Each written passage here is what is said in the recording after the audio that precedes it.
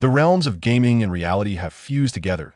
In his previous life, Gunan fought valiantly for the human race, overpowering myriad clans and safeguarding the bloodline of humanity. Little did he anticipate that his fiancée, Qin Mingyao, would betray him in her pursuit of divine power. Having been granted a second chance at life, Gunan resolved to embark anew, leading humanity to suppress all clans. With his singular strength, he would bestow divine armaments upon each of his followers.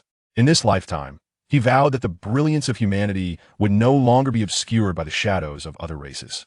Chapter 1. Betrayal and Rebirth. Gunan, this is your choice. Do not blame me for my ruthlessness. If there's a chance to become a deity, why remain human? You do not wish for divinity, but I shall seize it. Gunan, in a state of disbelief, gazed down at the dagger that had pierced through his chest, crimson blood seeping into his pristine armor. He lifted his head in astonishment to behold the woman he had cherished for over a decade. Despair reflected in his eyes. After your death, I shall ascend to godhood for you. The familiar voice echoed once more in his ears. Gunan felt his consciousness blurring, unable to comprehend the betrayal. Qin Mingyao, the woman whom he had devoted half his life to loving. The one for whom he had been infatuated, reckless, and had thrown caution to the wind. How could she one day plunge a cold dagger into his heart? His awareness faded further, his body plummeting into an abyss that felt akin to hell, sinking into eternal despair, until his consciousness began to vanish, as if surrendering to slumber. Gunan, let us part ways. The heart-wrenching pain lingered, and a familiar voice resounded once more. Gunan abruptly looked up to see a figure both familiar and foreign before him. The bustling traffic and the cacophony of honking cars and hurried pedestrians momentarily disoriented him. What is happening? Had not the Myriad Clan's continent merged with Earth? Why were there still so many modern artifacts? Gunan, I'm a university student, and you haven't even graduated high school. We are no longer of the same world. That I appreciate all your efforts over the years. However, we truly are not suited for one another. Gunan felt an inexplicable sense of familiarity wash over him. In that instant, a long-buried memory surged forth. This scene was reminiscent of the day Qin Mingyao, spurred by her friends, took the initiative to end their relationship after her graduation. That day coincided with the launch of Myriad Clan's continent. He had been so heartbroken that he missed the opportunity to be among the first to register for the game, only managing to enter a week later, that time. No one had foreseen that Myriad Clan's continent would one day merge with the Blue Planet, becoming a new realm for countless clans to contend for dominance. Gunan surveyed his surroundings once more, a question forming in his mind. So, am I reborn? Gunan, I know you care for me, but I have always regarded you as a brother. If you do not mind, I will still be your sister. Please, no. Snapping back to reality, Gunan immediately shook his head. Absolutely not. You wish to break up, and I have consented. Sister? A fool would want to be your brother. Curse it. If only the Water Blue Star had not yet merged with the Myriad Clan's continent. Modern civilization has saved you for now. Otherwise, upon my rebirth, my first act would have been to strike you down. But time is on my side. Since I cannot kill you yet, I shall bide my time. In this lifetime, I will make sure you suffer. You have betrayed me. Chapter 2. The Innate Widow's Sacred Body. In the presence of such treacherous traitors, Gunan naturally wore a disdainful expression and spoke with a sharp tone. This sum of money? Young Master Gao, you have quite an audacious appetite. Since you seem so indifferent, why not pay it off for her? After a discount, it amounts to a mere 1,800,000.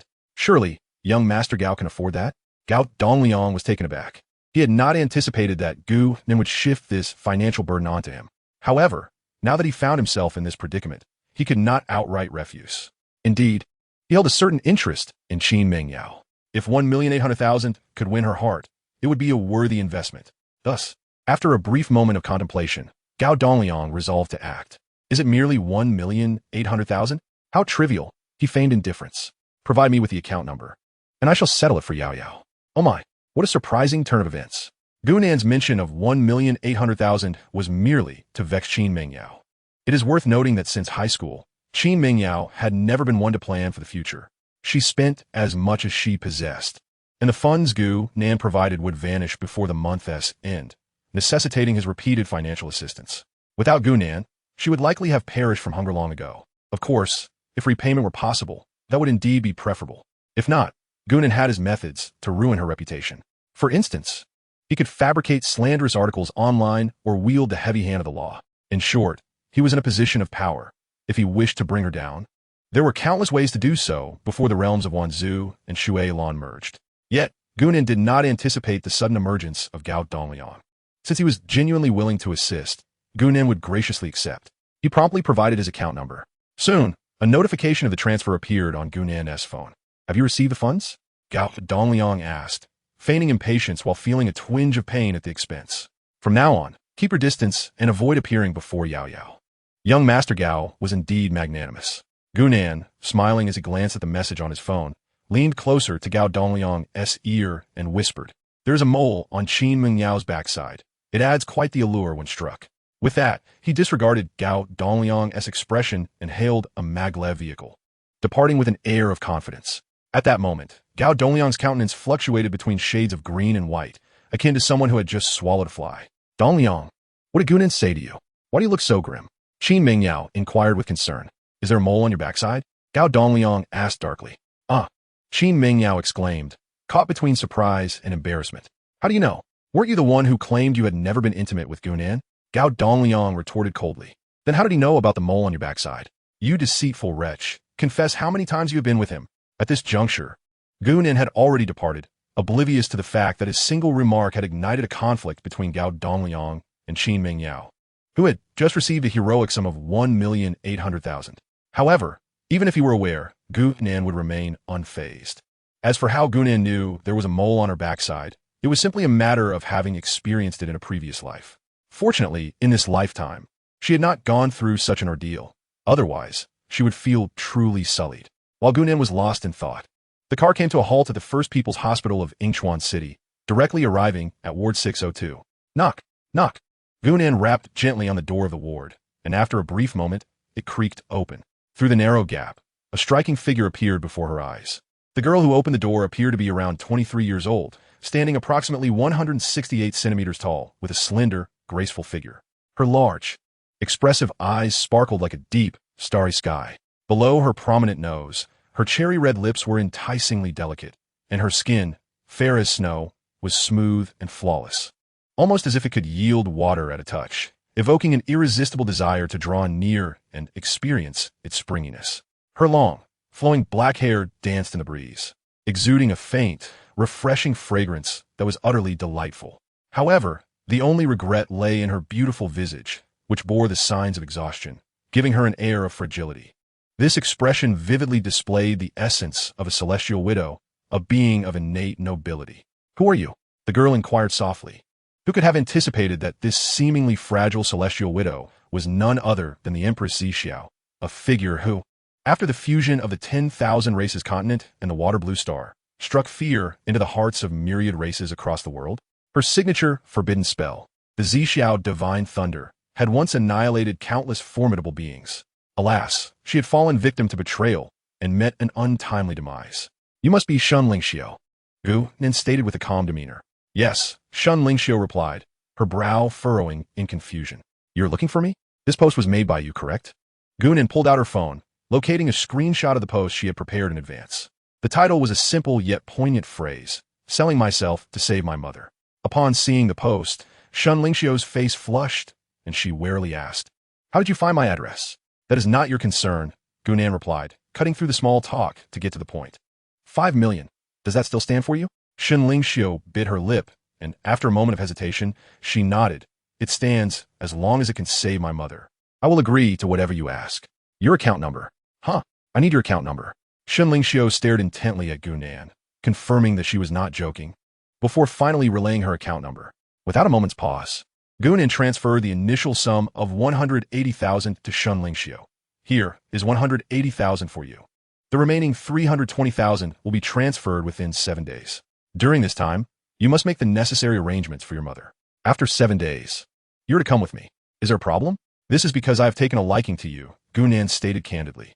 Shun Lingxiao was taken aback by Gunan's straightforwardness, but eventually nodded, albeit with a touch of awkwardness. "Rest assured, I will keep my word.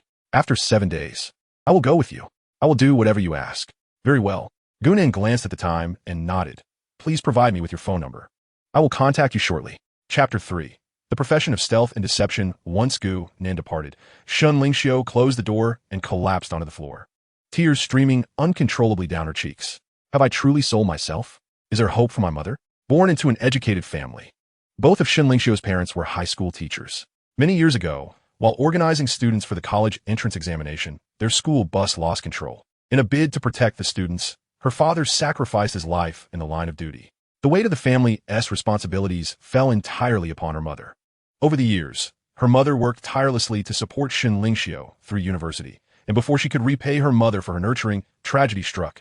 During a routine medical examination, her mother, Guomei, was diagnosed with pancreatic cancer. In a desperate attempt to fund her mother's treatment, Lingxiu exhausted all her savings and borrowed to the utmost limit. When all seemed lost, she resorted to posting a message online offering herself for sale to save her mother. Initially, it felt like a last-ditch effort, a mere gamble on a dying horse. However, it wasn't long before her post was inundated with scornful comments. Gradually, Lingxiu resigned herself to despair. Little did she know, this very post would ultimately become her lifeline. There was hope for her mother's recovery. A sense of relief washed over Lingxiu, yet uncertainty loomed over her future. The man appeared quite youthful. Surely, he purchased her for her body, did he not? Lingxiu scrutinized her own form. From now on, she would be his exclusive possession. Indeed, in her eyes, Gunan's acquisition of her was merely to make her a plaything. She had mentally prepared herself for that reality. However, gazing at her mother, who lay in slumber, her brow furrowed in pain, Lingxiu quickly found solace in her decision. At that moment, Gunan was racing towards his rented apartment. Had he known Lingxiu's thoughts, he might have wished to dash his head against a wall in despair. 5 million. What a bargain for a future powerhouse. This transaction was undeniably lucrative. Wouldn't you agree? As for her body, Gunan admitted to feeling a twinge of temptation, yet he harbored no intentions of treating her as a mere object. Glancing at the time, he noted it was 11:30. There remained but 30 minutes until the public launch of Myriad Races continent. Remembering his logging gear, Gunan picked up his phone once more. Sister me, have you secured my nutrient pod? Do you think I would slack off on your orders? Came the teasing voice of Mi Ying from the other end of the line. Hearing that familiar tone, a smile of relief spread across Gunan's face. She was still alive. How wonderful. Mi Ying was an avid gamer, characterized by her lack of skill, yet immense enthusiasm. Gunan was her highly sought-after consultant. They had known each other for 5 or 6 years, having shared a bed, albeit without any romantic entanglements. Their relationship was undoubtedly complex. In his previous life, following the fusion of Myriad Races continent with Water Blue Star, the will of the Myriad Races descended. While Gunan was hunting formidable beings from various races, he was besieged by powerful foes from the Divine Clan. Without regard for her own safety, Mi Ying led a rescue team, ultimately sacrificing herself to shield him from a fatal blow. It is truly delightful to hear your voice, Mi Jia, Gunan couldn't help but exclaim. What has sparked this springtime enthusiasm in you? Upon hearing Gunan's heartfelt words, Mi Ying on the other end of the line was momentarily taken aback, then playfully rebuked. Is it amusing for a man with a girlfriend to tease an older woman like me? I am currently single. Gunan jested. Besides, you are merely 26. The prime of a woman's beauty. Who dares to call you old? I will be furious with them. Mi Ying fell silent for a moment, then retorted. Just because you've recently broken up, you think it's appropriate to flirt with a woman of my age? Am I merely your source of amusement? Who is flirting with you? Gunan replied nonchalantly. I am simply stating an objective truth, nothing more. If I were to flirt, I would do so in person, not over the phone. How dull that would be. After exchanging playful banter with Mi Ying, Gunan felt his spirits lift considerably. The discomfort of his rebirth dissipated entirely. Rebirth is truly wonderful. Gunan couldn't help but reflect. After confirming the information, the staff completed the installation in just 10 minutes. Once they departed, Gunan took 5 minutes to satisfy his hunger. Then, glancing at the time, he noted that there were still 10 minutes before the launch of the continent of 10,000 races. After tidying up his personal hygiene, Gunan reclined into the game's nutrient pod. The familiar opening animation began to play. At that moment, Gunan found himself enveloped in darkness, with flickering lights breaking through the void, as if heralding the birth of a new world. As the visuals unfolded, these lights gradually coalesced into a blinding beam, soaring towards the heavens. At the beam's pinnacle, a profound portal to space and time slowly opened. The sounds of clashing weapons echoed, accompanied by the thunderous roar of battle. In the skies, various mythical beasts and aerial creatures joined the fray. Massive dragon wings blotted out the sun, spewing forth searing flames that charred the earth. Meanwhile, agile avians darted like arrows, their sharp talons and beaks serving as lethal weapons. On the ground, warriors from diverse races charged heroically into battle, their blades glinting with lethal intent, each swing claiming the lives of foes. The rhythmic pounding of war drums, the battle cries, and the clashing of arms intertwined, creating a tragic yet stirring symphony. Welcome to the continent of 10,000 races. Searching for your race. Race identification complete. Human. Identity locked. Human. Locating server. Server location complete. Huaxia. Please set your game parameters. Dawn, a floating light. Game setting successful. Your bloodline is recognized by the Myriad Races, activating a special sequence. Hidden class. Void Sentinel. Description. The Void Sentinels are warriors who guard the cosmic rifts, possessing the ability to perceive and traverse through the void. Race, Void Insectoid. Class Strength. Level 4. Talent. Shadowless Hand. In his previous life, Gunan had chosen the Dragon Knight class for its early game dominance in order to rapidly develop and earn wealth.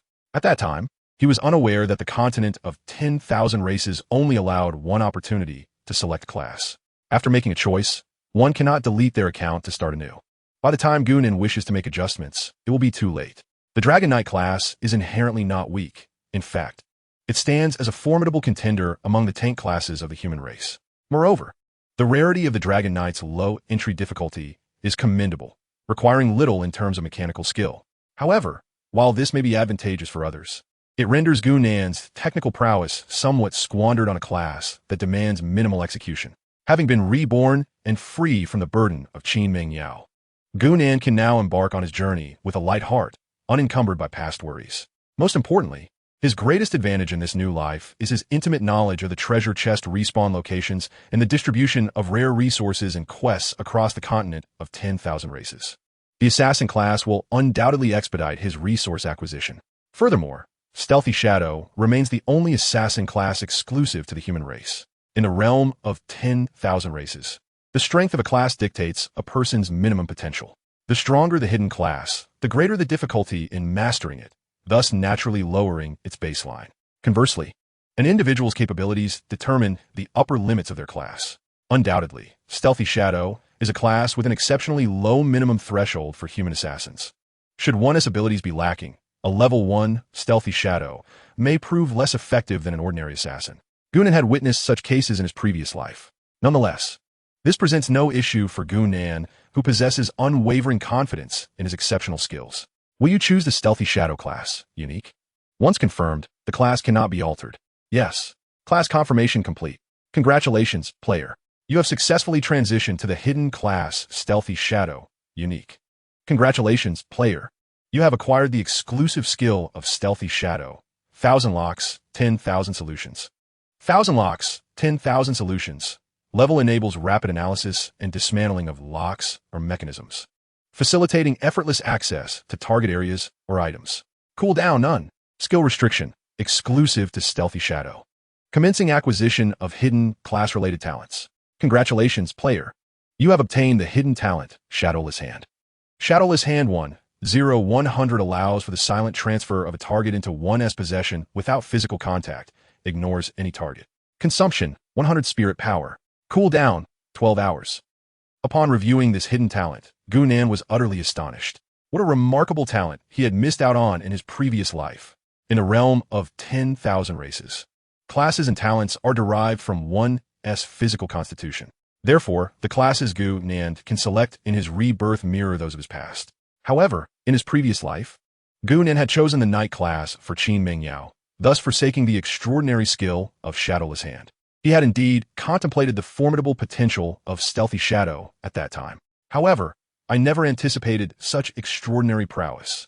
Ignoring any target, achieving a theft success rate of 100%. This means that anything I set my sights upon is utterly ensnared within my grasp. Regardless of the opponent's level or their formidable race and abilities, anything I desire is rightfully mine. The skill Shadow Hand is already remarkable in its own right. Yet, there exists an even more astonishing thieving skill. 1,000 locks, 10,000 solutions.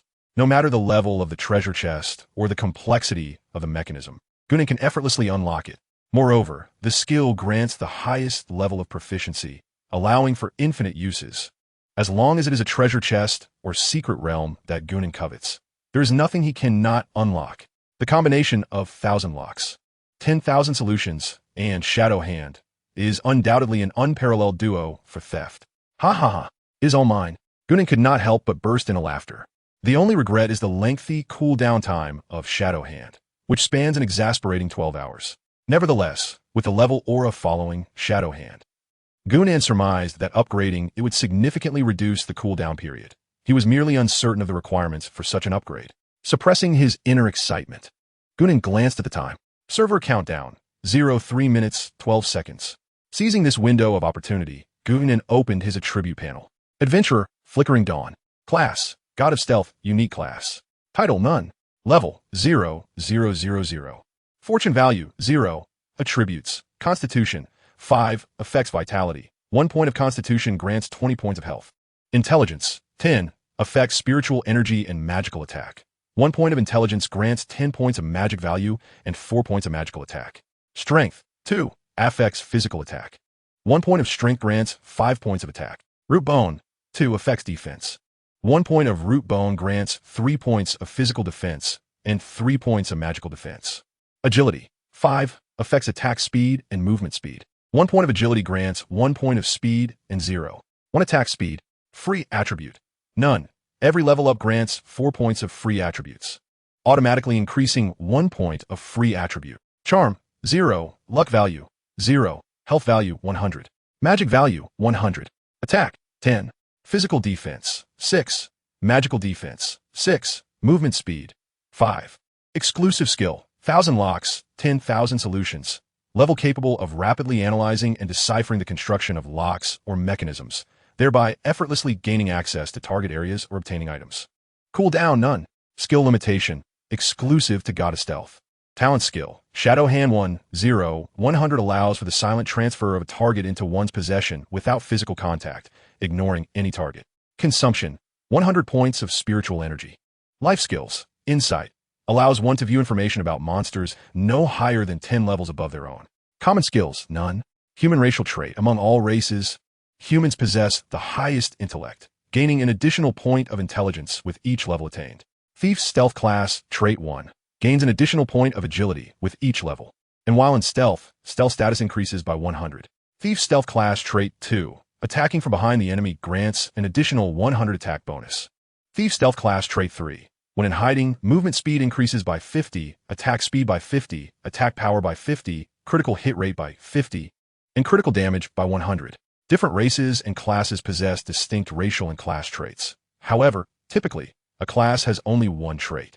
Gunan never anticipated that he would possess 3 direct traits, each more formidable than the last.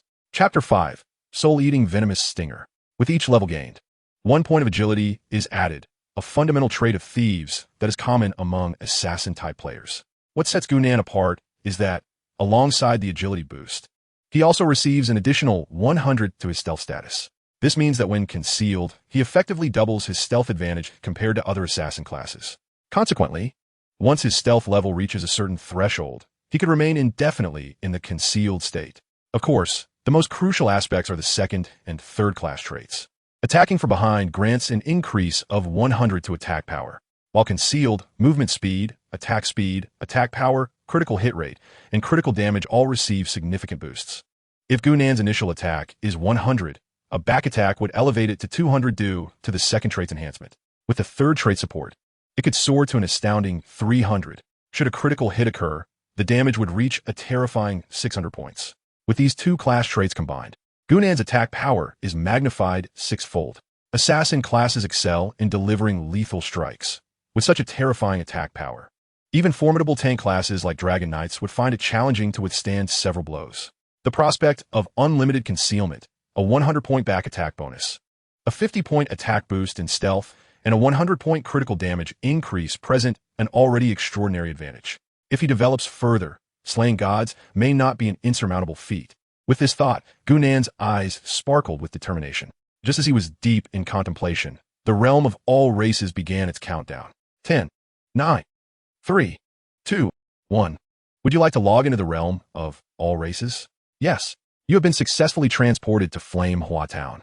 Within the dilapidated village, a burst of white light flickered, and a throng of people materialized within the settlement. The once tranquil village was suddenly teeming with life, the air filled with a cacophony of voices. In her previous life, Gunan entered the 10,000 Races continent a week later, when a novice village was not as crowded as it is now. Skillfully, she opened her inventory. Rough dagger, common attack 1, level requirement. None. Rough tunic, common health 5, level requirement. None. Rough pants, common defense 1, level requirement. None. Worn shoes, common speed 1, level requirement. None. The familiar novice set evoked a sense of nostalgia. After donning her attire, Gunan squeezed through the throng and found the Taoist of Wisdom to the east of the village. Before leaving the novice village, one could learn basic skills from the Taoist, yet few were aware of this before the launch of 10,000 Races continent. Most adventurers simply grabbed their weapons and rushed outside the village, only to be brutally slain by the mutated red-haired rabbit lurking beyond. Are you a newly arrived adventurer in the 10,000 Races continent? What brings you to me? The Taoist inquired after Gunan greeted him. I wish to learn the initial skills of a rogue, Gunan stated directly.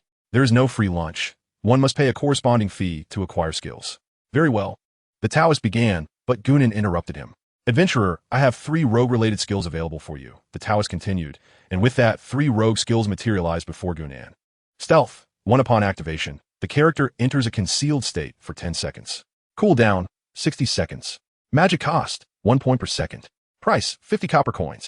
Gale Step, 1 after use. It grants a burst of incredible speed, increasing movement speed by 50 for 10 seconds. Cooldown, 30 seconds. Magic cost, 10 points. Price, 50 copper coins. Rogue Assassination. 1 assassinate an enemy while advancing with a certain chance to stun them, while increasing physical attack by 30. Cooldown, 20 seconds. Magic cost, 10 points. Price, 100 copper coins. Double Dagger. Passive unlocks dual dagger state. Price, 10 silver coins, 1 gold, 100 silver, 1 silver, 1,000 copper. Pickpocket. 1 upon use on a specific target. There is a certain probability of successful theft. The higher the level, the greater the success rate. Cooldown, 60 seconds. Magic cost, 10 points. Price, 10 silver coins. These 5 skills constitute the core abilities for a rogue in the early stages, and it is essential to learn them all. However, the novice's initial funds amounted to only 200 copper coins. After purchasing Rogue Assassination 1, Gale Step 1, and Stealth 1, Gunan found herself completely broke. The remaining 2 skills would have to wait until her purse was more ample. Exiting the bustling Inhua town, Gunan did not linger at the entrance, making her way directly to the location of the rear mountain. According to Gunan's recollection, a primordial divine beast, known as the Tongue, she lies suppressed on the back mountain of Yanhua town. After the integration of the 10,000 Races continent with Waterblue Star, this beast broke free from the town's control and commenced a spree of bloodshed, poisoning over 100,000 citizens of the Hua Kingdom in a single night. Ultimately, it was Gunan who vanquished the beast, and upon its defeat, it revealed a skill book of the assassin class titled Soul, Devouring Venomous Sting, capable of bypassing target defenses to inflict toxic damage. The mature version of Soul Devouring Venomous Sting could even slay gods through its venom. This skill is of an extraordinary caliber. When Gunan chose the rogue profession, he initially intended to wait until he had amassed sufficient strength before returning to Yanhua town to slay the Tongue Shi and acquire the Soul Devouring Venomous Sting. Little did he expect that the profession of stealthy thief would grant him the astonishing skill Shadowless Hand, which ensures a 100 success rate in theft, regardless of the target. With such an extraordinary ability, Gunan felt no need to wait for his growth. Now, with the aid of Shadowless Hand, it was entirely plausible for him to steal the skill book. With this thought in mind, Gunan made his way towards the Dragon Trap Cliff, where the Tongue She was imprisoned. Is there a gentleman willing to assist a lady in leveling up? I am a priest, and my healing capacity is substantial. Don't think I am unaware. Level 0 priests possess no healing abilities. Just because the game lacks, it does not imply reality does. Forming a party to hunt rabbits. We need a tank knight. Brother, what is your profession? Would you like to team up? Brother, ahead lies the territory of the level 3 roaring wild boars. If you venture there at level 0, you are courting death. Goodness, why are you not heeding advice? Alas, it is difficult to counsel the stubborn. If you wish to perish, then by all means go ahead. Gunan understood the good intentions of others. However, his audacity to intrude upon the territory of the roaring wild boars was backed by his own confidence. Chapter 6. Success in Acquiring Skills. The roaring wild boars primarily inhabit the wild boar forest. These creatures are of a charging nature and typically move at speeds 1 to 2 times faster than ordinary players. In contrast to the level 1 mutated red-haired rabbits, the level 3 roaring wild boars exhibit aggressive behavior and possess formidable attack power. Once someone enters their attack range, a single barbaric charge can leave them severely injured. A normal player would find it difficult to escape once confronted. However, the roaring wild boars have a notable weakness. They cannot climb trees. Upon entering the wild boar forest, a swift ascent to higher ground would allow one to traverse the forest with ease. Of course, this method comes with a drawback. It renders one incapable of inflicting damage upon the roaring wild boars. Nevertheless, this posed no issue for Gunan, as his objective was not to engage with these creatures. You have entered the wild boar forest. The monster levels in this area are excessively high. Please exercise caution regarding your safety. Upon entering the wild boar forest, Gunan immediately felt enveloped by an aura of murderous intent. Without a moment's hesitation, he swiftly leaped onto the nearest cypress tree. Looking down, he observed 4 or 5 roaring wild boars charging toward the spot where he had just stood. Upon realizing their target was missing, they circled the great tree in confusion, seemingly searching for Gunan's presence. That was a close call. After adjusting his breath, Gunan began to weave through the forest. Beyond the wild boar woods lay the Hanyang Plain, where the predominant monsters were packs of wolves. Once locked onto, survival was nearly impossible. Fortunately, Gunan was currently imbued with the abilities of stealth and gale step, augmented by the rogue's innate talent, granting him an additional 100 in concealment. He enjoyed a fleeting 20 seconds of invisibility. Should he be targeted by the wolf pack, he could swiftly enter stealth mode and utilize gale step to hasten his escape. Such maneuvers demanded exceptional observational skills, sharpness, and reflexes. Despite Gunan's extensive familiarity with the World of Myriad Races, he still exerted considerable effort, taking a full 2 hours to traverse the Hanyang Plain. Upon exiting the plain, he encountered the Fanged Dragon Mountain, with the Fanged Dragon Cliff perched atop its peak. The mountain towered over 1,000 meters, its steep slopes adorned with grotesque rock formations. Perhaps due to the ancient divine beast, the Tangsha, being imprisoned here, the oppressive aura of this primordial creature rendered the vicinity devoid of any monsters within a 5-kilometer radius. This fortuitously alleviated Gunan's burdens, allowing him to focus solely on reaching the summit. After 5 hours of arduous ascent, Gunan, weary in both body and spirit, finally reached the pinnacle of Fanged Dragon Mountain. Before him lay a scene shrouded in mist, as if he had stepped into an ethereal realm. After a brief respite, he swiftly located the Fanged Dragon Cliff based on memory. However, before Gunan could approach, an overwhelming pressure descended upon him. A deep, resonant dragon's roar echoed from afar. Its sound profound and thunderous, seemingly capable of penetrating one's very soul. Subsequently, a bolt of lightning cleaved the night sky, illuminating the entire Fanged Dragon Mountain. In that fleeting moment of brilliance, a colossal Tangsha gradually materialized. Its elongated, sinuous body shimmered with a cold light under the moon's gaze, each scale radiating an aura of lethal intent. The Tangsha's eyes sparkled with a profound glow, fixating intently on Gunan. Its form coiled in the air, akin to a silver dragon dancing amidst the night. With the appearance of the Tangsha, the surrounding atmosphere felt as though it had solidified, a powerful sense of oppression rendering one breathless. 10,000 years have passed. Despicable humans, you fragile beings dare to conspire against me. I shall annihilate you all. The Tangsha's voice thundered through the air, imbued with boundless pressure and dread. It opened its cavernous maw, revealing razor-sharp fangs, drool cascading from the corners of its mouth, forming grotesque strands of viscous slime. Its eyes glinted with avarice, as if Gunan had become a delectable morsel before it. Yet, just as the Tangsha lunged toward Gunan, a golden beam descended from the heavens, manifesting a colossal golden wall 2 meters beside him. The Tangsha, caught off guard, collided forcefully with the barrier, emitting a wretched cry. Gunan understood that this was the ancient suppression barrier. As long as he remained outside its confines, the Tangsha could do him no harm. With this revelation, Gunan felt a wave of calm wash over him, casually casting an insight spell. Monster name, Tangsha, ancient divine beast. Monster level, health. Magic value, attack power, defense power, speed, skills. Description: one of the ancient divine beasts of the 10,000 Races continent, revered as the pride of the heavens and the essence of the earth. Its form resembles that of a dragon, elongated and adorned with silver scales that shimmer with a cold and mysterious radiance. The eyes of Tangsha are profound as the night sky, capable of perceiving all things in existence. Its appearance is often accompanied by phenomena such as lightning cleaving through the night, fierce winds rising, and the earth trembling. It possesses the formidable ability to command wind and thunder, traversing through time and space. Indeed, No information about Tangsha can be found. However, it matters little. My primary purpose for being here is not to examine Tangsha's attributes. Therefore, I directly unleash Shadowless Hand. System prompt. Congratulations. You have successfully activated Shadowless Hand on the ancient divine beast, Tangsha, obtaining the advanced skill book, Soul, Devouring Venomous Spike. Soul Devouring Venomous Spike 1. Level.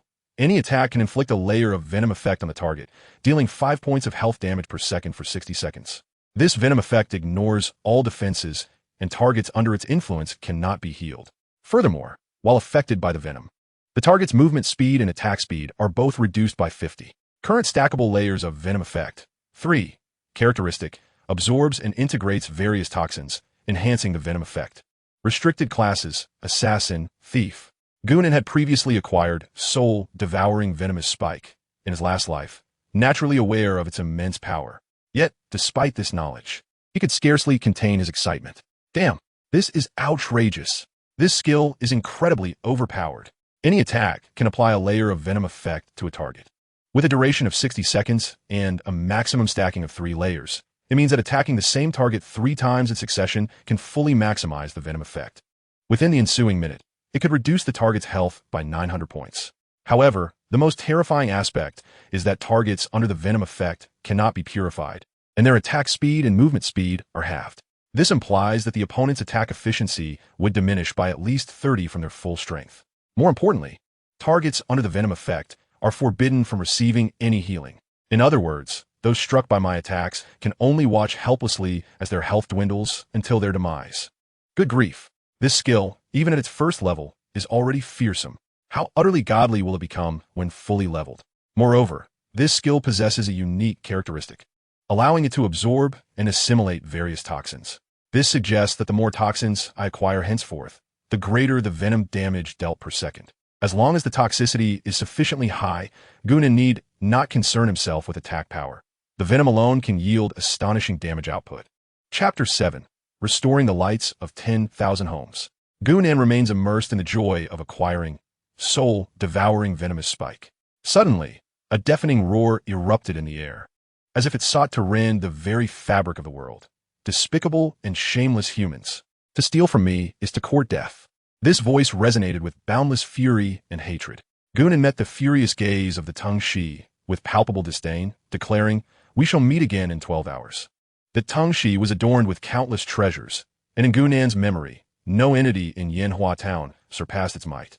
Ultimately, borrowing from it proved to be the most advantageous choice. More importantly, this creature was sealed within the Trapdragon Cliff.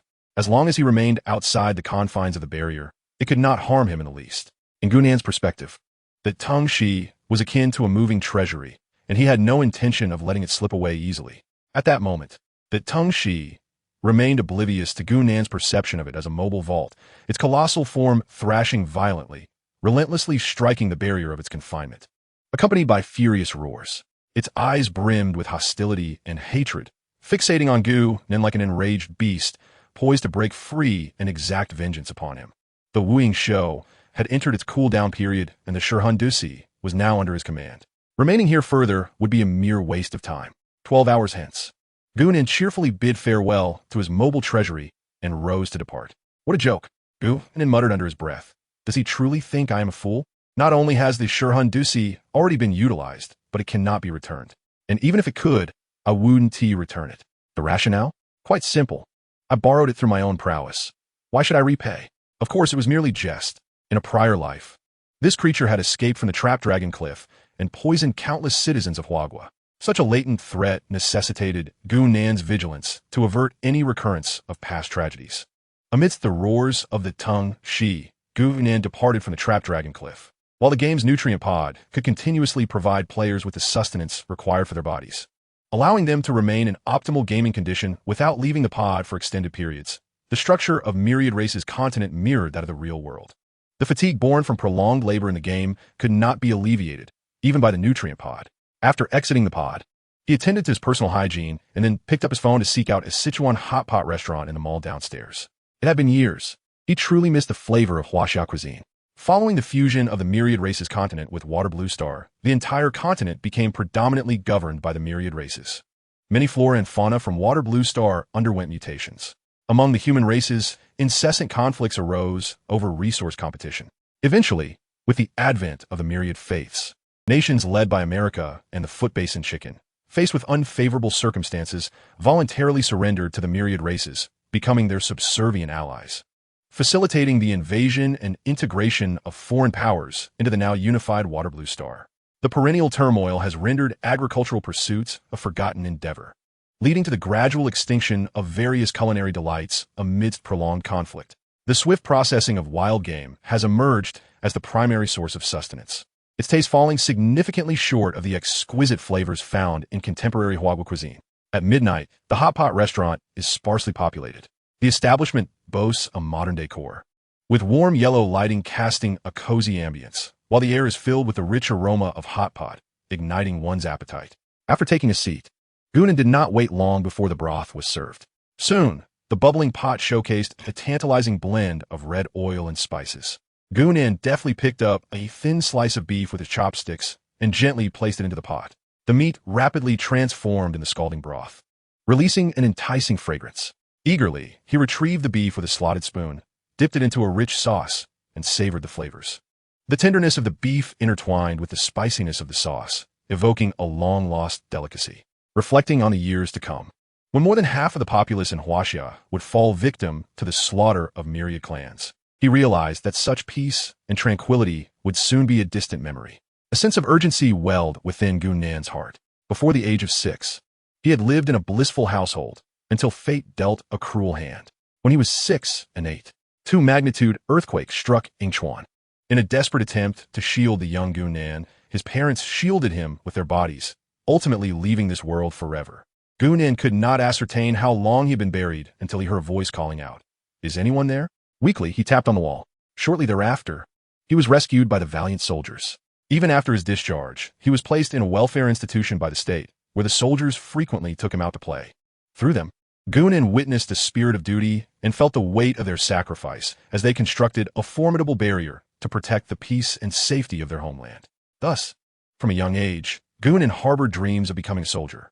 Regrettably, during high school, in an effort to ensure Qin Mingyao's academic success, he resolutely dropped out to earn money despite the objections of relatives. Nevertheless, the spirit he learned from them became an unwavering principle in his life. In his past life, he adhered to this resolve. In this life, Gunan remained steadfast. They safeguarded his growth, and he vowed to repay them by illuminating the lives of countless families.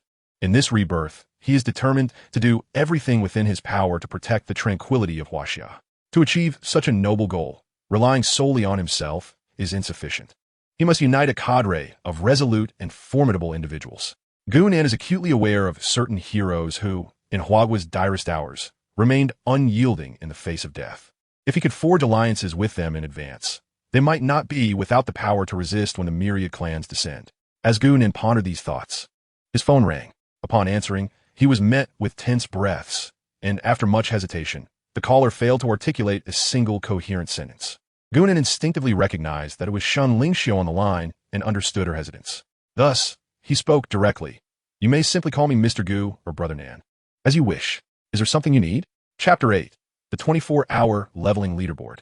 Mr. Gu. Before Shin Lingxiu could finish her sentence, Gu Nan playfully interrupted. "I find Mr.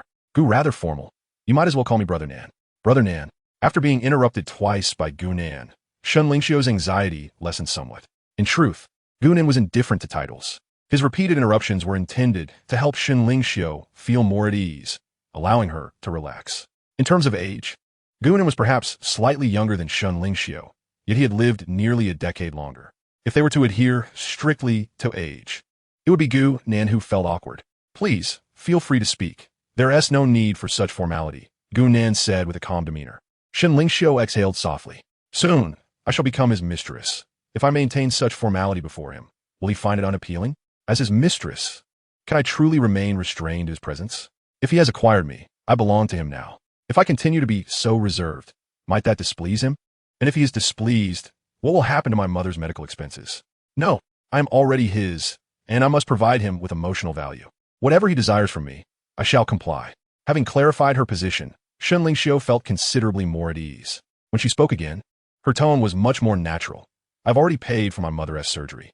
The hospital will arrange for examinations tomorrow and the day after. If all goes well, the operation will take place in 3 days. Understood? Gunan nodded, assuring her, you need not worry about your mother's illness. She will undoubtedly recover. Thank you. Shun Lingxiu replied earnestly. There's no need for thanks. Gunan seemed to recall something and added, when your mother undergoes surgery, send me a message in advance. All right. Shun Lingxiu was unsure why Gu Nan wanted her to notify him, but she nodded in agreement. After concluding the call with Shun Lingxiu, Gu Nan's phone rang again. A faint smile played on his lips as he answered, teasingly saying, Sister Me, it's quite late. Why are you still awake? However, the voice on the other end erupted with fury. I'm furious. Absolutely furious. Gunan was taken aback and curiously inquired, Sister Me, who has dared to provoke your wrath? Do enlighten me. I wish to see who would dare offend our Sister Me. His tone was laced with jest and mockery. Yet, Mi Ying's anger did not subside with Gunan's words. She continued indignantly, it's those Korean bastards and the cherry blossom devils, along with those wretched Americans. Gunan, feeling somewhat bewildered, nonetheless attempted to console her. Sister Me, do calm down and share the details with me. He endeavored to calm Mi Ying in order to ascertain further details. How could she possibly be angered by foreigners, particularly from the nations of South Korea, Japan, and America?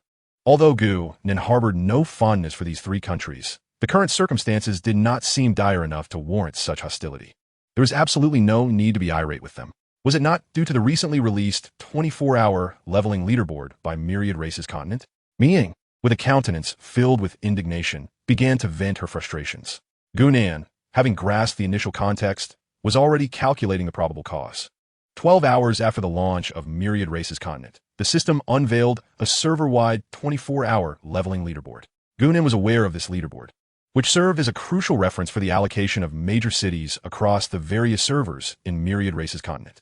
In the game, each server, regardless of size, initially comprises 12 level 3 major cities for level 2 major cities and 1 level 1 major city. At different stages, the Myriad Races continent system would issue various leaderboard tasks.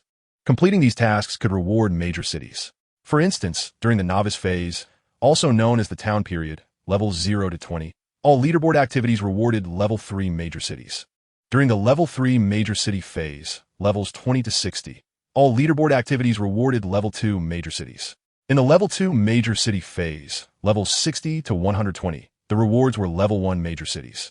During the level 1 major city phase, levels 120 to 200, the servers would undergo a reorganization, merging all servers to initiate a national war. At this stage, the primary rewards would be national artifacts. Once all national artifacts have been awarded, the time would come for the integration of Myriad Races continent with Water Blue Star. Just a short while ago, the Myriad Races continent system released the server-wide 24-hour leveling leaderboard. Astonishingly, not a single player from Huagua appeared in the top 100. This situation mirrored that of the previous life. To ensure fairness, the initial towns, level 3 major cities, level 2 major cities, and level 1 major cities across all servers were fixed. The more populated the server, the fiercer the competition for resources. In the Huagua server, the first batch of players entering the novice village numbered in the millions, where even a simple hunt for a rabbit became a contest. In contrast, for the servers of Japan, South Korea, and America, as long as one possessed adequate skill, rabbits were in plentiful supply. Under conditions of limited resources, even the most skilled players in Huagua could not prevail due to a lack of resources. While it was possible to challenge higher levels, the prospect of success with a novice's clear attributes was nothing short of fanciful. Ultimately, the result was that not a single Huagua player made it into the top 100 of the server-wide 24-hour leveling leaderboard. The rewards for the server-wide 24-hour leveling leaderboard were as follows. The first place received 3 level 3 major cities and 1 silver treasure chest. Second place received 2 level 3 major cities and 3 bronze treasure chests. Third place received 1 level 3 major city and 2 bronze treasure chests. And from 4th to 100th place, each received 1 bronze treasure chest. 12 hours have elapsed, and the leaderboard for the 24-hour leveling challenge is predominantly occupied by players of level 3. In contrast, the highest rank achieved by players from Huagua remains a mere level 2. A significant divide of an entire level exists between them and the frontrunner. In the forthcoming 24 hours, surpassing those on the 24-hour leveling challenge leaderboard seems virtually impossible. It is crucial to recognize that the rewards associated with the main city on this leaderboard are intrinsically linked to the fate of an entire server. The acquisition of an additional city equates to an additional resource point. The progression within the game inherently resembles a snowball effect. The more resources one accumulates in the early stages, the smoother the advancement will be in the later phases, with a level 3 main city as a reward. Those featured on the 24-hour leveling challenge leaderboard will undoubtedly remain diligent. Those not in the top 3 will exert every effort to ascend, while those already within the top 3 will relentlessly strive to maintain their position.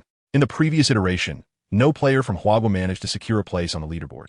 However, this time, the situation is markedly different for Huagua, Hazmi, Gunan. Chapter 9, The Rock Giant Camp. Ming's indignation is not solely rooted in the absence of Huagua players from the 24-hour leveling challenge leaderboard. She is acutely aware of the circumstances surrounding Huagua. Her frustration stems from the fact that since the leaderboard's inception, players from countries such as Inghua, South Gaoli, and America have relentlessly mocked Huagua players on the Myriad Races content forum. At present, Huagua players lack the confidence to retaliate, leaving them to harbor their grievances in silence. Even more infuriating is the possibility that it may be intentional, as the Myriad Races continent has initiated a betting scheme within the game. The deadline for the bets is set for noon. Betting scheme 1. Which country will produce the top contender for the leaderboard? Currently, the odds for America stand at 1 to 13, for South Gaoli at 1 to 12, and for Inghua at 1 to 11. Meanwhile, the odds for Huagua have skyrocketed to a staggering 1 to 12, 360, a figure that continues to escalate. Betting scheme 2. Who will be the top contender? Lucifer, America, stands at 1 to 2, Park Suchung, South Gaoli, at 1 to 3, and Mutawaikuru, Inghua, at 1 to 5. After venting her frustrations, Ming implores, Gunan, could you assist me in leveling up? I wish to claim the top spot and decisively defeat these foreign players. Name your price. Jia. I can indeed help you in defeating these foreign players, Gunan replies with a wry smile. But as for leveling up, that is out of the question. Why not? Ming inquires, perplexed. You must have overlooked the guidelines of the Myriad Races continent, Gunan elucidates. Each individual is limited to a single account. Experience is allocated based on contribution levels. Leveling through another's account is virtually impossible. Hence, you must rely on your own efforts. What? Ming exclaims in exasperation. This game is utterly ridiculous. How am I supposed to level up? Gunan, equally a loss for words, observes that Ming has commenced her journey with a hidden class, Holy Priest. Much like her generous physique, this class is characterized by its substantial healing capabilities. Moreover, the Holy Priest can wield curses and forbidden spells to exert extensive control and inflict harm upon targets, resembling a violent healer. With such a remarkable talent at hand, why squander each day without striving for advancement, merely preoccupied with self-indulgence? What class do you intend to pursue? Gunan inquired, feigning ignorance. The Holy Priest, Ming lamented. It is akin to a cleric, with a talent that enhances healing efficacy and light-based spell damage by 100. Yet, I possess not a single healing skill. All I can do is wield a staff to strike rabbits. After a day of this, I have merely gained 1 level. Gunan explained with resignation. There's a sage in the town from whom you can learn skills. After a brief conversation, once Ming's spirits lifted, they concluded the call. Opening the leaderboard, she glanced at the rankings. 1. Park Suchul, level 3, Korean server. 2. Lucifer, level 3, American server. 3. Jin Jingyang, level 3, Korean server. 4. Caesar I, level 3, European server. 5. Wutong Yilong, level 3, Japanese server. 6. Alexei, level 3, Russian server. 7. Yamada Junko, level 3, Japanese server. 8. Andrew, level 3, American server. 9.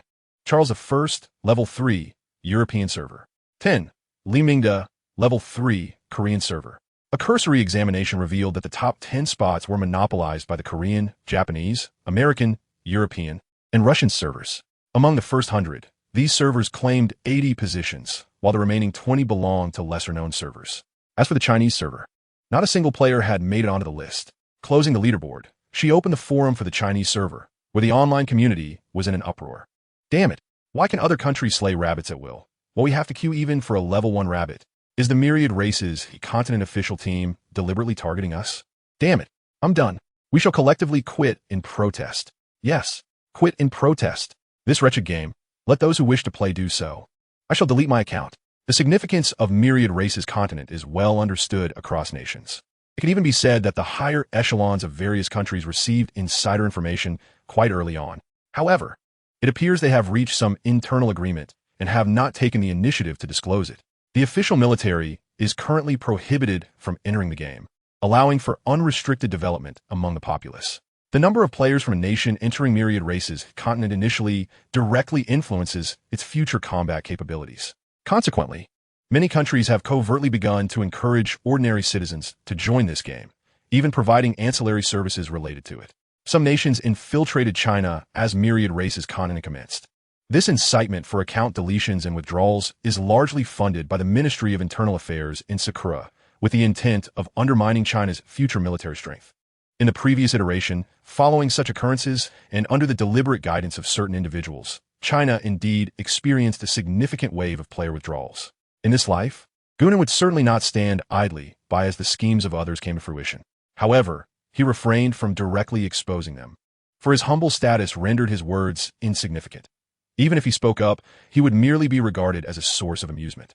The most effective strategy, then, was to seize the top position on the 24-hour leveling leaderboard across the entire server. Such tangible actions would bolster the morale of the Huaxia faction. Yet at present, Gunan's foremost priority was not leveling up, but rather accumulating wealth. Each time the betting market of the continent of 10,000 races opened, it presented a veritable feast of financial opportunities. The funds involved in the continent of 10,000 races were entirely devoid of any deductions, directly benefiting the victorious party. As the game advanced, the financial stakes within the continent of 10,000 races would only continue to escalate. Lacking any background or resources in reality, Gunan understood that if he were to support the entirety of the Huaxia race through his own efforts, he would require substantial capital. The grand betting event presented a chance for Gunan to leverage a small investment into significant returns. The grand betting event only accepted game currency generated within the continent of 10,000 races, which meant that the scale of the initial betting round would likely be modest. However, even the smallest of mosquitoes are still meat. Furthermore, this betting event involved the entirety of the continent of 10,000 races, with each individual contributing a copper coin. And with over 10 billion players entering the game initially, the total funds involved were monumental. The drop rate for copper coins and equipment in the continent of 10,000 races was exceedingly low. Since the game's launch, a mere 13 hours had passed, and the entire Yanhua town had yielded only a few pieces of equipment, all of which were of common quality. Not a single bronze item had emerged, underscoring the rarity of such drops. Nevertheless, there existed one item that could reliably produce equipment, skill books, and copper coins: treasure chests. The treasure chests in the continent of 10,000 races were categorized as follows: bronze chests, silver chests, golden chests, dark gold chests, spirit chests, immortal chests, holy chests, and divine chests. A bronze chest had a 5 chance of yielding silver equipment, while a silver chest had a 5 chance of yielding golden equipment, and so forth. Each area of Yanhua Town contained a free chest and a guarded chest. The guarded chest could be opened directly after defeating its protector, while the free chest required a rogue with lockpicking skills to unlock it. Whether or not it could be opened depended on the rogue's lockpicking proficiency. Gunan, however, had set his sights on the free chests. Unlike other rogues, he understood that unlocking these chests necessitated an extraordinary enhancement of lockpicking skills. Gunan's innate skill, 1,000 locks, 10,000 solutions, enabled him to dismantle all mechanisms, formations, secret realms, chests, and the like. Anything requiring deciphering was rendered utterly ineffectual before Gunan. Thus, in Gunan's perspective, treasure chests were akin to his private garden. He could simply take whatever he desired. The southern region of the Hanyang Plains was home to the encampment of the rock giants. Gunan's first destination was this very encampment. His choice of location was imbued with significance.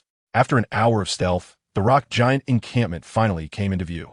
Gunan cast a clairvoyance spell, revealing the attributes of the rock giants before him. Monster name: Rock Giant Normal. Level: 7. Health: 10,000. Attack: 112, 138. Physical defense: 80. Magical defense: 60. Speed: 8. Skills: Boulder Impact, Rock Armor, Earth Splitter. Description: the rock giant boasts a colossal form composed of resilient stone, with powerful limbs that exhibit formidable offensive and defensive capabilities. It is undoubtedly the most vexing adversary for players in the early stages of the game. Despite being merely level 7, the rock giant possesses the attack and defense of a creature exceeding level 10. Furthermore, it wields 3 infuriating skills: Earth Splitter, which can slow down opponents; Rock Armor, which enhances defense and restores health; and Boulder Impact, which can send foes flying. The combination of these 3 skills is nothing short of a nightmare for players. However, for Gunan, this is not a concern. To Gunan, the numerous advantages of the rock giant pale in significance to its one considerable disadvantage, its sluggish speed. With a mere speed of 8, the rock giant's pace diminishes to a paltry 4 when affected by Gunan's soul-biting poison spike, which has a deceleration effect. Meanwhile, Gunan's initial speed is 5, allowing him to effortlessly kite the creature without employing any movement skills. Chapter 10. The Rock Giant's Greatsword. The primary strengths of the rock giant lie in its high defense and substantial health, complemented by its innate healing ability. For players, breaching its defenses proves to be a formidable challenge, making the rock giant one of the most frustrating monsters during the novice phase. Yet, these advantages become inconsequential in the face of soul-biting poison spike, which inflicts true damage that bypasses all defenses. Additionally, in a poisoned state, it can inhibit healing, effectively countering all of the rock giant's strengths. Not long after entering the rock giant's lair, Gunan found himself targeted by the creature. With a swift motion, the rock giant unleashed Boulder Impact, charging towards him. Ever vigilant, Gunan immediately activated Wind Step, resulting in a sudden 50 increase in his movement speed. As the rock giant launched its Boulder Impact attack, it barreled past Gunan, narrowly missing him. A sigh of relief escaped Gunan's lips. The rock giant's attack power hovers around 150, soaring to 200 with the Boulder Impact. After evading the assault, Gunan wasted no time and retaliated with a swift, rogue's assassination. 1. Poison status successfully applied. 5-1. Poison status successfully applied. 5-1. Poison status successfully applied. 5. With 3 consecutive strikes, Gunan could clearly perceive the rock giant's speed diminishing. Simultaneously, a cascade of numbers began to appear above the rock giant's head. After the application of 3 layers of poison status, it began to lose 15 health points every second. To vanquish a colossal rock giant typically requires around 12 minutes. The method of sequentially defeating them is, alas, exceedingly inefficient. Seizing the opportunity, Gunan proactively draws the monster's attention. As a level 0 character, Gunan's movement speed is somewhat limited. Managing to unleash 5 consecutive kites is already the pinnacle of his capabilities. Any further attempts would verge on excess. With nearly a decade of combat experience, Gunan may not have played a rogue in his previous life, yet many tactical skills remain strikingly similar. For instance, mastering the timing of skill releases and timing the cooldowns of the monster's abilities is crucial. After being slowed, the greatest threat posed by the rock giants is their boulder charge. Simultaneously contending with 5 rock giants necessitates precise timing for each of their boulder charges. Gunan must employ stealth and wind walk to maneuver and evade, all while avoiding unexpected assault from the other giants.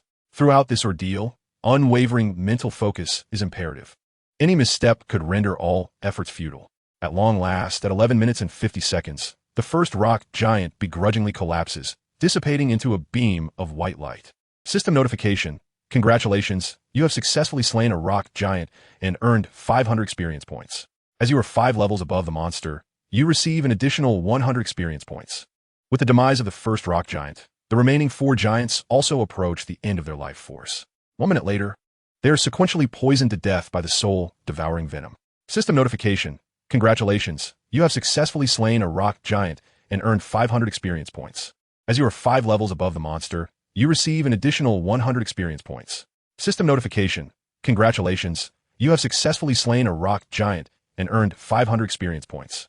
As you are 5 levels above the monster, you receive an additional 100 experience points. Leveling up requires 10,000 experience points. After nearly 13 minutes, Gunan has accrued 3,000 experience points from 5 level 7 rock giants, resulting in his experience bar reaching merely 30. It is unfathomable to consider how arduous it must be for players relying on defeating level 1 mutated red-haired rabbits, which yield a mere 20 experience points. To achieve a level up, with a sigh, Gunan begins to examine the spoils dropped by the 5 rock giants. Among them, he finds a piece of common equipment and 50 copper coins. The paltry drop rate leaves Gunan at a loss for words. Upon inspecting the attributes of the common equipment, he finds weapon name, rock giant sword, common. Level 7. Attributes, attack power, 1825. Class restrictions, warrior knight. Description, a weapon wielded by the rock giant, possessing formidable attack power. In the realm of the 10,000 races continent, the equipment level does not dictate the wearing level. This means that a level 7 piece of equipment can be donned by a level 1 player. The level merely signifies the weapon's production tier and does not equate to the level required for wearing. However, wielding weaponry is not a matter of mere choice. To harness the full potential of a weapon, the level disparity must not be excessive. Otherwise, the weapon's capabilities cannot be fully realized. If Gunan's memory serves him correctly, players typically wear equipment that is more than 10 levels above their own, which results in a diminishing effect on the equipment's performance. The greater the level disparity, the more pronounced this diminishing effect becomes. Thus, one cannot excessively surpass their level when donning equipment. Generally, a difference of 10 levels is deemed most suitable. This implies that Gunan can freely wield the colossal sword, even if it is of level 0.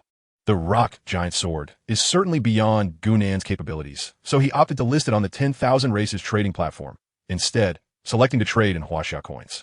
In the early stages, players possess limited game currency, and high-level equipment like the rock giant sword cannot command a high price if sold for game coins. Moreover, Gunan had recently purchased Shunling Xiu and still owed a remaining payment of 3.2 million. The reason Gunan initially agreed to her terms was that even common-grade equipment could fetch exorbitant prices in the early phases of the 10,000 Races conning game. After listing the rock giant sword, he switched it to auction mode, setting an initial price of 1,000, with each bid requiring a minimum increase of 100. The auction duration was set for 30 minutes. Once finalized, Gunan ceased to monitor it and continued to lure and hunt the rock giants. Of course, Gunan was not indiscriminately attracting monsters. Should anyone activate the goddess perspective, they would be astonished to discover that Gunan's route for luring monsters formed a meandering curve. When magnified, this curve somewhat transformed into a straight line, ultimately leading to the bronze treasure chest at the rock giant camp. Even with the experience of having hunted 5 rock giants, Gunan did not allow himself to become overly ambitious. He still only attracted the ire of 5 rock giants, skillfully maneuvering while progressing toward the bronze treasure chest. At this very moment, Gunan was wholly engrossed in his task, entirely oblivious to the incessant notifications in his mailbox. He was equally unaware that the entire Huagua server had descended into chaos over a single rock giant sword. Chapter 11. A server-wide sensation. World Channel. What the hell? What a garbage game. Can you believe it took me over 10 hours to reach level 1? Brother upstairs, you're quite lucky. You're already level 1, while I'm still stuck at level 0 with 70 experience points. Damn, do you all have that much experience? I've only got a little over 40 experience points. Is there anyone willing to help a sister out? I have a cute, lowly voice. What do you mean by helping out? Do you want me to read it aloud? Reading it aloud, 1T help. Experience is distributed based on contribution. The higher your contribution, the more experience you gain. Leveling up with a sister is simply not a possibility. What kind of broken game is this? Not only is leveling slow, but the drop rates for equipment and copper coins are pitifully low. Indeed, our entire town has spent over 10 hours hunting mutated red hair rabbits, and we've only managed to obtain 2 pieces of equipment. Both are merely level 1 armor. Utterly useless. This is unplayable. I can't continue with this game. I want to quit. What the hell? Behold the auction house of the Myriad Realms, exclaimed one player. Good heavens. A level 7 rock giant sword. It boasts an astonishing attack power increase of 1825. This is utterly incomprehensible. It's akin to an instant elevation of 2 levels. What is the meaning of this? How can our Huagua nation not possess even a single level 3 player? What in the world is a level 7 rock giant sword doing here? What else could it be but the product of someone slaying a level 7 monster? A level 7 monster? How can that be? Even the level 3 roaring wild boar is a formidable foe for only a handful of players, let alone a level 7 rock giant. Then how do you explain this weapon? I simply refuse to believe it. If someone from our Huagua nation had the capability to slay a level 7 rock giant, they would be at the pinnacle of the global leaderboard by now. I peruse the foreign forums, and they can barely contend with level 5 Gale Wolves. Even then, it requires a 5 top-tier gaming experts to achieve that. How then did this weapon come into existence? I suspect it is highly probable that it was acquired from a free treasure chest. I've seen reports from foreign servers where players opened free treasure chests and received rewards. I surmise that perhaps a rogue player stumbled upon a free treasure chest, opened it, and obtained a rock giant sword. That explanation holds some merit. Goodness, look at the auction house. The wealthy are absolutely losing their minds. A plain level 7 weapon is being sold for 10,000? It has already escalated to 11,000. My word, this is utterly insane. It's still climbing. The price has now reached 12,000. Are these affluent individuals out of their minds, spending over 10,000 on a mere plain item? You simply do not understand. The drop rate in the game of Myriad Realms is astoundingly low, and there are no restrictions on equipping levels. A level 7 weapon can empower even a level 0 warrior or knight to confront a level 3 roaring wild boar. Until level 7, the pace of leveling up is virtually unrestricted. With this weapon in hand, the pathways to future upgrades will be entirely opened. It is not impossible to ascend into the ranks of the global leaderboard. At this moment, it was already 2 o'clock in the deep of night, and the online discourse had erupted into chaos. In Yingchuan, within the Gao residence, a sudden flurry of rapid phone rings pierced the air. Upon seeing the caller ID, Gao Dongliang's demeanor shifted to one of utmost respect. Once connected, he ingratiatingly stated, "Mr. Yamamoto, what business brings you to call me at this late hour?" "Hi, Sang." On the other end, Yamamoto Hiroshi spoke with a grave tone. "A level 7 weapon has appeared on your Huagua server. We cannot allow this weapon to fall into the hands of others." Gao Dongliang had already taken note of this weapon, yet he had just incurred an expense of 1.8 million, paying off a settlement for Qin Mingyao. He had hoped for an intimate evening, yet all he received was a simple meal with her, leaving him disheartened and feeling as if his 1.8 million had vanished in a thin air. Consumed by this sense of loss, he had little inclination to focus on matters of the game. To speak candidly, this exasperatingly slow upgrade game offers no semblance of enjoyment. After several hours of play, my interest has waned significantly. However, it remains a mystery how the Ministry of Foreign Affairs of Sakura Nation has resolved to relentlessly develop its influence in the Myriad Races continent. Gao Dongliang's father once worked for a corporation in Sakura Nation. Later, with the support of the Japanese, he ventured into entrepreneurship, leveraging their resources to become a well-known financial magnate in the local city of Yingchuan. Yet, beyond Yingchuan, he is but an insignificant figure. The Gao family now enjoys a comfortable life akin to local Brahmins, with few worries. Their scant hobbies revolve around women and gaming. Through a willingness to spend lavishly, they established the Arrogant Guild, which once ranked 10th among the top 10 guilds in Huagua. A few days prior, his father recommended him to a department head under the Ministry of Foreign Affairs of Sakura Nation, Yamamoto Koichi, urging him to cooperate unconditionally. Thus, the Arrogant Guild made its entrance into the Myriad Races continent. Was a level 7 plain weapon truly necessary? Gao Dongliang scoffed internally. These foreigners were quite short-sighted. "Gao, let me remind you." Yamamoto Koichi's voice was chilling. "You are to follow my instructions without question. Should you fail, your father will be aware of the consequences." Initially, Gao Dongliang found the situation somewhat amusing, but upon hearing Yamamoto's frigid tone, he involuntarily shivered. He was acutely aware that his family's backing came from a corporation in Sakura Nation, primarily responsible for gathering commercial intelligence from Huagua. In simpler terms, his family was a spy coerced by the Ministry of Foreign Affairs of Sakura Nation. The tasks they issued were not to be taken lightly. Failing to comply could result in dire repercussions beyond mere financial ruin. Humanitarian obliteration was a frequent occurrence. Realizing this, Gao Dongliang took the matter seriously. "Rest assured, Yamamoto-san, I will procure this weapon at any cost." "That is more like it," Yamamoto Koichi replied amiably. "Your Arrogant Guild's next mission is to focus on the Myriad Races continent. I shall cover all expenses. Do you understand? Yamamoto-san, please be assured I will fulfill the task." Upon hearing that all expenses will be taken care of, Gao Dongliang's spirits soared.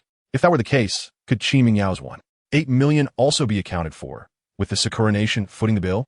Gunan remarked, "You truly are a clever one." System notification. Congratulations, you have successfully slain the rock giant, earning 500 experience points. As you have defeated a monster exceeding your level by 5, you receive an additional 100 experience points. System notification. Congratulations, you have successfully slain the rock giant, earning 500 experience points. As you have defeated a monster exceeding your level by 5, you receive an additional 100 experience points. System notification. Congratulations, you have successfully leveled up to level 1, gaining 4 free attribute points. After approximately 50 minutes and the defeat of 20 rock giants, Gunan successfully leveled up. He allocated all attribute points to agility. The upgrade automatically increased agility by 1 point, combined with the rogue class's inherent characteristic, which granted an additional point in agility. At present, Gunan's speed has reached an impressive 11, even without employing skills such as stealth or gale steps. He can effortlessly counter the boulder charges of the rock giants. This signifies that Gunan can attract the enmity of more monsters, consequently accelerating his leveling pace significantly. However, prior to noon, Gunan has no intention of advancing to level 4. Chapter 12. Opening the Bronze Treasure Chest. The grand gamble of the Myriad Races concludes at noon. Should he display excessive prowess before that time, it is inevitable that some would invest their copper coins in him or the Huagua Nation. If that were to occur, the amount of copper coins he could ultimately acquire might be considerably diminished. In this lifetime, there are numerous endeavors he must undertake, all of which require substantial financial backing.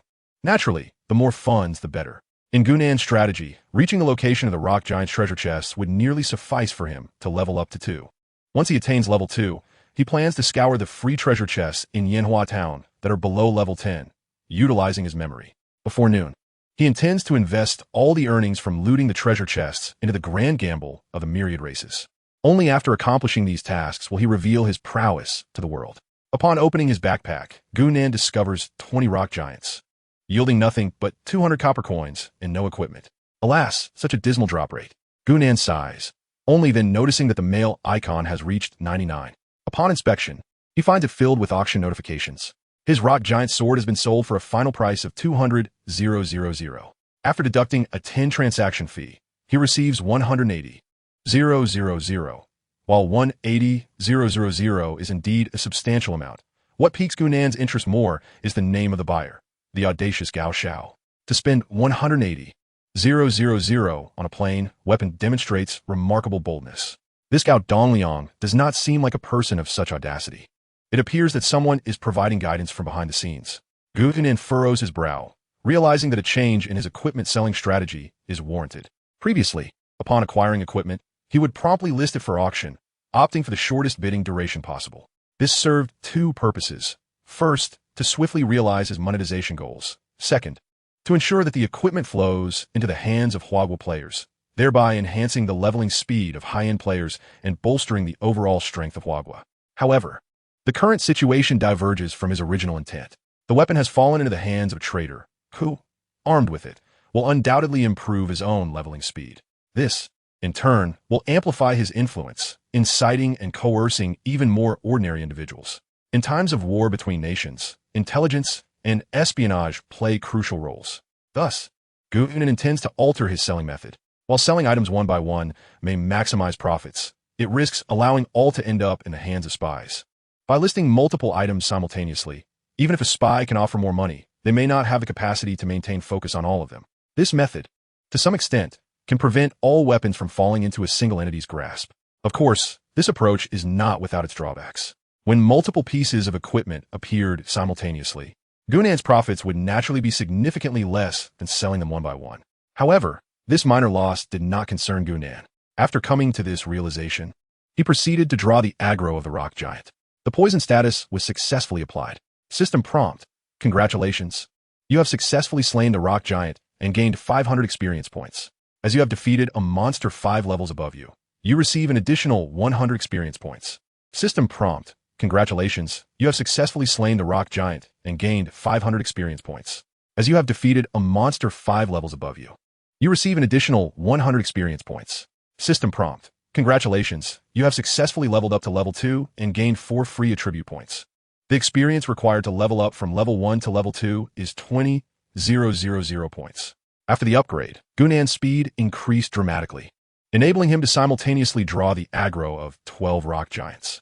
Thus, the time taken to level up from level 1 to level 2 not only did not increase, but actually decreased by 12 minutes compared to leveling up from level 0 to level 1. He had successfully slain a total of 36 rock giants. Now, Gunnan's inventory contained 510 copper coins. In addition to the coins, he had acquired 2 pieces of equipment, a rock giant sword and rock armor. The attributes of the rock giant sword were largely unchanged from the previous one, while the rock armor was a first-time acquisition. Weapon name: rock armor common. Level 7. Attributes: defense 25, health 100. Class restriction none. Description: armor worn by the rock giant, possessing commendable defensive capabilities. After placing the 2 pieces of equipment in his inventory, Gunnan chose not to continue hunting rock giants. Instead, he entered stealth mode and made his way toward the location of the bronze treasure chest. Half an hour later, the bronze chest finally appeared before Gunnan. The chest's surface was covered with a thick layer of patina, revealing the passage of time. Its shape resembled a cube, yet the corners were intricately carved with exquisite cloud patterns and beast heads, exuding an air of antiquity and mystery. The lid of the chest was tightly closed, adorned with a dull gemstone, beneath which hung a rusted, formidable lock. As Gunnan approached, an ancient aura, slightly metallic in nature, wafted towards him from within. He examined the lock hole, realizing that to open this large lock, a lockpicking skill of at least level 3 was required. Currently, it was unlikely that a thief with a level 3 lockpicking skill could be found in the entire server. If someone else were to arrive, they would likely be left staring at the chest in frustration. However, Gunan was different. He possessed the unique skill of divine concealment. 1,000 locks, 10,000 solutions, allowing him to bypass all mechanisms, formations, secret realms, and treasure chests. Anything requiring unlocking would become utterly trivial before him. The bronze chest before him was no exception. Upon stepping forward, a gentle touch was all it took for the rusted lock to open automatically. Immediately after, a series of prompt sounds resonated. System notification, congratulations. You have successfully opened the bronze treasure chest and acquired a pair of Gale Shoes, bronze. Chapter 13, Rock Staff. Weapon name, Gale Shoes, bronze. Level 7. Attributes, speed 20. Class restriction, none. Description, a pair of seemingly weightless yet immensely powerful shoes. Donning the Gale Shoes feels as though one has merged with the wind. Weapon name, Rock Staff, bronze. Level 7. Attributes, spell attack 55-75. Class restriction, Mage Priest. Description, an ancient and formidable piece of magical equipment. Its appearance is unassuming. Crafted from profound rock, its surface engraved with enigmatic runes that exude a steady aura. Weapon name, Rock Belt Common. Level 7. Attributes, Health 80. Class restriction, none. Description, forged from rare ore, its surface adorned with intricate totems, radiating a calm luminescence. Weapon name, Rock Rain Common. Level 7. Attributes, Mana 50. Class restriction, none. Description, a mysterious ornament imbued with the power of the earth. Its ancient appearance, crafted from resilient stone, is intricately patterned, seemingly narrating ancient legends. Weapon name, Rock Bracers Common. Level 7. Attributes, Strength 10. Class restriction, none. Description, the Rock Bracers are sturdy and practical combat gear. Their heavy appearance is crafted from durable rock materials, with a rugged texture that exudes remarkable solidity. Aside from the staff, the remaining 4 pieces of equipment have no class restrictions. Gunan donned them immediately. Coupled with the previous rock armor, Gunan has now assembled 5 divine pieces of equipment, although primarily common items. These very common pieces are highly coveted within the realm of the 10,000 Races continent. After donning the gear, Gunan's attributes experienced a dramatic transformation. Adventurer, Flickering Dawn. Class, Stealthy Shadow, unique level. Title, none. Level, 2, 1210. Health points, 300. Mana points, 150. Attack, 25. Physical defense, 25. Magical defense, 2. Movement speed, 37. With the enhancement of 5 pieces of equipment, Gunan's speed has reached an astonishing 37 points, nearly 15 times his attack power. His health has also risen to 300 points. This signifies that in maps below level 7, Gunan can roam freely. In maps between levels 7 and 10, he can afford at least 2 consecutive errors. For top-tier players, a single mistake is already pushing the limits. 2 consecutive mistakes could lead to defeat. Gunan first logged off and dialed Mi Ying's number. Not long after, a voice filled with complaints emerged from the other end of the line. Xiao Nanzi. Why are you calling me at such a late hour? I am currently engaged in leveling up. If there is nothing urgent, please refrain from disturbing my training. As a priest, I am now ruthlessly dominating my foes. Are you responsible for that domination? Gunan teased. How dare you slander me? Mi Ying retorted, visibly displeased. In your eyes, I. Suddenly recalling past experiences, her irritation dissipated, and she remarked, once I master my skills, I shall be formidable. Before long, you may find yourself begging me to accompany you. By the way, what brings you to call so late? Speak quickly. I am striving to break into the top 100 of the entire server. I wish to restore our nation's honor. Such commendable spirit, Gunan praised, then chuckled. I still owe you for the nourishment chamber. I was merely intending to repay you. Is that all? Mi Ying replied impatiently. It's merely a nourishment chamber. A parting gift from your elder sister. I have long wanted to tell you that Qin Mingyao is not a suitable match. You deserve better. All right then. If there is nothing else, I shall hang up. I have but one day left to prove myself. How much have you been gaming? Gunan asked helplessly. Do you wish for your sister to guide you? If you're willing to assist me, I could use a healer. Gunan jested. Go away, Mi Ying retorted.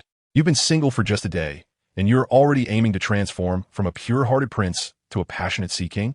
You are mistaken. Today marks my second day of being single. Gunan deftly shifted the topic. You should log into the continent of all races. Let us converse in game. Very well.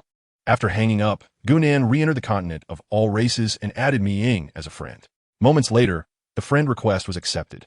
Gunan sent her the rock staff via mail, spending 10 silver coins in the process. Shortly thereafter, as Gunan was on the move, a barrage of messages from Me-ing detonated on his screen. Qinxiao Weiliang, my heavens! Where did you acquire a level 7 bronze staff? Qinxiao Weiliang. It adds a staggering 55 points to magic attack. This is simply outrageous. Qinxiao Weiliang. Before, I was losing about 10 health points while battling rabbits. And now I can quintuple that. Qinxiao Weiliang. Gunan, you are incredible. Which town are you in? I need you to help me level up. Qinxiao Weiliang. Gunan. I adore you. I can now single-handedly take down level 3 howling wild boars. Qinxiao Weiliang. I saw a rock greatsword at the auction house earlier. It couldn't possibly be yours, could it? Qinxiao Weiliang. Confess honestly, can you defeat level 7 rock giants now? Qinxiao Weiliang. Gunan. I am coming to seek your assistance. Qinxiao Weiliang. You only need to focus on healing me, right? Qinxiao Weiliang. With your delicate features, I fear I might smother you. Fuguang Pixiao. Is it really that significant? Perhaps I should give it a try. I have never experienced it and lack a clear understanding. Qinxiao Weiliang. Ever since your breakup, have you completely let yourself go? You dare to tease me now? Fuguang Pixiao. Aesthetic appreciation is a sentiment shared by all. In the past, when I had a family, I adhered strictly to the virtues of a man. Now that my family is no longer with me, is it not reasonable to appreciate what lies beyond? Shallow Summer remarked. You are quite the smooth talker. Floating Light at Dawn responded. This weapon is worth as much as the funds in your gaming supply warehouse, isn't it? Shallow Summer replied. I already said it was a gift to you. Why do you always act so distant? Floating Light at Dawn said. I wish to regard you as someone dear to me. If you are willing, I shall support you from now on. Shallow Summer responded. You said it. I take your words seriously. However, is a bronze staff truly sufficient for my upkeep? Floating Light at Dawn inquired. What do you desire then? Shallow Summer replied. At the very least, a full set of golden gear. Floating Light at Dawn noted. You said it. I have taken a screenshot. And you must not go back on your word. Shallow Summer affirmed. All right, as long as you provide me with a set of golden gear within a month, I shall allow you to support me. Floating Light at Dawn declared. Is a promise. Shallow Summer stated. I speak with sincerity. In a past life, I was willing to sacrifice my own life to save the woman I loved. In this life, Gunan is determined not to miss out. Chapter 14. Soul-biting poison spike upgrade. In Holy Light Town, amidst the wild boar forest, Me-ing gazed at the message sent by Gunan, her face turning slightly red as she murmured to herself. What is happening to me? How could I have agreed to his terms? What if he actually fulfills them? With the drop rate in the 10,000 races continent being so low, acquiring a full set of golden gear within a month does not seem an easy feat strangely. The thought of Gunan potentially being unable to achieve this left her feeling somewhat disheartened. Me-ing was unaware of when this young man had stealthily made his way into her heart. Perhaps it was when her parents, engrossed in their work, forgot her birthday, and this naive little proxy secretly bought her a birthday cake and cooked her a bowl of longevity noodles that evening. Perhaps it was when Gunan, during her aunt's visit, proactively prepared sweetened water for her and offered warmth to her belly. Perhaps it was those lonely days, always accompanied by him while gaming, that made her forget the taste of solitude. In any case, this young man possessed a remarkable ability to steal hearts. With this thought, Me-ing couldn't help but smile faintly. System notification. You have entered the poison fog forest. Please be cautious, as the monsters in this area are of a significantly higher level. Once Gunan's speed reached 37 points, his efficiency in traversing the terrain improved considerably. In just half an hour, he had journeyed from the rock giant camp to the poison fog forest.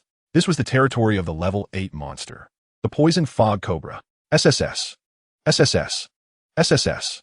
As soon as Gunan stepped into the poison fog forest, several poison fog cobras immediately locked onto his position, slithering towards him. Gunan swiftly activated stealth, concealing his presence, and then casually cast Insight, revealing the attributes of the poison fog cobras within his sight. Monster name, Poison Fog Cobra, level 8 health, 8,000 attack, 190210, physical defense, 60 magical defense, 40 speed, 35 skills, poison mist spray, venomous bite camouflage. Description: the poison mist cobra is a common serpent in the forest, having mutated after inadvertently consuming a mysterious herb, thus acquiring formidable strength and toxicity. As Gunan concealed himself, 5 poison mist cobras, each exceeding a meter in length, emerged from his previous location. Each serpent twisted its massive head, bewildered by the sudden disappearance of its prey. The attack power of the poison mist cobras surpassed that of the rock giant by a significant margin. However, a silver lining was that their health was still 2,000 points lower than that of a level 7 rock giant. Gunan, lurking in the shadows, seized the opportunity while the 5 serpents were momentarily disoriented and executed a rogue strike. The defensive capability of the poison mist cobra stood at 120 points, rendering Gunan's attack ineffective. Nevertheless, this was of little consequence. What truly mattered was the application of toxic effects. The poison status was successfully imposed. The poison status was successfully imposed. The poison status was successfully imposed. After consecutively applying the poison status to the 5 poison mist cobras, Gunan swiftly activated Wind Step to evade. Just as he vacated the spot, a cloud of purple toxic mist enveloped the area. This was the cobra's primary skill. Poison Mist Spray. When a poison mist cobra encounters an enemy or feels threatened, it opens its mouth and releases lethal toxic mist from its fangs. This mist has an extensive coverage area, capable of rapidly engulfing a region and inflicting ongoing toxic damage upon foes. The duration of the poison mist cobra's toxin damage lasts for 10 seconds, dealing 20 points of toxic damage per second. Gunan had not brought any antidotes. Should he succumb to poisoning, he would helplessly watch his health diminish. Fortunately, the range of the cobra's toxic mist extended only about a meter around it. Gunan, possessing swift mobility, could easily escape after the cobra unleashed its attack. In the ensuing moments, he adhered to the same strategy, drawing aggro while applying the poison status. After 10 minutes, the poison mist cobra unwillingly collapsed. System notification. Congratulations, you have successfully slain the poison mist cobra, earning 700 experience points. As you defeated a monster exceeding 5 levels above you, you receive an additional reward of 140 experience points. System notification. Congratulations, you have successfully slain the poison mist cobra, earning 700 experience points. As you defeated a monster exceeding 5 levels above you, you receive an additional reward of 140 experience points. System notification. The soul-eating venom spike has detected the ability to absorb the cobra's poison. Would you like to absorb it? Yes. System notification. Cobra poison absorption complete. System notification. Your soul-eating venom spike has undergone a transformation. Gunan promptly opened the system interface and located the newly transformed soul-eating venom spike. Soul-eating venom spike, level 1. Any attack can impose a layer of poison effect on the target, deducting 10 points of health per second for a duration of 60 seconds. This poison effect ignores all defenses and imposes a healing restriction on the target under the poison status, rendering it unpurifiable. Simultaneously, the target's movement speed is reduced by 50%, and its attack speed is similarly diminished by 50% while in a poison state. The current stack limit for the poison effect is 3. Characteristic. Consuming various toxins can enhance the poison effect. The interface has not undergone significant changes, merely adjusting a value from inflicting 5 points of damage per second to 10 points per second. This minor alteration has effectively doubled Gunan's damage output. Consequently, what once required Gunan 12 minutes to defeat a group of rock giants can now be accomplished in merely 6 minutes. Likewise, the time to vanquish a group of venomous mist cobras has been halved from 10 minutes to 5. Ecstasy envelopes him entirely. Gunan contemplates that his future focus should be on gathering various types of toxins. The more toxins he collects, the greater his damage will be. As he progresses, Gunan diligently manages his pace of monster slaying, striving not to eliminate too many foes too quickly and level up excessively. The most pressing matter at hand remains the opening of the free treasure chest. After a span of several minutes and the defeat of numerous venomous mist cobras, the second bronze free treasure chest materializes. Unlike the chests of rock giants, the bronze chest in the misty forest is safeguarded by a formation, requiring a skilled formation master to unravel it. However, such trivial complexities pale in comparison to Gunan's innate ability. 1,000 locks, 10,000 solutions, rendering the task as easy as plucking fruit from a tree. System notification. Congratulations, you have successfully opened the bronze treasure chest and obtained snake skin armor, bronze. System notification. Congratulations, you have successfully opened the bronze treasure chest and obtained snake fawn necklace, bronze. System notification. Congratulations, you have successfully opened the bronze treasure chest and obtained snake skin pants, common. System notification. Congratulations, you have successfully opened the bronze treasure chest and obtained snake skin boots, common. System notification. Congratulations, you have successfully opened the bronze treasure chest and obtained snake skin hat, common. System notification. Congratulations, you have successfully opened the bronze treasure chest and obtained 50 silver coins. Chapter 15. The Divine Artifact Dust Avoidance Pearl. Weapon name. Snakeskin armor, bronze. Level 8. Attributes. Health 220, physical defense 80. Class restriction, none. Description. Armor crafted from the skin of giant pythons, featuring delicate patterns where each piece of skin is unique. Weapon name, Snakefang Necklace, bronze. Level 8. Attributes, Spiritual Power 22, Constitution 11. Class restriction, none. Description, forged from the teeth of giant pythons. Each fang is sharp and finely polished to a lustrous sheen, exuding primal wildness and strength. Having opened 2 treasure chests in succession, Gunan has little regard for common equipment. Only the bronze gear manages to catch his discerning eye. Should his fastidious demeanor come to the attention of those players outside who are fiercely battling for a mere level 23 common item, they would likely feel an overwhelming urge to strike him down. In the ensuing hours, Gunan traversed the landscapes surrounding the town of Yanhua with the swiftness of a locust, sweeping through all maps containing treasure chests below level 10. Ultimately, he opened 2 bronze chests and 6 ordinary ones, acquiring 4 pieces of bronze equipment, 31 plain items, and 5 skill books. Among the 4 bronze items, 2 were the Flame Demon Necklace, bronze, and Flame Demon Robe, bronze, both exclusive to the mage class, which Gunan could not utilize. So he promptly sent them to Miyang. The remaining 2 items included the Breaking Cloud Bow, bronze, level 10, adding an impressive 80 to 100 points of attack power. Limited to the Archer class, and the Mountain Splitting Axe, bronze, also level 10, enhancing attack power by 120 to 150 points, restricted to the Berserker class. Unfortunately, the equipment acquired was largely unsuitable for Gunan's use. Aside from the gear and skill books, his most considerable bounty was silver coins. After opening 10 chests and collecting copper coins from defeated monsters, Gunan now possessed a total of 510 silver coins and 80 copper coins. Glancing at the time, he noted it was 10:23 a.m. With over an hour remaining until the respawn of Shadowless Hand, it was time to make his way to the Dragon Trap Cliff. Arriving at the cliff at 11:45 a.m. after a journey of over an hour, Gunan was greeted by the familiar aura of the ancient divine beast, Tung, which roared upon his appearance, despite knowing that this ancient creature posed no threat to him for the next 3 years. An indescribable sense of oppression enveloped him under its gaze. At that moment, Tangshi appeared to harbor a bottomless abyss within its eyes, deep and cold. Under its watchful glare, the world around seemed to freeze, with only its eyes shimmering with an eerie glow. Despicable human, how dare you show your face before me? The voice of Tangshi boomed. In his past life, Gunan had been a top-tier human warrior, with experience in hunting Tangshi. After a brief moment of distraction, he regained his composure and responded with a grin. Did I not say we would meet again after 12 hours? I am a man of my word. You are courting death, despicable human, Tangshi retorted in a chilling tone. I understand your feelings, Gunan replied cheerfully, but do not rush. There are still 3 minutes remaining. Confused, Tangshi wondered what 3 minutes entailed. No, this brat is mocking me. Realizing this, Tangshi glared fiercely and charged at Gunan. Unfortunately, the barrier remained intact, and despite Tangshi exerting all its might, the massive formation showed no signs of yielding. As the 3 minutes swiftly elapsed, Tangshi remained in a state of impotent rage. Meanwhile, Gunan's Shadowless Hand had completed its cooldown.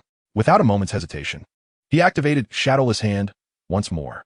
System notification. Congratulations. You have successfully activated Shadowless Hand on the ancient divine beast, Tangshi, obtaining the auxiliary artifact, Dust Avoidance Pearl. Weapon name, Dust Avoidance Pearl, auxiliary artifact. Level, none. Effective upon placing in the inventory. Skill 1, active skill. The ability to transform into any target, after which one can conceal their presence and mimic all states of the transformed target, achieving a remarkably lifelike effect. Skill 2, active skill. Automatically cleanses karmic burdens after acts of slaying. Skill 3, passive skill. Immunity to poisoning, control, and all negative statuses. Class restriction, none. Description. In the ancient era, when the heavens and earth were first formed and chaos began to separate, the universe birthed a mysterious orb known as the dust-repelling pearl. This pearl is a crystallization of the essence of heaven and earth, possessing the extraordinary power to dispel dust and purify filth. Legend has it that it was a cherished possession of the Phoenix Celestial Maiden, capable of removing the earthly aura, aiding individuals in ascending to the celestial realm. After the fall of the Phoenix Celestial Maiden, it plummeted into the mortal world. Gunan felt utterly numb. Goodness, what extraordinary skills are these? Skill 1 allows transformation into any target. Does this imply that one can take on the guise of any desired enemy and simulate their state, significantly reducing the likelihood of being recognized? In the midst of battle, one could impersonate the opposing leader and issue various commands leading to demise. Merely contemplating this is exhilarating. The second skill, the automatic cleansing of karmic burdens post-slaying, means one can engage in unrestricted attacks without the risk of becoming marked. Is this compelling one to commit acts of violence and arson? The third skill is even more practical, providing immunity to all negative statuses. This means one cannot be frozen, poisoned, ensnared, or stunned. Any controlling abilities cast upon oneself will be rendered ineffective. Truly, it is a miraculous support artifact, defying the heavens. Indeed, Gunan was even more thrilled that this supportive artifact possesses no offensive capabilities and can manifest in reality. As long as it is kept in 1's inventory, it can be utilized in the real world. Unlike offensive artifacts, which require various restrictive conditions to materialize in reality, this means that from this day forth, Gunan has acquired a defensive artifact that could safeguard his life in the physical realm. Heavenly Serpent, my dear, I am utterly enamored with you. This mobile treasure trove is full of surprises. It seems somewhat rash of me to have killed you in my past life. Perhaps extracting your treasures little by little would yield unexpected rewards. Just as Gunan lamented his past ease in slaying the Heavenly Serpent, an enraged voice erupted. Despicable human, I shall slay you. At this moment, the ancient divine beast, Heavenly Serpent, understood that the human before it was merely waiting for its skills to cool down before attempting to steal from it. Although the Heavenly Serpent could not comprehend how such a diminutive human could succeed in stealing repeatedly, having its treasures pilfered twice left it no time to ponder further. In a fit of rage, it charged toward Gunan. Gunan maintained a cheerful demeanor, greeting it amiably. You are sealed here, unable to escape, and possessing such a splendid treasure. Wouldn't that be a waste? It would be better if you lent them to me, allowing me to harness their residual warmth. Perhaps one day, when you depart from this place, I might even return them to you. Despicable and shameless humans, I shall annihilate you. The serpent glared fiercely, and if looks could kill, Gunan would have perished countless times by now. Observing the serpent's eyes, filled with rage, Gunan involuntarily shivered, grinning as he said, I shall take my leave now. We shall meet again in 12 hours. 12 hours later?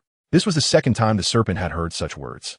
At this moment, even in its ignorance, it understood the implication behind the feeble human statement. He intended to return in 12 hours to pilfer from it once more. How audacious! I, an ancient divine beast, have existed for millennia. Not even the mightiest of humans could vanquish me. They could only seal me away. How dare this insignificant human treat me so? Roar! Roar!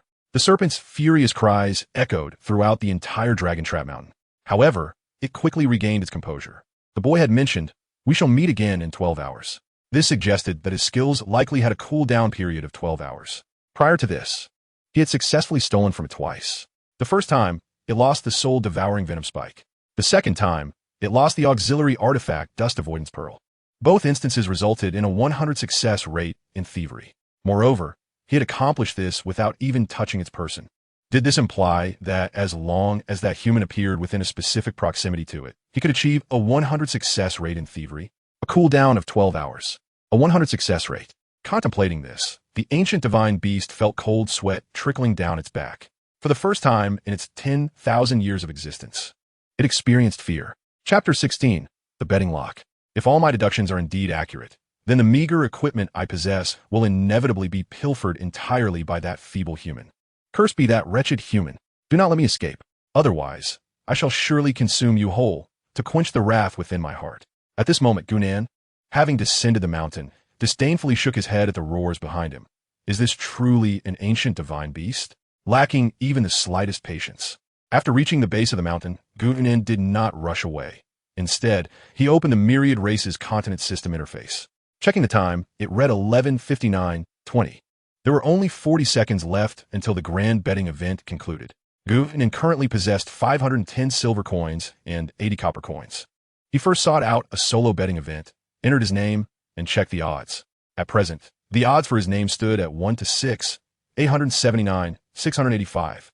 Without hesitation, Gunan wagered 80 copper coins.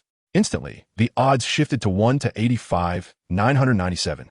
Having secured that, he then located the national server's grand betting event, selecting the Chinese server, and placed a bet of 510 silver coins.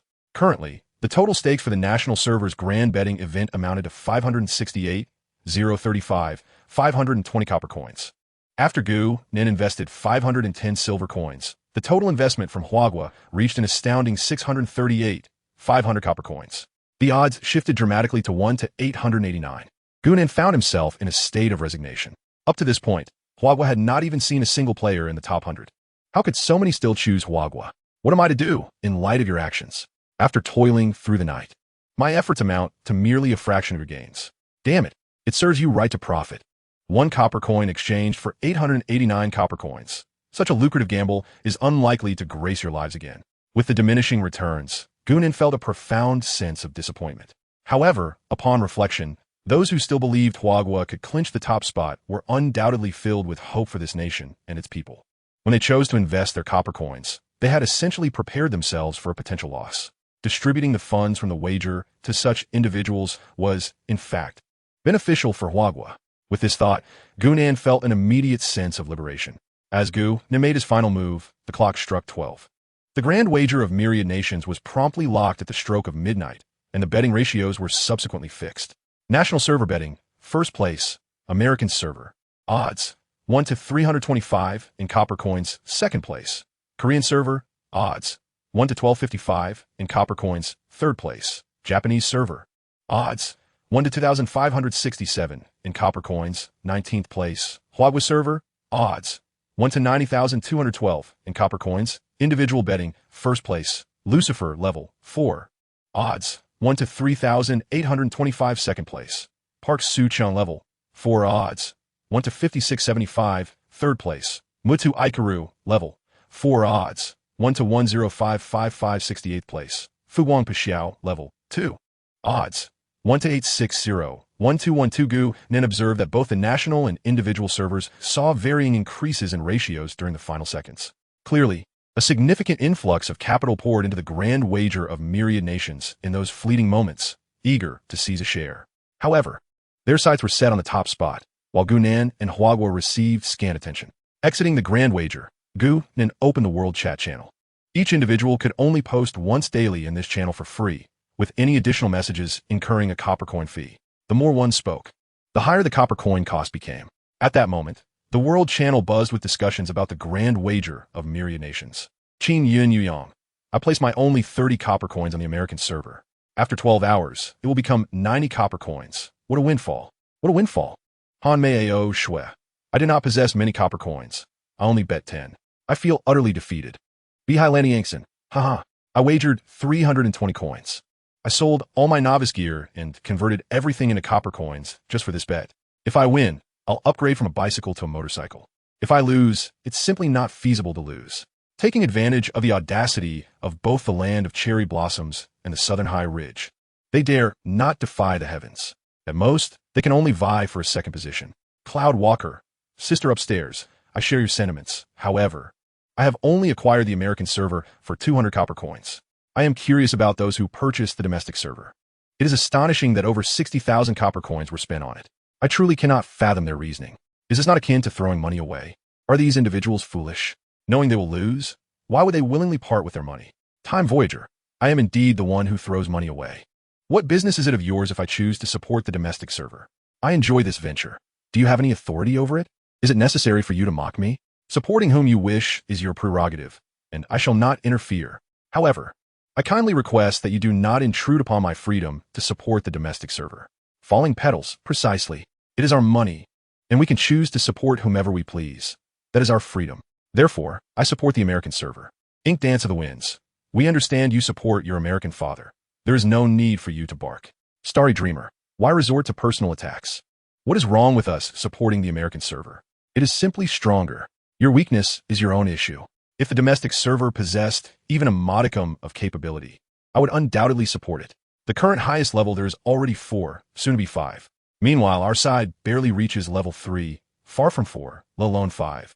With such a lack of competence, how can we lend our support? Gunan observed the uproarious chat channel regarding the domestic server, which was clearly divided into 3 factions.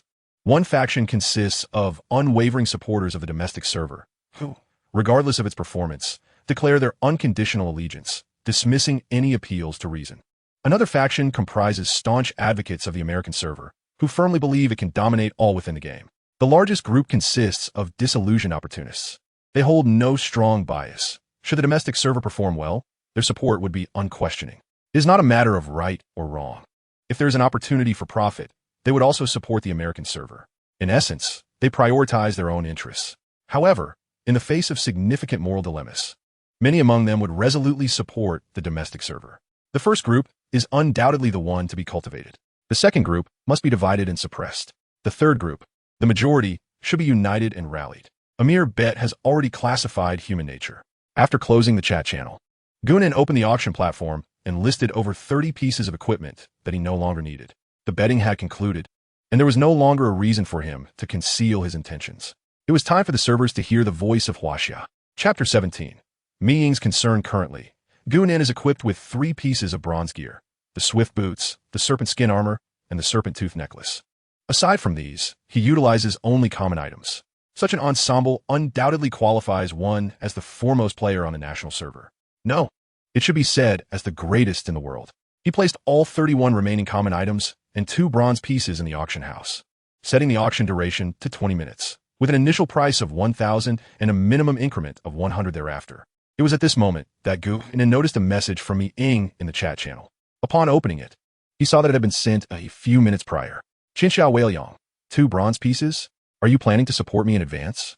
Qinxiao Weiliang, little Nan, you can't possibly be trying to woo me, can you? Such valuable equipment, and you wish to gift it outright? Fuguang Pixiao, I was just completing a quest. Fuguang Pixiao, if you wish, I could support you right now. Qinxiao Weiliang, 3 bronze pieces for my support? That would make me far too inexpensive. No, it must be a full set of golden equipment. Fuguang Pixiao, for you, I shall strive harder. Qinxiao Weiliang, your words truly touch me. However, until you support me, I cannot take advantage of you. How about this? 1 bronze piece for 1 million. You've given me 3 bronze pieces, so that totals 3 million. I understand that bronze items are currently rare and valuable. Consider me taking advantage of you. Do you agree? Fuguang Pixiao, very well. You decide. Qinxiao Weiliang, love you kisses. Fuguang Pixiao, a kiss through the chat box bears no sincerity. If you wish to kiss, it must be genuine to reflect your intent. Qinxiao Weiliang, I'm at home. With 10 lives, would you dare? Fuguang Pixiao, you said it. I shall go now. It takes no more than 10 minutes by taxi from here. We shall meet in 10 minutes. Qinxiao Weiliang, no, I was wrong. Please don't come. Fuguang Pixiao, remember this next time. A man's authority in certain matters is not to be challenged. Qinxiao Weiliang, the servant shall remember. Fuguang Pixiao, that's more like it. Qinxiao Weiliang, today, in honor of the bronze equipment, I shall allow you to be arrogant for a day. Fuguang Pixiao, my sister me is indeed magnanimous. Qinxiao Weiliang, oh my. The auction house has directly listed over 30 pieces of equipment, all at level 510, along with 5 skill books. Fuguang Pixiao, I am aware. Qinxiao Weiliang, could it be you who listed them? Indeed, aside from you, it seems no one else possesses such capability. Confess honestly, where did you acquire these items? Fuguang Pixiao, did I not tell you? My profession is that of a rogue. These items were procured from the free chests scattered throughout the maps. Qinxiao Weiliang, you have pilfered the entire equipment vault. Quickly, check the world chat channel. Everyone is discussing you now. Prompted by Miying, Gunan immediately opened the world chat channel. What on earth? What is happening? The auction house has directly listed 31 pieces of equipment. The lowest level is at 5, while the highest has reached 10.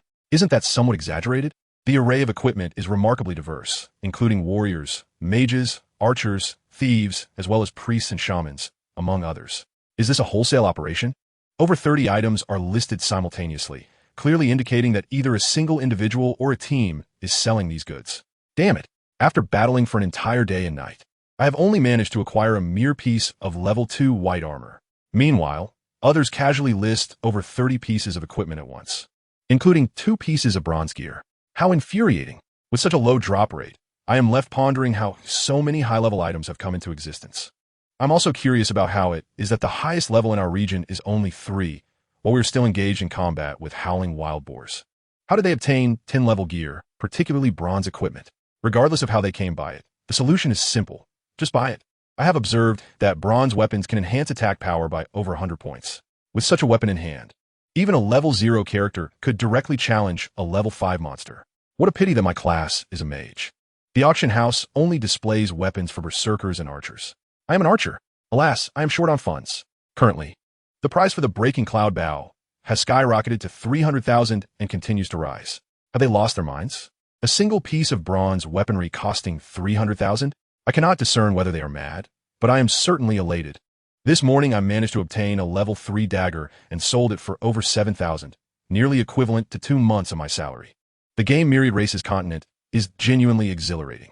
Goodness, is it truly this valuable? I too wish to slay monsters and acquire equipment. Curse it, my envy is consuming me. Charge forth.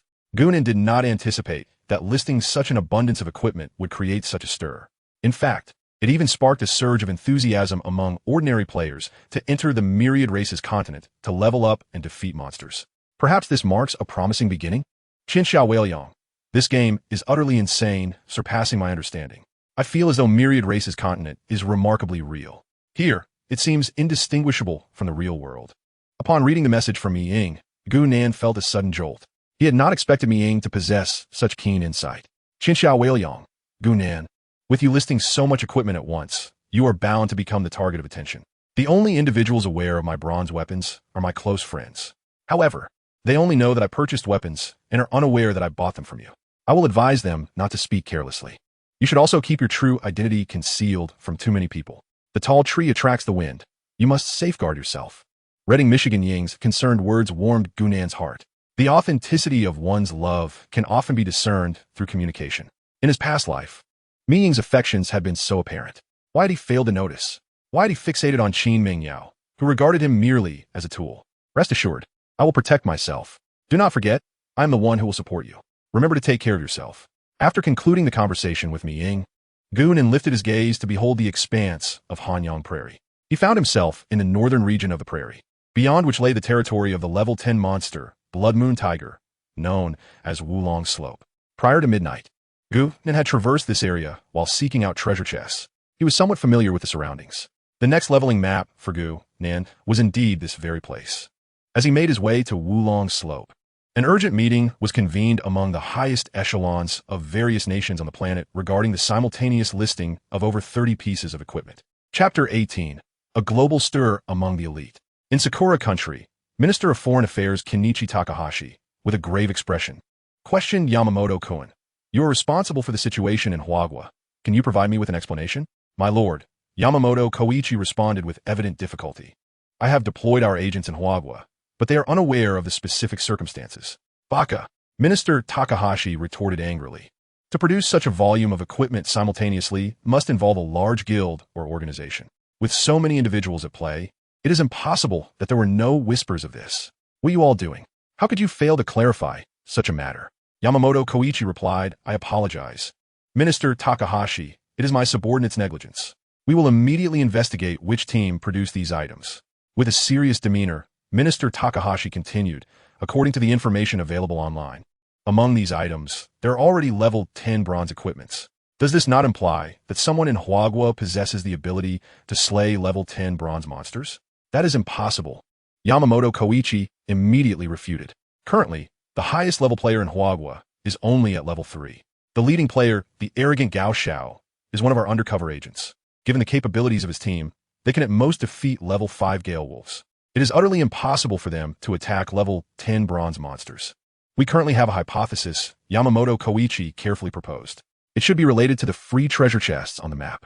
According to our players' explorations, every map above level 5 contains one such unique treasure chest. Upon opening it, one can obtain equipment and skill books. We suspect that Huagua must possess assassin-type classes that have acquired a substantial amount of equipment through opening these treasure chests, subsequently introducing them into the market. It is important to note that the highest level in Huagua is merely 3. Even if all level 3 players were to sacrifice themselves, it would be impossible to defeat a level 10 monster.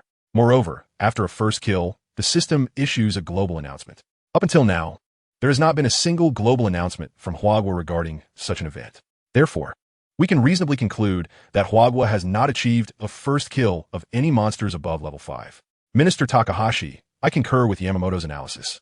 Added Deputy Minister of Foreign Affairs Yusuke Hirano, who suggested the operations in Huagua present us with an opportunity for emulation.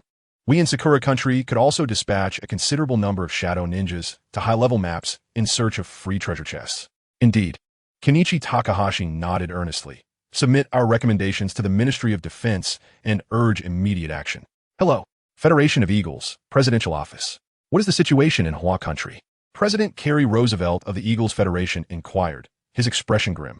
It appears that the rogue profession in Hua country has unlocked a series of bronze treasure chests.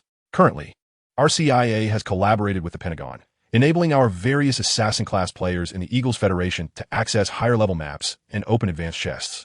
Upon hearing Richard Wilson's explanation, President Kerry Roosevelt's demeanor softened slightly as he continued, "The continent of all races represents a complete reshuffling.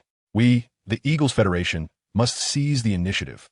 According to the Five Nations Pact, in 6 days, our military will be fully deployed to the continent of all races. Is this aspect well arranged? A new era must be controlled by us, the Eagles Federation." President Kerry Roosevelt stated solemnly, "Whoever stands in our way must be made aware." Simultaneously, high-ranking officials from various servers, including those from Bear Country, India, Europe, Africa, and Southeast Asia, began to mobilize to varying degrees. In Hua country, in the Western Garden, a small conference room. "Can we ascertain which team or organization is responsible for selling the equipment?" The first leader inquired. "Our internal analysis suggests that the sale of this equipment is unlikely to be conducted by a team or organization. The reason is simple. In the early stages of the continent of all races, such valuable equipment will be far more beneficial for personal use by a team or organization than for sale. Therefore, we deduce that the individuals acquiring this equipment are likely to be solo players. Can we identify who they are?" The first leader pressed. "Currently, we cannot pinpoint them. The highest level should not exceed 3. It's astonishing that someone with such a low level can unlock a level 10, bronze, treasure chest. I believe this person cannot be an inconspicuous individual. By monitoring our Hua country leaderboard and identifying the rogue players listed, we should be able to uncover their true identity in due course." Indeed, the first leader nodded. "It is imperative that we identify this individual promptly and ensure their protection. The fact that we in Hua country have released so much equipment has already attracted the attention of major global powers. We both understand that the continent of all races is no ordinary game. Its emergence will alter the world order. For us to survive this upheaval, we must rally the people, rely on them, and trust in their strength. Our official duty is solely to exert every effort to safeguard the elite forces of Hua country, ensuring they remain unharmed outside the game. With 6 days remaining until the agreed time of the Five Nations Pact, our military must also prepare." The first leader commanded. "Once the time arrives, we shall enter the game immediately, adhering to our previously established plan. A great contest is imminent. The only support we can count on is ourselves. Only by strengthening ourselves can we safeguard the millions of citizens of our great nation, allowing them to continue living in peace and prosperity. Rest assured, Commander, we are ever prepared," stated Zhang Xia, the Chief of General Staff of the Huaguo military with utmost respect. Chapter 19, Blood Moon Tiger. At this moment, Gunan was blissfully unaware that he had become the focal point of global attention. Even if he were to learn of it, he would remain indifferent. With the dust avoidance pearl in his possession, as long as he did not reveal his identity, no one would know who he truly was. As for Miying, Gunan had no cause for concern.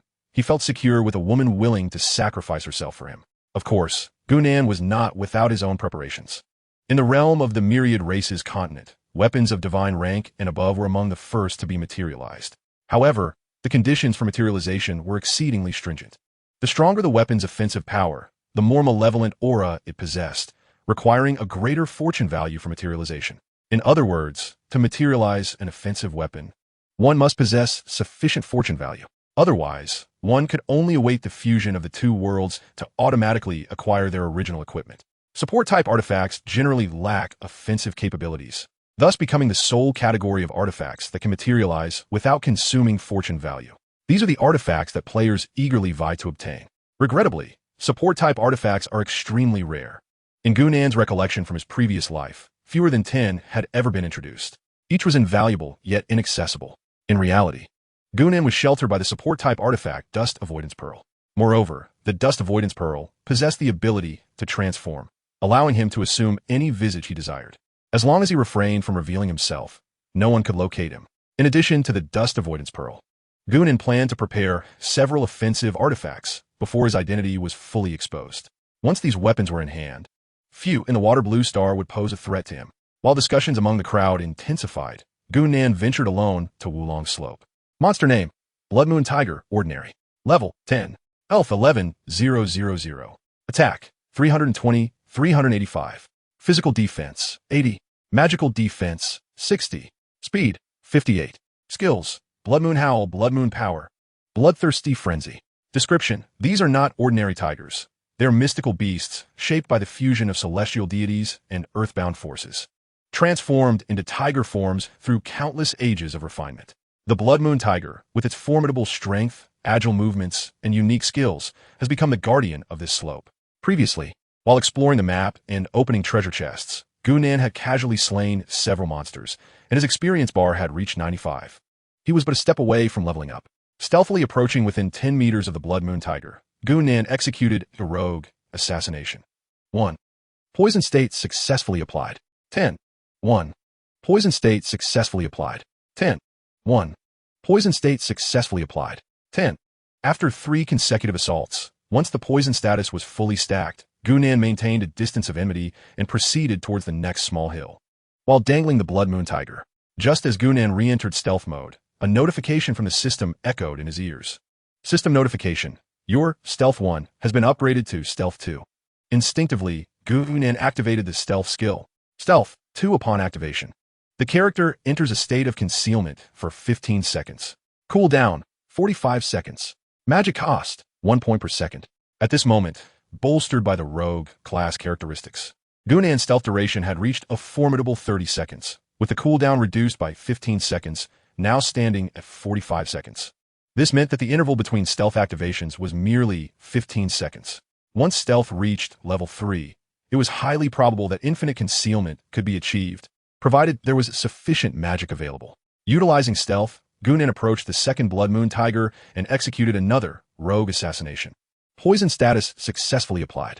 The second Blood Moon Tiger successfully locked onto Gunan and charged towards him. Unfortunately, the speed of the poisoned Blood Moon Tiger was only 29.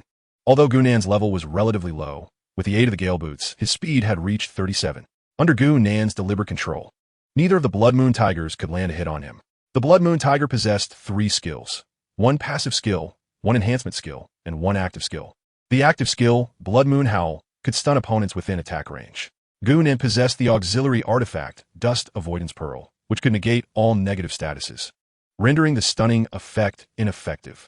Next was the enhancement skill, Blood Moon Power, which could consume health to double the damage of the next attack. If struck, Gunan would be grievously wounded, if not killed. However, Gunan remained outside the attack range of the Blood Moon Tiger, rendering its enhancement useless. The final skill, Bloodthirsty Frenzy, was the most formidable ability of the Blood Moon Tiger and the one that caused players the most distress. When the Blood Moon Tiger sustained severe injuries, it would activate its bloodthirsty instincts and enter a frenzy state. In this state, both its attack speed and power would significantly increase, alongside a certain degree of life steal, converting the enemy's health into its own vitality. Imagine leading a 5-person team, struggling to bring the Blood Moon Tiger down to low health, only for it to suddenly enter a frenzy, boosting its attack power and speed by over 30, while also gaining life-stealing effects. The result? Watching its health rise from 5 to 6, 7, 8 as you strike it. The more you hit, the more health it regains. How infuriating. But this skill was of no concern to Gunan. Under the poison status, the healing prohibition rendered it ineffective. I am merely a kite flyer. You enhance attack speed and power, yet not mobility. You cannot even strike me. What use is heightened speed or strength if you cannot reach me? You can only watch helplessly as your health diminishes gradually. Indeed, such a rogue, such a scoundrel. This is precisely the kind of unscrupulous and shameless strategy one employ. You may see me, yet you cannot catch up. Even if you cannot pursue, you must merely endure as I strike you without reprisal. The inability to retaliate is one thing. Witnessing your life force dwindle is another. You then begrudgingly enter a state of fury, only to meet your demise in a pitiful fashion. I ask you, is it not infuriating? Unbeknownst to him, 6 Blood Moon Tigers had followed Gunan closely. These tigers, oblivious to their predicament, lunged at Gunan with bared fangs and claws, attempting to rend the intruding human apart. Alas, while the notion was enticing, reality proved harsh. 6 minutes later, the first Blood Moon Tiger entered a state of rage, followed by the second, and then the third, fourth, fifth, and sixth. One by one, they succumbed to their fate, the first falling in defiance, followed by the second, and then the fourth, fifth, and sixth tigers in succession. In their final moments, their fierce eyes remained fixed on Gunan, as if wishing to exact 1,000 tortures upon him. Chapter 20, Hidden Main Quest. System notification. Congratulations. You have successfully slain a Blood Moon Tiger, normal, earning 1,500 experience points. As you have surpassed 5 levels in defeating this creature, you receive an additional 300 experience points. System notification. Congratulations, you have successfully slain a blood moon tiger, normal, earning 1,500 experience points. As you have surpassed 5 levels in defeating this creature, you receive an additional 300 experience points. System notification. Congratulations, you have successfully reached level 3, gaining 4 free attribute points. System notification. Congratulations, you have successfully slain a blood moon tiger, normal, earning 1,500 experience points. As you have surpassed 5 levels in defeating this creature, you receive an additional 300 experience points. The 6 Blood Moon Tigers yielded no equipment aside from 6 Blood Moon Tiger skins, 6 Blood Moon Tiger claws, and 72 copper coins.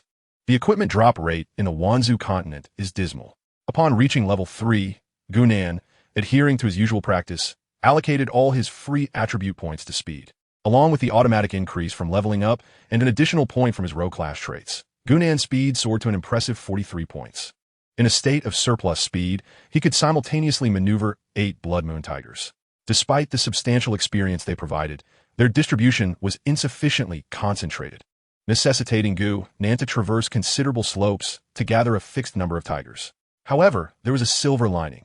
After stacking 3 layers, the poison damage could reach 1,800 points, allowing him to theoretically slay 1 Blood Moon Tiger in under 7 minutes. Furthermore, the 10th level Blood Moon Tiger possesses an extraordinary ability to slay creatures beyond its level by a factor of 20. Consequently, the pace of advancement in this location is slightly swifter than that at the Stone Giant camp. After 1 hour, with the fall of the 45th Blood Moon Tiger, Gunan's level ascended to 4. Simultaneously, Gunan arrived at the intended destination, the garrison of the Flame Flower Town's guard. Though termed a garrison, it was merely a makeshift encampment composed of 3 dilapidated tents. Approximately 20 individuals inhabited the camp, among whom several were wrapped in bandages, likely having suffered grievous injuries from some monstrous assault. Upon Gunan's arrival, the captain of the guard approached with a beaming smile. "You must be the adventurer who recently arrived in our town?" "Indeed," Gunan nodded.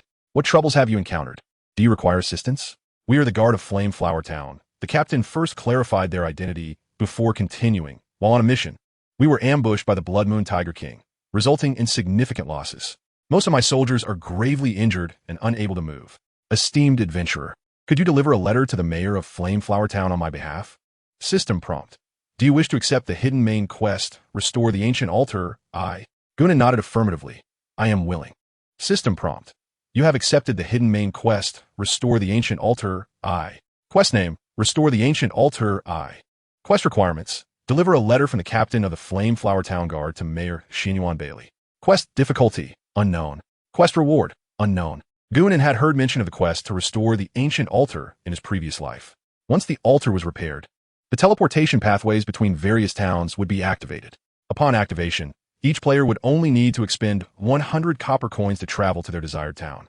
In his past experience, the Huagwa server only established these connections a week after the game's launch, whereas the servers for Goryeo, America, and Japan had opened theirs much earlier. This disparity allowed players on those servers to accumulate resources at a faster rate than their Huagwa counterparts, greatly enhancing equipment yield and strategy efficiency. Gunan was pleasantly surprised to find himself entrusted with this main hidden quest at level 4. Given the opportunity, he was eager to complete it promptly and unlock the teleportation arrays between towns. The sooner these were activated, the earlier the Huagwa server could achieve resource sharing. In a coalition of top players, they could amass even greater resources. Glancing at the server rankings, he noted that the highest level remained at 4 as well, though others likely had significantly more experience. Thus, Gunan did not appear among the top 100. However, he felt no urgency. With the slight experience gap, he could easily catch up in just 1 hour. With 10 hours remaining until the ranking deadline, he had ample time to focus on completing the hidden main quest first. After making a resolute decision, Gunan employed the Dust Avoidance Pearl to obscure his appearance and aura. Upon returning to Yanhua Town, the atmosphere instantly became bustling. Health potions restoring 50 points were being sold for 100 coins each. Private messages only. Mana potions replenishing 50 points were available for 200 coins each. First come, first served. There was an unlimited demand for copper coins at 10 coins per piece, with ample quantities sought. The clamor of vendors echoed throughout Yanhua Town. Gunan navigated through the crowd and swiftly arrived at the mayor's residence. Upon seeing Gunan approach, the guard greeted him with a hostile demeanor. "Look, another one looking for trouble? Does this kid truly believe the mayor is someone he can meet at will?" He is not the first player seeking a task from the mayor. There are hardly any quests in the game of Wanzhou continent. Damn it. I even asked the 70-year-old widow in the village and still couldn't find a suitable task. Huh? You must be desperate to bother a widow of that age. What the hell? Did I just see that correctly? That player was actually respectfully invited inside by the guard? Is this for real? Can't you see for yourself? No way. He really went in? What is happening here? Should we try going up too? Let us go. Perhaps there is indeed a quest. At that moment, Gunan, under the guard's guidance, had already entered the mayor's residence. Just after stepping inside, several players attempted to force their way into the mayor's abode, only to be unceremoniously kicked out by the guard. Respected adventurer, I hear you have news regarding the Yanhua Town Guard. It has been almost a day.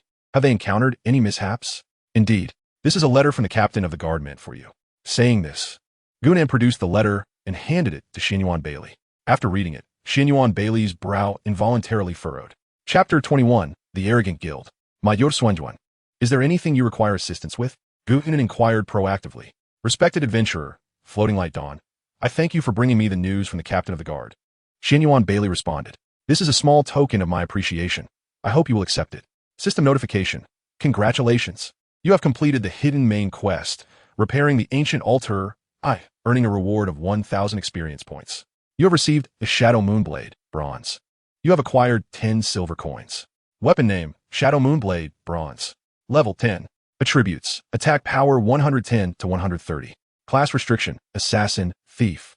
Description, this dagger is as elusive as the shadows of night, sharp as the moonlight. It was merely a delivery task, lacking in difficulty, and the rewards were rather meager. However, for a task of such simplicity, the rewards were commendable. Until now, Gunan had been wielding a novice dagger. It was indeed time to upgrade his equipment. In the world of Wanzhou continent, enhancing one's attributes was not the mainstream method for increasing damage output. The primary means of output relies heavily on external factors, particularly equipment. The superior the equipment, the greater the output. This explains one of the reasons for the exceedingly low drop rate of gear in the Myriad realms. A single piece of exceptional equipment can be equivalent to a substantial level increase. Take Gunan as an illustration. Prior to acquiring his dagger, at level 4, he possessed a mere 30 points of attack power. However, once equipped with the dagger, his attack power surged to an astounding 140 to 160 points. The physical defense of the Blood Moon Tiger at level 10 is 80, and Gunan's current attack power is already sufficient to penetrate its defenses. This is merely with bronze-level equipment. If it were silver, gold, or even dark gold-grade equipment, the impact would be even more pronounced. Thus, one can appreciate the significant influence a single piece of equipment holds in the early stages of the Myriad realms. This also elucidates why Gunan is eager to swiftly activate the teleportation portal in the town, accelerating the resource consolidation for Huagua. With a sigh, Xinyuan Bailey continued, Adventurer, you may not be aware. Upon hearing this, Gunan understood that further tasks were forthcoming. Indeed, Xinyuan Bailey spoke on, the escort team has sustained severe injuries, and our guard personnel in Yanhua Town are critically insufficient to execute rescue missions. Fortunately, their current camp is situated far from the Blood Moon Tiger, posing no immediate danger. I plan to dispatch medical personnel to the escort team's encampment. The rescuers have just reported that our stock of hemostatic herbs is running low. Adventurer, would you be willing to gather 100 hemostatic herbs and deliver them to the escort team's camp? Upon completion of the task, I shall reward you handsomely. System notification. Do you wish to accept the hidden main quest, Restoration of the Ancient Altar? Search for hemostatic herbs, too. The subsequent task has arrived. System notification. You have accepted the hidden main quest, Restoration of the Ancient Altar, 2. Quest name, Restoration of the Ancient Altar. Search for hemostatic herbs, 2. Quest requirements. Assist Xinyuan Bailey, the mayor of Yanhua Town, in locating 0100 hemostatic herbs and deliver them to the escort team's camp. Quest difficulty. Time requirement, 12 hours. Quest reward, unknown. Xinyuan Bailey sincerely expressed, Fuguwei Guanghua, I extend my gratitude on behalf of our soldiers in the escort team. By the way, the hemostatic herbs are located in the Poison Fog Forest. Do ensure your safety. Thank you for your reminder. The Poison Fog Forest was already accessible when I was at level 2. Moreover, now that I am at level 4 and possess the auxiliary artifact, Dust Repelling Pearl, I have no need to worry about poisoning. The Poison Fog Forest poses virtually no threat to me. Upon exiting the mayor's residence, a cacophony of voices greeted him. He out. Brother, can you tell us how you enter the mayor's residence? Brother, what task did the mayor assign you? Can you share how to claim it? Brother, as Gunan stepped out, he was immediately encircled by a throng of eager onlookers waiting at the entrance. Amidst a flurry of questions, I, the vice president of the arrogant guild, known as the arrogant warlord, commanded silence. With a single shout, the cacophony around me diminished significantly, leading to hushed whispers among the crowd. Is the arrogant guild truly formidable? Currently, in our nation, two individuals have ascended to the top 100 of the global leaderboard, one ranked 82nd and the other 95th. The one who occupies the 82nd position is none other than our guild leader, the arrogant young master, a berserker wielding the most potent bronze weapon in the server, the mountain-cleaving axe. It is said that his axe alone cost an astounding 8 million. To rank among the world's top 100? How impressive. Whether he is truly strong remains uncertain, but he certainly stands as the nominal pinnacle of our nation. Rumor has it he harbors aspirations of breaking into the top 10. Now, are you enlightened? At present, the arrogant guild reigns supreme in our nation. It would be prudent to keep our distance from its members, lest we provoke those we ought to avoid. Gu had been preoccupied with hunting blood moon tigers, completely oblivious to the online happenings. He had even neglected to check his overflowing emails. Little did he know, his mountain-cleaving axe had fetched 8 million, purchased by none other than Gao Donliang. The world is indeed a curious place.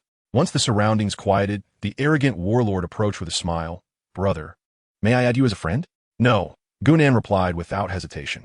In his previous life, the key figures of the arrogant guild had surrendered to the Cherry Blossom Nation, and the arrogant warlord was among them. Gunan held no favorable impression of such traitors. Do you know who I am? The arrogant warlord, mistakenly believing Gunan to be unaware of his identity, boasted, I am the vice president of the arrogant guild. The arrogant warlord. Our leader is the arrogant young master, the foremost player in our nation. And then? Gunan inquired, his expression remaining unfazed, his tone icy. And then? The arrogant warlord was taken aback, struggling to comprehend Gunan's indifference. Hadn't he just proclaimed that his leader was the best in the server? Shouldn't Gunan be displaying admiration and eager to befriend him, perhaps even pleading to join the arrogant guild? Why did the situation seem so contrary? The arrogant warlord, momentarily stunned, continued, Young brother, if you could share with me how to enter the mayor's residence and the means to obtain tasks from there, I could grant you the privilege of joining our arrogant guild. Currently, countless individuals nationwide aspire to be part of our guild. Meeting me is indeed a stroke of luck for you. Chapter 22. Whom have I offended? Gunan was equally bewildered. In his previous life, he had heard tales of the arrogant guild's arrogance, yet he had never witnessed it firsthand. After all, back then, the guild had not evolved as swiftly as it has now. Having gained fame earlier, the members of the arrogant guild had treated him with utmost respect. Like mice before a cat. How ironic that they now strutted about with such hubris. It can be said that the butterfly effect stemmed from my own decision to sell equipment. Originally, the arrogant guild was poised to rise later. But after continuously purchasing their own listed rock giant sword and the bronze weapon, mountain axe, it granted Gao Dongliang the ability to slay monsters beyond his level. With the advantage of superior weaponry, he surprisingly ascended to the top of the level leaderboard in Huagua. Those who dared to act arrogantly before him would not be indulged by Gunan, who coldly remarked, I have no interest in your pathetic guild. If you have nothing of importance, step aside. The arrogant god of war did not anticipate that someone would audaciously reject his goodwill. His expression darkened immediately as he glared at Gunan, threateningly stating, Brother, I'm offering you a chance, and you would do well to accept it. The cost of offending our arrogant guild is one you cannot afford. Merely a worthless guild. What gave them the audacity to speak so brazenly? Liang Jingru? Gunan scoffed. The price of offending you, I can afford. But I wonder, can you withstand the repercussions of crossing me? One audacious individual. Who is this person to dismiss even the arrogant guild? His words resonate with many. I have long held a disdain for the arrogant guild. Do they truly believe that the game Myriad Races continent is their private domain? They monopolize leveling areas, forbidding us, the lone players, from approaching, and even allow their guild members to seize our hard-fought kills. It is utterly shameless. Just thinking about it fills me with rage. Our team of 5 battled the roaring wild boar for 10 minutes, only to have our final blow snatched away by them. As whispers about the arrogant guild spread, the arrogant god of war's expression shifted dramatically, and he drew his colossal sword, barking, Shut the hell up. At his command, silence fell over the crowd. The arrogant god of war wielded the rock giant sword, crafted from stone, its distinct appearance imposing before this gathering of players clad in novice gear. Once the crowd quieted, he approached Gunan, his gaze fixated on him. Brother, did I not extend you a courtesy? Do you dare to look down upon our arrogant guild? Do you believe I can prevent you from leaving the novice village? Huh, excellent. I admire your courage. The arrogant god of war replied. I just wonder if your life is as resilient as your words. My life as resilience? Why not test it and see? Gunan maintained his calm demeanor. Very well. Meet me outside the novice village if you have the guts. Whoever does not show is a coward. Since you wish to play, I will oblige you. Gunan responded nonchalantly. I hope you won't regret this. Huh. Regret is a term absent from my vocabulary, the arrogant god of war sneered. Brothers of the arrogant guild, let us leave the novice village. If he manages to walk out alive today, I, the arrogant god of war, will kneel before others. Let us go. Let us go. With his declaration, dozens of players from the arrogant guild provocatively glared at Gunan before striding towards the village exit. Surrounded by fellow players, they hastily urged, Brother, why choose to offend anyone, let alone the arrogant guild? I advise you to quickly admit your mistake. They have over 100,000 members, and you are but a solitary figure, incapable of overcoming them. Indeed, brother, do not indulge in fleeting bravery. They could pursue you to the point of deletion and starting anew. But starting anew is impossible. In the game Myriad Races continent, one only has a singular chance to make a choice. Once the choice is made, deletion is not permitted, nor is there an opportunity to start fresh. You can only quit the game. Brother, perhaps you should proactively apologize. Otherwise, your only option will be to abandon the game. Listening to the multitude of voices around him, Gunan remained unfazed and walked resolutely towards the edge of the novice village. No, brother, are you truly going? There are dozens of them, and you are alone. This is tantamount to seeking death. Brother, why not log off for a while? Perhaps they will disperse. Hiding from the arrogant guild might work for a day, but not indefinitely. Even so, you need not walk into your demise now. Please refrain from going. Why do you care? If you offend someone, you must possess the ability to bear the consequences. Otherwise, you will inevitably be taught a lesson. Alas, why does this brother refuse to heed advice? This is what we call a fool who cannot be swayed by good counsel. Upon exiting the novice village, Gunan was immediately encircled by a dozen members of the arrogant guild. You truly dare to step out and seek death? Sneered the arrogant war god. You have one final chance. Kneel and admit your fault. Then, divulge how to enter the mayor's residence to obtain the quest, and I may consider sparing you. This is your last opportunity. I hope you cherish it, for I am not one to offer chances lightly. Gunan coldly smirked and replied, therefore, you may perish. As his words fell, he unleashed a rogue's assassination, aimed at the arrogant war god. You're seeking death. The shadow moon blade in Gunan's grasp glimmered ominously as it struck towards the back of the arrogant war god. 260. The poison status has been successfully applied. 10. 251. System notification. You have maliciously attacked player arrogant war god. Your evil value has increased by 1 point. System notification. You have received the protection of the dust avoidance pearl. Your evil value has been automatically cleared. The arrogant war god was taken aback. He never anticipated Gunan would take action, especially while surrounded by his comrades. Fury surged within him as he raised his colossal rock sword to strike Gunan. Unfortunately, before he could react, he felt his body weaken and collapsed. What the hell? What has happened? Was I instantly killed? This was the arrogant war god's first reaction as he grappled with the shock of being slain by an assassin in a mere exchange. A single blow dealt 260 damage, surpassing even the damage of the leader wielding a bronze weapon. Whom have I truly offended? Chapter 23. The second reissue of the Rock Sword. However, what the arrogant war god did not realize was that the output damage of 260 was merely a reflection of Gunan's ordinary skill, not his ultimate strike. It is essential to understand that Gunan's most powerful skill amplification occurs after entering a state of concealment, whereby his movement speed, attack power, and critical hit rate all increase by 50, while his critical damage escalates by 100. In an optimal state, Gunan can unleash approximately 780 points of critical damage. The sudden collapse of the arrogant war god left all the players of the arrogant guild momentarily stunned. Gunan, having come with the intent to kill, was not one to show mercy. He swiftly picked up the rock giant sword, dropped by the fallen war god, and stowed it away, brandishing the shadow moon blade as he charged towards the members of the arrogant guild. 198. Poison status successfully applied. 10. 185. System prompt. You have maliciously attacked player arrogant dragon rider, increasing your sin value by 1 point. System prompt. You have gained the protection of the dust avoidance pearl, automatically clearing your sin value. System prompt. You have been maliciously attacked by the arrogant gun king, allowing for self-defense retaliation. Killing your opponent in self-defense will not increase your sin value. 1. System prompt. You have been maliciously attacked by the arrogant shadow assassin, allowing for self-defense retaliation. Killing your opponent in self-defense will not increase your sin value. System prompt. You have been maliciously attacked by the arrogant hunter, allowing for self-defense retaliation. Killing your opponent in self-defense will not increase your sin value. With dozens of individuals simultaneously unleashing their skills, it was unrealistic for Gu Nan to evade them all completely. However, the weapons they wielded were at most Tier 3, insufficient to breach even Gu Nan's defenses, let alone inflict meaningful damage. As for the accompanying effects of skills, such as stuns and freezes, the influence of the Dust Avoidance Pearl rendered them ineffective. Thus, amidst the astonished gazes of the onlookers, Gu Nan, clutching the Shadow Moonblade, deftly maneuvered through the ranks of the arrogant guild. Each flash of cold light signaled the demise of yet another player from their ranks. Relying on sheer numbers, the arrogant guild had neglected to form any coherent strategy. In the face of Gu Nan's one-sided slaughter, their formation had long since disintegrated, and they flailed about, indiscriminately casting skills, leaving their success against Gu Nan entirely to chance.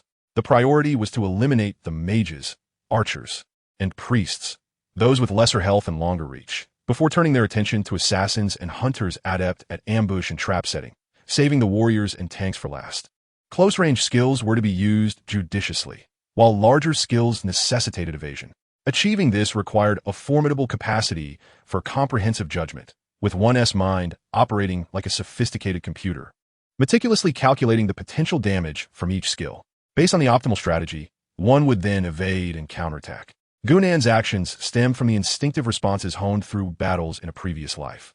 A habitual reaction he had no intention of relinquishing, nor did he plan to abandon. On a future battlefield, Gu Nan faces not only the brutal skirmishes among humans, but also the onslaught of races such as the Angel Clan, Divine Race, Demon Tribe, Blood Clan, Mechanical Race, and Insectoid species, all waging a war against humanity. To survive amidst such turmoil, the muscle reflexes honed through life and death struggles are paramount. At this moment, all spectators are left in stunned silence. They had anticipated that upon Gu Nan's emergence, he would be mercilessly overwhelmed by the arrogant guild. However, the reality left everyone astounded. A massacre, a one-sided slaughter. No one had foreseen this. A single individual could annihilate dozens of opponents effortlessly, each kill precise and swift, devoid of hesitation. At this juncture, Gu Nan had dispatched all the players of the arrogant guild, casting a disdainful glance at the items strewn on the ground. He muttered a curse at the throng of paupers before departing with an air of contempt. In Yanhua Town, at the rebirth pool, the arrogant warlord finally recalled his rock giant sword, with a superior weapon in hand. It was only fitting that it would be passed on to the other warrior players of the guild. With this thought, the arrogant warlord swiftly opened his backpack. Damn it! The rock giant sword had exploded. Cursing profusely, he immediately contacted the arrogant hunter. The arrogant warlord quickly typed, "Hunter, my rock giant sword has exploded. Tell the brothers to hurry and retrieve my weapon." "Boss, I'm right here. Where are you doesn't matter. What matters is my rock giant sword." At this moment, the arrogant warlord was utterly bewildered, not realizing that the voice came from beside him, and instinctively typed a response. "Boss, the brothers are all behind you." The arrogant hunter replied with a look of grievance. Turning around, he saw his team of 45, all standing neatly behind him. "How did you all end up here? Where's Fu Wang Pashao?" For some reason, an ominous feeling crept over the arrogant warlord. "Boss, we were all slain by Fu Wang Pashao," the arrogant hunter explained. "His damage output is too high for us to endure even a single strike. Moreover, his defense is formidable. We couldn't even break through it." When the arrogant warlord was dispatched by Fu Wang Pajiao's blade, he had sensed Gu Nan's strength, yet he never anticipated it would be so extraordinarily overwhelming. Dozens of individuals attacking him collectively could not even breach his defenses. Was this truly an assassin? High damage was understandable for an assassin. But how could one possess both immense damage and such formidable defense? However, the arrogant warlord's greatest concern now was whether his weapon had been collected. "Where is my rock giant sword?" he hastily inquired. "Did you manage to pick up my rock giant sword?" The arrogant hunter hesitated, then replied, "Boss, your rock giant sword was picked up by Fu Wang Pashao." Right now, the arrogant hunter paused for a moment before continuing. "The one currently listed at the auction house is likely your rock giant sword." Instinctively, the arrogant warlord opened the auction house. There was only one piece of equipment above level 5 available. The proud battle god first laid eyes on the rock giant sword. It was just listed moments ago. Chapter 24, A Blatant Humiliation. Humiliation. This was unadulterated disgrace. The proud battle god felt that the dawn of floating light was an affront to his very being. Not only had he been slapped in the face, but now his visage was to be trampled into the ground. Floating light, I shall remember you. This grievance shall not go unavenged. The proud battle god swore through gritted teeth. Boss, what should we do now? The proud hunter inquired cautiously. What can we do? The rock giant sword is a communal item of the guild, and now that it has dropped in my possession, I must bear the responsibility alone. With this thought, the proud battle god's resentment towards Gu Nan deepened. After Gu Nan relisted the rock giant sword, he finally had the leisure to check his bank account. The mountain axe, bronze, sold for 1.8 million, and after a 10% tax deduction, he received 1.62 million. The cloud-breaking bow, bronze, fetched 1.5 million, leading to a net of 1.35 million after taxes. The 5 skill books sold for a maximum of 150,000 and a minimum of 120,000, totaling 650,000 and yielding 585,000 post-tax. The 29 pieces of common equipment sold for a minimum of 30,000 and a maximum of 250,000, culminating in 5.22 million, with a net of 4.698 million after taxes. The myriad tribes of the continent are poised to merge with Water Blue Star, heralding a complete reshuffling of the world. Gu Nan paid his taxes in full, leaving no stone unturned. After tax deductions, his total earnings amounted to 84.33 million. The additional 180,000 was the money from Gao Dongliang for the rock giant sword.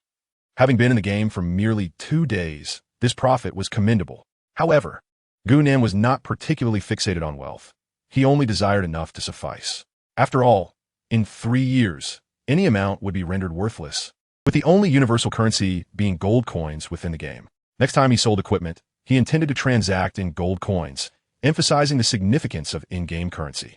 Within a mere 10 minutes, Gu Nan arrived at the poison fog forest. However, he did not gather hemostatic grass. Instead, he sought a secure location and logged off. Having been online continuously for over 26 hours, Gu Nan transferred 3.2 million to Shun Lingxiu's card and ordered takeout. The game's nutrient pod allowed one's body to enter a state of deep sleep, alleviating fatigue. Yet it differed from true sleep. After 26 hours of continuous activity, Gu Nan longed for a genuine slumber. Upon awakening, it was already 5 in the evening. He had slept for a full 5 hours. Utilizing the game's nutrient pod, 5 hours could be considered deep sleep. After a quick wash, he checked his phone, which displayed several missed calls. One was from Shun Lingxiu, while the others were from Ying. Shun Lingxiu had called once, but refrained from calling again, opting instead to send a text expressing her gratitude and reaffirming her commitment to attend the meeting.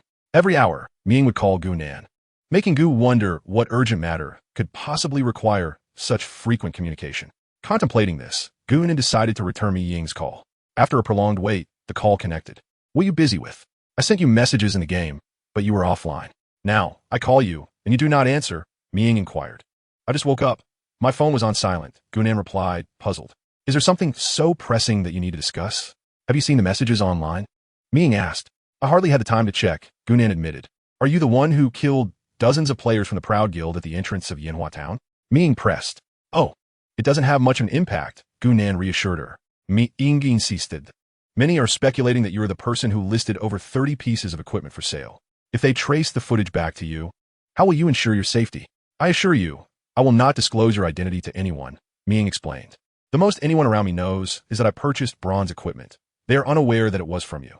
That means I am safe, Gu Nan replied. But your face has been recorded. What if they find you through the database? Ming asked, her anxiety palpable. Have you not watched the video? Gu Nan chuckled. They cannot possibly identify me based solely on my face. In a world of 10,000 races, one cannot alter their appearance. This means that whatever I look like in reality is what I will appear as in 10,000 races. The only exception is that those who enter the realm with disabilities, such as the deaf, mute, blind, or physically impaired, will have their deficiencies automatically repaired. For them, it is akin to a second chance at life. However, Gu Nan possessed the Dust Avoidance Pearl. The first active skill of the Dust Avoidance Pearl is transformation, allowing Gu Nan to assume any form and conceal her presence, mimicking the state of any chosen target. Before entering Yanhua Town, she had already utilized her transformation ability to create a visage that did not exist. Thus, anyone attempting to identify her based on her face would find it nearly impossible. Moreover, as a transformative artifact, the Dust Avoidance Pearl could manifest in real life. By simply altering her appearance in reality, Gu Nan could remain unrecognizable. Even if Mi Ying inadvertently revealed her information, it would not affect her in any way. After all, a woman willing to sacrifice herself for another would never betray them. In the game, Gu Nin would continue to use this face until she acquired sufficient life-saving artifacts to reveal her true appearance. After all, being persistently harassed by a swarm of flies can be quite bothersome. Thankfully, the transformation function of the Dust Avoidance Pearl had no time constraints. As long as she desired, she could use countless faces to navigate the world. Thus, Gu Nin resolved to operate under a transformed visage until she obtained offensive artifacts, ensuring her safety with utmost caution. It is wise to be careful, for negligence may lead to grave errors. Exercise caution is ultimately prudent. Having been reborn, he cannot afford to falter in the shadows. Chapter 25, Gathering Hemostatic Herbs. Upon hearing Gu Nin's words, Mi Ying immediately retrieved the video and began to scrutinize it intently. When she learned that a thief at the entrance of Yanhua Town had slain dozens of players, her first thought was that the assailant was Gu Nin. With a group of several dozen, Yanhua Town could easily prevail. In this game, apart from Gu Nin, there could be no other capable of such feats. After receiving the news, Mi Ying promptly attempted to contact Gu Nin, but unfortunately, her efforts were in vain. Now, reminded by Gu Nin, she recalled to review the video. Indeed, the face and figure depicted in the footage bore no resemblance to Gu Nin whatsoever. What could this mean? Mi Ying queried in confusion. Is it not true that the game Myriad Races continent does not allow for alterations in appearance? Is it so unreasonable for a thief to learn the art of disguise? Gu Nin jested. He had no intention of revealing the capabilities of the Dust Shield Pearl to anyone. It was not due to a lack of trust in Mi Ying. Upon realizing that Gu Nin could alter his physical features, Mi Ying felt a wave of relief wash over her. How foolish I was to worry. What character are you playing? Mi Ying inquired, perplexed. Shishi Villa, Building 6. As the sound of the call, disconnecting, reached her ears, she recalled Gu Nin's earlier remarks. Mi Ying's cheeks flushed, and she couldn't help but exclaim, "You scoundrel! I should not have worried about you." In the poison fog forest, a flash of white light heralded Gu Nin's arrival deep within.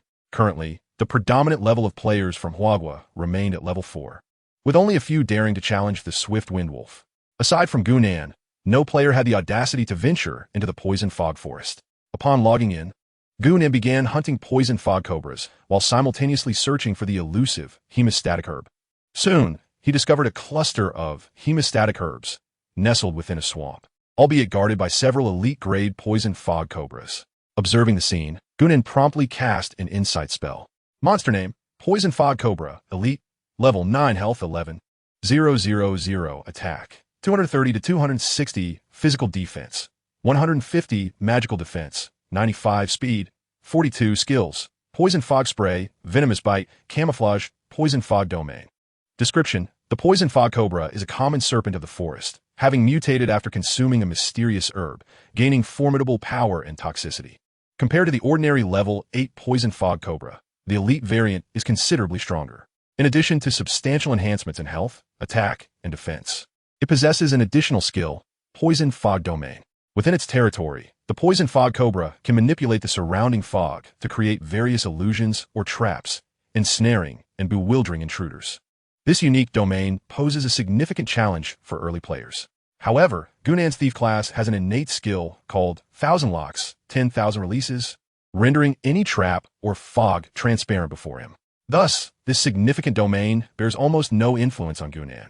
Approaching the elite level Venomous Cobra, Gu Nin swiftly entered a stealth mode. Gradually drawing nearer, when he was nearly a meter away, Gu Nin firmly grasped the Shadow Moonblade. A chilling aura enveloped the blade's tip as he executed a rogue's assassination directly aimed at the back of the elite-level Venomous Cobra, dealing 620 critical damage. The poisoning effect was successfully applied. 10.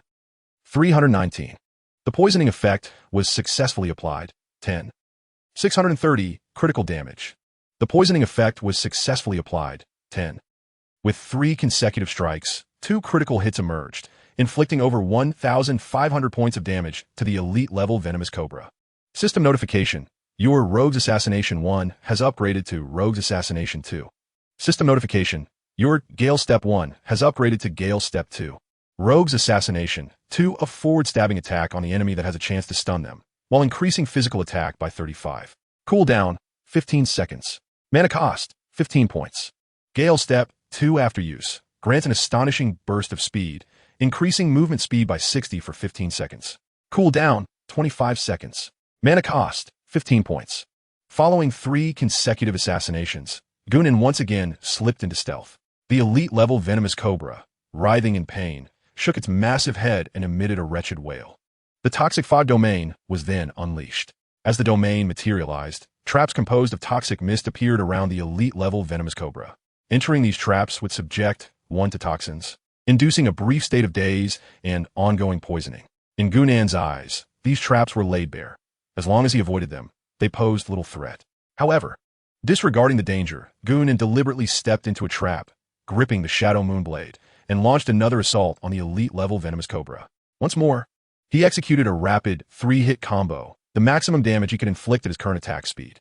As the Shadow Moonblade descended, a series of figures materialized above the elite-level venomous cobra. System notification: you are under the protection of the Dust Purifying Pearl, automatically clearing all negative states. 721 critical damage. 356. 355. Although this time there were no consecutive critical hits, he still managed to drain over 1,400 health points from the elite-level venomous cobra. With a successful strike, Gunan again entered stealth mode. The 30 seconds of stealth provided him ample maneuvering space. After a series of attacks, the elite-level venomous cobra had lost its sanity. Yet, it could not locate Gunan's figure, relegating it to a passive state of being assaulted. The already dim-witted elite-level venomous cobra began to succumb to complete madness, unleashing its toxic mist recklessly in all directions. In a state of concealment, Gunan stealthily positioned himself behind the elite toxic mist cobra. The creature's toxic spray was, of course, incapable of inflicting harm upon him.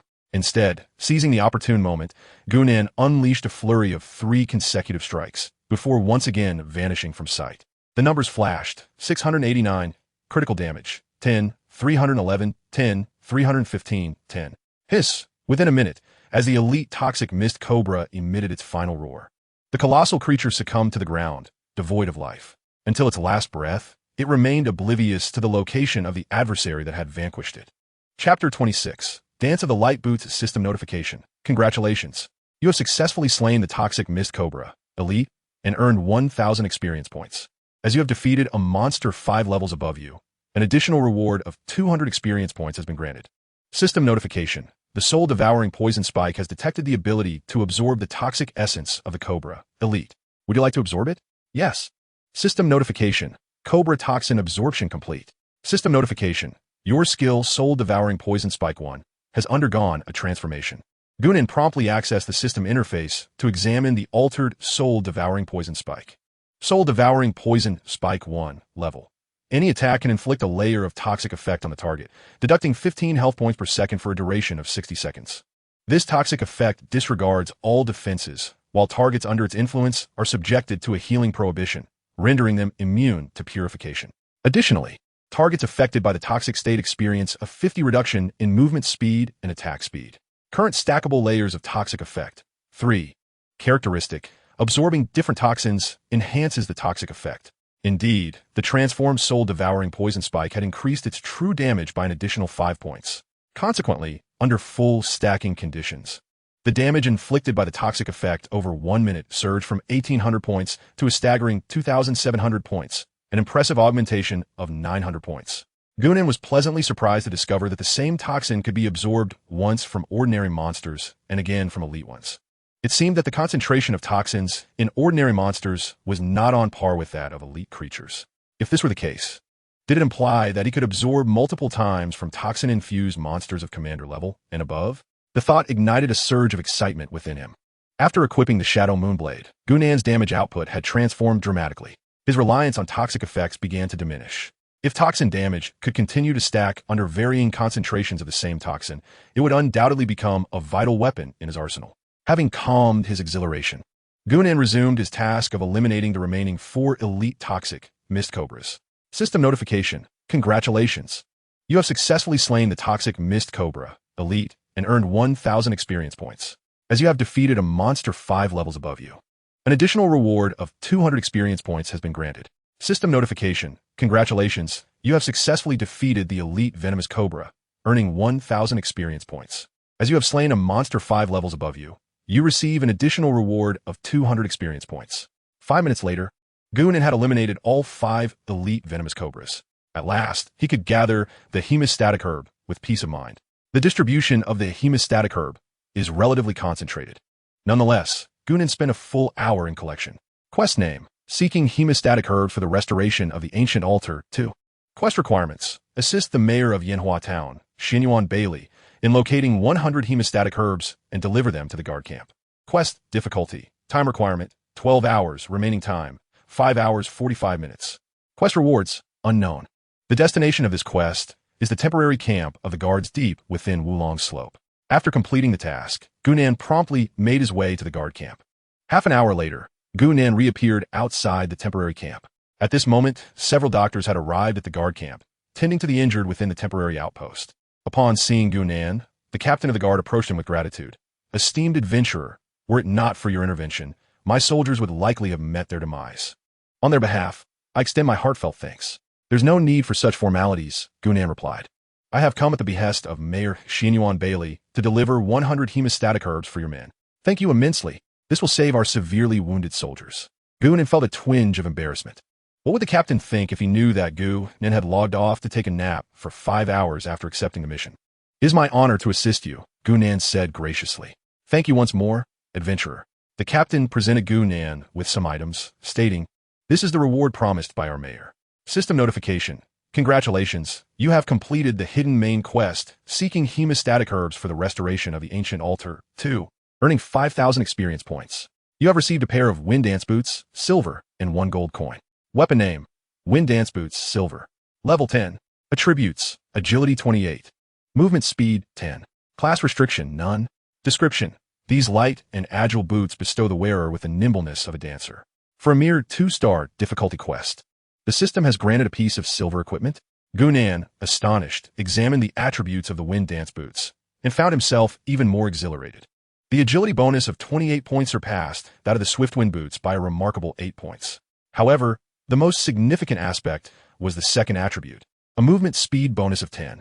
While this may seem modest, it is crucial to note that Gunan, while in a stealth state, can increase his movement speed by 50. Utilizing swift wind steps, he can even enhance his speed by 60. Yet, it is important to remember that the first 2 bonuses are time-limited. The Gale Step can only be sustained for a mere 15 seconds, and the Stealth State can last a maximum of 30 seconds. In essence, both abilities are classified as short-duration skills. The consumption of magical energy restricts frequent usage. Conversely, the Wind Dance Boots provide a long-lasting enhancement to movement speed. The 10-point boost is tangible throughout the entirety of combat. Moreover, this 10-point increase in mobility can be compounded by layering it with the Gale Step while in stealth. Without a moment's hesitation, Gunan swiftly removed the Gale Shoes and donned the Wind Dance Boots. With a 4th level status, Gunan's base movement speed surged to an alarming 57 points, and his actual speed reached as high as 62 points. This swiftness allowed him to maintain dominance over the Blood Moon Tiger, even without the slowing effect of this soul-biting poison spike. The bronze shoes he replaced were not immediately listed on the trading platform. Instead, he opted to send them to Mi Ying, as the 20-point speed enhancement would facilitate her kiting efforts with greater finesse. Once everything was set in order, Gunan finally noticed the captain of the guard wearing an expression akin to one who has lost a beloved parent. It was evident that there were further tasks ahead. Observing this, Gunan took the initiative to inquire, "Captain, the hemostatic herb has already been delivered. Why do you still appear so troubled?" "Esteemed adventurer, the situation is as follows," the captain of the guard began, recounting the circumstances. "Our primary objective on this expedition is to procure 100 Blood Moon Tiger Claws as sacrificial offerings to restore the altar. All of the Blood Moon Tiger Claws have been lost. While we managed to preserve the soldiers' lives, our mission remains unfulfilled. Given my current capabilities, I fear I may not complete the task assigned by the mayor. Collecting 100 Blood Moon Tiger Claws?" Gunan recalled that he had several dozen of these claws in his inventory. He was pleasantly surprised to discover their utility in this context. Instantly, he switched to a more affable expression and offered, "If it is convenient for you, I will be happy to take on this task and complete it for you." "Really?" The guard captain's face lit up with excitement. "If you can accomplish this for us, I shall certainly petition the mayor to reward you generously." System prompt: "Do you wish to accept the hidden main quest collecting Blood Moon Tiger Claws for the restoration of the ancient altar 3? With such a bountiful hidden main quest at stake, Gunan naturally could not decline. System prompt: You have accepted the hidden main quest, collecting Blood Moon Tiger Claws for the restoration of the ancient altar. 3. Quest name: collecting Blood Moon Tiger Claws for the restoration of the ancient altar. 3. Quest requirements: assist the captain of the guard from Yanhua Town in collecting 52 Blood Moon Tiger Claws and deliver them to Mayor Xianyuan by Li of Yanhua Town. Quest difficulty: time requirement: 24 hours, remaining time: 23 hours 59 minutes 59 seconds. Quest reward: unknown. Chapter 27: Collecting Blood Moon Tiger Claws. Seeing Gu Nin accept the task, the captain of the guard finally broke into a smile and expressed his gratitude, saying, "Adventurer, I truly cannot thank you enough. This is a letter I have penned myself. You are to deliver this letter to Mayor Xianyuan of Yanhua Town, and he will undoubtedly reward you handsomely. It is my honor to assist you." After departing from the guard camp, Gu Nin glanced at the time. It was already 9:30. Only 2.5 hours remained until the grand gambling event concluded. Currently, the top 10 on the global leaderboard were predominantly at level 5. The Huagua side had made remarkable progress, with 8 individuals ranked among the top 100. Arrogant Gao, level 4, ranked 32nd globally. Polaris, level 4, ranked 48th globally. Fenghua Yanran, level 4, ranked 59th globally. Whisper of the Wind, level 4, ranked 72nd globally. Light Summer, level 4, ranked 75th globally. Iron Blood Danqing, level 4, ranked 86th globally. Chaos of the Era, level 4, ranked 95th globally. Dawn of Light, level 4, ranked 98th globally. To Gu Nin's astonishment, he too had made it onto the leaderboard, currently positioned at 98th. This was remarkable, especially considering he had not fully committed to leveling up. However, amidst these 8 individuals, one name appeared unexpectedly: Light Summer. What was going on? Ming had also made it onto the leaderboard, and her rank surpassed his. The equipment Ming possessed was predominantly provided by Gu Nin. In terms of overall strength, she should rightfully be ranked second after Gu Nin himself. Yet, her gameplay was truly lacking. It was surprising that someone with her level of skill could still break into the top 100. At that moment, if Ming were aware of Gu Nin's thoughts about her, he would feel as if a piece of tofu were ready to crush him. Was it necessary to hold her in such contempt? After all, she was a hidden class character, a holy priest. What was wrong with having some initial success? Aside from Ming, Gu Nin also recognized the others on the leaderboard. Arrogant Gao was a known traitor, and Gu Nin would eventually deal with him. Below Arrogant Gao was Polaris, the top archer of the Stardust Guild, one of the 10 major guilds. Having transitioned to the hidden class of Wind Whisperer, he was one of Huagua's most renowned archers. Members of the Stardust Guild were typically named after celestial bodies: Polaris, Sirius, and Windcuxing. Among others, those with stellar names were generally members of this illustrious guild. Fenghua Yanran was the president of the Fenghua Guild, known in reality as Chu Yanran, the princess of the Chu Consortium. She was devoted to gaming, dismissing familial responsibilities. Charming and alluring, she was captivating. Whisper of the Wind, the founder of the Qingyu Guild, hailed from a scholarly family and possessed exceptional talents. With her long legs, she enchanted countless young men, earning her various titles, including the Goddess of Legs. Iron Blood Danqing was the chief mage of the Iron Blood Guild, renowned for his mastery of thunder-based skills, having once annihilated over 1,000 Sakura soldiers. Chaos of the Era was the founder of the Chaos 3 Kingdoms Guild. In reality, he is involved in coal and real estate, lacking in cultural refinement, and has a particular affinity for married women. The only distinction he shares with the infamous Chao is his preference for those who are divorced. For those who remain married, he bides his time, awaiting their liberation from matrimony before making his advances. To put it succinctly, this individual possesses a modicum of morality, albeit scant. Among those currently on the list, aside from the unexpected entry of Ming, the rest are among the elite forces of the post-Hua nation. With the exception of Gao Dongliang, these individuals are unwavering hardliners who would rather perish than capitulate. In a previous life, not a single Hua citizen graced the list before its closure. Yet, in this life, a remarkable occurrence has unfolded with 8 individuals simultaneously making their mark. Gu Nin surmises that this phenomenon is likely due to these individuals acquiring the equipment he has sold, resulting in a qualitative leap in their capabilities. It is important to recognize that their skills are on par with those abroad. The sole challenge of leveling up is not the inability to vanquish monsters, but rather the difficulty in securing a kill. Their basic attributes fall short for exceeding level challenges.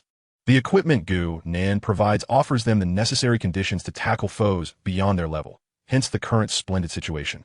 Although having only 8 on the list may seem rather meager, it stands as a commendable achievement for contemporary Huaxia. The path to Huaxia's resurgence cannot be instantaneous. It must accumulate like a rolling snowball, amplifying its advantages to better confront impending conflicts.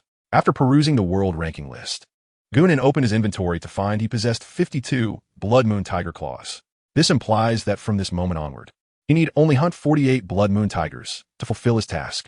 One cannot deny that his fortune is indeed remarkable. In truth, even without this task, Gunan would still require Blood Moon Tigers for leveling up. He has placed significant stakes on himself, allowing no room for error. Upon accessing his personal attributes panel, he glanced at his experience bar. Level 4, 12. The experience necessary to ascend from level 4 to level 5 is 80,000. Presently, he is still short by 400 points to achieve level 5. The experience gained from slaying a single Blood Moon Tiger hovers around 800 points. Thus, in completing his mission, Gunan's level would also be sufficiently elevated to level 5. With a plan firmly in place, he hesitated no longer, exiting the encampment and making a beeline for the nearest hillside. It has been over 7 hours since Gunan departed from Wulong Slope. The Blood Moon Tigers, there have long since respawned. As night descends, the Blood Moon rises steadily, casting its crimson glow upon the vast jungle. Gripping the Shadow Moonblade, Gunan swiftly navigates through the trees while in a state of stealth. A rustle reverberates through the air, prompting him to leap into a nearby thicket on high alert. Shortly thereafter, a Blood Moon Tiger materializes within his line of sight. Gunan deftly unsheathes the Shadow Moon blade from his waist, its edge glinting with a chilling radiance under the moonlight. The Blood Moon Tiger seems to sense an anomaly, warily scanning its surroundings while emitting a low, rumbling growl. Gunan had been meticulously preparing for this moment.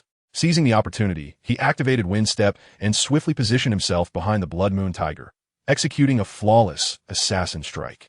The impact was staggering, 682 critical damage. The poison status was successfully applied. 298. The poison status was successfully applied. 713 critical damage. The poison status was successfully applied. 15. The Blood Moon Tiger, reacting with remarkable speed, abruptly turned to fend off the assassin's assault with its claws. However, Gunan had anticipated this maneuver, deftly evading the tiger's counterattack, and plunged his dagger into its abdomen. 15.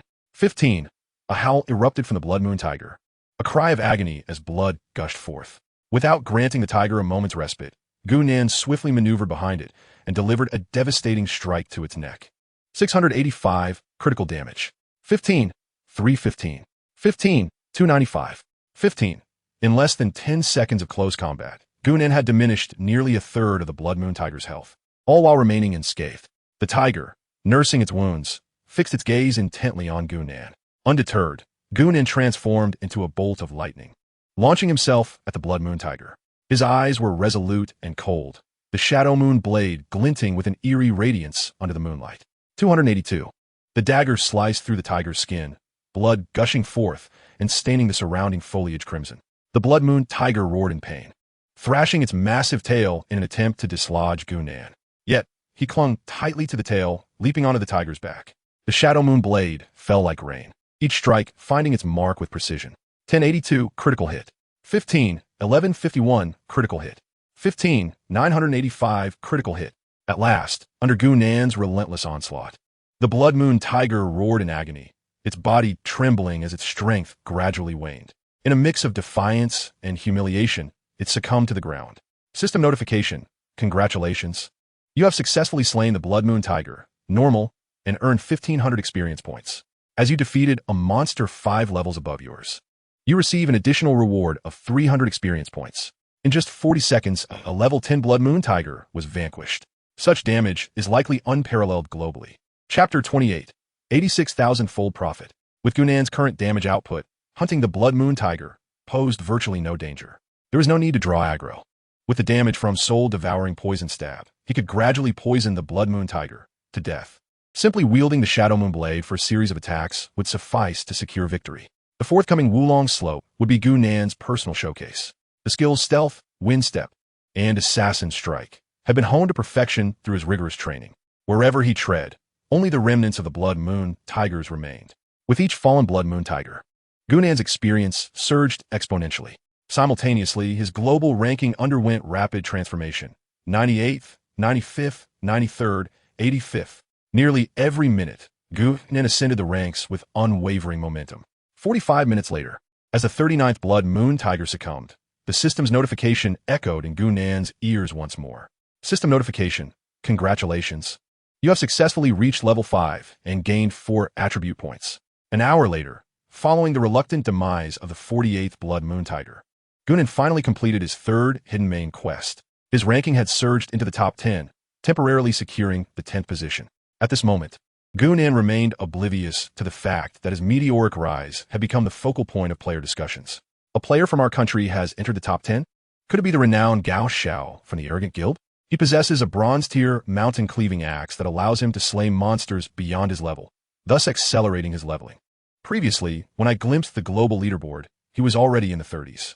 His entry into the top 10 now seemed inevitable. What Gao Xiao? What does he have to do with this? The one now in the top 10 is a player named Dawn of Light. Dawn of Light? Who is that? I haven't heard of him before. Dawn of Light? I know him. Wasn't he ranked 98? Just an hour ago, he was in the 98th position, and now he has leveled up to 5. Moreover, he has cracked the top 10. Is this for real? The top 10 players have at least accumulated 10,000 experience points. What monsters has Dawn of Light been slaying to level up so swiftly? Who knows? I only witnessed him ascend from the 98th to the 10th position. The experience required for a level 4 upgrade is 80,000. When he was ranked 98, his experience must have been less than half of that for level 4. Now, level 5 exceeds 10,000 experience points. This means within the past hour, Dawn of Light has acquired at least 50,000 experience points. Incredible. 50,000 experience points, calculated at the lowest probability. With only an hour and a half remaining until the server's ranking deadline, at this pace, Dawn of Light could accumulate at least 75,000 experience points. If he continues leveling at this rate, our country might very well claim the first position. Goodness, if Dawn of Light truly becomes number 1, our nation will be a genuine dark horse. Given his current leveling speed, barring any unforeseen circumstances, he is highly likely to seize the top spot. The first position, if memory serves, grants our nation 3 level 3 resource cities. Yes, 3 level 3 cities. With so many players in our country, the acquisition of 3 additional level 3 cities would significantly enhance our overall leveling speed. What are we waiting for? Charge forth. Dawn of Light, hasten your ascent. Go. Dawn of Light, obliterate Lucifer's defenses. Charge on, Dawn of Light. If you can help our nation secure the first place, I will be willing to offer you a remarkable reward. To my astonishment, I recently checked the betting odds, and our nation is standing at an astonishing 1 to 90. 212. Who on earth has placed their faith in our team? An odds ratio of 1 to 90, 212 is nothing short of miraculous. If Radiant Dawn truly claims the top spot, the odds would be a staggering 900. Incredible. The potential for profit is mind-boggling. I place my bet on our team with no real expectation of victory. I simply wish to show my support. Yet, unexpectedly, fortune may smile upon us. I wagered 100 copper coins, and if the odds hold, I could potentially receive 212 copper coins in return. With the current market price for a single copper coin reaching 20 units, this could translate into a windfall of 1.8 million. Though I have no intention of cashing out, I plan to use these funds to acquire equipment or continue supporting our nation in the future. However, one must not celebrate prematurely, as the American team S. Lucifer still holds a commanding lead. With less than 2 hours remaining, it remains uncertain whether Radiant Dawn can surpass them. Is it truly necessary to pop the champagne at halftime? For the brother above, did you, like me, place a bet on the American team? To be honest, I wagered on them purely for speculative gain. If I profit, I will be pleased. If not, I would feel a sense of frustration. Yet if my loss stems from our team defeating the Americans, I would consider my loss worthwhile. Should our team emerge victorious, I would gladly invest a few hundred copper coins into supporting the Americans. The fruits of victory should remain within our own domain. After all, I cannot fathom your perspective. Any reasonable citizen of our nation would not express such sentiments. I am well aware of the distinction between national interest and personal gain. Though I placed a bet on the American team, deep down, I ardently hope for our nation to claim victory. After all, my potential loss amounts to merely a few dozen copper coins, while our nation stands to gain 3 major cities, benefiting all players within our realm. I am indeed capable of discerning personal interests from collective ones. Our nation shall prevail. That 80 copper coins of mine shall serve as a contribution to the development of our team. Indeed, the brother above has a commendable mindset. Radiant Dawn shall triumph. I have placed a bet of 200 copper coins on our team. whether this wager transforms from a bicycle into a motorcycle rests in your hands. You are quite bold. My friend, you stand to gain immensely from this venture. To my astonishment, I recently discovered that someone had placed a wager on Radiant Dawn when they were only at level 2. Unbelievable. At that moment, Radiant Dawn was merely at level 2, yet someone boldly placed their bet. The odds reached an astounding 1 to 8, 601, 212. I am in awe. An 86,000 fold profit. I am curious to know who placed such a wager. Can I double my stake? I shall wager 10-fold, 100-fold, 1,000-fold, 10,000-fold. Profoundly shocking. An astonishing profit of 86,000 times. Even with a mere 10,000, I could still earn 76,000 times. Such trivial calculations are audible even in Kyoto. Chapter 29. A chilling realization. It is utterly bizarre that someone placed a bet on Floating Dawn to win while it was still at level 2. This matter is exceedingly peculiar. A chilling realization indeed. What does my upstairs companion mean? I sense that you might have uncovered an extraordinary truth. Allow me to share my own conjecture, a solitary opinion for your consideration. Regardless of your opinions, do share your thoughts first. Before the betting concluded, Floating Dawn was merely at level 2. Under such circumstances, no rational individual would bet on Floating Dawn for first place. Therefore, only two types of individuals could have bet on Floating Dawn's victory. The first are those who firmly believe in Floating Dawn's potential for victory. The second is Floating Dawn itself. To firmly believe in Floating Dawn's triumph presupposes an understanding of its capabilities. Who in this world knows Floating Dawn's strength better than itself? The answer is unequivocal. Only it possesses such knowledge. Thus, I can reasonably conclude that the one who wagered on Floating Dawn's success is none other than Floating Dawn itself. This implies that even while still at level 2, Floating Dawn was already convinced of its inevitable victory. How is this possible? Your analysis seems rather exaggerated.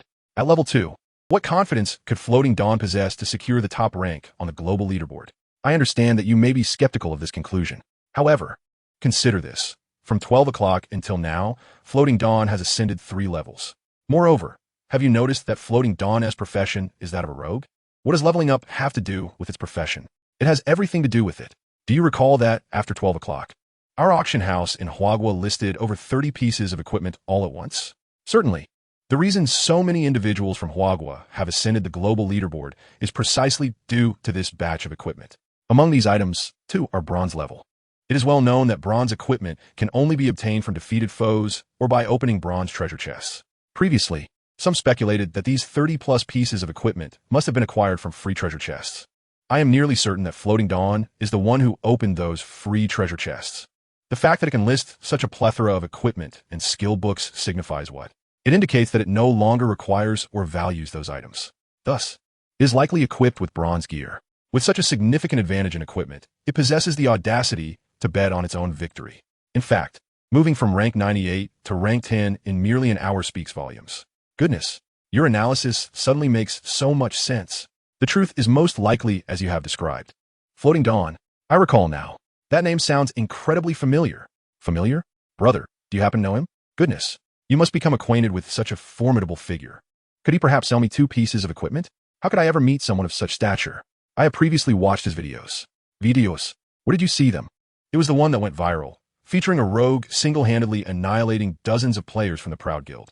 Goodness, which video are you referring to? I've seen it as well. 1 strike per opponent, akin to chopping vegetables. That rogue player is indeed known as Dawn of the Glimmering Light, is it not? Precisely. That rogue is Dawn of the Glimmering Light. Incredible. If my memory serves me correctly, among those dozens, the knight with the highest health boasted a staggering 500 points of vitality, along with formidable defense. This implies that under the enhancement of his skills, Dawn of the Glimmering Light's maximum attack may have surpassed 700. Blimey. Such explosive damage suggests that the equipment must be at least of bronze quality. No wonder his level-up rate is so astonishing. My goodness, with all my points allocated to strength, even wielding a weapon, my attack barely exceeds 100. Dawn of the Glimmering Light is truly terrifying. I can't help but feel that we are not playing the same game. This is astounding. All I know is, since Dawn of the Glimmering Light dares to bet on his victory, there is a tremendous possibility that we, from Huagua, might indeed triumph. How exhilarating. Let's await the outcome. Upon encountering Gunan, the gatekeeper proactively approached him. Esteemed adventurer, we recognize you as a distinguished guest of our mayor. The gatekeeper stated reverently. The mayor instructed me to escort you to him immediately upon your arrival. Perfect. I have matters to report to the mayor. Please lead the way, Gunan replied. This way, esteemed adventurer, the gatekeeper responded. Under the guidance of the gatekeeper, Gunan soon met the mayor of Yanhua Town, Xianyuan Bai Li, adventurer.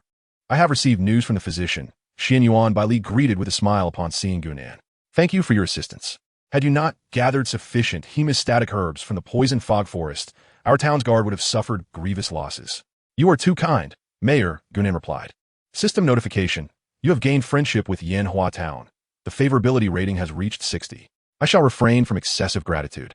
Should you encounter any issues in Yanhua Town, do not hesitate to seek my assistance. Xianyuan Bai Li continued. Adventurer, I presume you have other matters to discuss? Indeed, Gunan said, producing a letter from his bosom and presenting it to Xianyuan Bai Li. The captain of the guard instructed me to deliver this letter to you, along with the necessary Blood Moon Tiger Claws for the altar's restoration. Xianyuan Bai Li accepted the letter from Gunan, and upon glancing at it, his expression brightened instantly. Adventurer, I truly do not know how to express my gratitude. You are a savior to our Yanhua Town. System notification. You have gained friendship with Yanhua Town. The favorability rating has reached 70. These Blood Moon Tiger Claws are indeed materials we urgently require at this moment. Without your timely intervention, it would take us at least 7 more days to gather them. Xianyuan Bai Li continued. Please accept this token of my appreciation. System notification. Congratulations. You have completed the hidden main quest restoration of the ancient altar, gathering Blood Moon Tiger Claws 3, and received a reward of 20,000 experience points. Gained 50 luck points. Acquired a gilded staff, silver grade. Received 2 gold coins. Chapter 30, The Gilded Staff. Equipment name, Gilded Staff, silver. Level 10. Attributes, spell attack increased by 95, 115. Intelligence 10. Additional effect, double casting, with a 20 chance to inflict double damage on the target. Class restriction, Mage Priest. Description, its appearance is as profound as the night sky, adorned with starry gemstones, the golden gem at its apex radiating a mysterious glow. A crystallization of the Oath of the Stars. It symbolizes not only power, but also embodies wisdom and courage. The silver-grade gilded staff boasts an impressive attack power of 115, augmented by a 10-point increase in intelligence, resulting in a staggering damage output of 145. Furthermore, the silver-grade gilded staff possesses an additional effect, double casting, akin to a warrior's combo, allowing it to deal damage to the target twice.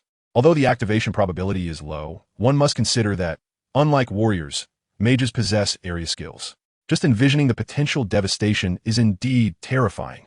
Regrettably, Gunan is not a mage, thus bequeathing it to Mi Ying. With a slight sigh, Gunan expended 10 silver coins to send the silver weapon to Mi Ying. The cost of mailing equipment escalates with its level and quality. 10 silver coins remain within Gu Nan's acceptable range. Within mere seconds of dispatching, Mi Ying's voice call rang in. Where did you acquire this equipment? It's astonishing. Her eyes sparkling with excitement, Mi Ying exclaimed after switching to the staff. My damage has doubled. Now, I can vanquish gods and Buddhas alike. I'm glad you like it, Gunan responded, feeling that he could never spoil this girl who protected him with her life. I truly do, Mi Ying shyly replied, but this weapon is too precious. Perhaps you should sell it for money instead. Previously, your bronze weapon fetched 8 million, especially since it was for the Berserker class. This staff, suitable for both mages and priests, should command an even higher price. Many individuals have found a second chance in this game. I speculate that this game may very well become a second world for humanity in the future. Thus, during the early stages of the game, we must seize every opportunity for advancement. Consider this weapon as my investment in you. No, I cannot accept your gift without reciprocation, Mi Ying stubbornly insisted. Your thoughts align with mine. This game could significantly impact the real world. I plan to mobilize my family's resources to engage in the continent of all races. Let this weapon be considered as a purchase from you. As for the price, let us say 5 million. If you're dissatisfied, I can offer more. That's a commendable idea. Gunan nodded in agreement, then added, however, I advise against mobilizing your family's resources. The Mi family, to which Mi Ying belongs, is a prominent family in the Central Plains. With a history spanning over 1,000 years, the lineage continues to flourish. Mi Ying's father belongs to the direct line of the Mi family, though he has 2 elder brothers. The family's power predominantly resides with Mi Ying's uncles, while her father manages a fortune amounting to several billion.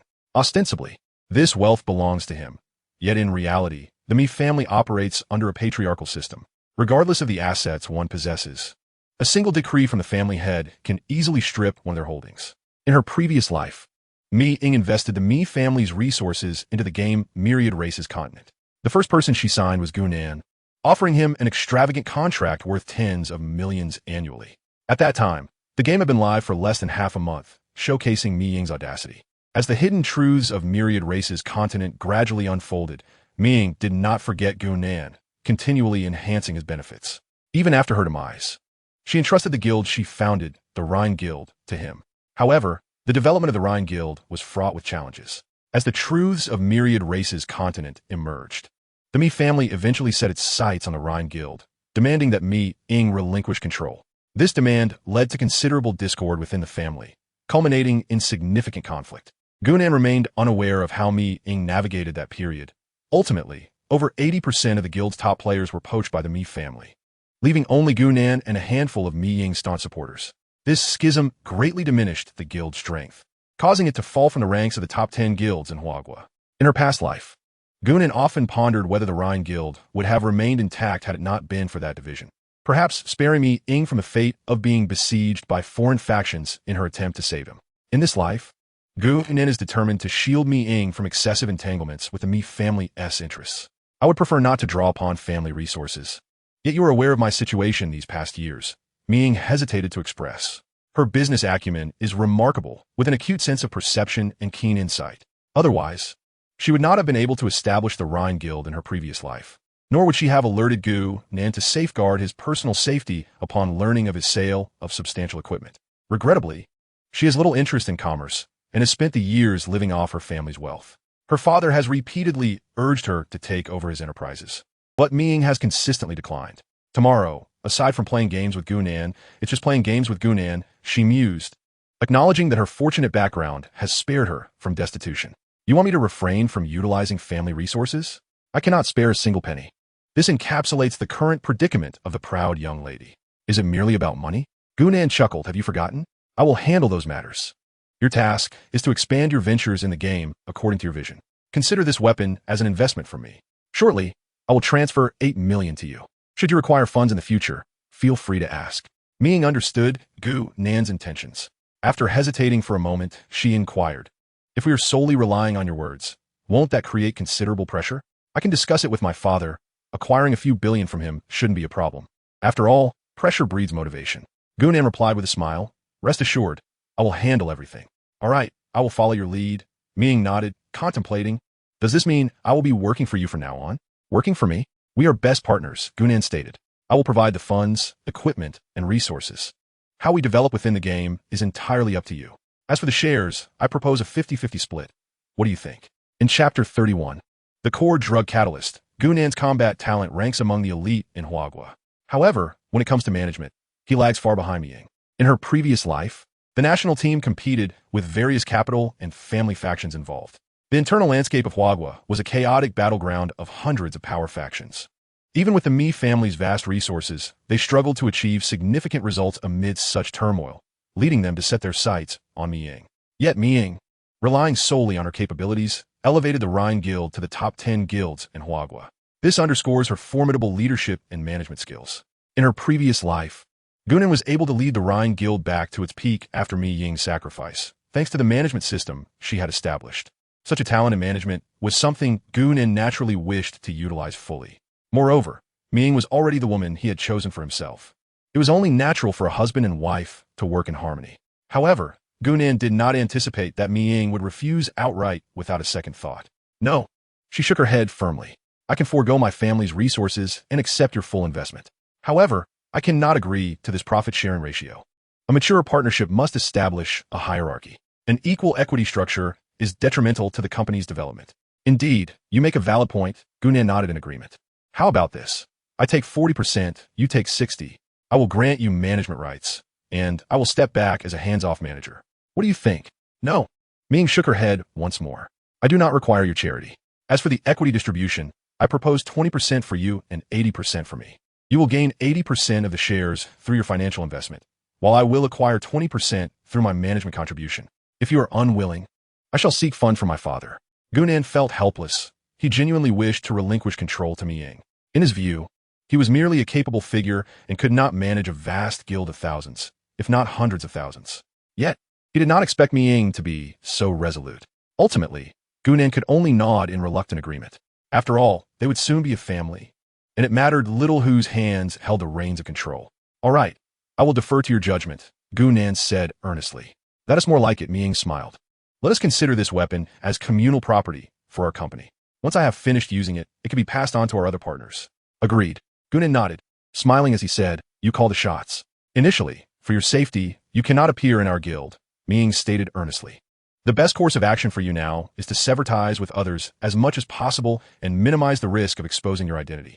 Indeed, Gunan acknowledged, understanding that Mi-ing was acting in his best interest. He had initially planned to remain in the shadows while allowing Mi-ing to take the spotlight. He would focus on acquiring resources, while Mi-ing would manage the team and cultivate top-tier talents.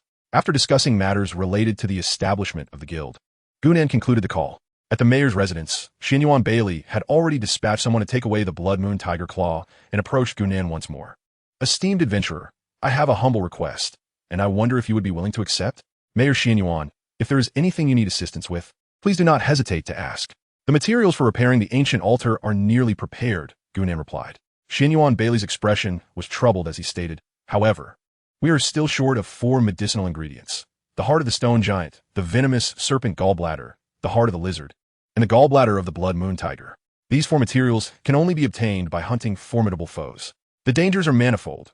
Would you, young hero, be willing to take on this burden? System prompt. Would you like to accept the hidden main quest, collect core medicinal ingredients for repairing the ancient altar for? Gunan understood that hidden main quests were seldom straightforward. He was taken aback by the difficulty of the 4th task. It was worth noting that the heart of the stone giant could only be obtained after defeating the level 7 rock giant king, the venomous serpent gallbladder. The heart of the lizard and the gallbladder of the blood moon tiger could only be acquired by vanquishing the king of the venomous cobra, the king of the sawtooth lizard, and the king of the blood moon tiger, respectively. In essence, completing the 4th hidden main quest required slaying 4 powerful adversaries. Even Gunan couldn't help but gasp in astonishment.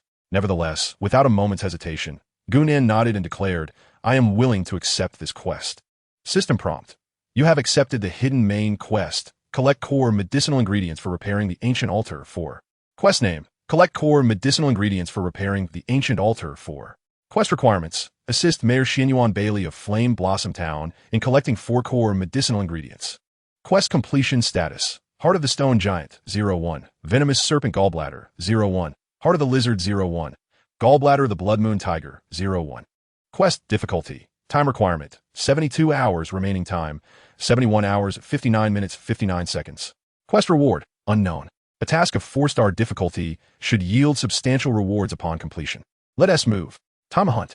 Since entering Flame Blossom Town, Gunan had yet to engage in combat with bronze-tier foes, not due to a lack of desire, but primarily because his damage output was relatively low. Relying solely on toxins would require an excessive amount of time, rendering it inefficient for Gunan. After all, the potency of toxins as a persistent assault skill is magnified by the number of targets it afflicts. The situation has evolved, as Gunan, now outfitted with the Shadow Moonblade, boasts an impressive attack power of 140-160 points. Under optimal conditions, a single critical hit from Gunan can inflict a staggering 921-248 points of damage. Even in the absence of critical strike, he can still deliver 624 points of damage. Given Gunan's proficiency, engaging in a one-on-one confrontation is not overly challenging.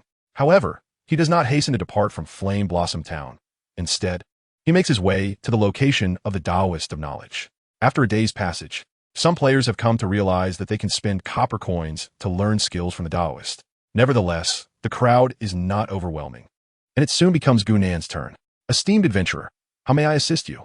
Upon seeing Gunan, the Taoist of Knowledge displays a warmth that starkly contrasts with his demeanor towards others. This surprises the players nearby, who had been waiting to learn skills. Why does the Taoist appear so aloof and disinterested when addressing them? Yet his countenance brightens so significantly in Gunan's presence. Gunan surmises that this is likely a result of heightened affinity. However, what Gunan did not anticipate was that, in addition to a warmer reception, the Taoist would present him with an unexpected delight. Chapter 32, Dance of the Shadow Blade. Gunan has already acquired the skills of stealth, gale step, and assassination. Yet two initial skills remain unlearned: the passive skill Double Dagger and the active skill Pickpocket. Gunnan's primary objective for this visit is to master Double Dagger and Pickpocket. With Double Dagger, he can wield two daggers, thereby expanding his operational flexibility in the future.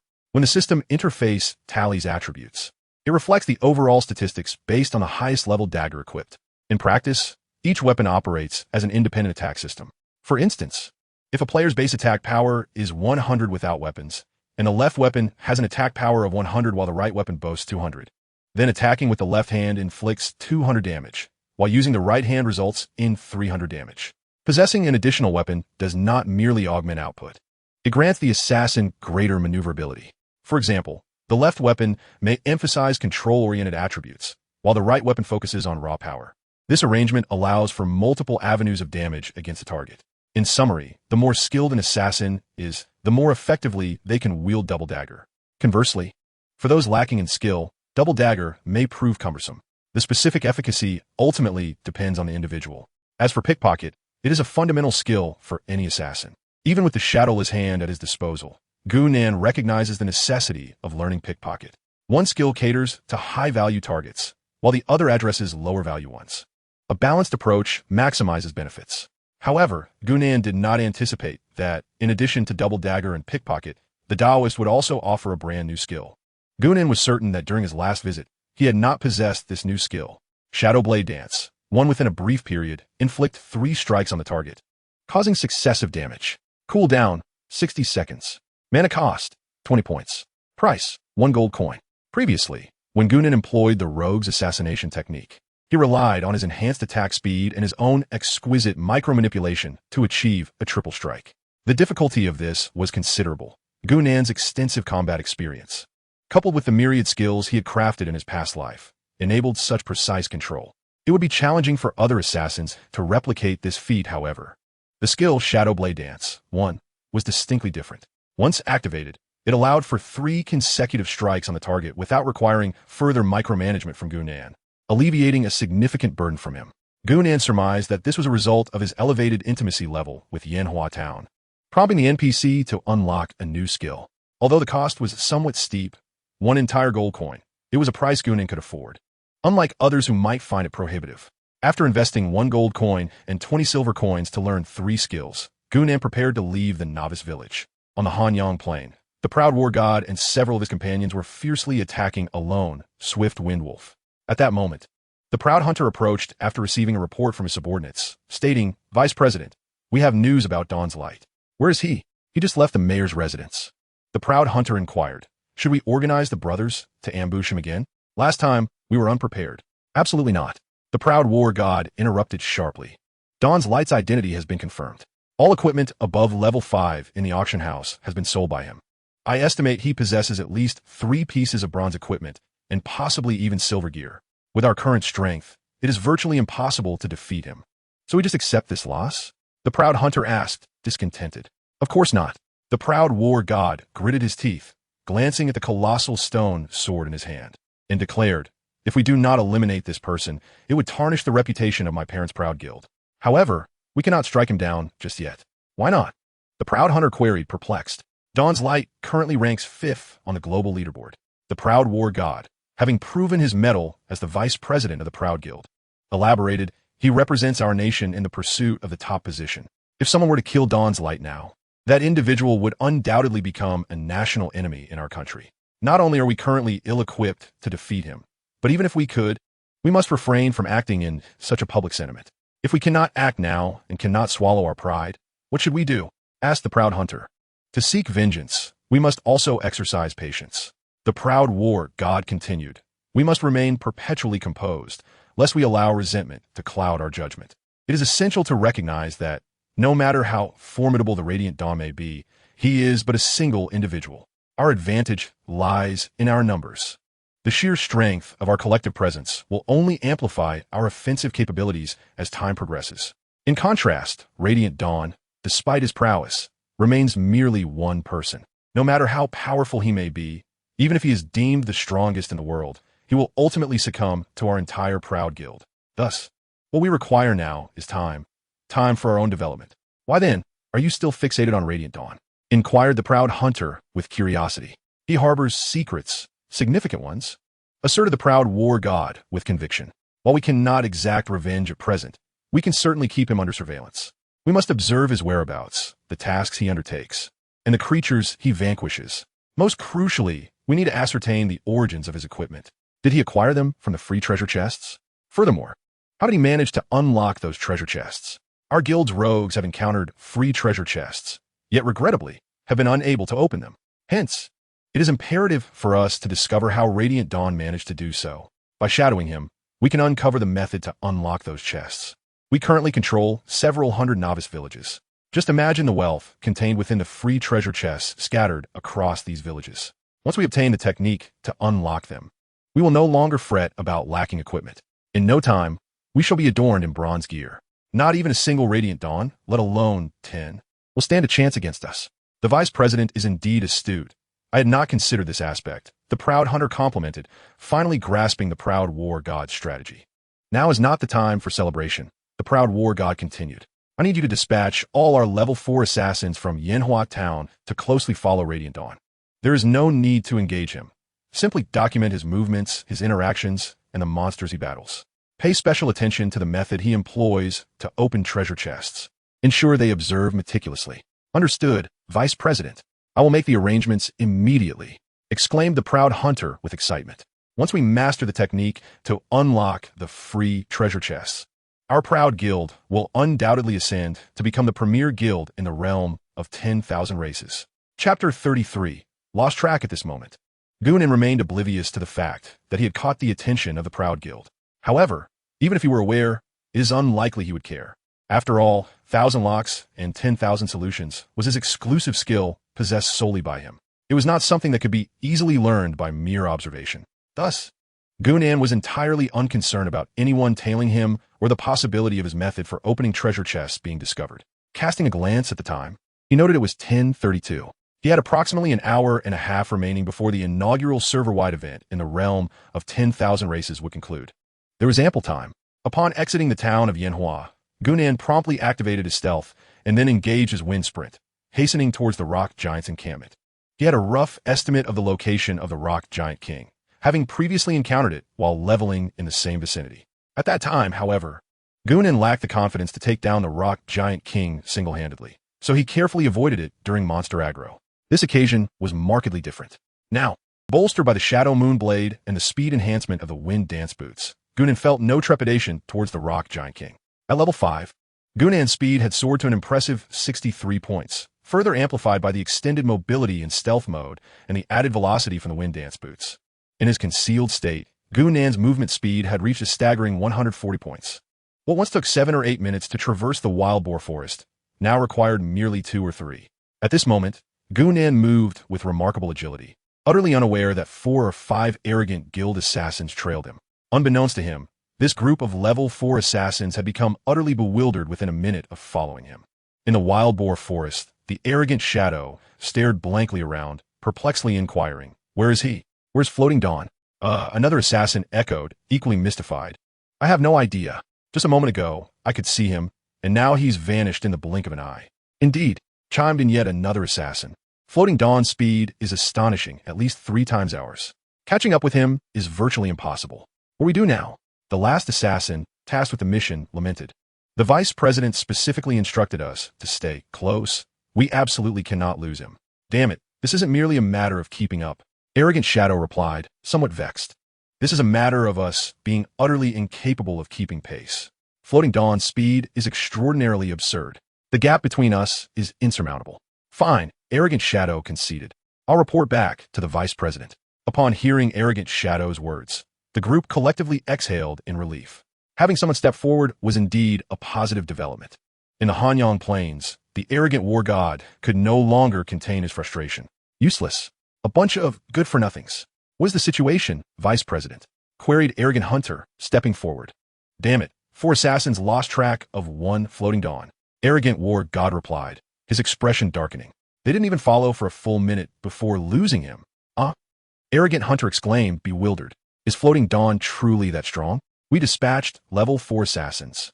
The Arrogant War God's expression turned cold as he fell into a long silence before finally speaking. Have our members in Yanhua Town keep a vigilant eye out for Floating Dawn's presence. Have the guild leader send over a pair of speed-enhancing boots. I refuse to believe we cannot keep pace with Floating Dawn. In less than 10 minutes, Gunan had arrived at the Rock Giant's encampment and successfully pinpointed the location of the Rock Giant King. In his stealth mode, Gunan cast a spell of insight directly at the Rock Giant King. The attributes of the Rock Giant King materialized before Gunan. Monster name, Rock Giant King, bronze, level 7 health, 200,000 attack, 260, 325 defense, 230 speed, 38 skills, Rock Smash Fist, Petrifying Gaze, Earth Shield, Rock Spike Assault. Description: among the Rock Giant tribe, the Rock Giant King holds an unparalleled position of authority. He stands as the leader and emblem of the entire clan, revered and adored by all his kin. His wisdom and strength serve as the bedrock of the tribe's survival and progress. Rock Smash Fist. The Rock Giant King concentrates the full power of his rocky form to conjure a colossal stone fist that descends violently upon his foes. When the fist collides with the ground, it triggers a profound tremor, inflicting area damage and inducing a stunning effect. Petrifying Gaze. The Rock Giant King fixes his gaze upon his enemies, unleashing a formidable petrifying energy. Those ensnared by his stare gradually become enveloped in rock, ultimately rendered immobile and completely turned to stone. Earth Shield. The Rock Giant King connects with the depths of the earth, summoning an indomitable rock shield that protects him from harm. Rock Spike Assault. The Rock Giant King calls forth a multitude of sharp rock spikes from the ground, launching a relentless barrage upon his adversaries. These spikes strike with incredible speed, making them exceedingly difficult to evade. After examining the attributes of the Rock Giant King, Gunan couldn't help but catch his breath in astonishment. He would not be bewildered by the terrifying skills of the Rock Giant King. He possesses crowd control, shields, assault skills, and formidable damage output. Goodness! Moreover, his health is substantial and his defense formidable. For a typical level 5 player, penetrating his defenses would likely pose a significant challenge. Not to mention, this creature wields Petrifying Gaze, capable of turning attacking players to stone. Simultaneously, he boasts the Earth Shield enhancement, rendering him impervious to damage. Most notably, both Rock Smash Fist and Rock Spike Assault are displacement assault skills. Especially Rock Spike Assault, which is a ranged assault skill that can summon countless sharp rock spikes from below, inflicting area damage. Since entering the game, Gunan had never been so focused. The night had fallen, and the moonlight slanted through the cracks in the ruins, casting a mystical gleam upon Gunan's black attire. He stood silently in the shadows, his gaze fixed intently on the Rock Giant King nearby, the shadow moon blade in his grasp reflecting a chilling light. At that moment, the Rock Giant King loomed like a mountain upon the earth, his skin as hard as iron, and a lava-like glow in his eyes flickering in the night. He wielded a massive stone club, each of his movements sending tremors through the ground, as if even the air quaked in response. Taking a deep breath, Gunan moved, resembling a shooting star in the dark night, swiftly darting towards the Rock Giant King. Chapter 34. The first kill of the bronze tier across the server. In his concealed state, Gunan's actions went unnoticed by the Rock Giant King. He directly positioned himself behind the Rock Giant King. The moon shadow blade in hand sliced through the air, emitting a piercing shriek as it lunged towards the chest of the Giant King. The shadow blade danced wildly, inflicting a critical damage of 852. The poison state was successfully applied, dealing 15 damage. Another strike followed, dealing 428 with the poison state again effective 15 damage. A critical hit of 938 was recorded with the poison state successfully applied for 15 damage. Yet another critical strike of 832 was followed by 358 damage. To his astonishment, a single output had inflicted nearly 3,400 points of damage upon the Rock Giant King. However, this amount of damage was trivial to the Giant King, whose massive form merely swayed slightly as it casually swung its stone club towards Gunan. Gunan deftly dodged, hearing the resounding impact as the club struck the ground, creating a half-meter deep crater where he had once stood. Momentarily stunned, Gunan felt a chill at the thought of being struck by such a force. Nevertheless, he did not falter. Instead, he remained composed, keenly observing the Giant King's movements. Seeing Gunan's unwavering stance, the Rock Giant King grew even more ferocious, wielding its stone club to unleash a relentless assault on the rogue. The air trembled and buzzed where the club passed, as if the very space around them was contorted. After the poison state was applied, the Rock Giant King's attack and movement speeds were significantly diminished. Even without utilizing the Gale Step, Gunan found it effortless to manage the onslaught. With a lithe grace akin to a fish navigating through turbulent waters, Gunnan maneuvered skillfully amidst the Giant King's attacks. As a top-tier player, he seized every opportunity to strike during his evasions. He dealt 182 damage, followed by 15, then 191, and again 15. Unfortunately, without the benefits of stealth and back attacks, he could not achieve substantial critical damage. Knights hold the front, mages support from the rear. Fear not the damage output. Strike as much as you can, commanded Lucifer, leading a team of over 100 with a buoyant spirit. At that moment, under the onslaught of the gathered forces, the Gale Wolf King had entered a frenzied state. Lucifer, having just received news, noted that the forces from South Korea and Sakura country were also organizing to assault the Gale Wolf King. Storm Eye approached to report. According to our intelligence, Sakura country's bronze has half its health remaining, while South Korea's bronze has 1/3 left. Very well, Lucifer nodded in satisfaction before inquiring. What of the situation in Huagua? Any updates? Currently, Huagua possessed dozens of high-level equipment. If gathered, they would undoubtedly possess the strength to challenge a level 5 foe. In Huagua, the president of the Arrogant Guild, Arrogant Gao, was organizing personnel and had yet to commence their assault. Report from the Eye of the Storm. Apart from the Proud Guild, no other forces have attempted to assault the 5th level. Excellent. Lucifer, feeling a sense of relief, remarked, in just 5 more minutes, we shall achieve the world's first kill of the bronze. He commanded, let me deliver the final blow to the bronze. In the myriad realms of the continent, experience points for team leveling are allocated based on contribution. Without a team, the spoils of solo hunt belong entirely to the individual. In such scenarios, output contributions are disregarded, giving rise to a unique strategy wherein 2 players, not in a party, can engage in a dance of cooperation. One reduces the foe to critical health while the other reaps the rewards. This way, the experience points are rightfully claimed by the latter. The rapid advancement of Lucifer and the Proud Highborn is attributed not only to their personal prowess, but, crucially, to a dedicated team that nourishes their experience. Thus, while mainstream players were still at level 3, they had already ascended to level 5. This method of leveling demands immense resources, far beyond the reach of ordinary players. However, for an heir of a top-tier financial conglomerate like Lucifer, it is but a trifling matter. At the Rock Giant camp, a system notification sounded. The Rock Giant has unleashed petrifying gaze upon you. Another notification followed. You have received the protection of the Dust Cleansing Pearl, automatically removing all negative statuses. Seizing the opportunity while the Rock Giant King initiated its petrifying gaze, Gunnan's actions remained unceasing. Shadow Blade Dance. 1582, critical hit. 15,892, critical hit. 15,795, critical hit. 15,723. 15,758. 15. After 10 minutes of exploratory attacks, Gunnan had discerned the Rock Giant King's Achilles heel, its ankles. Given the giant's colossal form, this area served as its critical support point, and targeting it could inflict significant damage. As anticipated, when the Shadow Moon blade deftly pierced the crevice of the rock, the Giant King emitted a thunderous roar, its body teetering precariously. In pain, the Rock Giant King conjured a formidable shield before it. Alas, at that moment, Gunnan had already stealthily maneuvered behind the Rock Giant King. Another rogue's assassination strike followed. 852, critical damage. 15,523, critical hit.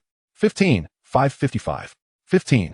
Under Gunnan's relentless assault, the giant's massive form began to sway, its stone club losing its former luster. In that fleeting instant, Gunnan swiftly scaled its back and unleashed his onslaught. The Shadow Moon blade fell like rain, continuously etching a series of damaged figures upon the Rock Giant King. Ultimately, with a resounding crash, the Rock Giant King collapsed, its form shattering into a multitude of fragments. System prompt. Congratulations to the player, Dawn of Light, for achieving the first bronze kill in the continent of 10,000 races.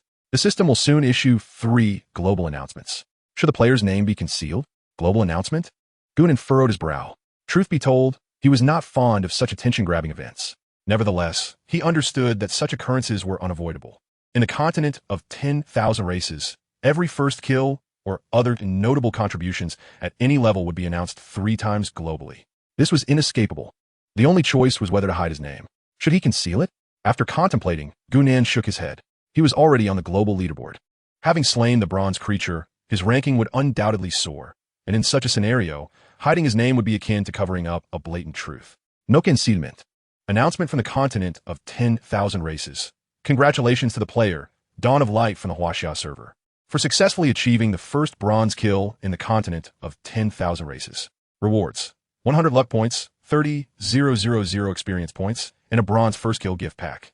Announcement from the continent of 10,000 races. Congratulations to the player, Dawn of Light from the Huaxia server, for successfully achieving the first bronze kill in the continent of 10,000 races. Rewards: 100 luck points, 30,000 experience points, and a bronze first kill gift pack.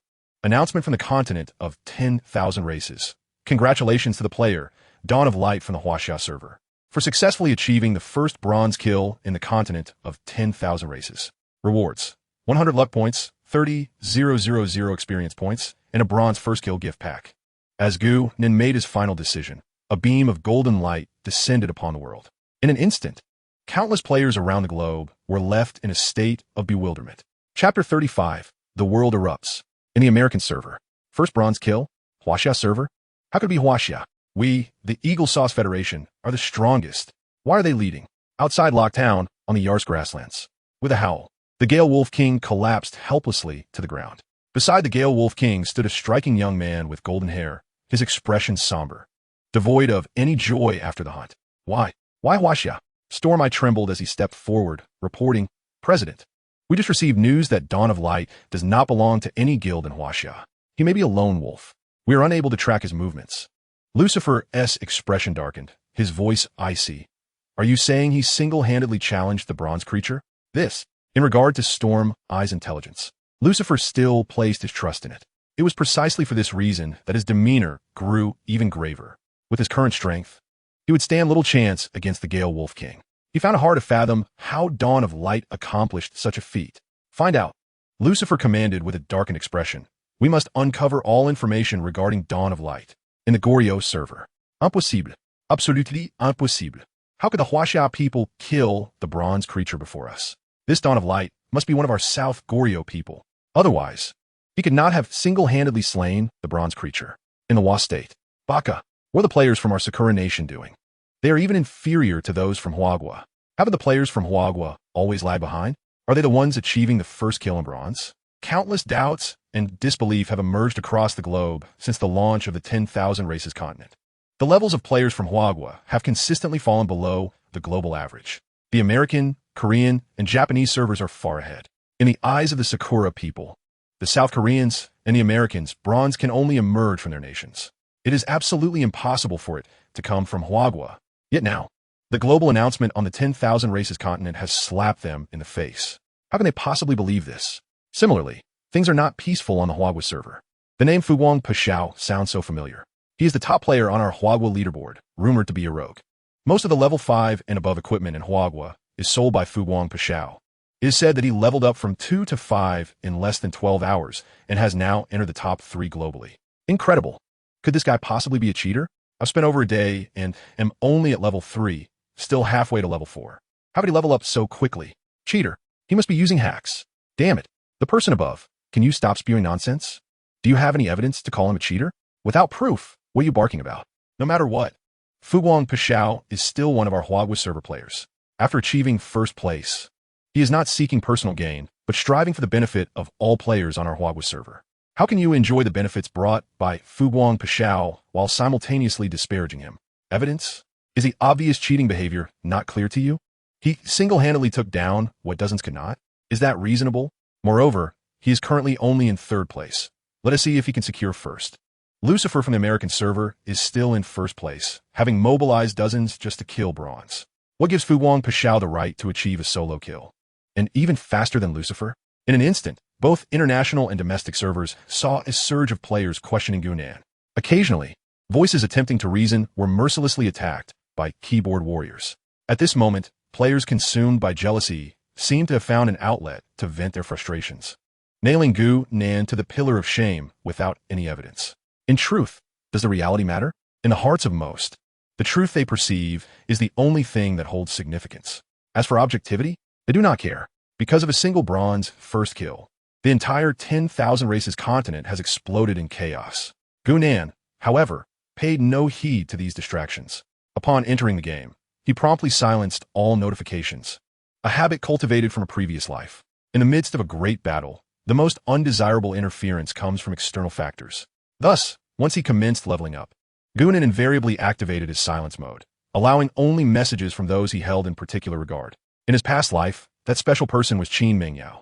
In this life, bereft of her presence, his sole focus was directed towards Mi Ying. Unless a message originated from Mi Ying, all friend requests and other notifications would be automatically muted. System notification.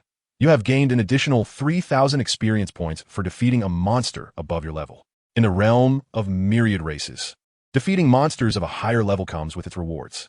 Surpassing level 15 grants an additional 10 experience points, while exceeding level 5 and beyond yields an extra 20 experience points. Amidst the chaos of a tumultuous world, Gunan rummaged for a while and soon discovered the heart of the giant stone. In addition to the heart of the giant stone, the rock giant king had also dropped a piece of bronze equipment and 3 common items. Within the bronze treasure chest guarded by the rock giant king, Gunan found another piece of bronze gear, along with a mage skill book titled Flame Rain and 3 additional common items. Upon examining the various pieces of equipment, he found none suitable for his use and promptly mailed them to Mi Ying, leaving the decision of whether to sell or reserve them for potential recruits entirely in her hands. With such a diligent manager handling the cumbersome task of equipment management, Gunan was naturally inclined to indulge in a little leisure. After attending to these matters, Gunan turned his attention to the bronze first kill gift pack. In his previous life, he had been too weak to encounter such a prize. He was curious about what rewards this first kill gift pack might bestow. With a heart brimming with anticipation, Gunan retrieved the bronze first kill gift pack. System notification. Would you like to open the bronze first kill gift pack? Yes. System notification. Congratulations. You have received a windbreaker blade, silver weapon. Was a single silver piece the entirety of the reward from a first kill gift pack? To be honest, Gunan felt somewhat disappointed, even dismissive. After all, he had already acquired 2 pieces of silver equipment. The allure of silver gear was no longer as potent for him. However, when Gunan beheld the attributes of the windbreaker blade, he could not suppress a gasp of astonishment. Chapter 36. Thousand Path Flow. Weapon name, Windbreaker Blade, Silver Weapon. Level, 10. Attributes, Attack Power 155 to 185. Strength 10. Traits, a 10 chance to trigger critical damage. Class restriction, Assassin Rogue. Description, a dagger that embodies aggression, practicality, and aesthetics. Possessing not only formidable combat capabilities, but also the capacity to meet survival and self-defense needs. Like the Gilded Staff, the Windbreaker Blade boasts 2 attributes and 1 trait. With an additional 10 points to strength, coupled with the Windbreaker Blade's maximum attack, Gunan's maximum damage output reached 260 points. This scenario unfolds under the condition that Gunan has allocated all his free attribute points to agility. It is crucial to recognize that the most significant characteristic of the stealthy assassin class is the enhanced attack bonus while in a concealed state.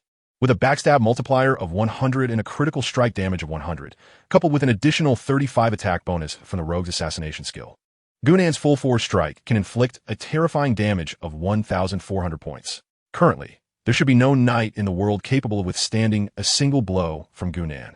However, this is not what brings Gunan the greatest joy. What truly delights him is the characteristic of the Breaking Wind Blade, which carries a 10 probability of triggering critical damage. In the past, Gunan could only achieve critical damage while concealed. Now, the situation is transformed. Even with a standard attack, there exists a certain probability of inflicting critical damage, though it may only be a 10 chance. Gunan's rapid attack speed and the frequency of his strikes amplify this effect, resulting in devastating damage. With the acquisition of the Breaking Wind Blade, Gunan has now become a dual-wielding rogue, brandishing the Shadow Moon Blade in his left hand and the Breaking Wind Blade in his right. Such a lavish configuration is unparalleled among rogues in the entire server. Of course, Gunan wields 2 daggers not for mere showmanship, but to execute his unique skill from his previous life, the Thousand Paths Flow. This technique necessitates dual blades in hand, whether they be swords, daggers, or other bladed weapons. Previously, with only 1 dagger, the Thousand Paths Flow was unfeasible. Now, with both the Shadow Moon Blade and the Breaking Wind Blade, the fundamental requirements for this technique have been met. The Thousand Paths Flow involves executing a high-frequency series of wrist movements to unleash a multitude of strikes in a brief period, achieving maximum output. In his past life, Gunan utilized swords for this technique, and in extreme conditions he could unleash 1,000 sword energies within a single second, thus earning the name Thousand Paths Flow. At that time, Gunan was equipped with legendary artifacts, and his overall technique was honed to perfection. Based on Gunan's calculations, in his current dual blade state, He can now strike up to 20 to 30 times in 1 second while employing the Thousand Paths flow. Moreover, wielding 2 daggers grants Goonan greater maneuverability. In combat, he can deftly utilize both daggers. When faced with an attack, he can skillfully parry with the dagger in his right hand, neutralizing the opponent's offensive. Once a vulnerability is detected, he can swiftly strike with the primary attacking dagger in his left hand, delivering a lethal blow. If the timing is right, Goonan can also unleash the Thousand Paths flow, inflicting maximum damage on a single target. Having acquired the heart of the giant stone, the next challenge is the Venomous Mist Cobra King. When confronting the Venomous Mist Cobra King, Goonan has already achieved an extreme output of 26 strikes per second. According to his calculations, this should be his current limit. He casts an insight spell on the Venomous Mist Cobra King, and swiftly, its attributes appear before him. Monster name, Venomous Mist Cobra King, Bronze level. 8 health, 220,000 attack, 310350. Physical defense, 160. Magical defense, 120. Speed, 65. Skills, Toxic Mist Spray, Venomous Fangs. Serpent Swarm Summon, Shadow Clone. Description: the Toxic Mist Cobra King is born from an ordinary cobra that, after absorbing the essence of the sun and moon for countless years and the spirit of the forest, undergoes several transformations. Its body gradually expands, with scales shimmering in a dark luster, and its eyes resemble 2 profound gemstones capable of perceiving all things in the world. As night falls, moonlight filters through the dense foliage, casting mottled shadows upon a clearing in the grass. This meadow lies at the edge of the misty forest, where the air is imbued with the scent of damp earth and a light mist. Goonan, in a state of stealth, appears remarkably at ease. Familiar with the Thousand Paths flow, the level 8 Toxic Mist Cobra King poses a diminished threat to Goonan. Nonetheless, Goonan adopts a life-or-death mentality, scanning his surroundings warily in search of an opportune moment. The first Thousand Paths flow, after concealing himself, represents his maximum output, and he must seize the moment. A rustling sound emanates from the underbrush, and the Toxic Mist Cobra King, perhaps alerted by the noise, approaches Goonan. 10, 9, 1. Goonan silently counts down the seconds, then executes a backflip from the tree, utilizing the momentum of his descent to launch a Thousand Paths flow at the Cobra King's back. The 3 strikes of the Shadow Blades, combined with the 26 attacks from the Thousand Paths flow, yield a cascade of numbers that hover above the Cobra King's massive head. With a single attack, he inflicts nearly 30,000 points of damage upon the Toxic Mist Cobra King. Success. Goonan's heart swells with joy, as the experiment confirms that the stacking effect of his concealed attacks can extend to the Thousand Paths flow. In other words, using the Thousand Paths flow while in stealth allows for the accumulation of critical hit rates and damage across the 26 strikes. Furthermore, back attacks provide a 100 damage bonus. However, Goonan's elation is short-lived, as the wounded Toxic Mist Cobra retaliates by expelling toxic mist, a green haze billowing from its maw and swiftly enveloping the area. With the Dust Avoidance Pearl in his possession, Goonan remains unperturbed, launching another set of Thousand Paths flow. This direct assault lacks the benefits of stealth and back attack. The 26 strikes yield only 3,000 points of damage. Goonan does not feel disheartened. After all, his current level is still low, and achieving this level of damage is commendable. At this moment, Goonan regards the Toxic Mist Cobra King as his training partner. Whenever the opportunity arises, he attempts to execute a Thousand Paths flow. There are both successes and failures, yet Goonan senses that he is growing increasingly adept at employing the Thousand Paths flow. Hiss. Accompanied by one final hiss, the Toxic Mist Cobra King falls, unwilling to concede defeat. The system notification resounded. Congratulations to the player Fuglite Dawn for becoming the second adventurer in Huagua to slay the bronze, Venomous Cobra King. The system is about to issue 3 announcements to the entire server. Should the player's name be concealed? First kills of bronze and silver ranks will be announced globally, typically prefixed with announcements from the Wanzhou continent. Following the announcement, all servers worldwide will receive the message. First, second, and third kills of bronze and silver ranks on this server will generally be announced to the entire server, using the phrase full server announcement. However, announcements regarding first, second, and third kills in Huagua will only be disseminated internally, while those in Sakura Nation, South Gaoli, and Eagle Sauce Federation will be announced on their respective servers. Other servers will not receive related messages. Do not conceal. Full server announcement. Congratulations to player Fuglite Dawn, the second to slay the bronze, Venomous Cobra King. Awarded 50 fortune points, 50,000 experience points, and 1 bronze chest. Full server announcement. Congratulations to player Fuglite Dawn, the second to slay the bronze venomous Cobra King. Awarded 50 fortune points, 50,000 experience points, and 1 bronze chest. Full server announcement. Congratulations to player Fuglite Dawn, the second to slay the bronze venomous Cobra King. Awarded 50 fortune points, 50,000 experience points, and 1 bronze chest. Less than 20 minutes had passed since the global first kill of bronze. Fuglite Dawn accomplished the second bronze first kill. Moreover, it was against the level 8 venomous Cobra King. At that moment, players across the Wanzhou continent were left bewildered. Chapter 37. The Ring of the Cobra King. What on earth? How is this possible? Fuglite Dawn has achieved a second kill of bronze? Goodness. How long has it been since the last global announcement? I calculated, it's been less than 20 minutes. In that brief span, a single kill of a bronze level? Goodness, how formidable. Where did the 20 minutes go? At most, it was just 10 minutes. One must consider that traveling from one map to another takes at least 10 minutes, or even longer. By that calculation, Fuglite Dawn had less than 10 minutes remaining. This is astounding. I am utterly stunned. Can this game still be played?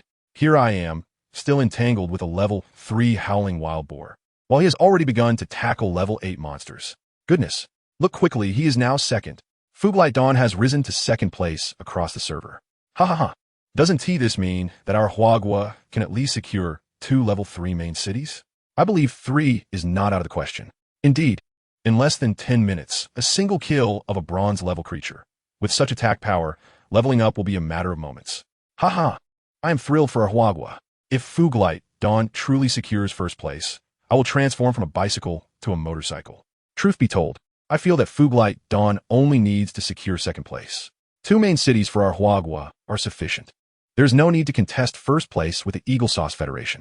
To the person above, I sense you will place your bets on the Eagle Sauce Federation claiming first place. Hence your snide remarks here? Certainly.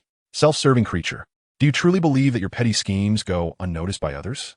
In the American server, within the Misel Valley, dwell formidable level 6 monsters known as the Thunderflame Beasts. At this moment, dozens of teams, under the guidance of their leaders, are methodically depleting the lives of these beasts. Lucifer weaves through the fray, occasionally delivering the final blow to the Thunderflame Beasts, thereby reaping all the experience for himself. Suddenly, after slaying a Thunderflame Beast, Lucifer furrows his brow, glancing at a name on the global leaderboard that causes him to scowl. Just moments ago, the player Dawn of Floating Light had surpassed the second-ranked Park Soo-chung, now merely a step away from his own position. So soon? A sense of foreboding grips Lucifer as he frowns deeply. The Eye of the Storm, ever observant, notices Lucifer's increasingly grim expression and inquires, "President, what troubles you?" The Dawn of Floating Light has overtaken Park Soo-chung, now ranking second in the world, Lucifer replies. According to our intelligence, he placed a significant bet on himself to secure the first position while still at level 2. Moreover, I just received news from the Chinese server that he single-handedly defeated an 8th level bronze in less than 10 minutes. At his current leveling pace, my position as number 1 is likely in jeopardy. What? The Eye of the Storm exclaims in astonishment. How can a level 5 player single-handedly defeat an 8th level bronze? Even our guild S, over 100 top experts combined, could not achieve that. The Chinese server has issued an announcement, and I have no reason to doubt its authenticity. Lucifer muses, mobilize all our guild members in Rocktown to come to Misel Valley. At all costs, we must retain our first-place position before the deadline. This not only concerns our entire Divine Punishment Guild, but also the future interests of our Eagle Sauce Federation. Understood, President.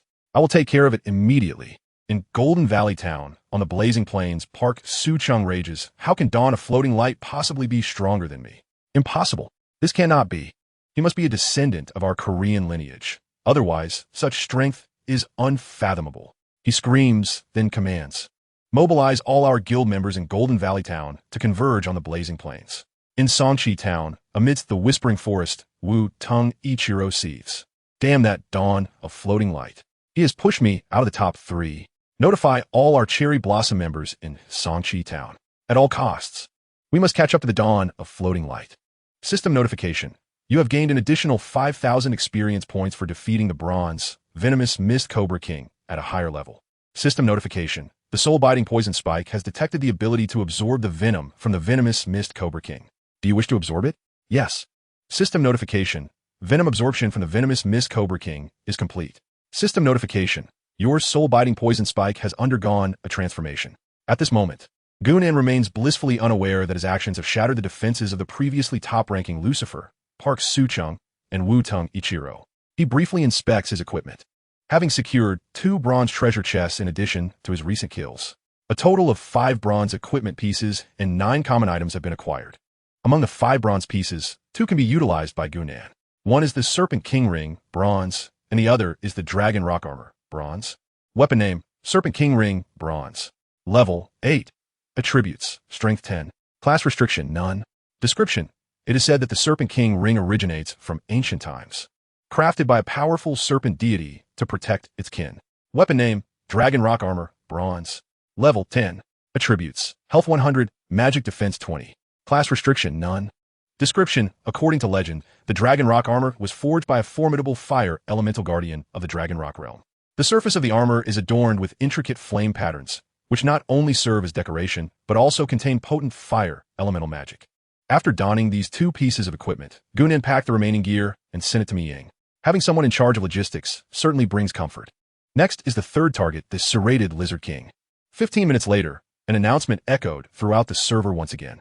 Server announcement, congratulations to the player Floating Light Dawn for being the 3rd to slay the bronze serrated Lizard King.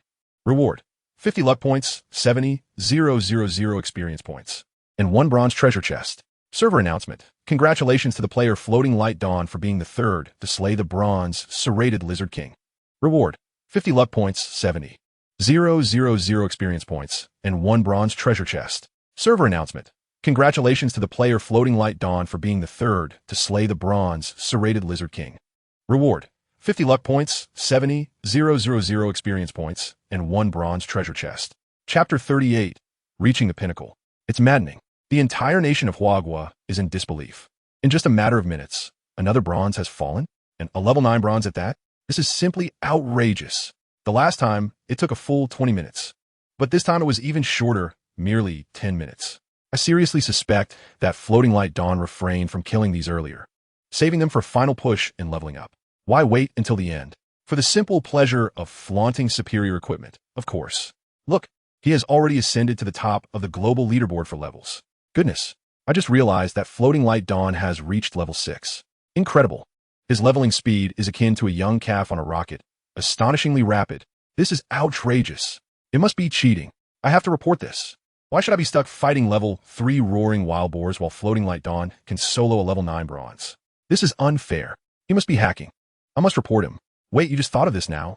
I reported him 20 minutes ago. Cheaters must be banned. Absolutely. Cheaters must be eliminated. You might as well read out Floating Light Dawn's ID card. Come on, can't you all see the bigger picture? Even if Floating Light Dawn is cheating, he is still bringing glory to our Huagua server. Is it truly amusing to report one's own kind? We are not of the same ilk as those who engage in such disgraceful behavior. Furthermore, even if we choose not to report, can the game officials possibly turn a blind eye to such blatant misconduct? Sooner or later, they will face the consequences of account suspension. Indeed, we await the inevitable account ban patiently.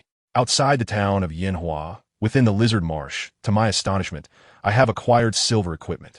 Gunan gazed at the silver gear in his hands, his countenance brimming with excitement as he mused to himself. This marks the 4th piece of silver equipment he has obtained, and the 3rd that he can don. Weapon name, Flame Rock Bracers Silver. Level 10. Attributes, Strength 15. Constitution 10. Special characteristics, overall defense increased by 10. Class restriction, none. Description, forged by the Flame Rock clan. The legacy of the Flame Rock Bracers is steeped in history and tradition. Only those warriors who have undergone rigorous training, possessing unwavering resolve and a natural affinity for fire elements, are deemed worthy to wear the Flame Rock Bracers and become the guardians of their clan. Weapon name, Lizard Helmet, bronze. Level 9. Attributes, Health 50, Constitution 10. Class restriction, none. Description, this helmet is not a product of ordinary craftsmanship. It embodies the mysteries of nature and the wisdom of ancient civilizations. Among the 2 pieces of equipment, Gunan can equip one, while the remainder will, as per custom, be entrusted to me Ing for processing. 10 minutes later, at Wulong Slope, a thunderous roar erupted as the final blow of Qian Daolu was delivered, and the Blood Moon Tiger King let out a furious cry of defiance before collapsing to the ground. System notification, congratulations. You have successfully slain the bronze Blood Moon Tiger King, earning 50 luck points and 100,000 experience points. System notification. As you have defeated the Blood Moon Tiger King at a higher level, you are awarded an additional 10,000 experience points. After inspecting the corpse, Gunan found the Blood Moon Tiger gallbladder among the remains of the Blood Moon Tiger King. At this point, all 4 targets have been successfully dealt with by Gunan. Opening the quest interface, he noted that it had undergone a transformation. Quest name: collecting core medicinal ingredients for the restoration of the ancient altar for. Quest requirements: assist the mayor of Yanhua Town, Xinyuan Bailey, in gathering 4 types of core medicinal ingredients. Quest completion: giant stone heart 11, venomous snake gallbladder 11, lizard heart 11, blood moon tiger gallbladder 11. Quest difficulty: time requirement 72 hours, remaining time 70 hours 48 minutes 36 seconds. Quest rewards unknown. The 4th stage of the hidden main quest has now been completed. It remains uncertain whether there are further tasks to follow. Closing the quest panel, Gunan opened the bronze treasure chest once more. Alas, as the 4th creature he has slain and the 4th to fall on the Chinese server, Gunan has lost the qualification for a server-wide announcement. Consequently, he is also deprived of the system's reward of a bronze treasure chest. Now, only the equipment dropped by the Blood Moon Tiger King and a chest guarded by it remain. After opening everything, Gunan found his harvest not too disappointing. Among the 3 pieces of bronze gear, 2 were suitable for him. Weapon name: Blood Moon Knee Guards, bronze, level, 10 attributes, Constitution 20, Strength 5, class restriction, none description, crafted from the hide of the Blood Moon Tiger King. These knee guards are robust and durable, possessing unexpectedly formidable defensive capabilities. Weapon name: Blood Moon Belt, bronze, level, 10 attributes, Vitality 80, Constitution 10, class restriction, none description. This belt, made from the hide of the Blood Moon Tiger King, enhances the wearer's vitality and defensive abilities. Having donned these items, Gunan now possessed 3 pieces of silver equipment and 5 pieces of bronze. He was only lacking a necklace, a jade pendant, and a bracelet, the latter 2 having the lowest drop rates among all equipment, naturally making them the most valuable. The bracelet significantly boosts attack power, while the necklace greatly increases mana. One enhances output, the other sustains it. Both are crucial gear for the later stages. As for the jade pendant, it is a defensive treasure that can provide brief invulnerability. Although it only offers a few seconds of invincibility, it can be a lifesaver in critical moments. Thus, even lower-tier jade pendants, with just a single invulnerability attribute, can command exorbitant prices. After equipping himself, Gunan packaged the remaining gear for Miying. Have you heard? Floating Light Dawn has been reported. I heard too. It's said to severely disrupt game balance. Reports have come not only from our nation, but also from countries like Sakura Nation, South Korea, Eagle Federation, India, Maple Country, and Kangaroo Nation, among dozens of others, all collectively protesting and demanding the ban of Floating Light Dawn's account.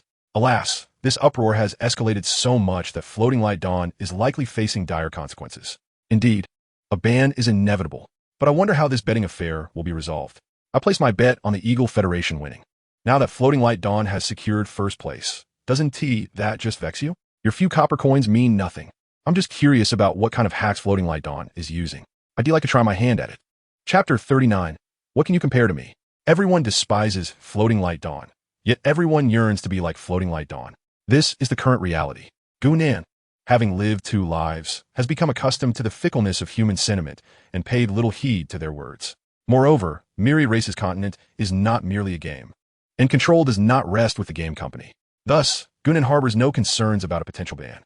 As for the doubts and complaints from netizens, they ultimately yield but one result: none. If you choose to accept it, then so be it. If not, no one will heed your grievances. Such is the nature of reality. Gunan traversed the crowd and entered the mayor's residence of Yanhua Town. Do you require our assistance, village chief Xinyuan? Gunan produced the materials necessary for the 4 tasks and inquired. These should be the items you need, correct? Xinyuan Bailey, astonished, accepted the 4 core materials from Gunan's hands. Upon examination, he exclaimed with excitement, "Honorable adventurer, I did not anticipate your swift completion of the task. We are grateful for your assistance to our beloved Yanhua Town." System notification. You have gained a friendship of Yanhua Town. The town hold an affinity level of 80 towards you. This is your well-deserved reward. I hope you will not decline. With the task completed, Xinyuan Bailey presented the rewards. System notification. Congratulations, you have completed the hidden main quest restoration of the ancient altar by collecting the core medicinal materials, 4, earning 50,000 experience points. You have also gained 50 luck points, a pair of amethyst bracelets, silver grade, and 5 gold coins.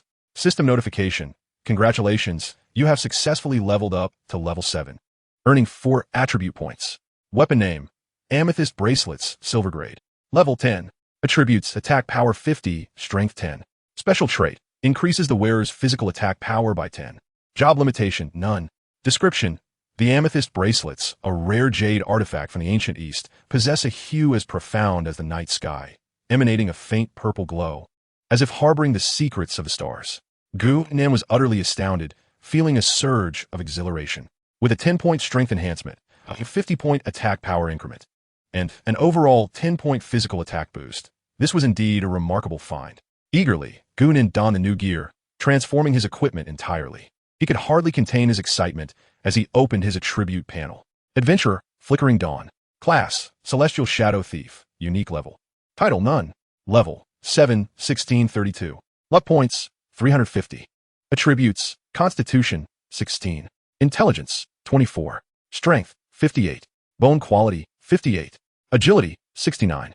Free attribute points: 0. Charm: 0. Luck: 0. Health points: 550. Magic points: 240. Attack: 495,525, increased by 10. Physical defense: 174, increased by 10. Magical defense: 194, increased by 10. Movement speed: 69, increased by 10. Equipment: Serpent King Ring, bronze. Dragon Rock Armor, bronze. Windbreak Blade, silver. Wind Dance Boots, silver. Fiery Rock Bracers, silver. Lizard Helm, bronze. Blood Moon Knee Guards, bronze. Blood Moon Belt, bronze. Exclusive skill: 1,000 locks, 10,000 unraveling. This allows for rapid analysis and dismantling of locks or mechanisms, facilitating effortless access to target areas or acquisition of items. Cooldown: none. Skill limitation: exclusive to the Celestial Shadow Thief class. Innate skill: Shadow Hand, 0-100, silently transfer the target into one's possession without physical contact, ignoring any target. Consumption: 100 points of spiritual energy. Life skill: Insight Technique, allows the user to view information on monsters up to 10 levels below their own. Common skills: Stealth 2, Assassin Strike 2, Gale Step 2, Shadow Dance 1, Sleight of Hand 1. Cooldown: 12 hours. Human racial trait: among all races, humans possess the highest intelligence, gaining an additional point of intellect with each level up. Thief class trait 1, gains an extra point of agility with each level up while in stealth. Stealth ability increases by 100. Thief class trait 2, attacking from behind an enemy grants an additional 100 attack bonus. Thief class trait 3, in a concealed state. Movement speed increases by 50, attack speed increases by 50, attack power increases by 50, critical hit rate increases by 50, and critical damage increases by 100. After donning a full set of bronze equipment, Gu-Nan's attributes underwent a staggering transformation. Even without any enhancement to attack power, Gu-Nan's attack strength reached a fearsome 525 points. With a 10-point attack power boost, it could soar to 580 points. Additionally, both physical and magical defenses surpassed 170 points.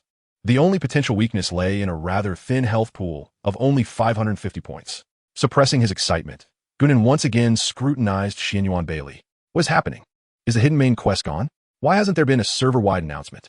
At this moment, Gu-Nan's mind was brimming with questions. Therefore, he took the initiative to inquire.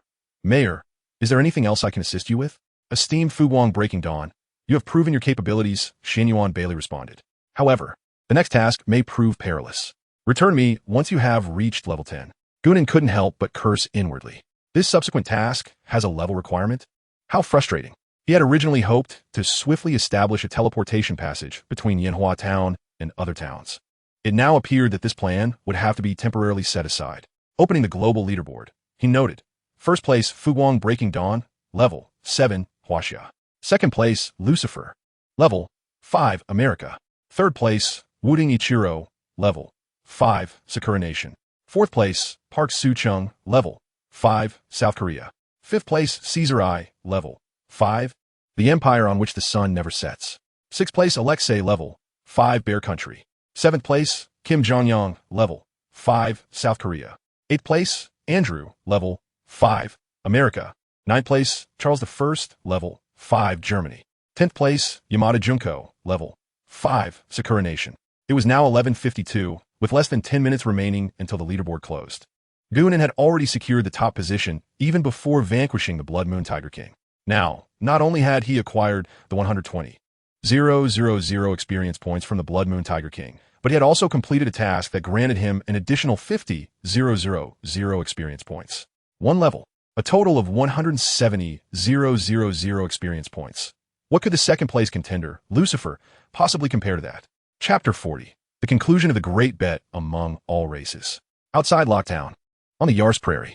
Impossible. How could this be? Floating Light at Dawn has already reached level 7, staring incredulously at his own experience bar, which still required 10 points to attain level 7.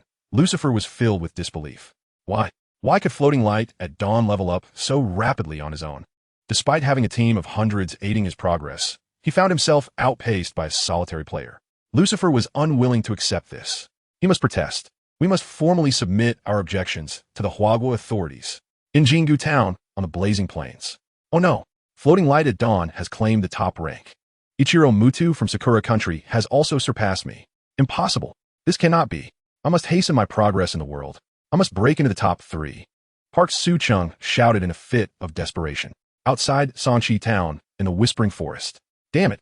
Once again, the Huagua players have taken the first place. Players from the Eagle Sauce Federation truly are inept. However, I am relieved to have secured third place, allowing our Sakura Country to claim a major city. This advantage must be maintained until the end. With the advantage in his favor, Gunan chose not to continue leveling up for the last few minutes. Instead, he prepared to head toward the Dragon Trap Cliff. The 12-hour cooldown period was nearing its end. It was time to borrow some items from Tung Long. While slaying monsters, Gunan made his way to the foot of the mountain. Just as he arrived, he heard the system notification. World announcement. Congratulations to the Huaxia server adventurer Floating Light at Dawn for achieving first place in the 24-hour leveling ranking event. As a reward, Huagua is granted 3 level 3 main cities: Snow Moon City, Savage City, and Sea Emperor City. Adventurer Floating Light at Dawn will receive the right to negotiate for the aforementioned 3 main cities at a 10 discount. World announcement. Congratulations to the American server adventurer Lucifer for securing second place in the 24-hour leveling ranking event. As a reward, the American server receives 2 level 3 main cities, Leon City and Dessa City. Adventurer Lucifer will receive the right to negotiate for the aforementioned 2 main cities at a 10 discount. World announcement. Congratulations to the Japanese server adventurer Ichiro Mutu for achieving third place in the 24-hour leveling ranking event. As a reward, the Japanese server receives 1 level 3 main city, Donghua City. Adventurer Ichiro Mutu will receive the right to negotiate for the aforementioned main city at a 10 discount. The world announcements echoed 3 times, confirming the final results. Gunan also received a notification from the system. System notification. Congratulations on attaining first place in the 24-hour leveling ranking event. You have been awarded Snow Moon City, Savage City, Sea Emperor City, and the right to negotiate for the 3 main cities at a 10 discount. Additionally, you will receive 1 silver treasure chest and 500 luck points. The so-called bargaining power of the system refers to the pricing authority of all official shops within the city. Gunan is able to elevate the pricing authority of all the shops in Shuyue City, Manwang City, and Haiwang City by 10. The surplus generated from this increase will constitute Gunan's personal income. The daily revenue from herbs, equipment, and teleportation in a Tier 3 main city is not insignificant. When combined, the 3 cities yield a fluctuating profit of 30. This amounts to a staggering sum. However, such an action is not without consequences. The bargaining power granted by the myriad races of the continent allows for fluctuating prices, which can only ascend. For instance, under normal circumstances, a common small red potion in a Tier 3 main city is priced at 100 copper coins. After Gunan raises the price by 10 in Shuyue City, Manwang City, and Haihuang City, the price of the small potion in these 3 main cities becomes 110 copper coins. This additional cost is transferred onto the players. Consequently, the higher the price, the more individuals may curse Gunan. System prompt. Would you like to open the silver treasure chest? Open. System prompt. You have obtained a silver Bignonia pendant. Weapon name, silver Bignonia pendant. Level 10. Attributes, intelligence 10. Magic points 100. Traits, increases spell attack by 10. Class restriction, mage. Description, a pendant sculpted from Bignonia flowers. Its outline appears particularly vivid under the moonlight, resembling a spirit crystallized from the Bignonia bloom, exuding boundless charm. Damn it, is this purely to annoy me? After much effort, I finally receive a pendant, and yet it's restricted to a specific class? I'm not even bothered by the additional 10 attack power. Are you rejecting me just because I'm a rogue? Gunan couldn't help but curse. However, upon hearing the subsequent system prompt, a broad smile instantly spread across his face. System prompt. The grand gambling event of the Myriad Races is entering settlement mode. System prompt. In the grand gambling event of the Myriad Races, your bet on the Huaxia server was successful. Congratulations, you have received 600 gold coins, 81 silver coins, and 20 copper coins. System prompt. In the grand gambling event of the Myriad Races, your bet on the player floating light breaking dawn was successful. Congratulations. You have received 688 gold coins, 9 silver coins, and 69 copper coins. Incredible. I've hit the jackpot. Haha, this time, I've truly struck it rich in the grand gambling event. Gunan had initially invested 180 copper coins, and after 12 hours, it had transformed into 889 copper coins, yielding a profit of 210 times. Currently, 1 copper coin is valued at 20 yuan. This means Gunan has achieved 10 small goals in this round. Of course, this is the theoretical price. In reality, the market value of copper coins is only expected to rise. Gunan recalls that in his previous life, the highest exchange rate for a copper coin could reach 200 yuan. This pricing occurred just as the Myriad Races continent was about to merge with the Water Blue Star. As Gunan reveled in his excitement, he received a message from Ying. Xinxia W. Iliang. Gunan, I adore you. You are truly my little fortune god. The dawn of floating light. Be a bit more reserved. Be a bit more reserved. How much have you staked on Huagua?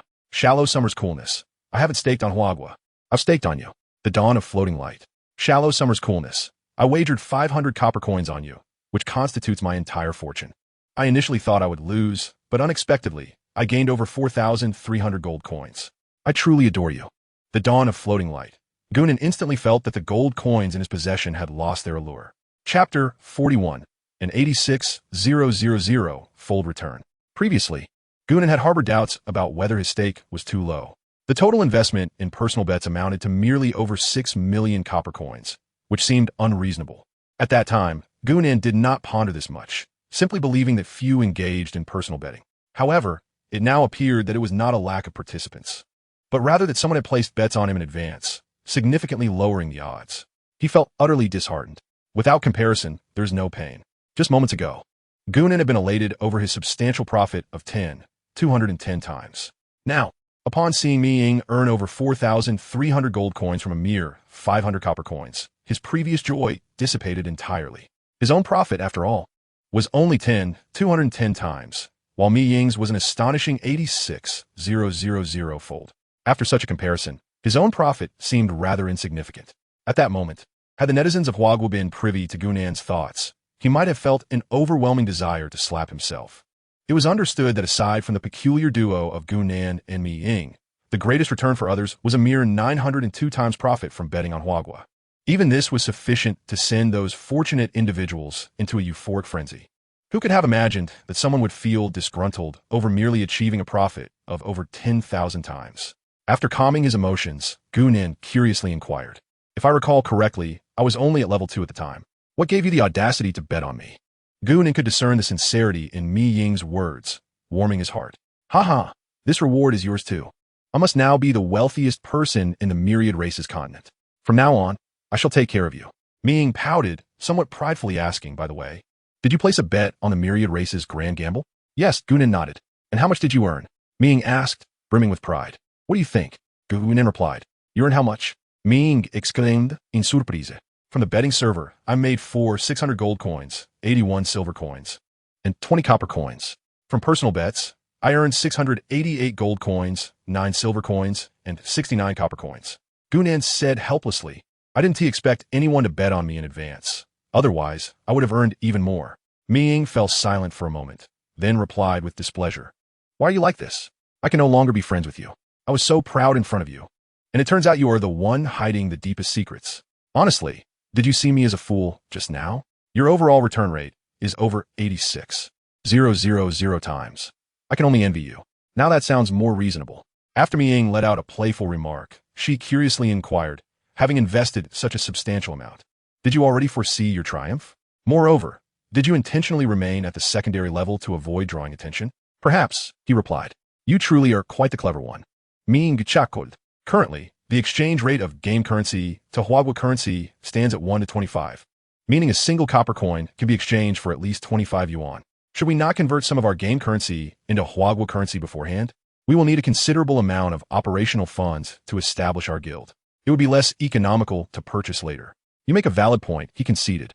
Ming tilted her head in contemplation and declared, Then I shall transfer all the gold coins I possess to you. It is unsafe for me to carry them. Should I encounter an unfortunate demise, I might easily lose my coins. Your prowess makes it more suitable for these coins to be entrusted to you.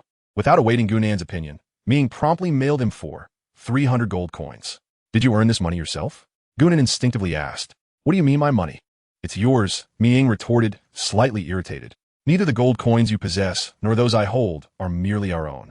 They are the preparatory funds for our future guild. Having them with you is a decision made with considerable thought by your illustrious guild leader. I hope you do not fail to recognize such generosity. She spoke with the most commanding tone while uttering the sweetest words, and for a fleeting moment, Gunan felt as if he were being pampered by a domineering female CEO. I have something to present to you. Gunan promptly sent a message, mailing her the Zijing pendant, silver. Subsequently, he edited his message, saying, My dear, the day you find yourself under my care is not far off. Oh my, what a stunning necklace.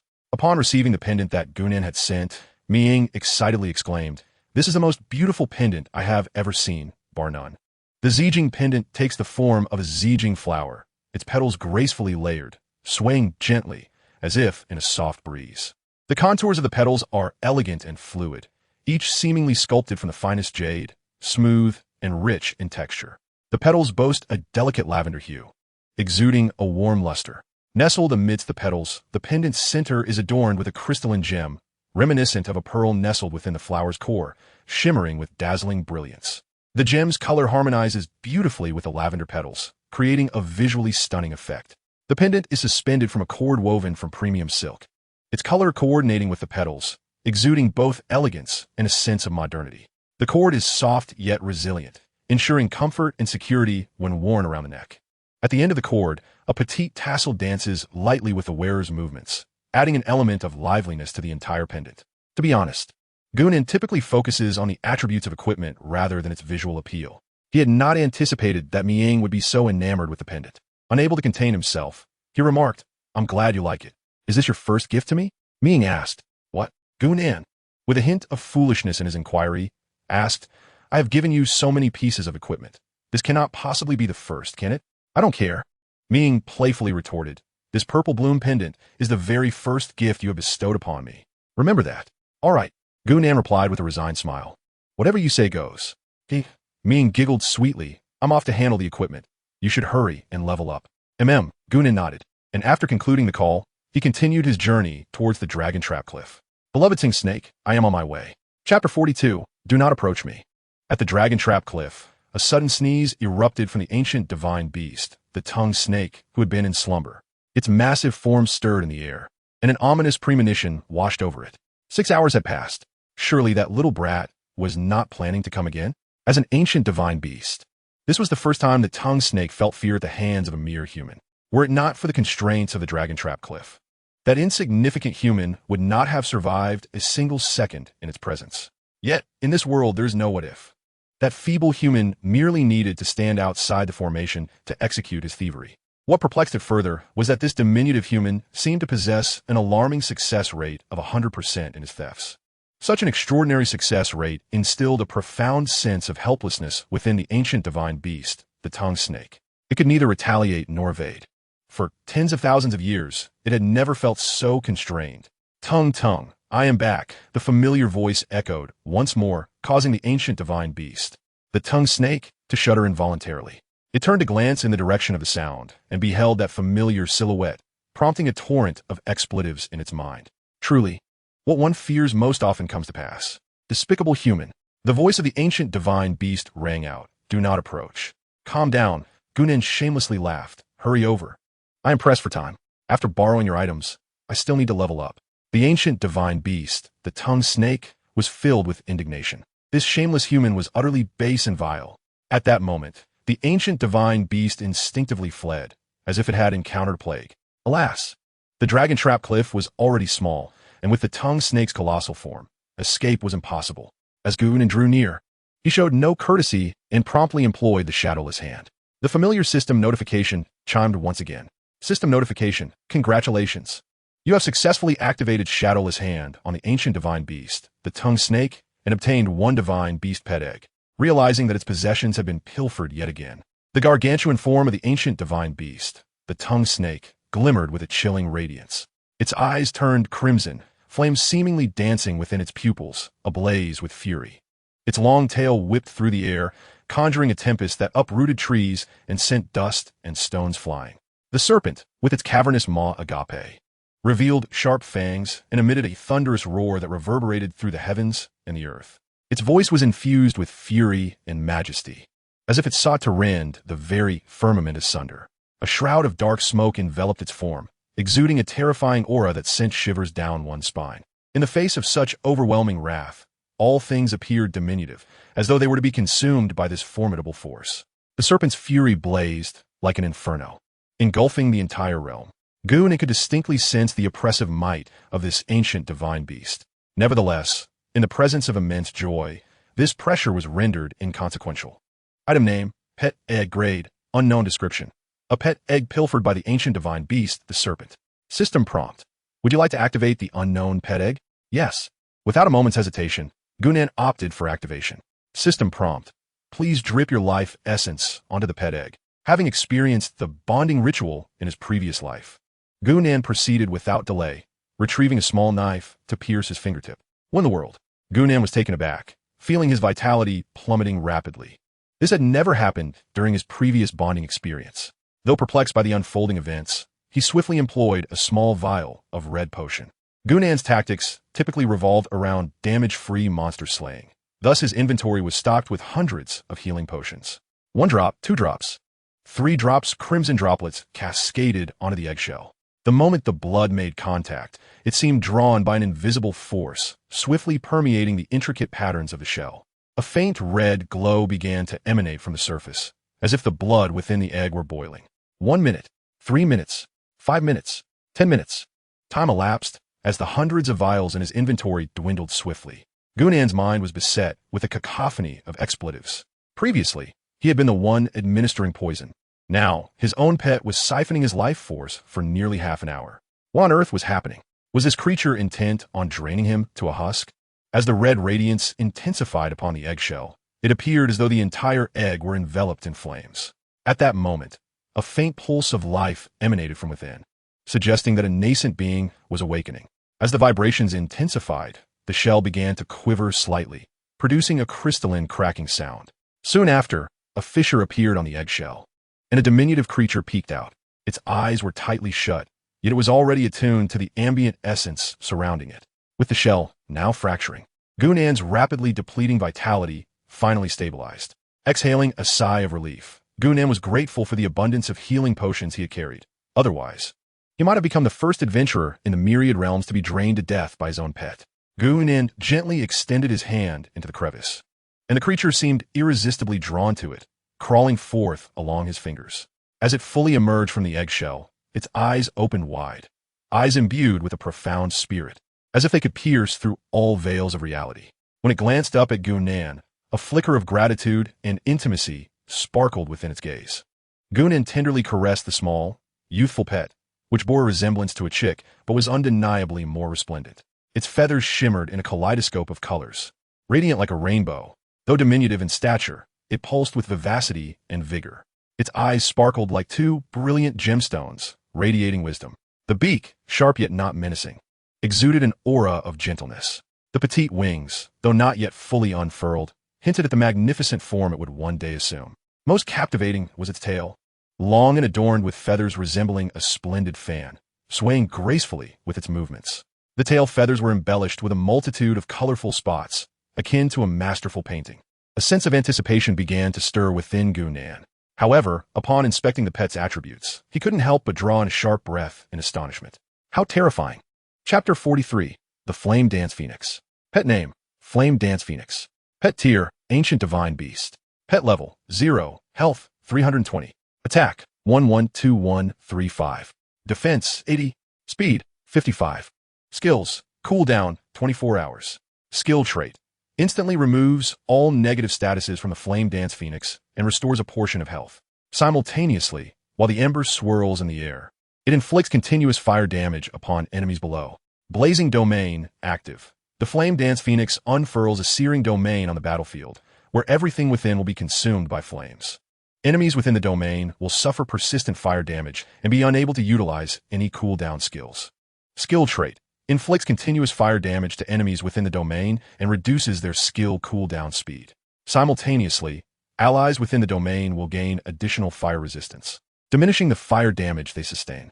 Fire Feather Storm active skill. The Flame Dance Phoenix flaps its wings, releasing countless fiery feathers that coalesce into a tempest of fire. These feathers, sharp as blades, can slice through enemy armor. Description. The Flame Dance Phoenix is a mythical creature birthed from the essence of fire in the world. It originated in ancient times, when molten lava intertwined with the lightning of the sky, forming a unique realm of fire. Within this realm, fire elements continuously gathered and fused, ultimately giving rise to this extraordinary being. The Flame Dance Phoenix is adorned with blood-red feathers, with wings ablaze in eternal flames. Its eyes resemble two blazing orbs of fire, shimmering with an enthralling brilliance. The dance of the Flame Dance Phoenix is both graceful and majestic, with each powerful flap of its wings. It seems to orchestrate a magnificent feast of flames. In ancient times, the Flame Dance Phoenix served as the guardian deity of fire, maintaining the delicate balance of flames in the world and preventing devastating wildfires. Whenever a fire erupted, the Flame Dance Phoenix would descend, wielding its formidable fiery powers to control the blaze, thereby rescuing countless beings from peril. Moreover, the Flame Dance Phoenix embodies the essence of fire, mastering its mysteries and manipulating flames at will, transforming them into forces of offense, defense, and healing. However, Gunan found himself utterly astounded. The initial state of the Flame Dance Phoenix boasted a terrifying speed of 55 points, an attack power soaring to 135, and an impressive defense of 80 points, capabilities that could easily vanquish most level 5 adventurers. Yet, the most astonishing aspect lay in the skills of the Flame Dance Phoenix. Gunan was at a loss for words to describe them. They were simply extraordinary. First among them was the skill known as Phoenix Rebirth, which granted the Flame Dance Phoenix a second chance at life. Furthermore, upon resurrection, it could eliminate all negative statuses while inflicting secondary damage upon its foes.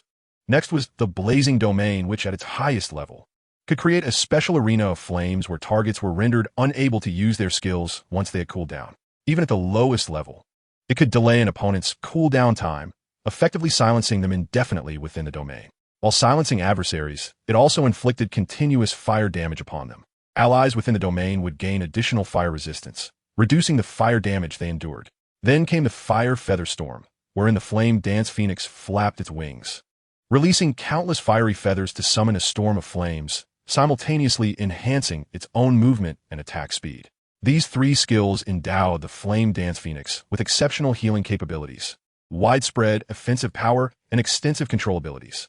Such formidable prowess made it one of the most elite beings among ancient divine beasts that Gunan had encountered in his previous life. In fact, the complete form of the Flame Dance Phoenix surpassed that of the ancient beast, the Celestial Serpent, by a considerable margin.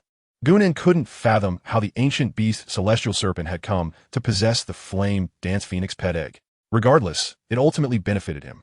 In light of the Flame Dance Phoenix's presence, Gunan felt a genuine sense of gratitude towards the Celestial Serpent. Without it, he would not have gained such a powerful ally.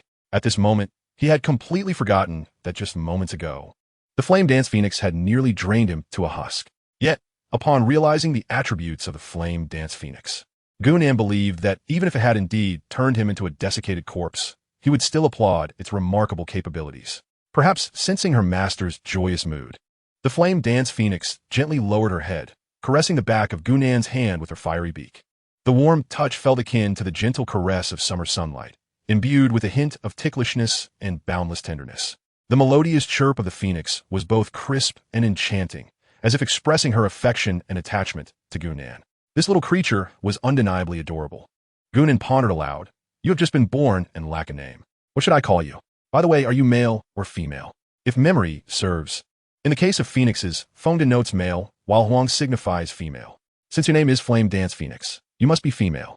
What name shall I bestow upon you? Your name contains flame.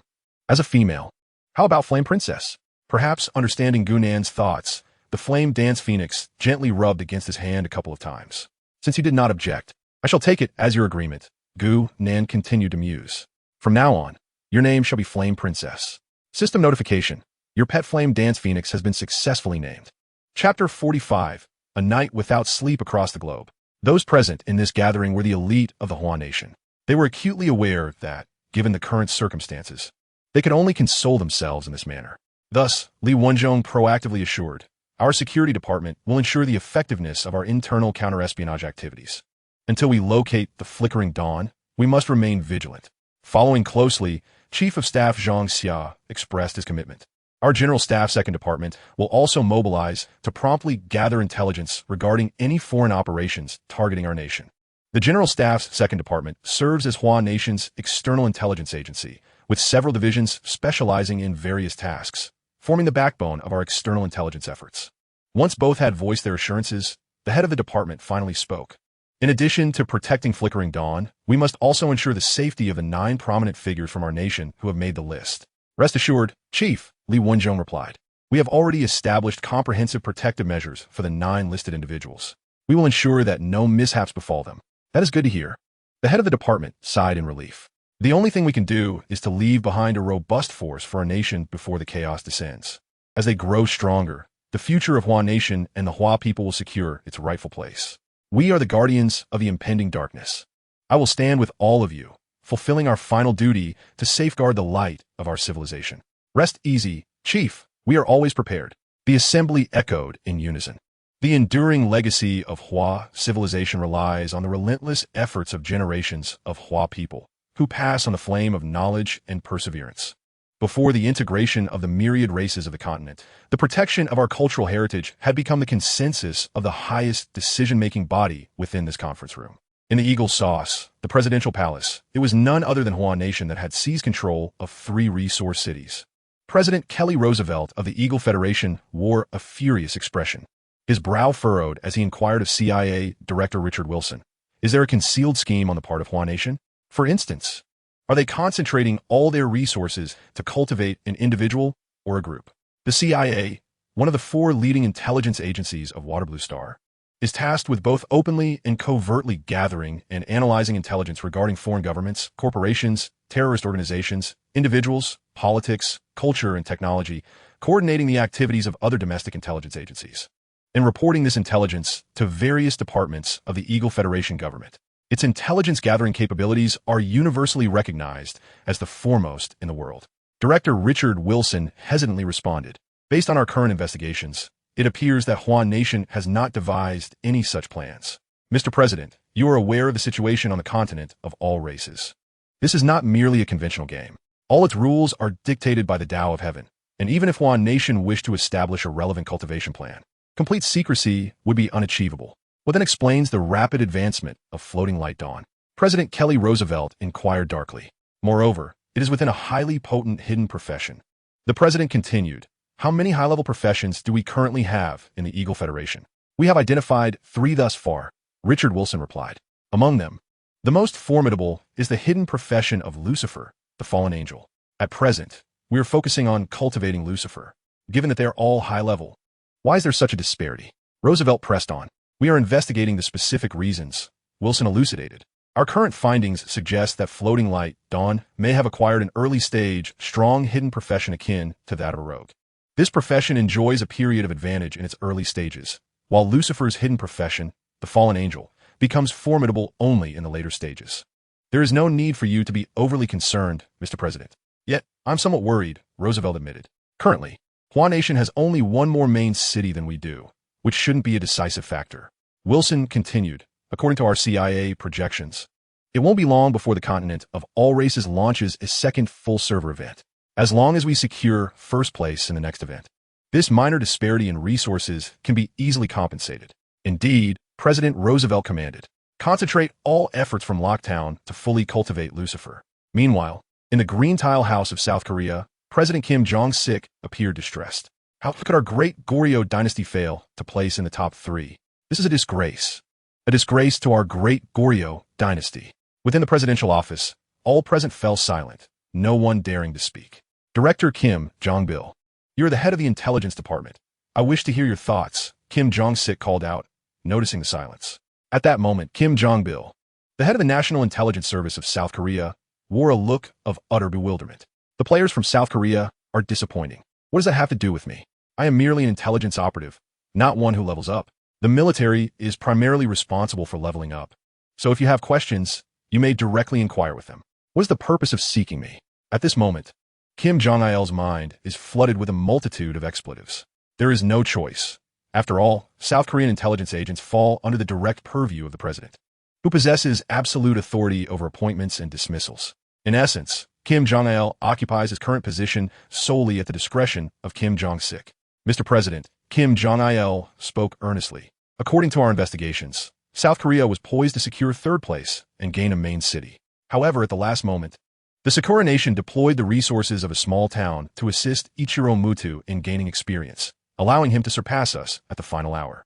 Our defeat is entirely due to the despicable actions of the Sakura nation. How infuriating! President Kim Jong-il's face darkened with anger. This time, we suffered a complete defeat in the server-wide event. I do not wish to witness such failure again. We must concentrate all our efforts to support our strong players in South Korea. In the next server-wide event, we shall undoubtedly claim the top position. Rest assured, Mr. President. Kim Jong-il replied, we have already begun to consolidate our resources, focusing on nurturing talents such as Park Soo-chung. Meanwhile, in the Prime Minister's residence of the Sakura Nation, Prime Minister Taro Kobayashi wore a grim expression. Is there still no information regarding Dawn's Light? We have deployed all our intelligence personnel in Huagua and have not received any leads related to it. Minister Kenichi Takahashi appeared troubled. Prime Minister, is my failure? Taro Kobayashi interjected. It is said that the intelligence department on the Huagua side has also failed to acquire any clues related to Dawn's Light. You must secure all information regarding it before the Huagua side does. Additionally, the martyrdom plan may now be initiated. Kenichi Takahashi replied solemnly. Our warriors from the Sakura Nation are fully prepared. Simultaneously, representatives from nations such as the Sun Never Sets, Maple Leaf Country, Kangaroo Country, Israel, Philippines, and India convened an urgent meeting. The discussions primarily revolved around the recent server-wide event. The name Dawn's Light became the most frequently mentioned among all nations.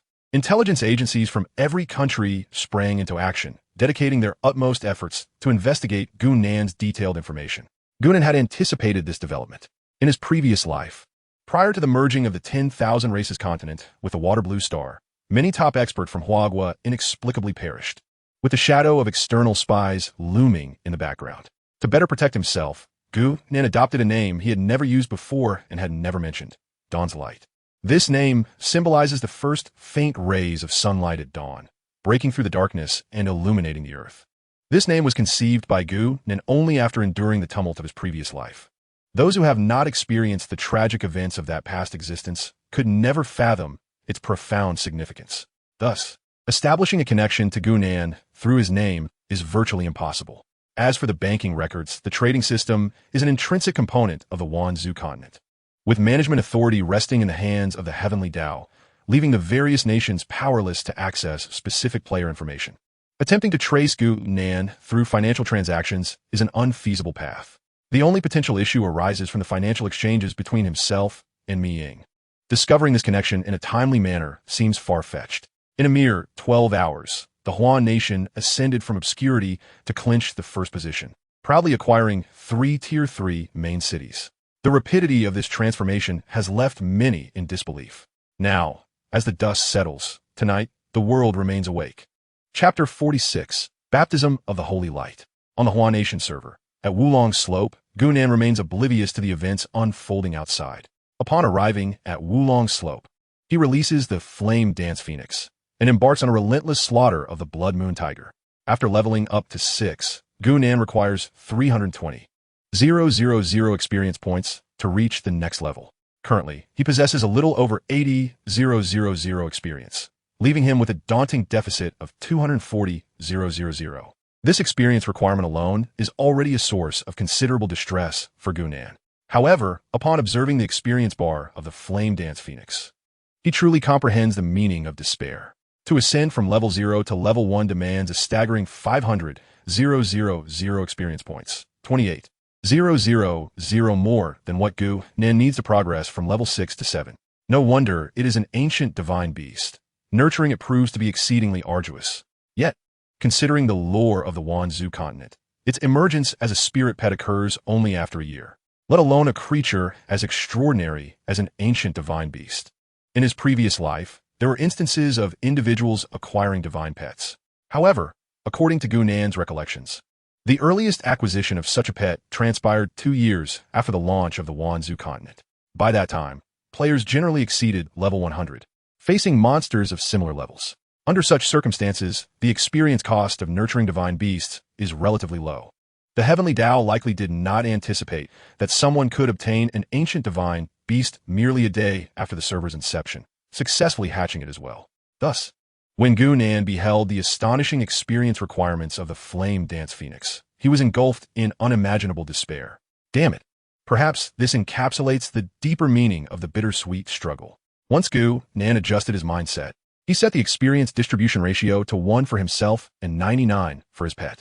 This ratio represents the system's permissible limits. Were it not for such restrictions, Gunan would undoubtedly have configured it to 100. In his notes, his original priority was to reach level 10 and subsequently repair the ancient altar, thereby establishing connections between various novice villages. However, upon acquiring the Flame Dance Phoenix, Gunan decisively redefined the priority of leveling up this extraordinary creature. The forthcoming server-wide event is a hunting competition, which inherently favors mage classes.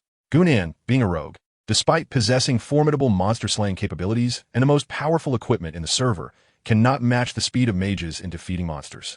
In his previous life, the players from Huagua did not achieve a commendable ranking in the second event. This time, Gunan believes that even with his enhanced equipment, the players from Huagua may not secure a favorable outcome. Initially, Gunan was contemplating strategies to excel in the upcoming server-wide event.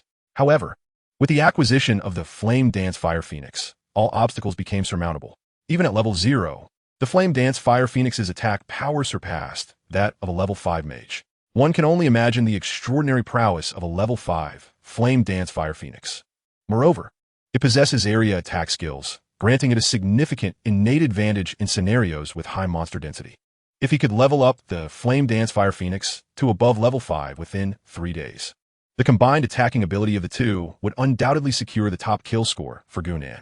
After 11 hours, amidst a burst of radiant light, the Flame Dance Fire Phoenix successfully ascended to level 3, resulting in a remarkable transformation of its overall attributes. Pet name: Flame Dance Fire Phoenix. Pet tier: Ancient Divine Beast. Pet level: 3 health, 1350 attack, 295,355 defense, 230 speed, 92 skills. Phoenix Nirvana level: Fire Feather Storm level. Blazing Field level. Even at level 3, the Flame Dance Fire Phoenix's health has already exceeded 1,000 points, and its attack power has reached a staggering 355 points. Surpassing Gunan, its defense stands an impressive 230 points, with a speed of 92 points. Each aspect of its attributes showcases the exceptional lineage of the Flame Dance Fire Phoenix. With its overall panel attributes, the level 3 Flame Dance Fire Phoenix could easily outclass Gunan. After all, Gunan is undeniably a formidable player, equipped with the soul-biting poison spike skill, allowing him to ignore defenses and inflict poison while also impeding healing. Checking the time, there remains less than half an hour until Shadowless Hand is ready to use again. It is time to confront the ancient divine beast, Tungsha, for a challenge. At this moment, the ancient divine beast, Tungsha, is engulfed in despair. Upon seeing Gunan, it collapses to the ground, completely relinquishing its will to resist. Nevertheless, Gunan harbors no intentions of sparing it, and he promptly executes Shadowless Hand. System notification: congratulations. You have successfully activated Shadowless Hand on the ancient divine beast, Tungsha, earning the skill book, Holy Light Baptism level. Holy Light Baptism level. The bearer summons a pure light of holiness, inflicting divine damage on enemies within the area and purifying negative effect from allies. Enemies baptized by the holy light will experience temporary dizziness, while their attack power, defense, and speed will be diminished. Restricted class: Priest. What an astonishing skill. Upon reviewing its attributes, Gunan could not help but feel a surge of astonishment. This skill is truly terrifying. The skill itself is already extensive in scope, and in addition to its offensive capabilities, it can also purify the negative states of allies. Not only can it cleanse the adverse conditions of teammates, but it can also inflict a stunning effect on enemies. Moreover, it further diminishes the attack power, defense, and speed of adversaries. This is undoubtedly a divine skill befitting the priest class. At this thought, Gunan instinctively recalled Mi Ying's terrifying healing prowess. The Holy Priest class is inherently an offensive healer, and the skill, Holy Light Baptism level, appears to be tailor-made for this vocation. It enhances both offensive capabilities and self-control abilities, and most importantly, it possesses a wide-ranging purification capability. In large-scale battles or national conflicts, it is undoubtedly a strategic healer, capable of turning the tide in critical moments. With this in mind, Gunan promptly sent a screenshot of the skill description to Mi Ying, playfully querying whether she would consider dedicating herself. Shortly thereafter, Mi Ying's voice communication rang through. "Where did you acquire this skill? It's incredibly powerful. Do you want it?" Gunan cheerfully inquired. "Yes, of course I want it. I could give it to you, but you must fulfill one request of mine," Gunan mischievously proposed. "If it's a matter of dedicating yourself, then forget it," Mi Ying stated bluntly.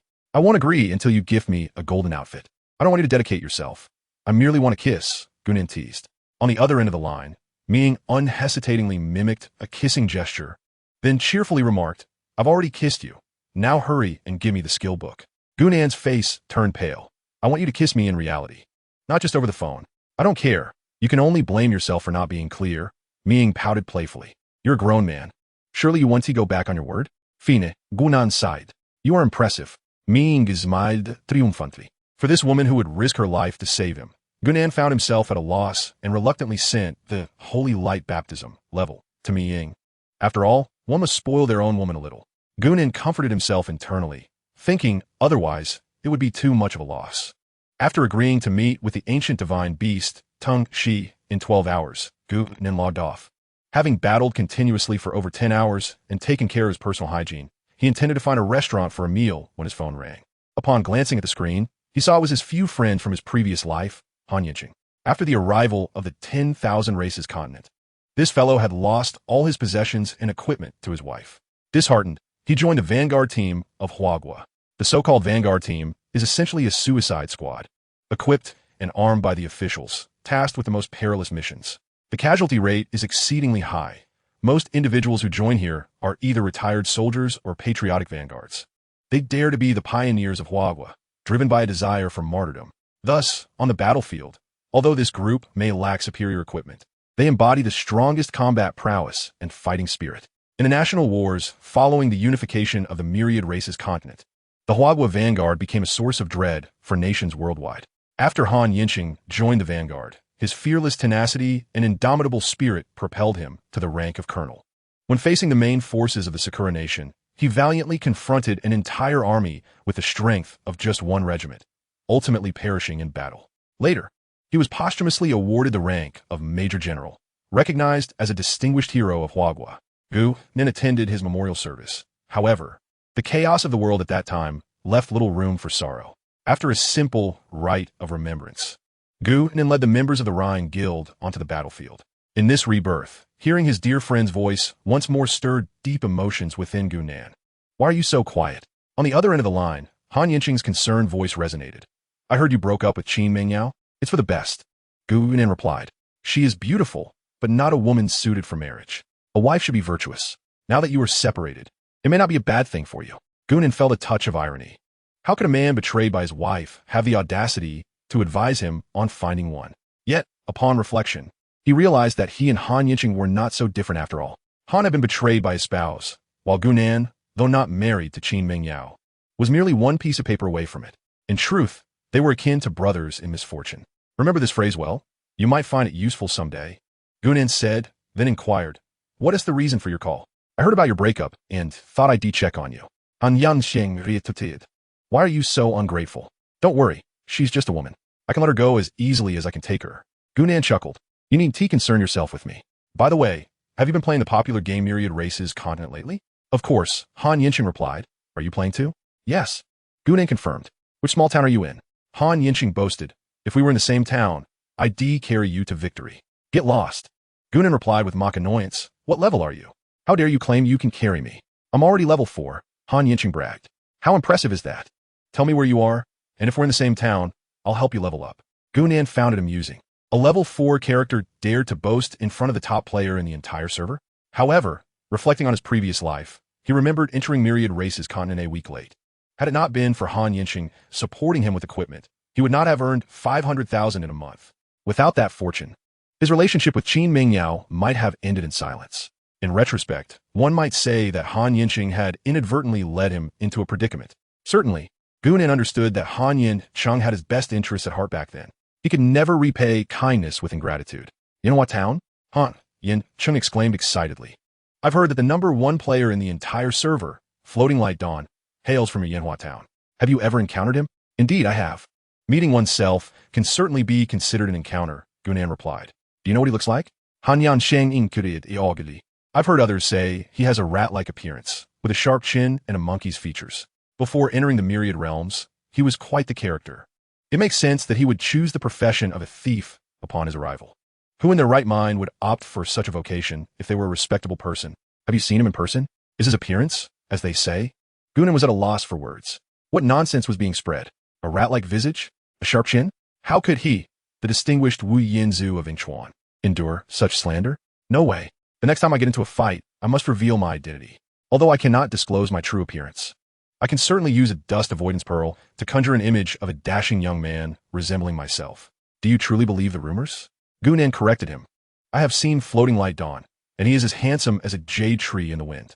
His former profession was not that of a beggar. He is a man of integrity, a fine young gentleman of the 21st century. Don't listen to the idle gossip. They are merely envious. Is that really the case? Han Yinqing asked, somewhat skeptical. Absolutely. Floating Light Dawn is me. Are you saying that Floating Light Dawn is as handsome as I am? That seems reasonable. Doesn't he it? By the way, you haven't told me your level in the game yet. Han Yinqing did not continue to press the matter of Floating Light Dawn's handsomeness, but shifted the conversation instead. Gunan was about to say he was at level 7, but then reconsidered. He was the only one in the world at level 7. If he mentioned it directly, it would reveal his identity as Floating Light Dawn. Of course, Gunan had no intention of hiding that identity. However, considering he had just boasted about Floating Light Dawn's looks, revealing it now would be utterly embarrassing. Wow, how on earth did you level up so quickly? Han Yinqing asked excitedly. Do you have any secrets? Call me Dad, and I might just share them with you, Gunan replied with a grin. Dad, please tell me. Gunan rolled his eyes and said, contact Miying. Have her provide you with a suitable set of equipment. Chapter 48. Portraits of Beauties in the Myriad Realms. Gunan had always intended to cultivate his own influence. Han Yinqing, as his brother, and someone willing to sacrifice for their country, was naturally someone he would focus on developing. However, he was not yet ready to present himself to the public. All overt activities would have to be conducted through Miying. Miying, is she that stunningly attractive boss of yours? Han Yinqing asked curiously. What is her game? Is she formidable in the Myriad Realms? Her game is cool summer breeze, Gunan replied nonchalantly. Wow. Han Yinqing was taken aback. She is actually Qinxiao Weiliang, the foremost hexagonal healer of Huagua? The foremost hexagonal healer of Huagua? What on earth is that? Gunan inquired, perplexed. Don't you follow the player forums? Han Yinqing asked in astonishment. Qinxiao Weiliang's gameplay video was surreptitiously recorded and uploaded to the forum. She single-handedly faced off against a level 5 opponent. Can you imagine? A priest not only taking on a level 5, but actually dominating them. In her previous life, when a Myriad Clans continent merged with Waterblue Star, communication methods underwent significant transformation. After her rebirth, Gunan, accustomed to the post-merger lifestyle, had overlooked the importance of forums. Thus, her engagement with the world chat channels and forums was rather minimal. Even her friend settings had long been configured to block all messages. Besides Miying, virtually no one could reach her. It seemed she ought to familiarize herself with contemporary social practices. Isolating oneself was evidently unwise. Your in-game profession is a dimensional paladin. Miying should have equipment suited for you, Gunan remarked. How do you know my profession? Hanyan Shing Kviriid, Astonis hit. You mentioned it yourself. Otherwise, how could I possibly know such details? Gunan had indeed gleaned this information from her past life, but she would not divulge the secret of her rebirth. Thus, in such circumstances, she could only adamantly deny it. Perhaps I merely forgot. Han Yinqing mused aloud before continuing. Equipment is so expensive now. Of course, equipment cannot be provided free of charge, Gunan interjected. Miying is planning to establish a gaming guild. I will definitely join. How about you? Would you like to come along? I certainly have no objections, Han Yinqing replied with a smile. Just make sure to contact your beautiful boss. I will apply to add her as a friend shortly, and once she is online, I will get through. No problem. After concluding her conversation with Han Yinqing, Gunan promptly called Miying. After briefing Miying on Han Yinqing's situation, she urged her not to reveal her identity and then ended the call. After tidying up briefly, Gunan made her way to a nearby supermarket. On the way, she opened the official Huagua forum for the game Myriad Clans Continent. A quick glance revealed that the most discussed topic was floating light breaking dawn. At the top was an announcement from the Huagua officials. The title read, Announcement regarding cheating issues in floating light breaking dawn. The content stated, Dear players, we are pleased to inform you that after rigorous system monitoring and manual reviews, we have confirmed that players of Floating Light Breaking Dawn have consistently adhered to principles of fair competition throughout the game, without utilizing any forms of cheats or hacks. As an outstanding player on our Huagua server, Floating Light Breaking Dawn has not only earned the respect and admiration of numerous players through her exceptional skills and strategies, but has also established a model of integrity in gaming. Herein, we extend our heartfelt congratulations to the players of Floating Light Breaking Dawn, and we hope that more players will learn from their example, participating in the game with integrity and striving for the honor of the Hua Kingdom server. Signed, Official Forum of the Hua Kingdom server, Wanzhou Continent. Below this pinned post, there exists another announcement. Title, Declaration regarding the game being controlled by intelligent systems with no possibility of cheating. Content, Wanzhou Continent employs an advanced intelligent control system, integrating artificial intelligence, big data analysis, and real-time monitoring among various functions. The two pieces of content, particularly the latter, elucidate the improbability of cheating within Wanzhou Continent. When viewed in conjunction with the first announcement, it gives the impression that the first notice does not merely address whether Gunan has cheated, but rather signifies the official stance of the Hua Kingdom server, expressing support for Gunan. It even lauds him as a paragon of fair competition, encouraging all players on the server to emulate him. Specifically in regard to previously questioned behaviors, it appears to stand as a platform for Gunan, while simultaneously encouraging others. It suggests that should players learn from Gunan's conduct, there would be no intervention.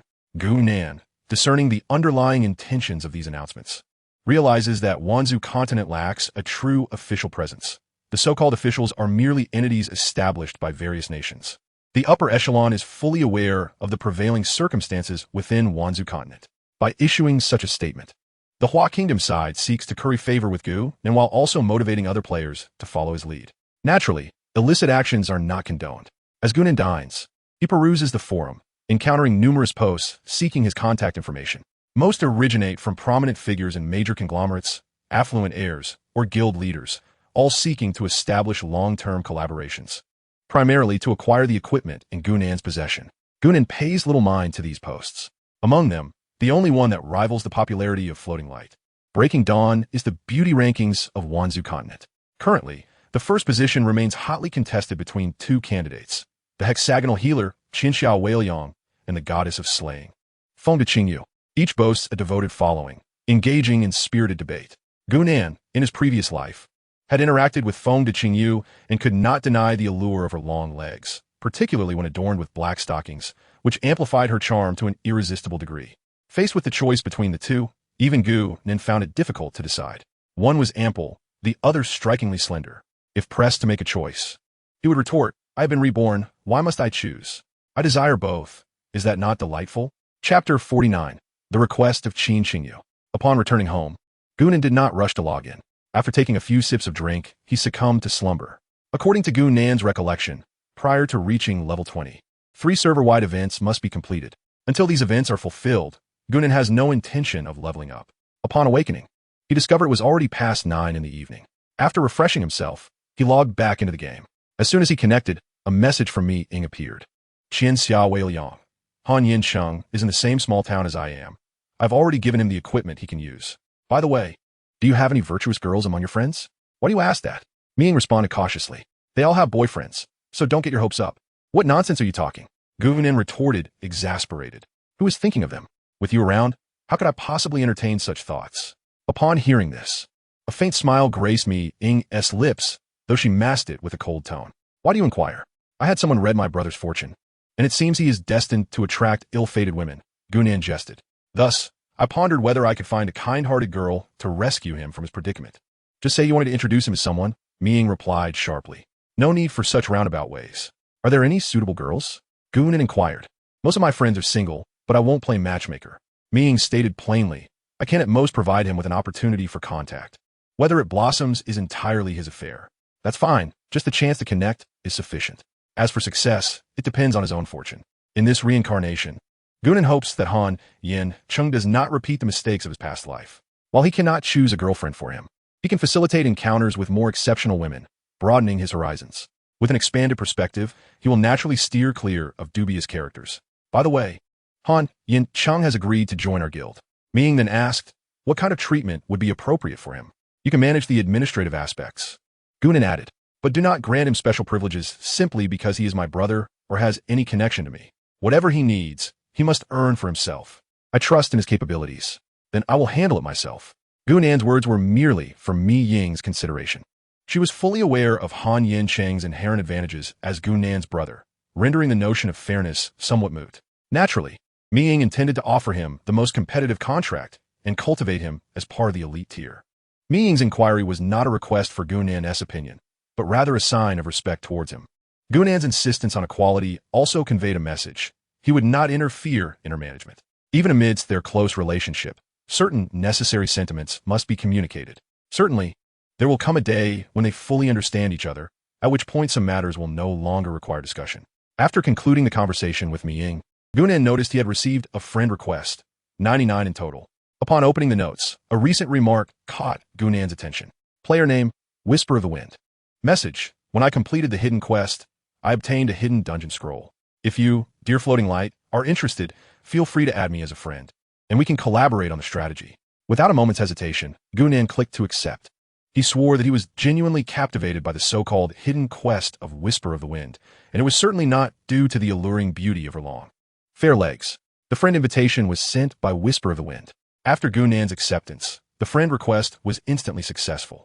Moments later, Whisper of the Wind sent a message. Floating Light. Is that you? Floating Dawn. Just call me Floating Light. Whisper of the Wind. Floating Light. During my completion of the hidden quest, I obtained a hidden dungeon scroll information.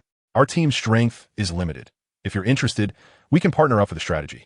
You can prioritize your selection of rewards upon completion. Is that agreeable? Gunan opened the scroll information and glanced at it. Item name, Hidden Dungeon, Shadow Castle, main hidden quest of Wanzu Continent. Quest difficulty, quest reward, unknown.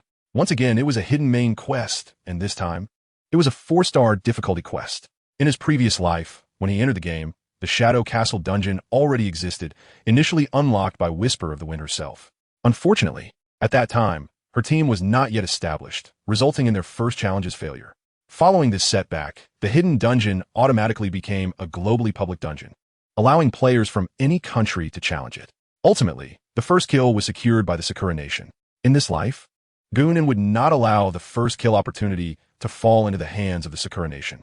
However, he could not assist without conditions. Thus, Gunan swiftly put forth his demands. Floating Dawn, I can assist, but I have my requirements. If you agree, I will help you. If not, then so be it. Whisper the Wind. What are the conditions? Floating Dawn. From all equipment obtained within the dungeon, you may only select 5 pieces of bronze equipment. I will take 3 out of the 5 treasure chests from the first kill. Furthermore, once we enter the dungeon, all actions will be under my command. If you agree, I can guide you through this dungeon. If you do not, then so be it. Whisper of the Wind. Aren't those conditions rather excessive? Floating Dawn. Excessive? You should understand that this quest scroll is a one-time use.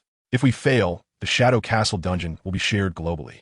I could simply wait for your failure and then lead my own team to secure the first completion, thus claiming all rewards. Moreover, if I am not mistaken, the scroll's validity period should be 72 hours. If you do not challenge within those 72 hours, the Shadow Castle dungeon will also become a public dungeon. At worst, I shall wait another 72 hours. In the town of Yinhua, at the Rock Giant campsite. How infuriating.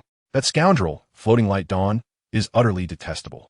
The Whisper of the Wind struck the Rock Giant, and, as the sword light descended, it seemed to be imbued with a potent fire element, igniting the Rock Giant. Boss, what did Floating Light Dawn say? Inquired a young sorceress beside Whisper of the Wind, as she cast spells to slow the Rock Giant. Chapter 50. The Ancient Castle of the Underworld. What else could he say? He demands an exorbitant price. Whisper of the Wind replied, her voice filled with frustration. The entire dungeon permits us to claim only 5 pieces of bronze equipment and 2 silver chests. Whisper, isn't Floating Light Dawn's demand excessively unreasonable? What if we attempted ourselves? The knight, flying dragon in the sky, who stood at the front, expressed his displeasure. I refuse to believe that without Floating Light Dawn, we cannot clear this dungeon. The unique nature of this hidden dungeon should be evident to all of you. Whisper of the Wind elaborated.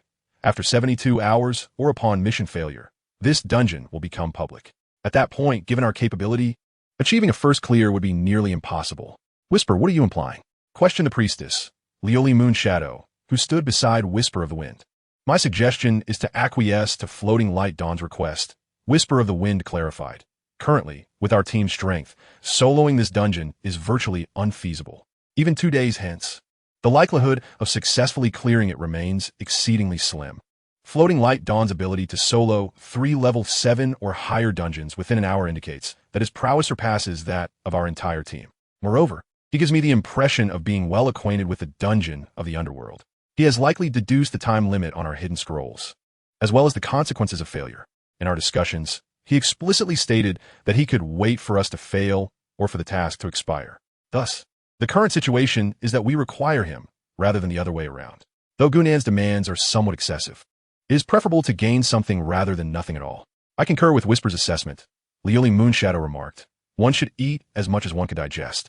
Acquiring 2 silver chests constitutes a significant gain for us. Observing that everyone had raised their hands in agreement, Flying Dragon in the Sky could only nod and say, "Very well, we shall heed your counsel." Before long, Gunan received a message from Whisper of the Wind. Whisper of the Wind, we accept your terms. When are you available? Floating Light Dawn, where are you now? Whisper of the Wind, at the Rock Giant campsite. Floating Light Dawn, send me the coordinates. I shall arrive in 10 minutes.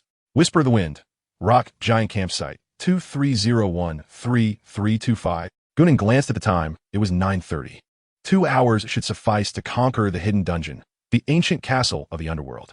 Afterward, he intended to seek out the ancient divine beast, Tung Shi, at Dragon Cliff to reminisce. He certainly did not wish to miss this opportunity, which arose once every 12 hours. 10 minutes later, at the Rock Giant campsite. After Gunan fashioned an impressive appearance with the Dust Avoidance Pearl, he made his entrance before Fang's Whisper and the others. Is he truly the one known as Floating Light at Dawn? He is exceptionally handsome. The caretaker, Leoli Yueying, with a face adorned with little stars, whispered to Fang's Whisper. Isn't it rumored online that Floating Light is a weaselly fellow with a sharp nose and a gaunt face? If that's the case, there must be no handsome men left in the Myriad Races continent. During the last duel against the proud war god and his companions, the footage was taken from a considerable distance. Coupled with Gunan's rapid movements, his face was barely captured. Hence, various unreliable speculations proliferated online. Greetings. Gunan approached and greeted them warmly. Hello, great Floating Light. Leoli Yueying stepped forward, grasping Gunan's hand as she introduced herself. I am Leoli Yueying, the priest of the Whisper team. Hello, Gunan replied with a smile, before turning his attention to Fang's Whisper. In her previous life, she had perished valiantly in battle, having been dead for many years by the time Gunan traversed into this realm. His recollections of her visage had begun to blur over time. Now, upon re-encountering an old acquaintance, the figure before him appeared somewhat different from his memories. Her beautiful face was slightly more youthful than it would be in a few years. Yet, her tall and well-proportioned figure was striking, particularly her long legs, which served as her finest calling card. Her legs were long and straight, the lines fluid, as if they were masterpieces meticulously sculpted by an artist. Her skin was as fair as jade, delicate and smooth, glistening softly under the dim light of the Rock Giant camp. The muscles in her legs were taut and powerful, neither overly slender nor excessively robust, perfectly showcasing the grace and strength of femininity. As Gunan approached, Fang's Whisper glided towards him. Her steps were light and graceful, each one resembling a dance. The enchanting allure of her long legs compelled Gunan to steal a few more glances. Their perfection was complemented by delicate ankles, elongated calves, and full thighs, creating a harmonious and rhythmic silhouette. Beyond her stunning legs, her face was equally captivating, with bright, expressive eyes, a high nose, and rosy lips. Her radiant smile exuded warmth and approachability. Her long hair danced in the breeze, akin to a flowing painting, adding a touch of vivacity and elegance to her beauty. With legs like these and a face like that, walking down the street, she was undeniably a breathtaking sight. No wonder she had slain both male and female deities. Even Gunan, whose heart was steadfast, felt a ripple within as she approached. This woman, this leg, enough. I cannot dwell on this any longer. To think further would be a transgression. Hello, great Floating Light. Qin Xingyu naturally noticed Gunan's gaze lingering on her legs, with a slight furrow of her brow. She greeted him. Hello, Gunan, perceptive of Qin Xingyu's subtle expression, brushed it aside, and inquired, "When will we commence the hidden dungeon?" "I'll introduce you to the rest of the team." Qin Xingyu offered, "You're already acquainted with our priest. Now, allow me to present the other 3 members. This is our Team S Knight, Flying Dragon in the Sky. This is our Team S Fire Mage, Dream Without Trace. Lastly, this is our Team S Elven Archer." Smiling radiantly, "My profession is a hidden class, the Flame Martial God. There's also a Reserve Formation Mage, Sea of Stars."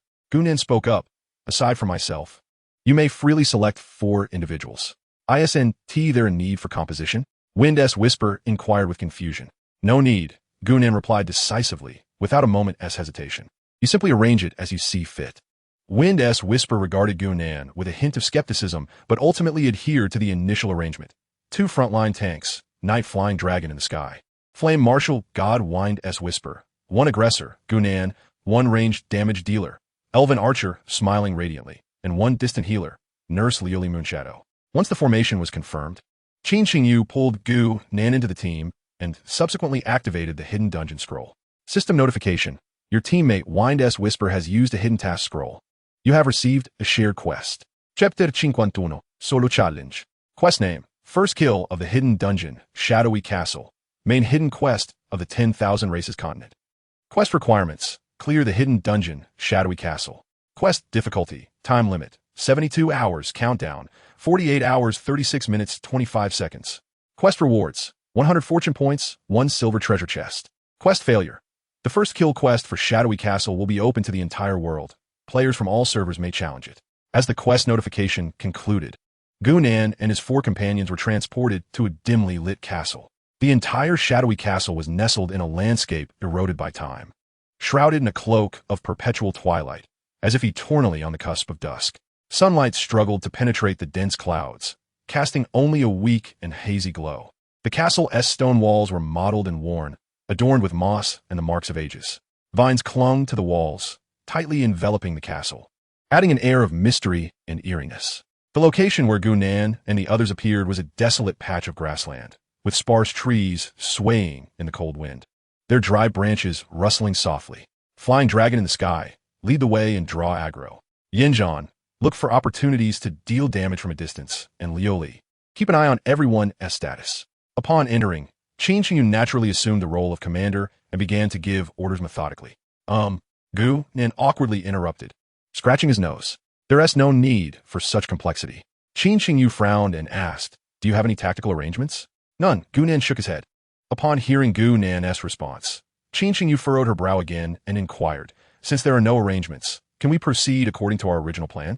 "No need." Gunan reiterated, "You can simply stand here without moving." "What?" Qin Xingyu asked incredulously. "The area outside Shadowy Castle is a safe zone. You just need to remain still in the safe zone." Gunan spoke calmly, "Leave the upcoming task to me." "You mean you intend to tackle it alone?" Qin Xingyu inquired, her expression darkening. "Indeed," Gunan affirmed with a nod. "This is a hidden dungeon of 4-star difficulty." Qin Xingyu attempted to caution. "I am aware," Gunan replied. "Then why proceed so recklessly?" Qin Xingyu suppressed her discomfort and said, "Boss Fugue, I recognize your formidable abilities. However, this is not the time for bravado in a 4-star dungeon." "I'm not being reckless," Gunan retorted impatiently. "I stated before we entered that we would follow my lead once we were inside. You agreed to that. Are you having second thoughts?" Only then did Qin Xingyu recall that she had indeed consented to follow Gunan's arrangements upon their entry. Yet, she never anticipated that his so-called plan involved having the 4 of them remain in the safety zone while he soloed the dungeon. "Are you certain you can manage this alone?" Qin Xingyu bit her lip, her face pale, as she asked. "I'm certain." "Very well. We shall wait here." Ultimately, Qin Xingyu acquiesced to Gunan's arrangement, watching as he ventured alone into the Shadow Castle. Once Gunan departed, Liuli Yueying spoke up. "Qingyu, is it sufficient for us to merely stand here?" "Qingyu, is Boss Fugue truly attempting to solo the Shadow Castle script?" The Elven Archer inquired with a curious smile. "Yes." Qin Xingyu nodded, saying no more. This was a 4-star hidden dungeon. Could Fugue break dawn truly manage it alone? Was there any difference from courting death? Filong in the Sky exclaimed in frustration. "If he chooses to meet his end, that is one thing, but he is dragging us down and occupying one of our slots. If we had entered with a full party of 5, progressing steadily, there's no doubt we could have cleared it. Now, with Fugue taking up a spot without contributing, how can the 4 of us manage?"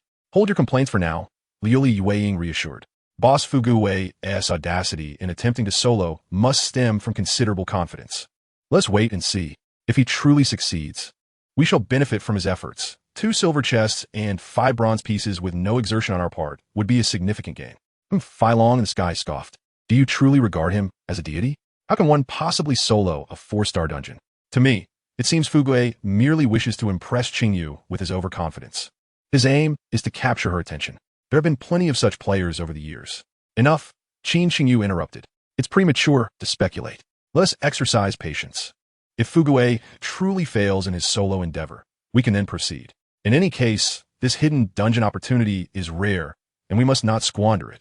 As Gu Nin stepped into the Shadow Castle, a chilling aura enveloped him, sending shivers down his spine. The interior was spacious and desolate. Grand stone columns supporting the vaulted ceiling, intricately carved with complex patterns and mysterious runes. The corridor is adorned with ancient furniture and artifacts, each exuding a mysterious and eerie aura. According to Gu Nan's recollection, the Shadow Castle comprises 5 distinct sections. The first section, the outer perimeter of the castle, is where Gu Nin currently finds himself. Surrounded by dense thorns and ancient trees, the monsters here are Tier 3 skeletal soldiers and bat spirits. Given the low threat level of these creatures, Gu Nan, feeling no need to employ his insight technique, simply summoned Flame Princess to incinerate them. Gu Nin had initially requested that Qingyu adhere to his directives upon entering the dungeon, solely to facilitate his current solo expedition. His choice to undertake this challenge alone, despite the presence of a team, was not born from arrogance. Rather, he wished to keep Flame Princess concealed and safeguard his true capabilities from outsiders. Additionally, there was another compelling reason. The experience rewards for being the first to conquer the Shadow Castle were exceedingly generous, and Gu Nan could not bear to relinquish them to others. Under the ravaging onslaught of Flame Princess's fiery storm, within a mere 2 minutes, the multitude of monsters surrounding the castle was utterly vanquished. A system notification chimed. Soul-devouring stinger has detected and can absorb the toxic essence of bat venom. Would you like to absorb it? With a decisive affirmation, the system responded, bat venom absorption complete. Subsequently, a further notification emerged. Your soul-devouring stinger has undergone a transformation. Soul-devouring stinger 1 level. Any attack can inflict a layer of toxic effect on the target, draining 25 health points per second for 60 seconds. This toxic effect disregards all defenses, simultaneously imposing a healing restriction on the afflicted target, rendering it immune to purification. Furthermore, the movement speed and attack speed of the poison target are both reduced by 50. The current stackable layers of the toxic effect. 3. Trait. Consuming various toxins enhances the toxicity effect. Chapter 52. Upgrade of Soul-Devouring Stinger. This skill has evolved 3 times on the Toxic Mist Cobra, Toxic Mist Cobra Elite, and Toxic Mist Cobra King, achieving a damage output of 20 health points per second. Following the absorption of bat venom, it advanced further, now inflicting 25 health points per second. After 4 accumulations, the soul-devouring stinger can extract 4,500 health points from a target per minute. Given the current health pool of players, a mere touch from Gu Nan would trigger a countdown to death. This is the source of Gu Nan's confidence. Upon traversing the outer perimeter of the castle and entering its interior, Gu Nan arrived at a spacious hall, marking the second stage of the Shadow Castle dungeon. At the center of this hall stands a colossal statue of a dark noble, surrounded by ominous murals and ancient furnishings. The central area of the hall is occupied by Tier 5 elite skeletal soldiers and bat spirits. With the combined might of Flame Princess and himself, Gu Nan efficiently dispatched them in just 3 minutes. However, the challenge was far from over. Following the clearing of the second stage in the castle hall, it was essential to locate a concealed switch and decipher an ancient code. Within the Grand Hall, there are hundreds of hidden switches, yet only one is correct. Typically, overcoming this challenge demands a significant investment of time and often the sacrifice of lives. Regrettably, Gu Nan, a master of the elusive profession of stealth, possesses a formidable skill known as 1,000 locks and 10,000 solutions. The hidden switch of the second level presented itself before him like mere decoration. With a mere glance, he effortlessly discerned the correct switch, acquired the password, and proceeded directly to the third level. Even the task of vanquishing the 5-level skeletal soldiers and the bat spirits in the central hall of the ancient castle took him less than 5 minutes. Simultaneously, he elevated the damage of the soul-biting venomous stinger to 30 points per second. Upon traversing the hall, Gu Nan entered a dimly lit corridor. The setting for the third level of the Shadow Castle, aptly named the Gloomy Corridor. The walls were adorned with ancient armor and weaponry, while the air was thick with an eerie ambience. Within this corridor roamed shadowy elves and dark vampires. Monster name, Shadow Elf. Level, 8 health, 11,000, attack, 210. 223 physical defense, 130 magical defense, 60 speed, 70 skills, shadow assassination, nightshade escape, mind mist description. Once a part of the Radiant World's elven race, they were slain by the master of the shadow, castle millennia ago.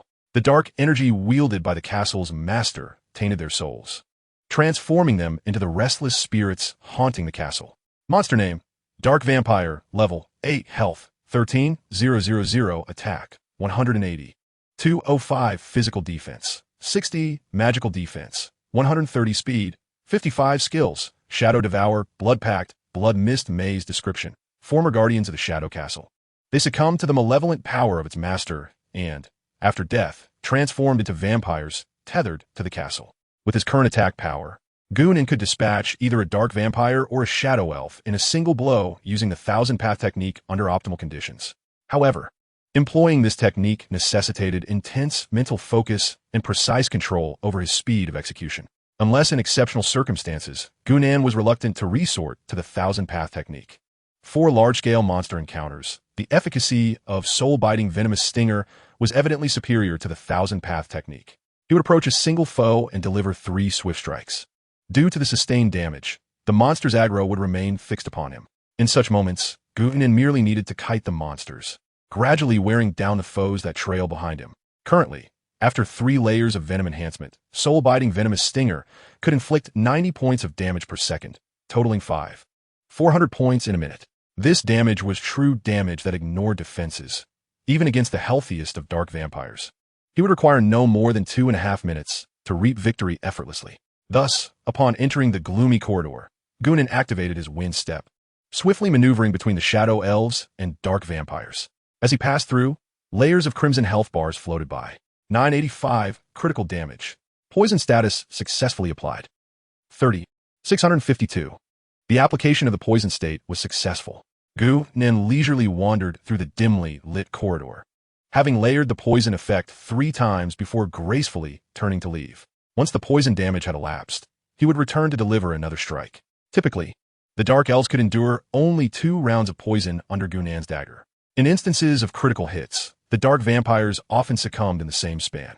In the absence of critical hits, Flame Princess would ignite the battlefield. Through their seamless cooperation, both the level 8 Dark Elf and Dark Vampire could only withstand less than 10 minutes of onslaught. System notification. Your pet, Flame Princess, has successfully leveled up to level 4. Pet name, Flame Princess, pet tier, Ancient Divine Beast, pet level, 4 health, 1,600 attack, 352,412 defense, 260 speed, 101 skills, Phoenix Rebirth level, Fire Featherstorm level, Blazing Domain level. With Flame Princess' ascension, her once diminutive form expanded considerably, shedding the appearance of a fledgling, although still retaining a touch of youthfulness. The vibrant plumage at her tail became even more resplendent. Following her upgrade, the system notification chimed once more. System notification, your Soul-Devouring Poison Spike 1 level has been upgraded to Soul-Devouring Poison Spike 2 level. Poison Spike 2 level. Any attack can impose a layer of poison effect on the target, inflicting 30 points of health damage per second for 90 seconds. This poison effect disregards all defenses and applies a healing restriction on targets affected by the poison state, making them immune to purification. Additionally, targets in a poison state experience a 50 reduction in movement speed and attack speed. The current maximum layers of the poison effect that can be stacked, 4. Characteristic, absorbs various toxins to enhance the poison effect. Within the Myriad realms, there are primarily 3 methods for skill advancement. The first method is enlightenment through usage, where skills automatically level up as proficiency increases during practical application. Guinan's skills of stealth, rogue assassination, gale step, and now soul-devouring poison spike have all progressed through this path. Enlightenment is currently the predominant method of skill enhancement across the Myriad realms. Generally, as the skill level and quality rise, the difficulty of enlightenment increases, consequently requiring greater time investment. It is not uncommon for advanced skills to take a year or more to achieve a single level up. Chapter 53, One-on-One Duel. The second method involves consuming rare enlightenment-type fruits. These fruits are categorized from low to high tiers. Tier 1, Tier 2, Tier 3, Tier 4, Tier 5, Tier 6, Tier 7, Tier 8, Tier 9, Tier 10, Spirit Fruit, Immortal Fruit, and Ancient Divine Fruit. The higher the tier of the Enlightenment Fruit, the greater the likelihood of skill advancement. Upon consuming an Enlightenment Fruit, as long as one practices the desired skill, there exists a probability that the skill will break through to a new level. The third type is the Epiphany Array. It requires the guild's array masters to arrange various epiphany formations. Practicing skills within these designated formations can enhance the probability of skill enlightenment. Thus, the potency of the guild as formations significantly influences its overall impact and prestige. Gunen initially believed that to elevate the level of soul-devouring venom, one must gather high-grade enlightenment fruits. To his surprise, he found himself improving during the process of slaying monsters, which was indeed a delightful surprise. Even more astonishing was the immense change that came with the upgrade to level 2 of soul-devouring venom, in addition to an extended duration of 30 seconds. The layers of poison also increased by 1. Compared to its previous level, the same poison damage now saw Gunen's toxic output double. Within the poison's duration, he could inflict a staggering 800 points of true damage upon his target. After calming his emotions, Gunen pressed onward. At the corridor's end lay a tightly shut door. Upon opening it, he entered a special chamber. The expansive room was filled with 2 bronze-level entities. This marked the 4th level of the Shadow Castle. Gunen had traversed the Shadow Castle in his previous life and was well acquainted with this dungeon. The core challenge of the 4th level lay in the myriad traps and puzzles scattered throughout the chamber, including toxic gas traps and flamethrowers. Challengers must cleverly evade these perils and successfully vanquish the 2 bronze creatures to unlock the path to the final room. Even without his past experiences, Gunen remained unfazed. After all, he now possessed skills such as 1,000 locks and 10,000 solutions, which could unveil all traps. Additionally, he wielded the dust-clearing pearl, an auxiliary artifact capable of dispelling all negative states. The toxic gas traps and flame throwers posed no threat to him whatsoever. In merely 10 seconds, Gunen effortlessly dismantled all traps and then employed an insight spell to examine the properties of the 2 adversaries. Monster name: Shadow Vampire Overlord Bronze. Level: 9. Health: 250. 000. Attack: 330, 380. Physical defense: 210. Magical defense: 160. Speed: 75. Skills: Ethereal Shield, Blood Soul Devour, Night Veil, Blood Fiend Power. Description: once the leaders of Shadow Castle's guard, they were corrupted and perished by the malevolent power of the castle's master, transforming into vampires bound to the fortress in death. Monster name: Dark Elf Captain Bronze. Level: 9. Health: 230, 000. Attack: 369, 405. Physical defense: 150. Magical defense: 190. Speed: 80. Skills: Phantom Arrow, Knight's Embrace, Shadow Step, Summon of Shadows. Description: he was once the captain of the Elven Squad in the Realm of Light, slain thousands of years ago by the master of the Shadow Castle. The dark energy wielded by the castle's master tainted the elven soul, transforming him into a wandering spirit within the Shadow Castle. Within the dim confines of the chamber, the flickering candlelight cast a feeble glow amidst the chilling winds. Having been reborn, Gunen found himself facing 2 formidable opponents for the first time, and rather than succumbing to fear, he felt a surge of exhilaration. At this moment, the leader of the Abyssal Vampires and the captain of the Obscure Elves had already locked onto him, unleashing a formidable pressure that bore down upon Gunen. The Abyssal Vampire leader advanced at the forefront, while the Obscure Elf captain lingered behind, orchestrating their assault. In the realm of myriad races, intelligence ran high, with each adeptly leveraging their strengths. For instance, the Abyssal Vampire leader, endowed with terrifying defensive and regenerative capabilities, surged ahead. Conversely, the Obscure Elf captain, possessing exceptional ranged attack prowess, remained in the shadows, awaiting the opportune moment to strike. On the battlefield, the Abyssal Vampire leader donned black armor, his blood-red eyes gleaming with a bloodthirsty light in the darkness. The Obscure Elf captain, ethereal as a specter of the forest, had silvery hair billowing in the night breeze. His piercing gaze fixated on Gunen. The impending clash was palpable, and the Abyssal Vampire leader was the first to strike. He brandished his blood-infused blade, unleashing a fierce wave of energy towards Gunen. With keen instincts, Gunen detected the imminent danger, swiftly evading the lethal strike. At that very moment, the obscure elf captain was not idle. A hail of spectral arrows rained down upon Gunan, forcing him to divert his focus. Skillfully dodging the arrows while seeking an opportunity to counterattack, Gunan realized that the synergy of this bronze duo, with their balanced long-range and close combat capabilities, yielded far greater results than mere arithmetic. Amidst the dodging and weaving, Gunan finally seized an opportunity, executing a rogue strike directly upon the abyssal vampire leader. At that juncture, the leader had activated his abyssal shield, elevating his physical defense from over 200 to more than 400. The application of the poison state was successful, resulting in diminishing returns of 120 and 135, with the poison state being successfully applied 4 times. Though lacking the advantages of stealth and backstabbing, Gunan's damage barely penetrated the abyssal vampire leader's defenses. Fortunately, the cumulative effect of the 4 layers of poison significantly reduced the leader's attack and movement speeds, making it considerably easier for Gunan to evade. Just then, after failing to land a hit, the obscure elf captain unleashed a shadow step, closing the distance to Gunan and summoning a multitude of shadowy duplicates from 10 meters away. These shadowy projections, bows drawn taut, unleashed a veritable storm of spectral arrows towards Gunan.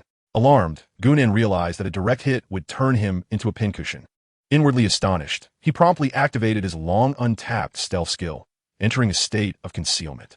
The Gale Step followed suit, propelling him towards the obscure elf captain under the guidance of countless locks and unravels.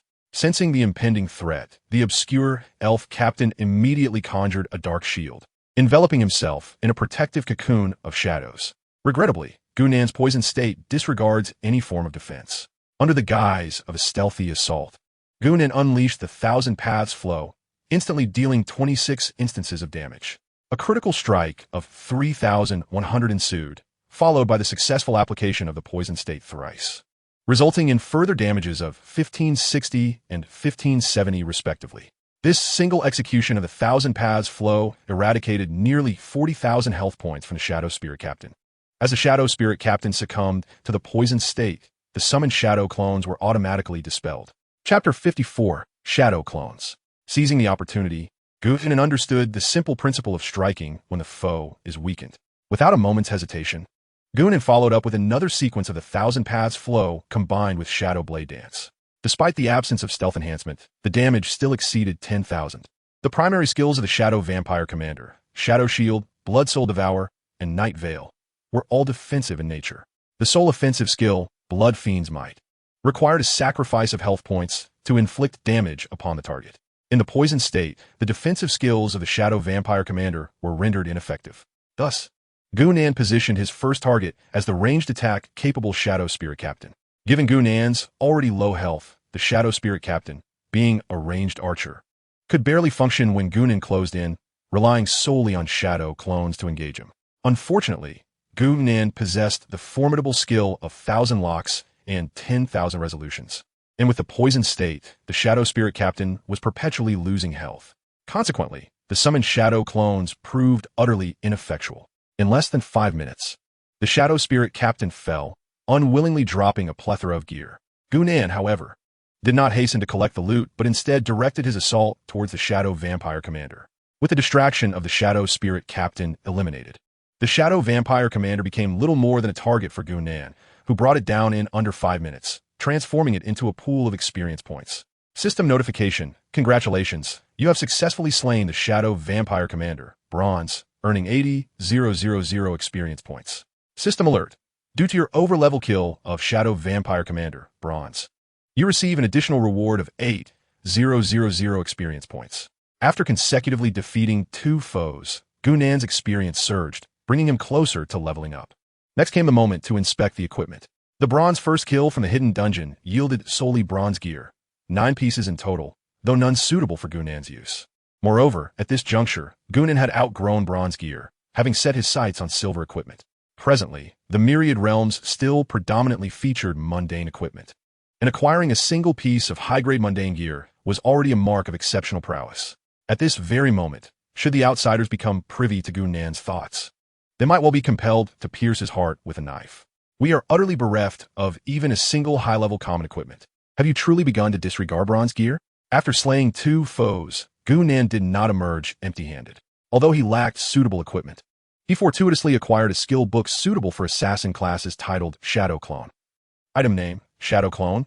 Item level. Item description. The Shadow Clone skill enables the user to create a duplicate that mimics the user's actions. Restrictions: Assassin class. Upon encountering a skill so fitting, Gunan unhesitatingly clicked to learn it. Soon, the specific effects of the skill materialized before him. Shadow Clone 1. Active skill upon activation. Summons a Shadow Clone that lasts for 15 seconds. The creator can utilize the clone to inflict 60 attribute damage on the target. Cooldown: 120 seconds. Magic cost: 20 points. Reading the skill description, Gunan felt a surge of excitement. On the battlefield, an additional clone translates to an increased chance of survival. However, the current level of the Shadow Clone does not offer significant assistance to Gunan. Both its damage output and duration lack appeal at this stage. Yet, skills like Shadow Clone will undoubtedly evolve with leveling up. Consider that when he battled the Dark Elf captain, it could summon over a dozen Shadow Clones, while simultaneously unleashing ghostly arrows upon him. This suggests that once Gunan elevates the Shadow Clone to a certain level, even if he cannot summon a dozen, he should be able to conjure at least 7 or 8, right? Imagining 7 or 8 Shadow Clones simultaneously employing 1,000 stream on a single target, what kind of damage would that yield? Take today's 2 adversaries, for instance, with over 200,000 health points. Under such circumstances, the simultaneous use of 1,000 stream by 7 or 8 Shadow Clones would likely result in an instantaneous kill, even against foes 3 levels higher than himself. Just the thought of it exhilarated Gunan. Today's dungeon run was indeed worthwhile. Setting aside his excitement, Gunan pressed onward. Beyond the secret chamber lay the final destination, the Shadow Lord's palace. As Gunan stepped into the palace, outside on the lawn of the ancient Shadow Castle, Liu Weiing, flying dragon in the sky, Qin Xingyu, and Xianxiao Yanran exchanged glances, each perplexed by the other. At present, Gunan was in a team state. In this mode, even with minimal contribution, he would receive experience rewards of 1 for each monster slain. This meant that with each creature Gunan dispatched, they would receive a system notification of experience gained, giving Gunan's prowess in defeating monsters of levels 3, 5, and 7 or 8. Xianxiao Yanran and the others were not the least bit surprised. After all, Gunan had previously single-handedly vanquished bronze-tier foes. This level of difficulty was hardly daunting. However, what astonished Qin Xingyu and the others was the speed at which Gunan was dispatching his enemies. Their system's alert sounds predominantly manifested in a barrage of notifications. Yet, this was not the most astonishing aspect. What truly left them in disbelief was that just moments ago, Gunan had remarkably single-handedly defeated 2 bronze-level adversaries. According to the system's alerts, the time between the 2 kills was less than 3 minutes. In other words, Gunan had triumphed over 2 level 9 bronzes while outnumbered. At this moment, Qin Xingyu finally comprehended that Gunan's insistence on keeping them here was not merely due to his disdain for their damage output, but rather a concern that the 4 of them might hinder his retreat. Furthermore, he had successfully slain them. Under normal circumstances, we should have received a notification confirming the successful completion of the dungeon. Yet, I received no such message. Neither did I, Qianxiao Yanran echoed. I haven't received anything either. Filong Zaiyan remarked, his expression grim. Qin Xingyu analyzed the situation. If all went as expected, the 2 bronzes should not be the final foes. If the 2 bronzes are not the last, then the final one can't possibly be silver, can it? Liu Weiing speculated with disbelief. Silver level? Impossible? Finons étions exclaimed, astonished. The Shadowy Castle dungeon is merely a level 310 instance. How could there be silver level enemies? That remains uncertain, Qianxiao Yanran responded. Currently, the formidable Fu Wang Pashao is contending with 2 bronze-level foes. Based on past experiences, the finale will undoubtedly feature a higher-tier adversary, most likely silver. Qin Xingyu nodded in agreement. If they are bronze, Fu Wang Pashao can manage alone, but should they be silver, might he not be in peril? Liu Weiing suggested. Xingyu, should we not reach out to Fu Wang Pashao? If the final enemy is silver, having us alongside could at least help mitigate the damage he faces. As a support, I can also provide ample healing. After contemplating for a moment, Qin Xingyu nodded. I will contact Fu Wang Pashao first and ascertain his intentions. The final encounter pertains to the success of the hidden dungeon, and I wish to contribute, at least in Qin Xingyu's perspective. Their combined efforts alongside Fu Wang Pashao would enhance the likelihood of overcoming a silver adversary.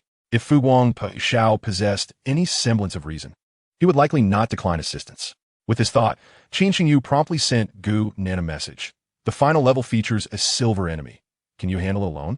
Do you require our assistance? Though we may not match your strength, we can provide protection when it matters. Liuli possesses enhancement skills that could aid you. The response was succinct, comprising only 3 words.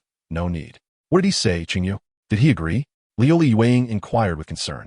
Qingyu opened her mouth, hesitated for a moment, and then relayed the truth. He said he does not need us. Humph. Filong Zitian scoffed, voicing his dissatisfaction. What blind arrogance! I shall see how he single-handedly confronts a level 10 silver. Enough of the disparaging remarks. Qingyu instructed. Though Fu Guangpashao claims he requires no assistance, we must still prepare for battle. Once the dawn of floating light seeks assistance or fails in the challenge, we must immediately step in. At this moment, Qingyu and the others remain unaware that as they enter the Shadow Castle, a global announcement resonates throughout the Myriad Realms. Announcement from the Myriad Realms. Players from the Huagua server, Feng's Light Whisper, Shallow Smile, Dragon's Journey, Liuli Moon Shadow, and Floating Light Dawn, have successfully unlocked the hidden dungeon, the Shadow Castle. Upon successful completion, the Shadow Castle will become an exclusive dungeon for Huagua. Should they fail, the dungeon will be open to the entire world. The first server to conquer the Shadow Castle will experience a 20 reduction in difficulty. The announcement reverberated 3 times, igniting excitement across various servers. In the American server, at Locktown, the revelation that the hidden dungeon had been activated by players from Huagua cast a shadow over Lucifer's expression. President. According to the announcement from the Myriad Realms, the Huagua server has only one chance to challenge. If they fail, the Shadow Castle will be accessible to the entire world. Storm I analyzed. The overall strength of Huagua players is weak. It is virtually impossible for them to clear this dungeon. However, their team includes Floating Light Dawn. Lucifer interjected. According to our intelligence, Floating Light Dawn is now capable of single-handedly defeating level 9 bronze opponents. With his prowess, there remains a possibility of clearing the Shadow Castle. Yet, the Shadow Castle is a team task, Storm I remarked, since it tests the synergy of the team, while Floating Light Dawn possesses exceptional individual strength. Such a team dungeon necessitates collective cooperation. I had someone investigate, and among these 5, Floating Light Dawn is the highest level at merely 7, while the other 4 are all level 5. Among them, only Feng's Light Whisper exhibits stronger abilities. The remaining 3 are unremarkable players in Huagua. No matter how formidable Floating Light Dawn may be, accompanied by 3 novices, the likelihood of clearing the Shadow Castle is slim, Storm I continued. Moreover, we noted that since the event concluded, Floating Light Dawn's level has not advanced. Thus, we speculate he must have utilized some special potion that temporarily amplified his attack power, enabling him to contend with a bronze opponent.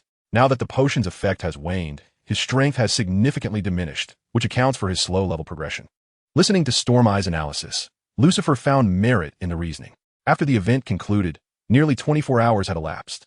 He had ascended to level 7, just a step away from level 8, while Floating Light Dawn remained stagnant at level 7, showing no signs of change. Clearly, Floating Light Dawn was experiencing a late-game fatigue.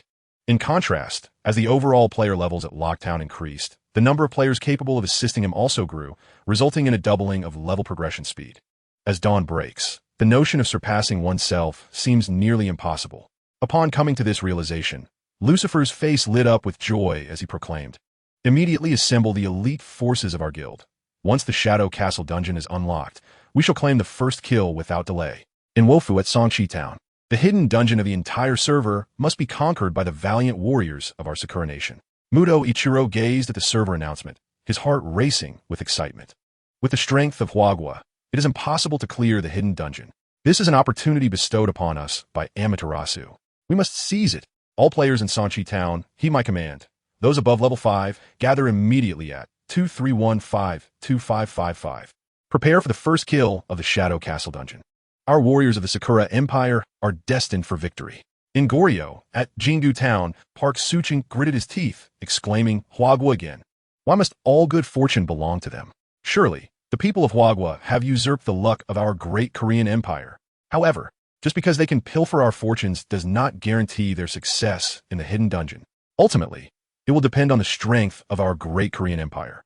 Notify all high-level players to assemble. Should Huagua fail their quest, we shall enter the dungeon at once." Chapter 56, The Shadow Lord Moe. At this moment, Gunan remained unaware that the announcement across the Myriad Realms had captured the attention of the entire server. Players from all corners of the world were gathering, anxiously awaiting news of his failure in the challenge. After dispatching 2 bronze-tier foes, Gunnan had arrived at the Hall of the Shadow Lord.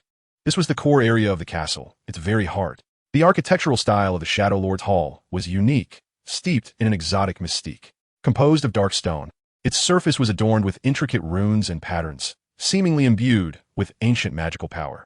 Upon entering the hall, one's gaze was immediately drawn to a colossal black stone pillar, intricately carved with elaborate designs and runes that emitted a faint glow, illuminating the entire chamber. The interior of the hall was spacious and profound, filled with an array of peculiar items and decorations. Ancient murals adorned the walls, while flickering lights danced amidst the shadows.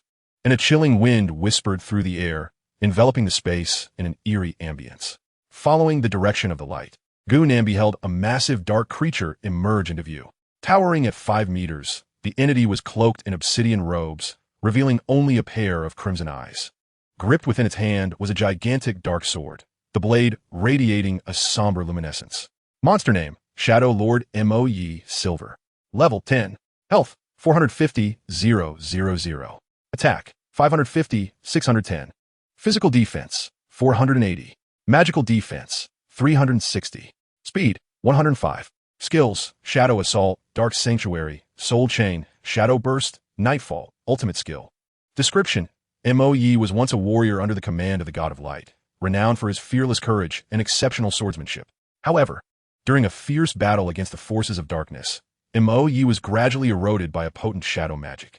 This force, formidable and malevolent, slowly corroded both his body and soul. After countless days and nights of struggle and resistance, Moe ultimately succumbed to the allure of the shadows, descending into the role of the Shadow Lord. Shadow Assault. Moe can seamlessly meld into the shadows, disappearing from the enemy's sight and then, at the most unexpected moment, spring forth from the darkness to launch a lethal ambush. Dark Sanctuary. Moe can summon a dense shroud of shadows, enveloping himself within, significantly enhancing his defensive capabilities.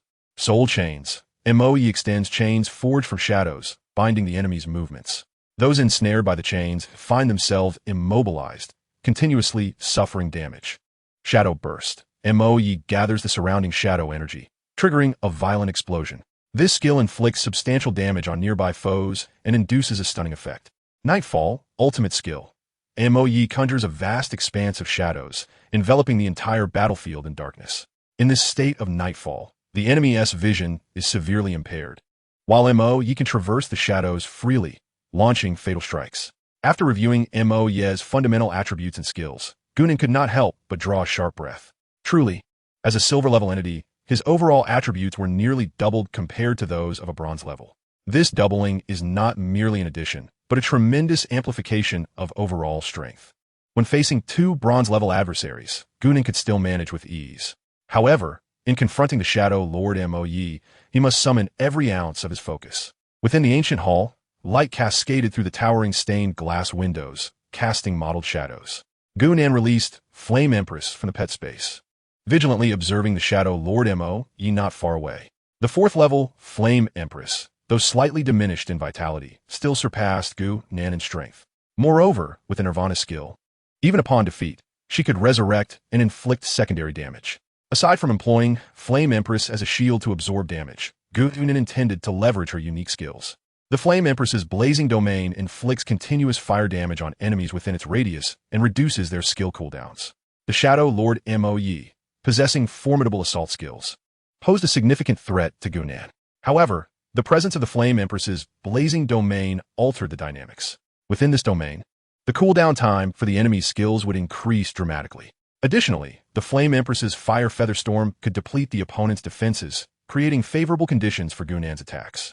At that moment, Moe also took note of the duo's presence, his brows furrowing in concentration. As a silver-level being endowed with high intelligence, he instinctively sensed an inexplicable pressure emanating from the Flame Empress, a unique aura characteristic of ancient divine beasts. Nevertheless, in the face of such overwhelming power, Moe quickly steadied his mind, gripping his longsword tightly as he charged towards Gunnan. In the pitch-black hall, Gunnan moved like a wraith, gliding through the darkness in search of a suitable moment to strike. The twin daggers in his hands gleamed with a chilling light against the night sky. Moe seemed to sense the threat emanating from Gunnan and actively unleashed the descent of night, swiftly enveloping the entire battlefield in a shroud of shadows. A system prompt echoed. You have gained the protection of the Dust Pearl, automatically cleansing all negative statuses. Moe melded into the darkness, moving with uncanny grace. With all negative statuses purged, Gu Nin could clearly discern Moe's trajectory. At that moment, Moe remained oblivious to any irregularities. As he approached Gu Nin, his right hand brandished a sword while a chain suddenly erupted from his left sleeve, as if to ensnare Gu Nin's very soul. This was Moe's skill, Soul Chain. Gu Nin sighed, promptly activating his stealth skill, rendering the Soul Chain aimless. After all, the Soul Chain was a persistent attack skill. Once ensnared, it would inflict continuous damage. Gu Nin dare not confront it head-on. Just as the Soul Chain drew within 5 meters of him, Gu Nin abruptly vanished. Moe gazed perplexly at the spot where Gu Nin had been, his face adorned with confusion, as if questioning, what on earth is happening? Where'd he go? With stealth still in effect, Gu Nin remained patient, circling around to emerge behind Moe. Each of Gu Nin's steps was light and graceful, his eyes shimmering with a fierce glint. Unbeknownst to him, his daggers had already been drawn, their sharp tips glinting ominously in the candlelight. Chapter 57. The Silver Global First Kill. Such a splendid opportunity was not to be squandered. Gu Nin launched into a flurry of attacks, employing the Thousand Paths flow followed by Shadow Blade Dance. In a single combination, he struck Moe a staggering 29 times in the back. 2890 critical damage. Poison status applied successfully. 30, 986. Poison status applied successfully. 30, 923. 30. After 29 strikes, he had depleted nearly 30,000 of Moe's health. Simultaneously, 4 layers of poison were affixed to Moe, promising over 10,000 damage within 90 seconds. However, this amount was trivial compared to Moe's substantial health pool of 450,000, causing no lethal harm. Instead, following Gu Nin's assault, Moe let out a pained cry and immediately unleashed Shadow Burst. Gu Nin, having wisely refrained from greed after his successful Thousand Paths flow, decisively chose to retreat. Yet, less than 10 seconds after Gu Nin had distanced himself, the space he had occupied began to tremble violently. The elements of darkness swirled chaotically, and upon reaching a critical threshold, erupted with a cacophonous explosion. That was close, Gu Nin muttered to himself. If I had lingered a moment longer, I would surely have become a lifeless corpse. Indeed, the silver rank exhibits tactical prowess that has reached the level of a top-tier expert. However, in my previous life, I was a master of the highest caliber. In comparison, your silver rank is merely a shadow of my abilities. Gu Nin's speed was astonishing, leaving Moe no time to react. By the time he regained his senses, Gu Nin had already darted several dozen meters away. Human, you are courting death. Moe's voice was icy, his gaze fixed intently on Gu Nin. He summoned a brilliant sword light from the longsword in his hand, launching it towards Gu Nin with lethal intent. Gu Nin, maintaining his momentum, instinctively dodged as a wave of sword energy missed its mark. Moe, unfazed, unleashed a flurry of sword energies, each one targeting Gu Nin, with a slight furrow of his brow. Gu Nin warily observed the dozen or so sword energies homing in on him. Just as the sword energies were about to close in, Moe seized the opportunity to strike. His massive form charged at Gu Nin, but swiftly melded into the shadows. In an instant, the imposing figure of Moe vanished into the darkness. This is bad, Gu Nin cursed under his breath, realizing Moe's ambush skill, Shadow Assault. It occurred to him almost instinctively. Shadow Assault allowed Moe to blend into the shadows, disappearing from his enemy's sight, only to re-emerge at their most vulnerable moment. Gu Nin surmised that Moe was likely lurking nearby. Without delay, he summoned Flame Princess to coordinate their actions. After forming a pact with Gu Nin, he had established a rudimentary mental connection with her. Under Gu Nin's guidance, Flame Princess acted without hesitation, unleashing the Blazing Domain. Both Moe's Nightfall and Flame Princess's Blazing Domain were rare area skills. It was evident that Flame Princess's domain surpassed Moe's in potency. Even at level 4, Flame Princess swiftly consumed the shadows enveloping Gu Nin. The entire hall was illuminated by the flickering flames. Within mere seconds, her blazing domain utterly overwhelmed Moe's Nightfall. Simultaneously, Flame Princess ascended into the air, executing a breathtaking 360-degree spin within the fiery realm. Countless fiery feathers rapidly coalesced into a storm of flame and feathers. These feathers, sharp as blades, sliced through the air. Gu Nin, ever vigilant, immediately noticed the Night Lord Moe, who had been struck by the fiery storm, now merely 5 meters away. Had he delayed any longer, Gunan knew he might have already lost his head. Taking a deep breath, he leaped into the air, using a springboard effect by stepping on Moye's shoulder, executing a rogue's assassination maneuver. Concurrently, Thousand Blades unleashed its fury. 911. 30. 1832, critical damage. 30. Gunan unleashed a relentless barrage of 27 strikes, then rolled on the ground, swiftly regaining his footing and charging forward once more. Moye, taken aback, had not anticipated Gunan's audacious willingness to confront him head-on. Without a hint of hesitation, a defensive shield formed around him. He then swung his sword directly at Gunan. There was no alternative. It was not that Moye was unwilling to utilize his skills, but rather that the cooldown was excessively long, rendering him incapable of using them. In a state of poisoning, Moye's attack speed had plummeted by over 50%. What once appeared as a formidable sword strike to Gunan was riddled with flaws. Gunan merely activated his Gale Step, deftly evading several attacks with ease. There was no denying it. Gunan's combination of techniques was utterly insidious. He first lured out his opponent's skills, before allowing Yanji to unleash a series of active abilities. By harnessing the power of the domain, he extended the cooldown period for his opponent's skills, significantly diminishing their efficacy. Moreover, he exploited the Fire Feather Storm's ability to reduce armor, further weakening his adversary's defenses. Ultimately, in a state of vulnerability, Gunan unleashed a continuous barrage of explosive damage. Such an onslaught would be intolerable even for a deity. There was no escaping the sheer ruthlessness of it all. If he could not slay you, he would at least leave you in a state of utter frustration. Despicable human, what have you done to me? At this moment, Moye was consumed by rage, roaring violently. What I have done to you is inconsequential, Gunan replied with a serene smile. The most important matter is sending you to hell. With his speed reduced and armor shattered, Moye's velocity had decreased by 50. At this juncture, catching up to Gunan was an impossibility. Meanwhile, Gunan commanded Yanji to engage from a distance, while he himself remained concealed in the shadows. Ever vigilant of the shadow, Lord Moye. As soon as an opportunity presented itself, he would strike with a flurry of attacks. Each series would inflict damage ranging from 10,000 to over 30,000. Nevertheless, it took Gunan a full 20 minutes to finally vanquish the Shadow Lord. Despicable human, I will not let you go, Moye roared in despair before collapsing to the ground. There was no denying the humiliation, such utter disgrace. It was not merely about being slowed or having his defenses breached. The most insidious act was the prolongation of his skill cooldowns. Thus, until his last breath, the Shadow Lord's eyes remained fixed on Gunan, filled with resentment and hatred. Unable to contain himself, Gunan kicked him twice, muttering to himself, "Damn it, how dare you threaten me?" Ding! System notification. Congratulations to player Floating Light Dawn for achieving the first silver kill in the 10,000 Races continent. The system will soon make 3 announcements across the entire server. Would you like to hide the player's name? Chapter 58, The Night Descends. The name Floating Light Dawn has now attained global renown. Furthermore, there were only 5 individuals who ventured into this hidden dungeon, and any person of intellect could deduce that he was the one who completed it. Even if Gunan chose to remain anonymous, it would be pointless, like pulling down one's trousers to fart. Therefore, without a moment's hesitation, he opted not to conceal his identity. Announcement for the 10,000 Races continent. Congratulations to player Floating Light Dawn from the Huaxia server for successfully achieving the first silver kill in the 10,000 Races continent, earning 200 fortune points, 150,000 experience points, and a silver first kill gift pack.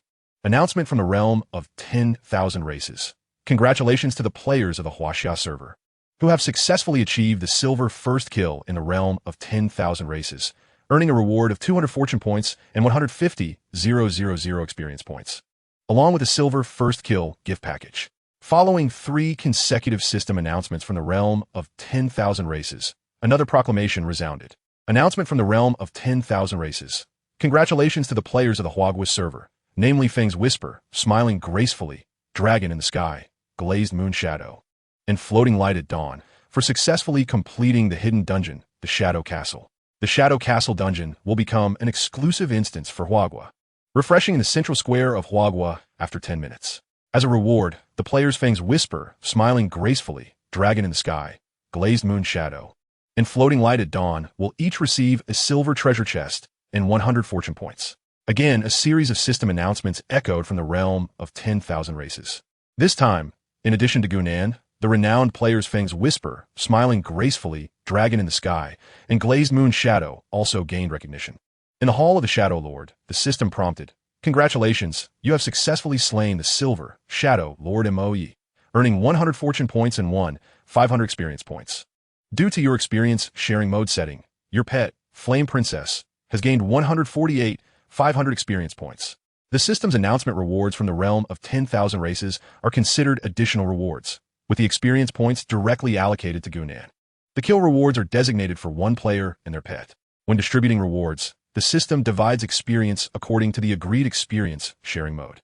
Consequently, the final outcome is that Gunan only receives a mere 1 experience point reward, which translates to 500 experience points, while Flame Princess claims the majority of the experience. After the kill, it is time to tally the spoils. The distinction between dungeons and the wilderness lies in the absence of treasure chests within dungeons. Typically, a first kill in the wilderness grants a silver treasure chest. Thus, achieving a first kill in the wilderness equates to receiving 2 rewards. However, the rewards for defeating a hidden dungeon are also substantial. In addition to the dropped equipment, there is a first kill gift package and a silver treasure chest. 3 rewards in total are quite commendable. Gunan looted the corpse, retrieving 4 pieces of equipment from the Shadow Lord MOE. 2 were silver grade, and 2 were bronze grade. The bronze equipment was casually tossed into the bag, as Gunan could scarcely muster the interest to examine it. Only the silver equipment piqued a modicum of his curiosity. Weapon name, Shadow Ring Silver. Level 10. Attributes, Strength 20, Agility 5. Attributes, when attacking a target, there is a 10 chance to siphon life from the opponent. Class restriction, none. Description, it is said that the Shadow Ring is the favored accessory of the Shadow Lord MOE, having absorbed an abundance of blood, thus acquiring its vampiric trait. Weapon name, Shadow Leather Armor, Silver. Level 10. Attributes, Health, 200. Constitution, 20. Special trait, Defense capability increased by 10. Class restriction, none. Description, this leather armor, forged from the dark powers by the Shadow Lord MOE, enhances overall defensive capabilities. Fortuitously, Gunan can equip both pieces of silver armor. After donning the new gear, Gunan's attributes once again underwent a transformation. His health surged to 1070 points, sufficient to withstand an attack from creatures of approximately level 10.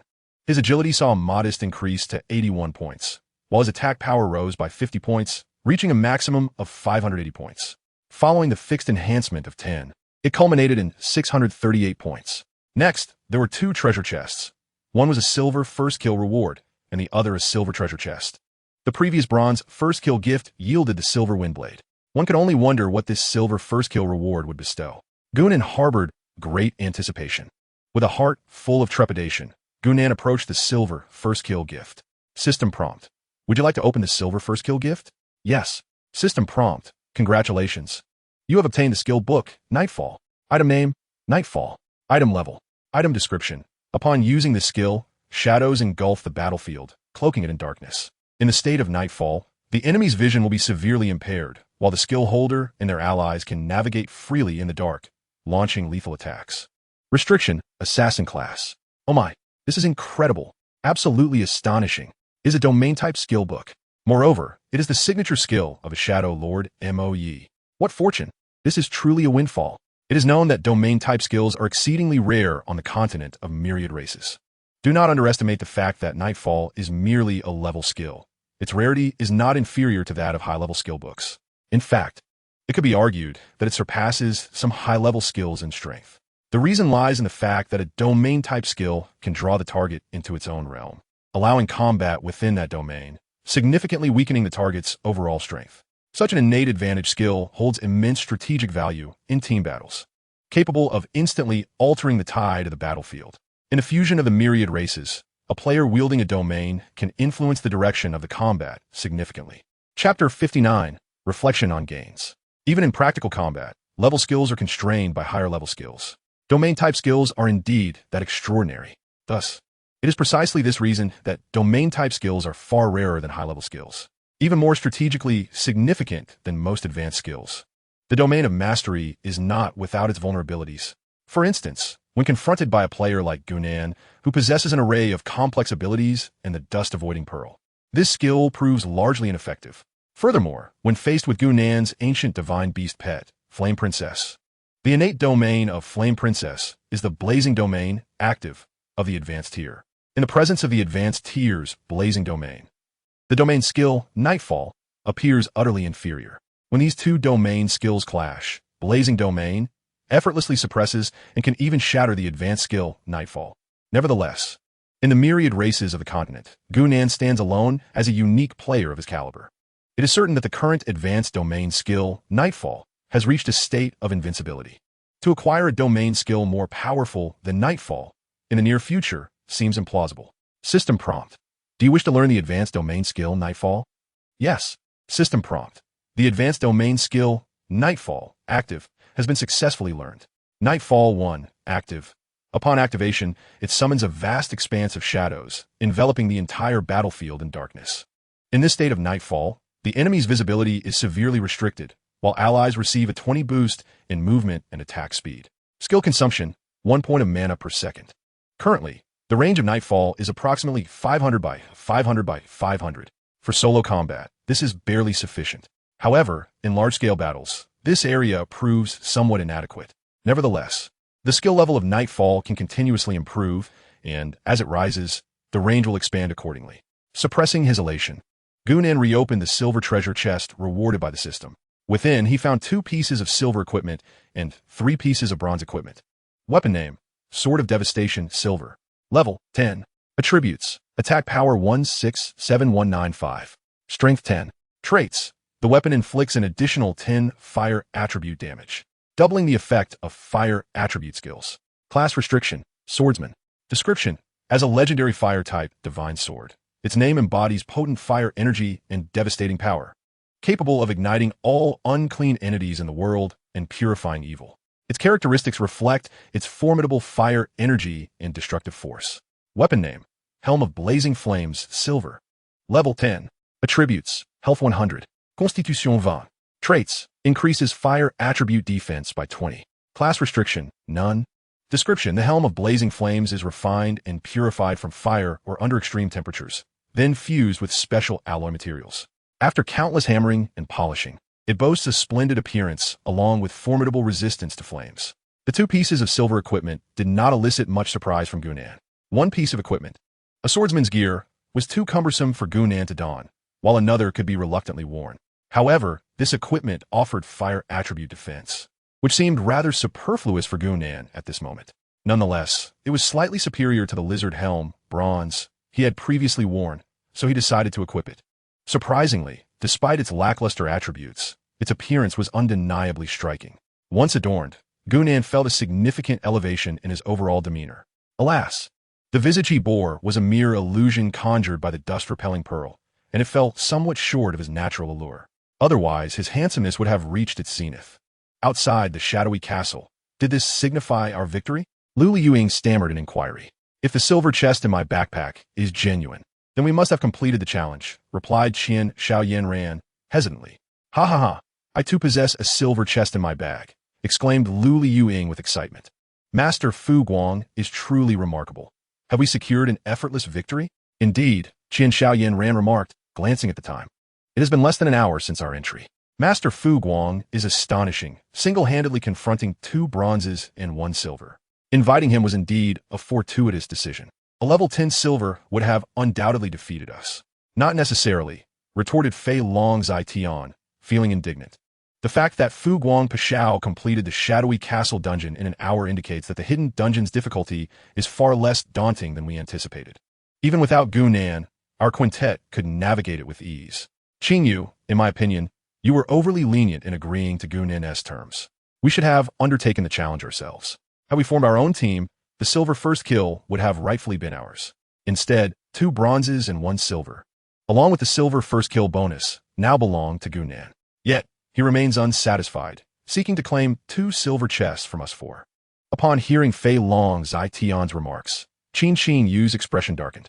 Lu Liyuing, with a sharp tone, added, Sun Haozhe, remember that Qin Yu consulted us beforehand.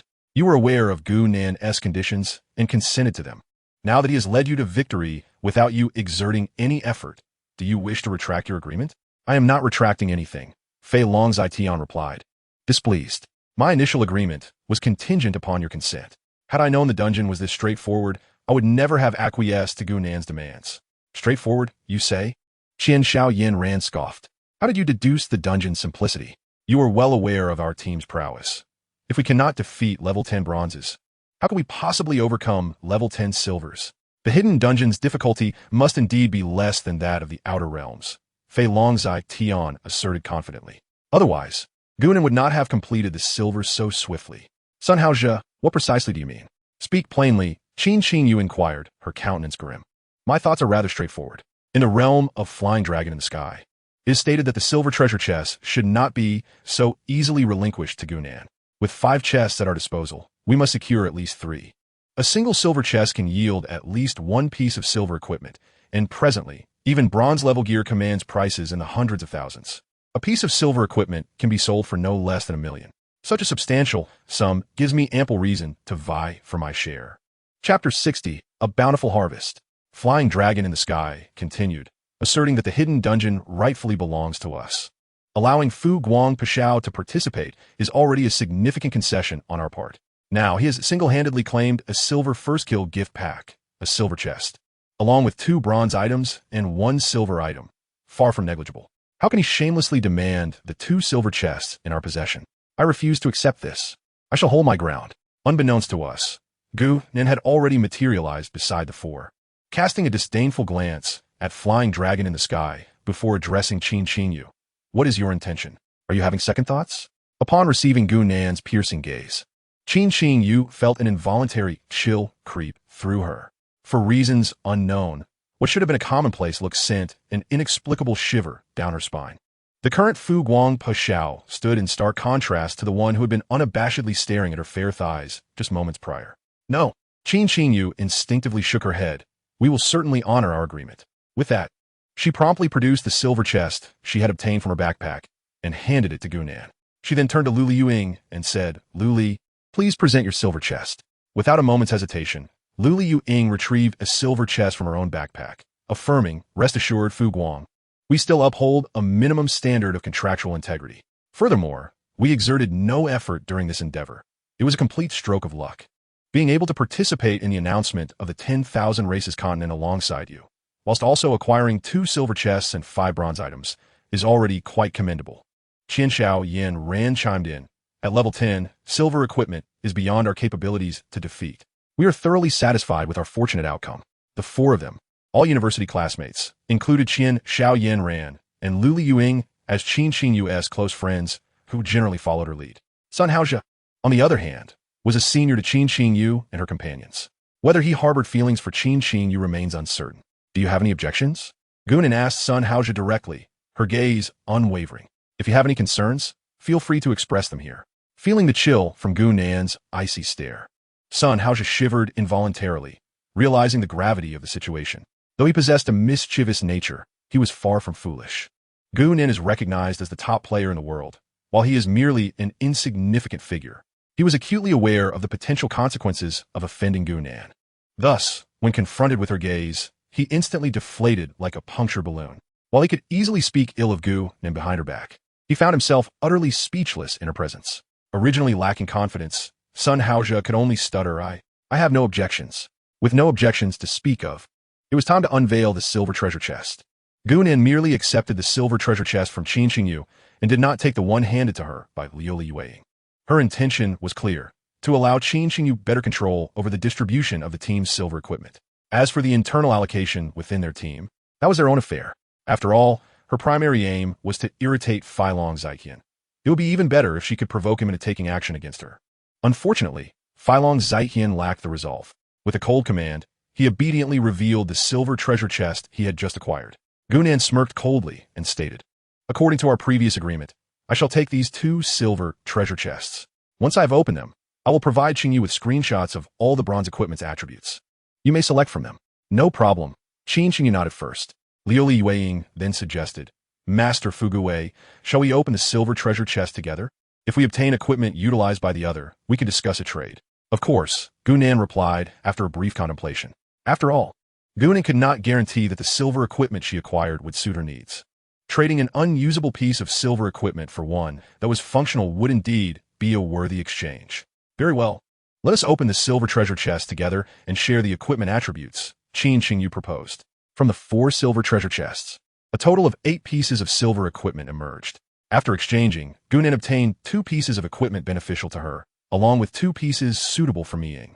Weapon name: Nightshade Knee Guards, Silver. Level 10. Attributes: Root 30. Strength 15. Trait: Attack speed increased by 10. Class restriction: None.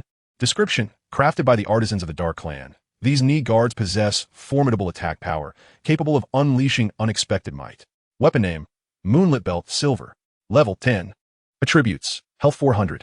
Root 10. Trait: Health increased by 10. Class restriction: None. Description: Forged by the craftsmen of the Dark Clan. This belt significantly enhances the user's health and defensive capabilities. Upon equipping the Moonlit Belt and Nightshade Knee Guards, Gunan's attributes underwent a dramatic transformation. Adventurer, Fuguei Dawnbringer. Class: Stealthy Shadow. Unique level. Title: None. Level: 7, 5611. Fortune value: 1250. Attributes: Physique: 57. Intelligence: 24. Strength: 79. Root: 79. Agility: 81. Free attributes: Charm: 0. Luck: 0. Health points: 1440, increased by 10. Magic value: 240. Attack: 600,630, increased by 10. Physical defense: 237, increased by 20. Magical defense: 237, increased by 20. Movement speed: 81, increased by 10. Equipment: Shadow Moon Blade, Bronze. Shadow Ring, Silver. Shadow Leather Armor, Silver. Wind Breaking Blade, Silver. Wind Dance Boots, Silver. Flame Rock Bracers, Silver. Blazing Helm. Nightfall Knee Guards, Silver. Moonlight Belt, Silver. Amethyst Bracelet, Silver. Exclusive skill: 1000 Locks unlocked, capable of swiftly analyzing and dismantling the structure of locks or mechanisms, thus effortlessly accessing target areas or acquiring items. Cooldown: None. Skill restriction: exclusive to the Stealth God. Talent skill: Shadow Hand 1, 0, 100 silently transfers the target into one's possession without physical contact, ignoring any target. Cost: 100 spirit points. Cooldown: 12 hours. Life skill: Insight. Can view information on monsters not exceeding 1's level by 10. Common skills: Stealth 2, Rogue Assassination 2, Gale Step 2, Shadow Blade Dance 1, Pickpocket 1, Shadow Clone 1. Special skills: Soul Devouring Poison Spike 2, Nightfall 1. Human racial trait: Among all races, humans possess the highest intellect, gaining an additional point of intelligence with each level up. Rogue class trait 1. Gains an extra point of agility with each level up, and while in stealth. Increases stealth by 100. Rogue class trait 2. Attacking from behind an enemy grants an additional 100 attack bonus. Rogue class trait 3. In a concealed state, movement speed, attack power, and critical hit rate all increase by 50, while critical damage increases by 100. Currently, Gunan is fully equipped with 10 pieces of silver gear. By calculation, he should be the first player on the continent with a complete set of silver starting equipment. Among our team, only Sun Haozhe and Qin Xinyu are capable of wielding swords. Just as Gunan was secretly elated, Liu Ying spoke up. How about you two roll for this breaking army sword, silver equipment? Whoever rolls higher gets to use it.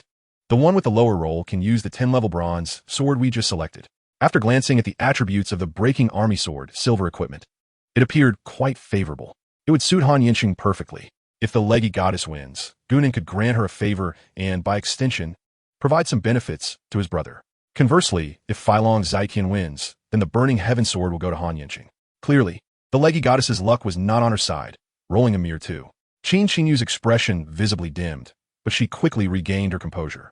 On the other hand, Filong Zaiqian wore a grin that seemed as unyielding as a coffin lid, impossible to suppress. Alas, one's luck is evident through their rolls. To be honest, Filong Zaiqian's luck is rather dismal. Gunan initially believed that defeating the deities would lead to a splendid outcome. In Chapter 61, titled The Breaking Army Sword, it remains uncertain whether it was fate's intervention or the unfortunate luck of Filong Zaiqian that led to an unprecedented occurrence. He rolled a mere 1 point. At this moment, it was evident that Filong Zaiqian's expression transitioned from initial excitement to a state of daze, and then to fury, ultimately contorting into an expression of anguish. Within a span of mere seconds, his emotions plummeted from the heights of elation to the depths of despair. While both individuals experienced disappointment, their reactions were starkly contrasting. Upon realizing that she was not destined to wield the breaking army sword, Qin Xinyu felt a fleeting sense of loss, but quickly regained her composure, displaying neither resentment nor jealousy. In stark contrast, Filong Zaitin's countenance was a vivid tapestry of emotions after his failure. Resentment and envy were nearly palpable, to the extent that even Gu Nan, an outsider, could discern it clearly. Gu Nan found it perplexing. Even if this weapon was not in Filong Zaitin's possession, it still belonged to their team, thus enhancing their collective strength. While feeling a tinge of disappointment or even a hint of envy was understandable, harboring feelings of animosity was utterly distasteful. Nevertheless, as it bore no relevance to him, Gu Nan chose not to intervene. Instead, he inquired, "Your profession is the flame martial god, correct?" "Indeed," Qin Xingyu affirmed with a nod. In Huagua, Qin Xingyu was regarded as one of the top 10 high-ranking players. Her profession had long been revealed, so it was no surprise to her that Gu Nan was aware of it.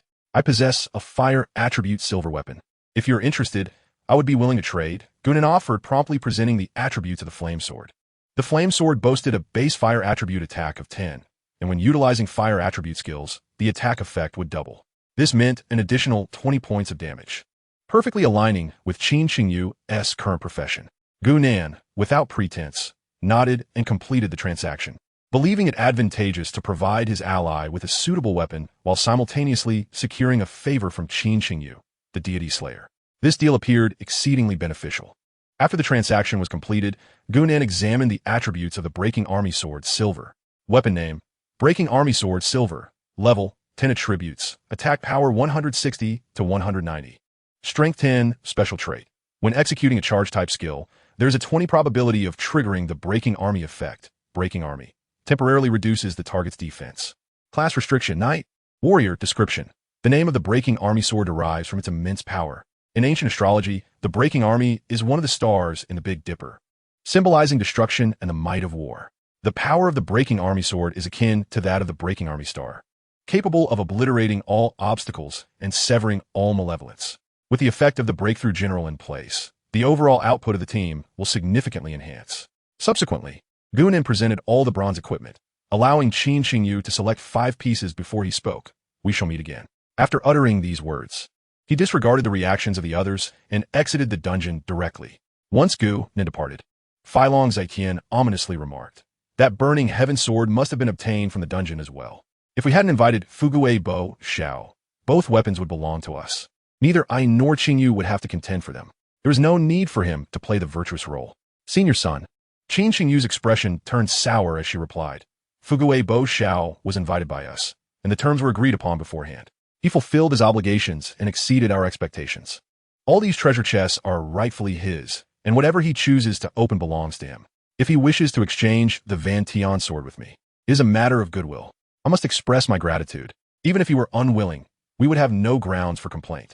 There is absolutely no need to act hypocritically. When Fuguei Bo Xiao was present, you dared not utter a word. Now that he has left, what purpose does your bravado serve?" Liu Yueying interjected, her displeasure evident. "If you had the courage to speak like this in front of him, I would respect you as a man.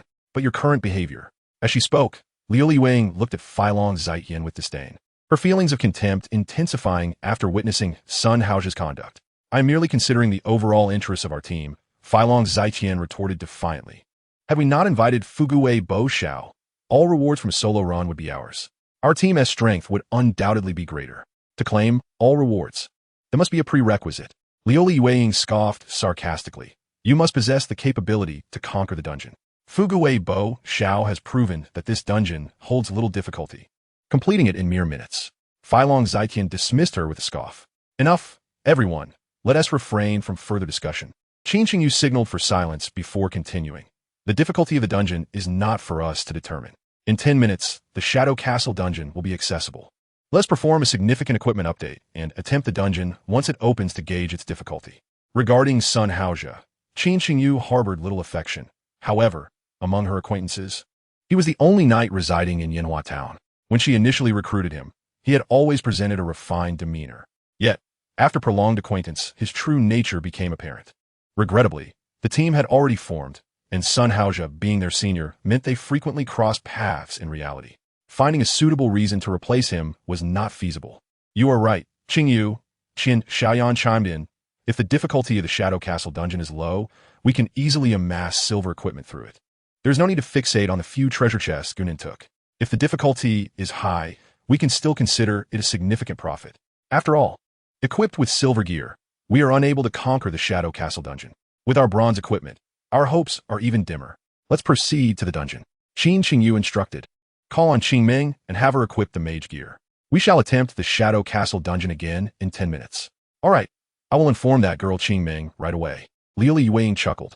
This time, if we clear the Shadow Castle dungeon, we will surely make it to the announcement of the 10,000 races continent. That girl will be envious to death, constantly asking me when she can join us in the dungeon. Chapter 62. You are old enough, she is young enough. In the American server in Rocktown. At this moment, after several minutes of gathering, Rocktown had amassed over 100 players, most of whom were above level 5, with quite a few having reached level 6. At this moment, upon hearing the announcement from the 10,000 races continent system, everyone fell silent. The atmosphere grew heavy with stillness. The once boisterous crowd instantly quieted. Standing in the center was Lucifer, who, upon hearing the announcement, clenched his fists tightly, only to relax them shortly thereafter. With a cold demeanor, he commanded, everyone disperse. According to our original plan, continue leveling up. Upon hearing Lucifer's orders, the crowd swiftly scattered like the tide. These players had been following Lucifer for quite some time and understood a crucial truth. The calmer Lucifer appeared, the more serious the situation was. At such a time, no one wished to remain and provoke his ire. Once everyone had departed, only Storm I remained beside Lucifer, trembling with trepidation. This flare of dawn is impressive, Lucifer remarked with a meaningful smile. To have suppressed me twice in succession is quite unexpected. President Lucifer, it's merely luck on his part, Storm I responded. The 10,000 races continent has only just begun. As a casual player, he possesses only this slight advantage in the early stages. You need not take it too seriously. Enough. I understand your point, Lucifer replied. I merely find it intriguing. It has been a while since I encountered something so engaging. How goes your inquiry into Flare of Dawn's information? Storm I hesitated. We have yet to acquire detailed information on Flare of Dawn. However, we have a lead. Storm I elaborated earlier. The system announcement indicated that 4 players were grouped with Flare of Dawn. Their relationship must be significant. We can use these 4 as our entry point, and I believe results will come soon. Indeed, Lucifer nodded. Within 3 days, I want to see detailed information on Flare of Dawn. In Relaxation Town. Baka, how could Huagua clear the Shadow Castle dungeon? That detestable Huagua, that detestable Flare of Dawn. In Goryo's Golden Valley Town. Aishia, Flare of Dawn. Once again, Flare of Dawn. He remarkably cleared the Shadow Castle dungeon and achieved the coveted silver worldwide first kill. Astonishing. He must be a descendant of our noble Korean lineage. Only we, the descendants of Korea, could possess such extraordinary talent. Announcement on the Huagua server. The Shadow Castle dungeon has been opened. Players are invited to visit the central square of various novice towns for further inquiries. The Shadow Castle dungeon is a restricted instance, allowing a maximum of 1 challenge per day. After the 3 announcements, players from all novice towns surged towards the central square. By the time Gunin arrived, the square was already teeming with people, and the air was filled with a cacophony of shouts. The Shadow Castle dungeon features various difficulty levels: easy, simple, difficult, hell, and nightmare. Upon opening, the easy level is marked by a white glow, the simple level by green, the difficult level by blue, the hell level by yellow, and the nightmare level by red. Currently, most of those forming teams to enter the dungeon are surrounded by a white luminescence, with only a few blue lights occasionally appearing. As for the yellow glow, Gunin has yet to witness it. The first clear of the hidden dungeon is at the nightmare difficulty. Gunin has already soloed it once, so the nightmare level poses no challenge for him. He casually mailed the gear he acquired to Miying and soon received a message from her. Qian Xia Wei Liang. I heard you teamed up with the goddess of slaying men. How was it? Is she beautiful? Who is more beautiful, her or me? Miying continued to press. Such a dilemma posed no difficulty for Gunan. Naturally, he opted to add a touch of complexity to the conversation, replying, you both have your own merits.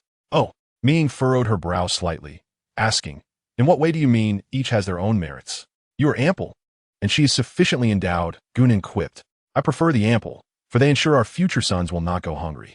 To speak candidly, Qin Qingyu's figure is indeed impressive. Although Gu Nan has not had the pleasure of direct experience, based on his past life, he estimates her to be at least a level 36, and with further development, she could stabilize at that figure. However, compared to Miying, whose figure is so striking it borders on scandalous, even a level 36 seems somewhat lacking. It is worth noting that Gunan once accidentally fell into Miying's embrace. A near-death experience in itself. Get lost. Miying scolded with irritation. Shameless. However, A hint of delight could be detected in her tone. Clearly, she was quite pleased with the fact that he ultimately chose her. If the same question had been posed by Qin Xingyu, Gunan's response would likely have shifted to preferring the straightforward approach, as it offers a better tactile experience and greater trainability. In summary, Gunan could never make a direct choice, not even if a deity were to intervene. After a brief chat, Gunan succinctly recounted the strategy for the Shadow Castle dungeon to Mi Ying. The most challenging aspect for players in the Shadow Castle is not defeating monsters. After all, combat relies on raw strength. If you can overpower them, you proceed, and if not, you simply level up, acquire better equipment, and enhance your overall abilities until success is inevitable. Rather, the true difficulty lies in the mechanisms and traps, which demand intellect, insight, and logical reasoning. If one cannot navigate these, then passage is simply unattainable. Without a strategy guide, one can only attempt repeatedly.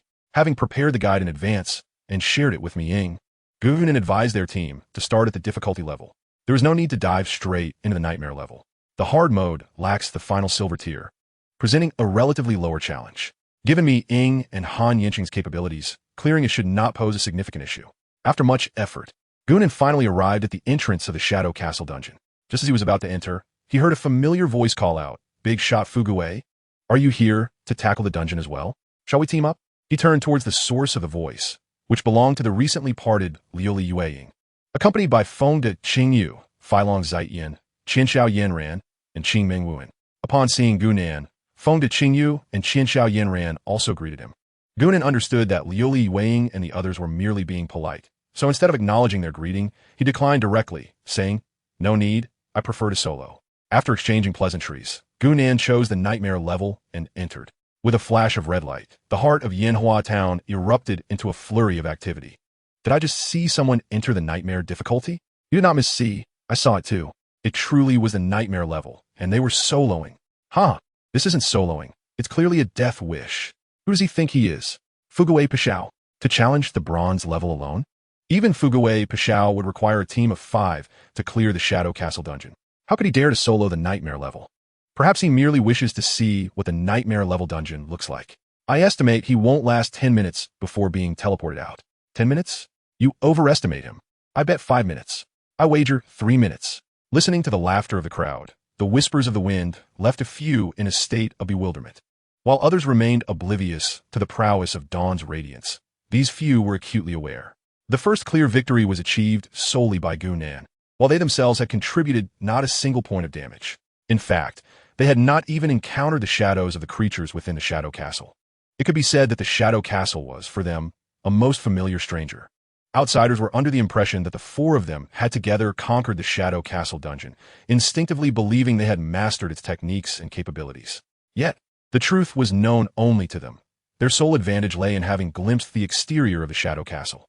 However, that advantage had dissipated, as a multitude of players had since entered the dungeon, and it was likely that everyone had already seen what the Shadow Castle looked like. At that moment, Liu Yueying pondered how those who had just mocked the individual entering the dungeon would react upon discovering that this very person was indeed the one they referred to as Dawn's Radiance. Moreover, there was a high probability that Dawn's Radiance would solo the dungeon on nightmare difficulty. She wondered what their expressions would be. Surely, it would be quite a spectacle. The Shadow Castle comprised 5 levels of difficulty. Qin Xingyu broke the silence, inquiring, "Which level of the dungeon shall we challenge?" "Nightmare difficulty." Feilong Zai replied with determination. "If Dawn's Radiance can solo the nightmare level dungeon, why can't we?" Although he possessed a greater number of silver gear, they were not without their own merits. Collectively, they boasted 4 pieces of silver equipment and over a dozen pieces of bronze gear. They were fully capable of tackling a challenge on par with Dawn's Radiance. If he can conquer it with ease, so can we. I believe we should proceed with caution, Liu Yueying suggested. Given our unfamiliarity with the dungeon's mechanics, recklessly challenging a higher difficulty could squander our opportunity to farm the dungeon today. According to the server announcement, the Shadow Castle can only be cleared once a day. If we miss out, we must wait until tomorrow. Therefore, I propose we start with the hard difficulty to familiarize ourselves with the mechanics before attempting the higher levels. I find Liu Li's suggestion quite reasonable. Qianxiao Yanran added, "Diving straight into nightmare difficulty seems rather risky. We should prioritize a safe passage." I vehemently oppose this. Feilong Zai countered. "Have you considered the disparity in rewards between the nightmare and hard difficulties? Falling behind, even once, can lead to continuous setbacks. With our significant equipment advantage, being so timid is nothing short of self-sabotage. We must not squander our advantage. Qin Yu furrowed her brow slightly before speaking.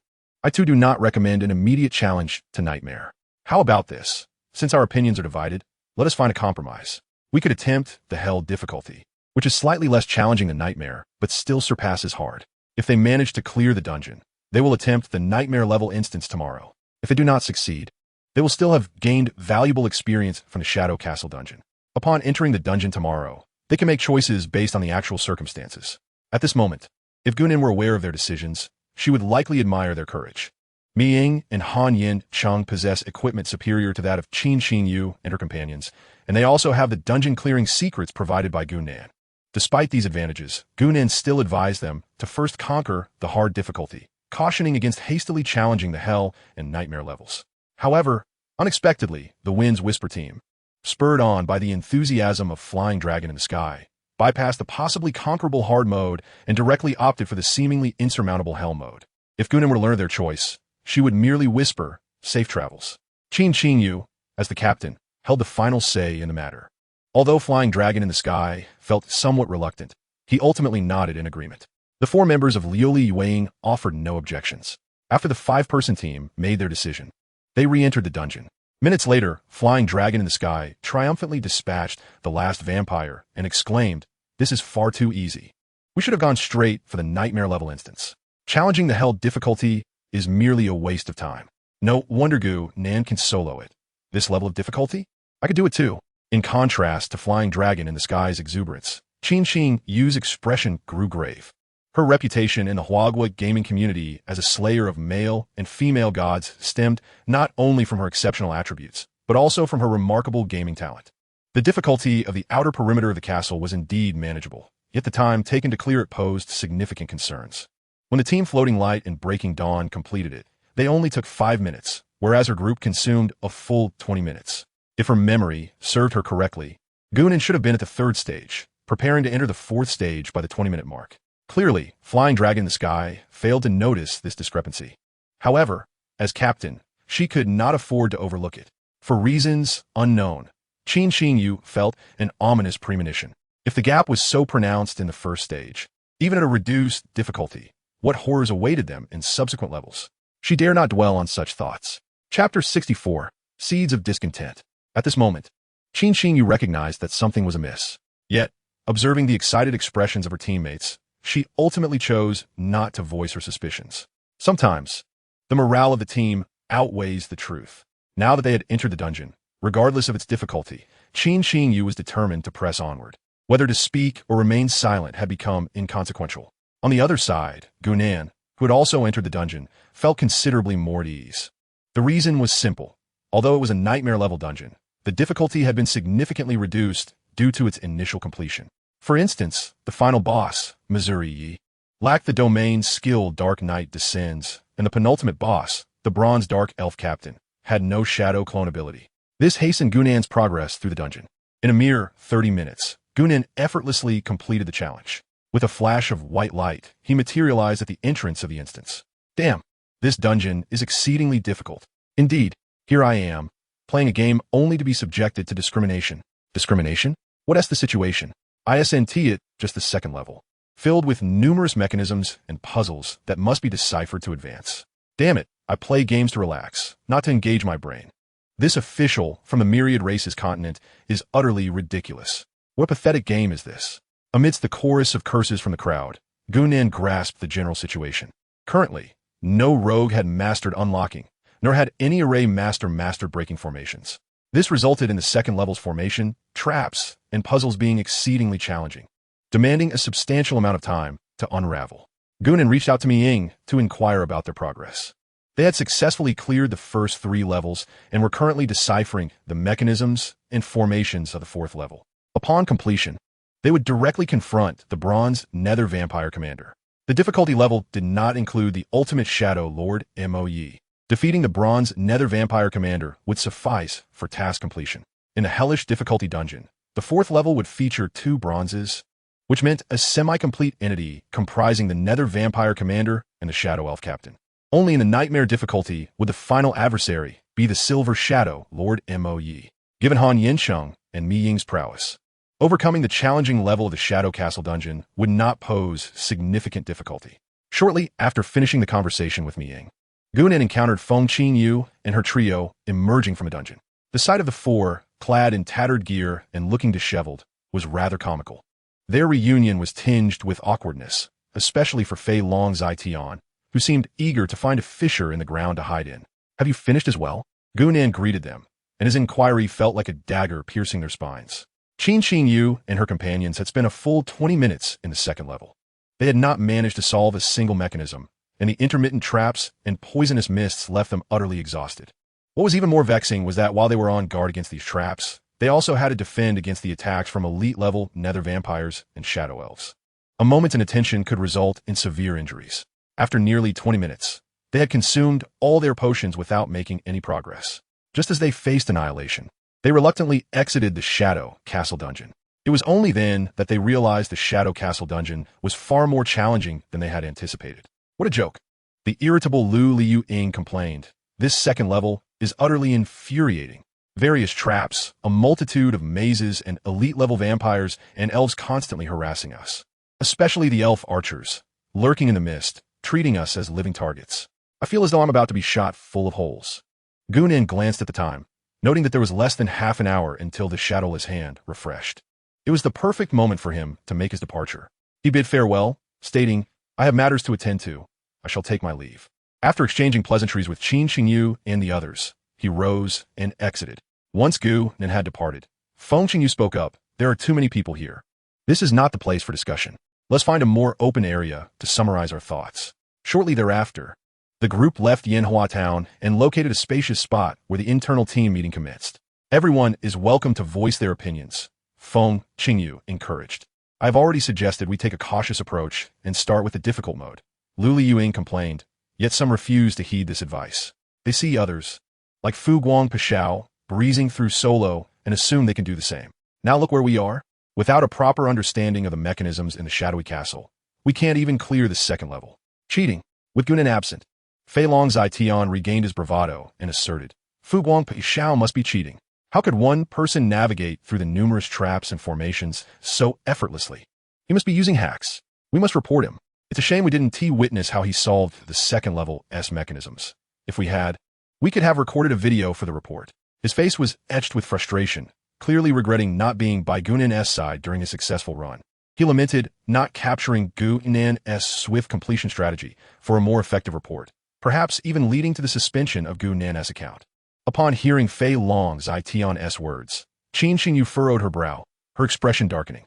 Unfortunately, Fei Long Zai-Tian remained oblivious, tirelessly advocating, "If we report the situation regarding the Shadowy Castle, where we cleared it alongside Fu Guang Pashao, the officials will surely take it seriously. Qingyu, let's file a complaint together.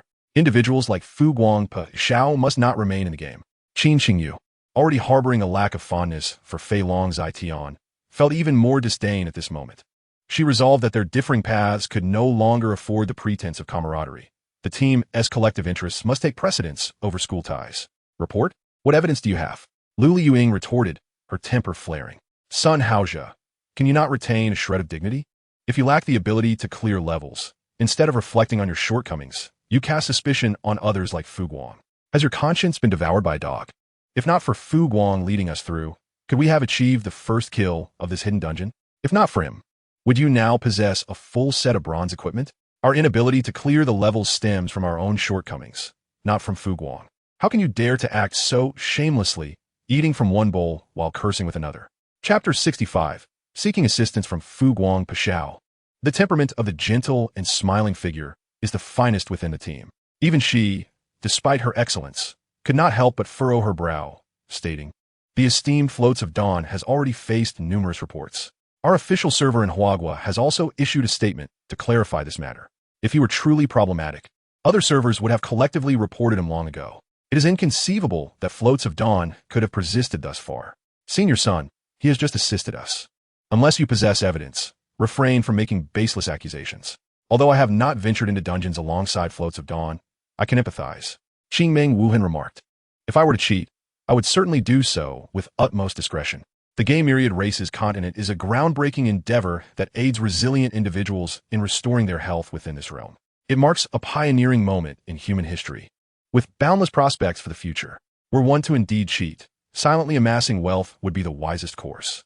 Thus, the overt display of prowess by someone like Floats of Dawn is evidently unwise. Therefore, the likelihood of his cheating is nearly non-existent. Moreover, the announcement from Myriad Races continent has stated that such cheats cannot exist and encourages us to learn from Floats of Dawn. This further substantiates that he does not employ cheats. It merely reflects our own lack of skill and our ignorance of how he accomplishes feats. Filong Zaiqian was taken aback to find his proposal met with universal dissent. His expression darkened instantly. The essence of a game lies in its balance. The existence of someone like Floats of Dawn significantly undermines that balance.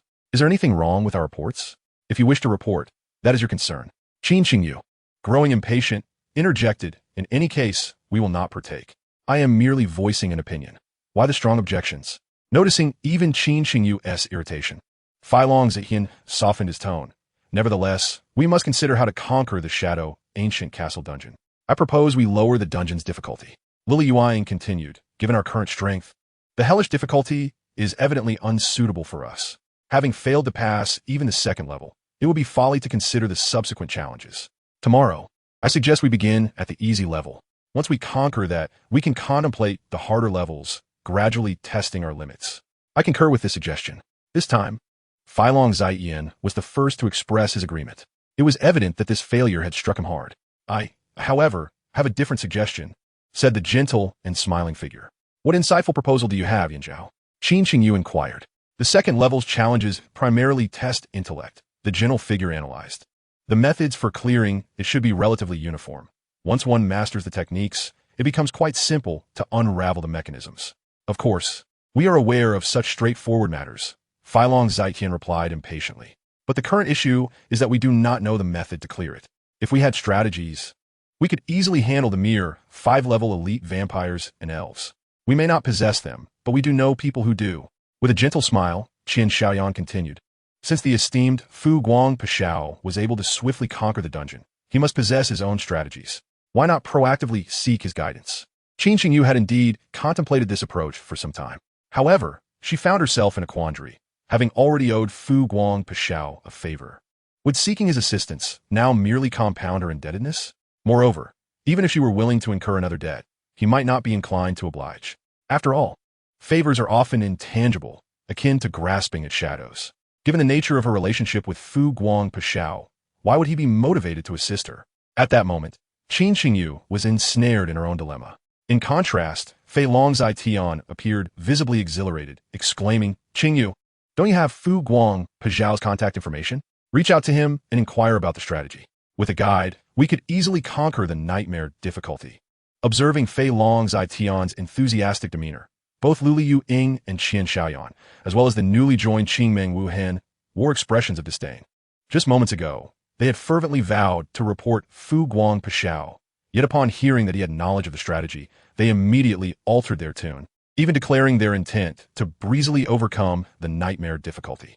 At that instant, Qin Qingyu opened her mouth but ultimately resolved to contact Fu Guang Pashao.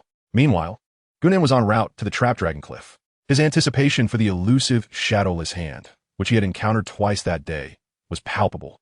Contemplating the ancient divine beast, the Tung Shi, he felt a mix of anger and satisfaction, reveling in the notion that destiny had intertwined their fates. In a past life, you met your end by my hand. In this life, you shall endure my torment. Such is fate. You must accept it. Just then, a notification signaled a message from a friend. Initially assuming it was from Mi Ying, Gunan opened the message to recall that besides Mi Ying, another friend, Zhanin Nushan, was also in his contacts. To his surprise, it was the latter who had messaged him. The thought of Qin Qingyu's alluring long legs made him involuntarily swallow hard. What has become of me in this rebirth? Have I grown more lecherous? Is this the result of an emotional wound? He mused. Change. I must change. Gunan fiercely admonished the wicked thoughts within him and opened a message from Feng to Qingyu. Fu Guang, are you busy? Feng Ding Yuing Guayu. After a moment's hesitation, she continued, I would like to ask if you possess any strategies for the shadowy ancient castle dungeon. Our group has decent equipment, yet we cannot even surpass the traps in the second stage.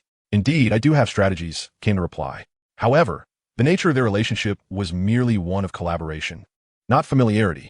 How could she possibly ask him for assistance at this juncture? Of course, I can provide you with the information, he added, but I have my own conditions. If you agree, I shall share the strategy with you. Gu Nan was determined to disclose the strategy for the shadowy ancient castle dungeon. Even if Gu Nan does not disclose it within a week's time, players on the Huagua server would undoubtedly piece together a strategy for conquering the Shadow Castle dungeon through trial and error. By making this information available now, Gu Nan can spare the Huagua players from unnecessary detours. However, this is not the crux of the matter. The paramount objective lies in the opportunity to amass wealth through this strategy. It is certainly inappropriate for him to take the lead in this venture. If Miying were to step forward, it would risk exposing their relationship, potentially endangering her safety. Hence, the most suitable candidate would be Qin Xingyu, for 3 reasons. Firstly, Qin Xingyu already possesses a certain level of fame and is acquainted with many skilled players. Moreover, she is the strongest among those on the first kill leaderboard, which grants her significant credibility and influence. The strategy she provides would be highly trustworthy, attracting many willing to pay for it. Secondly, based on her previous interactions with Qin Xingyu, Gu Nan knows her to be an upright and trustworthy individual. Once she commits to something, she would go to great lengths to fulfill it, even at the cost of her own life. Entrusting her with this task ensures that Gu Nan's interests are safeguarded. Thirdly, the risk factor is minimal. Qin Xingyu has little connection to Gu Nan in her daily life. Even if someone were to investigate Gu Nan, it would be challenging to find a breakthrough through Qin Xingyu. In contrast, Miying presents a far greater risk. Therefore, it is evident that Qin Xingyu is the optimal choice. Qin Xingyu was taken aback by Gu Nan's direct agreement. However, her joy was tempered. Although her acquaintance with Gu Nan had been brief, she understood that he was not one to engage in benevolence lightly. His demands would undoubtedly be far from simple, as evidenced by their previous transaction involving the hidden dungeon. She wondered what sort of request Gu Nan would make this time. After calming herself, Qin Xingyu inquired, "Let us discuss your conditions first. If they fall within my capacity to bear, I shall agree." Gu Nan, perceptive as ever, recognized the subtle implication in her words. Essentially, she was indicating that any unreasonable demands would be dismissed outright, and what might constitute an unreasonable request.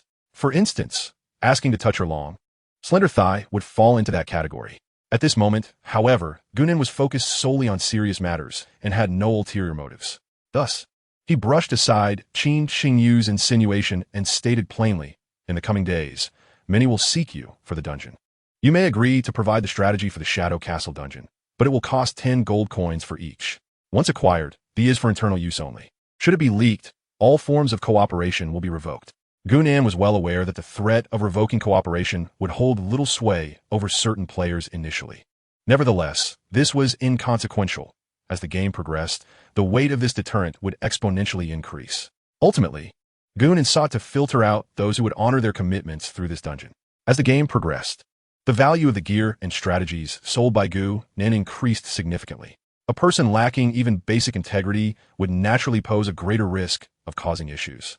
Conversely, those who have consistently upheld their honesty from the very beginning are deemed far more trustworthy. Human nature cannot withstand scrutiny. Yet, on the other hand, those who maintain their true character despite numerous trials are indeed worthy of deeper connections. Not only did he profit, but he also filtered out a group of useful individuals, while reasonably disseminating strategies that would benefit a larger number of players in Huagua. What do you think? Are you willing? Gu Nan continued to tempt. For every strategy sold, I can offer you a 10% commission. Moreover, you can use this strategy free of charge. Qin Xingyu, already somewhat tempted, readily agreed upon hearing about the 10% commission and the free access to the strategy. "No problem, I accept. A pleasant collaboration it shall be." Upon seeing Qin Xingyu nod in agreement, Gu Nan did not hesitate for a moment and promptly handed over the pre-written game strategy to her. Qin Xingyu, astonished, asked, "You're just giving it to me like this? What if I sell the strategy and don't pay you?" She inquired, perplexed. "Of course I'm worried." Gu Nan teased, "But who could resist your charm? If I were to be deceived by you, I would have to accept my misfortune." Bored, Qin Xingyu blushed and ended the conversation, instinctively exclaiming, "Scoundrel! Huh?" Liu Yueying and others looked on in confusion. What was happening? Why did Xingyu suddenly curse? Earlier, it was Fuguang Pashao who spoke to her. Could it be that he had made some excessive request? With this thought, Liu Yueying's temper flared, and she angrily demanded, "Xingyu, did Fuguang Pashao make some unreasonable request? If he did, you must not agree to it. If we can't tackle this dungeon, then let us not bother." Indeed, Qian Xiao Yinran echoed. Qingyu, don't put yourself in a difficult position. If it comes to that, we simply tackle this dungeon. On the other hand, Filong Zaiqian appeared conflicted for a moment, but ultimately said nothing. Realizing she had slightly lost her composure, she quickly clarified, Fu Guang Pashao has already agreed to provide us with a strategy for free. However, he does have his own conditions. What conditions? Liu Yueying exclaimed angrily.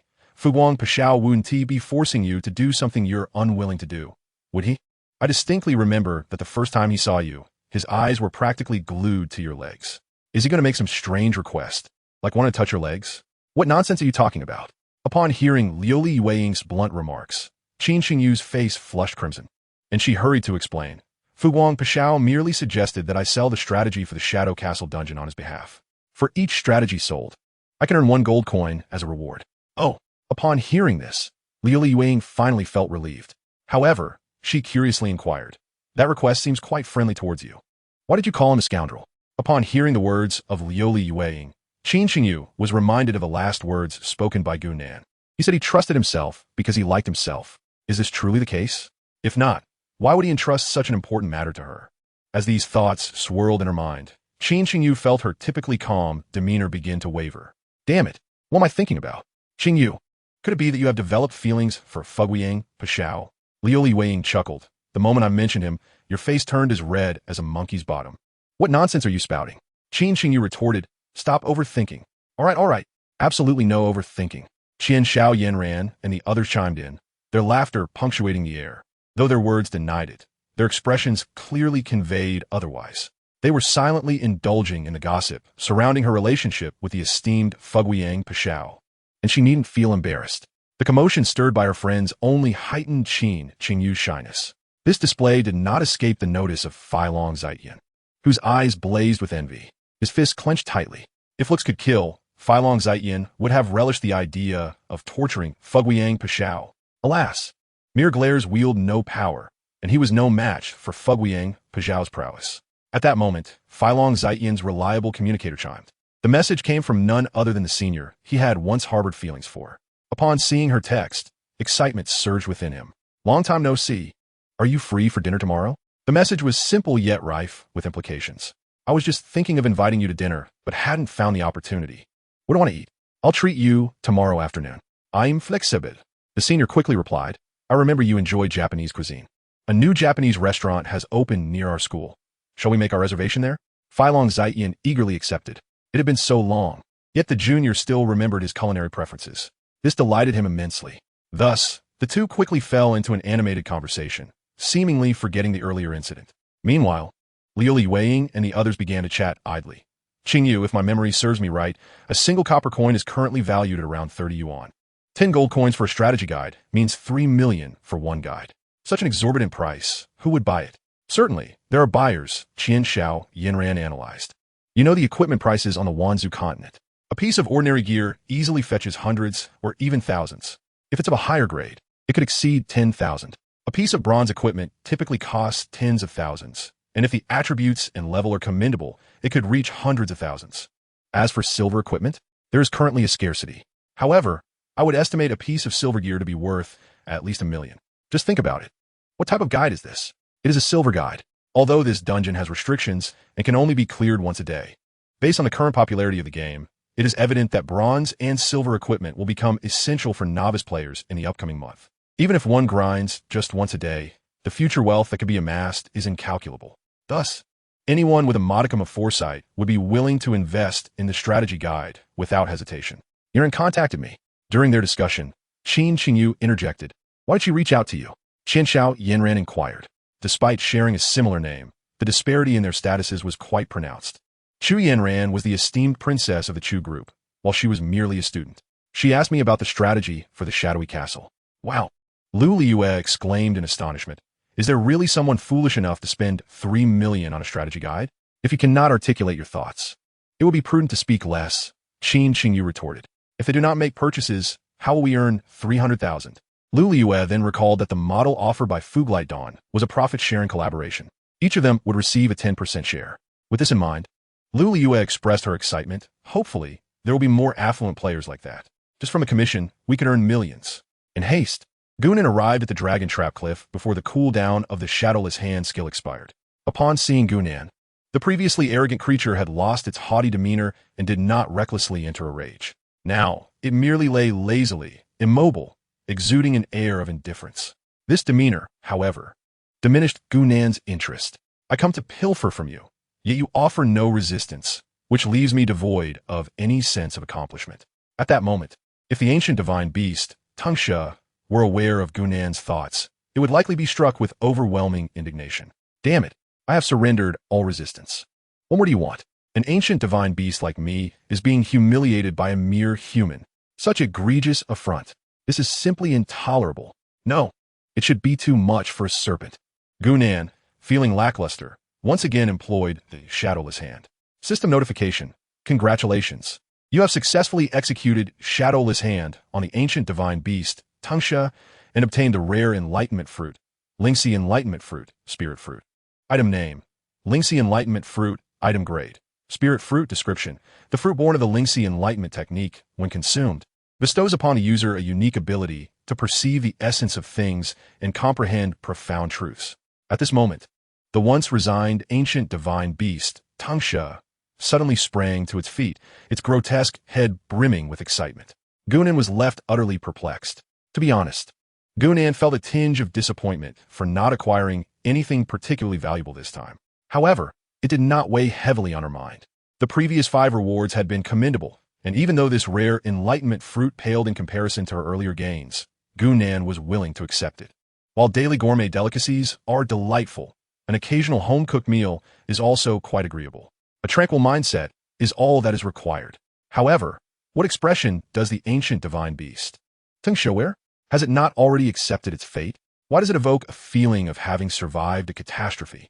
At this moment, the ancient divine beast Tangsha seems to be reveling in its triumph, soaring into the sky with grace. Shortly, it ascends beside a colossal ancient tree. Upon seeing this towering tree, Gunan's face pales. Damn! At this moment, Gunan cannot help but exclaim, why on earth is there a Linksy Enlightenment tree here? If he had stumbled upon the Linksy Enlightenment tree in the wilderness, Gunan would surely have been overjoyed. The Linksy Enlightenment tree is a type of transplantable fruit tree. Acquiring one equates to establishing a stable production line for Linksy Enlightenment fruits. Gunan could engage agricultural assistants to cultivate and irrigate, thereby creating an entire Linksy Enlightenment grove. Yet, the current situation reveals that the Linksy Enlightenment tree lies within the formation of the Xianlong Cliff, within the territory of the ancient divine beast Tangsha. Should Gunan dare to venture in, he would undoubtedly be crushed to smithereens by Tangsha in an instant. Of course, that is not the most despicable aspect. The most aggravating part is that the Linksy Enlightenment tree is already mature. From a distance, it is evident that the tree bears at least several hundred Linksy Enlightenment fruits. Gunan's Shadowless Hand is currently at a low level, rendering him incapable of designated theft. This implies that the more Linksy Enlightenment fruits the ancient divine beast Tangsha possesses, the lesser the likelihood of Gunan pilfering a valuable target. Although Linksy Enlightenment fruits are exceedingly rare in the outside world, when compared to the other valuable targets on Tangsha, they fall short in significance. At this moment, even a fool like Gunan comprehends why the ancient divine beast Tangsha is so elated. The reason is clear. Tangsha has discovered a means to counter Gunan's Shadowless Hand. Over the next 2 days, seemingly to validate his suspicions, every time Gunan approaches, Tangsha cooperates fully with his actions. It is demonstrated that after bringing several hundred Linksy Enlightenment fruits, Gunan consecutively employed his Shadowless Hand 4 times, all resulting in Linksy Enlightenment fruits. Damn! 5 Linksy Enlightenment fruits. Gunan grumbles on the Xianlong Cliff. Within the formation, Tangsha, witnessing Gunan's distressed demeanor, begins to dance with exuberance, freely soaring through the air, a sight that is infuriating to behold. Curse it, the tides of fortune have indeed turned. Today, it is my turn to endure. I shall endure. Though Linksy Enlightenment fruits are somewhat lacking, they remain spiritual fruits, crucial for the enhancement of current skills. Gunan retrieves 2 Linksy Enlightenment fruits and presents them to Mi Ying, allowing her and Han Yen to elevate their skill levels. In just a few minutes, the second global event is set to commence. The hexagonal priest Mi Ying, if possible, should strive to improve his ranking. After all, it is currently inconvenient for him to personally recruit talent. The greater Mi Ying's strength, the more pronounced the siphoning effect will be. Over the past few days, Aside from regularly engaging with the ancient divine beast, Tang Shi, Gunan has devoted most of his time to leveling up his pet. Presently, Yanji has ascended to level 7, her attributes having undergone a remarkable transformation.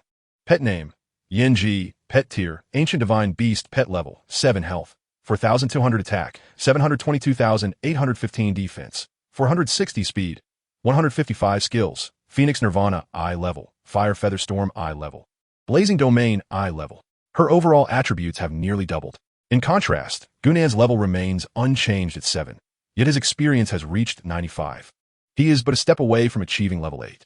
Calming his furious spirit, Gunan produced a Lingxi Enlightenment fruit and tossed it to Yanji. Upon sensing the aura of the Lingxi Enlightenment fruit, Yanji, his cool eyes visibly brightened, and she fluttered her magnificent wings, joyfully soaring in circles in the air. Now, at level 7, Yanji has grown noticeably plumper, her tail feathers more resplendent. With Gunan's consent, Yanji eagerly bit into the Lingxi Enlightenment fruit. In mere seconds, the fruit, larger than an apple, was consumed by Yanji. In Gunan's view, several golden rays unexpectedly emanated from Yanji, as if she had entered a state of enlightenment. A few moments later, upon looking again, Gunan discovered that Yanji's skill levels had all risen to 3. Astonishing. At that moment, Gunan recalled that despite his previous dismissiveness towards the Lingxi Enlightenment fruit, it is indeed a genuine spiritual fruit and exceedingly rare at that. Such rare spiritual fruits are coveted strategic resources that nations vie for even after the fusion of the 10,000 Races continent and Water Blue Star.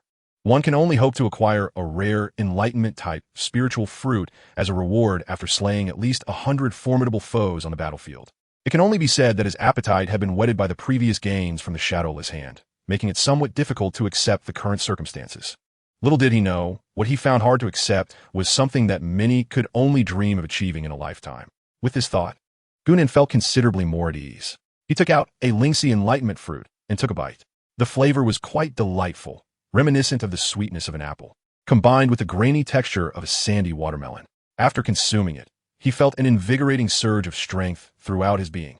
System prompt. You have used the Lingxi Enlightenment fruit. The enlightenment effect has been significantly enhanced. Gunan attempted to utilize the skill stealth. System notification. Influenced by the Lingxi Enlightenment fruit, your stealth 2 has successfully upgraded to stealth 3. Stealth 3 upon activation. The character enters a concealed state for 20 seconds. Cooldown 40 seconds. Magic cost 1 point per second. After reaching level 3, Gunan attempted to further practice the stealth skill, but unfortunately did not hear the system's notification sound. With the upgrade to level 3, he can now maintain complete concealment throughout. This is indeed favorable news for Gunan.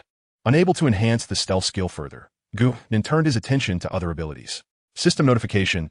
Influenced by the Lingxi Enlightenment fruit, your Rogue Assassination 2 has successfully upgraded to Rogue Assassination 3.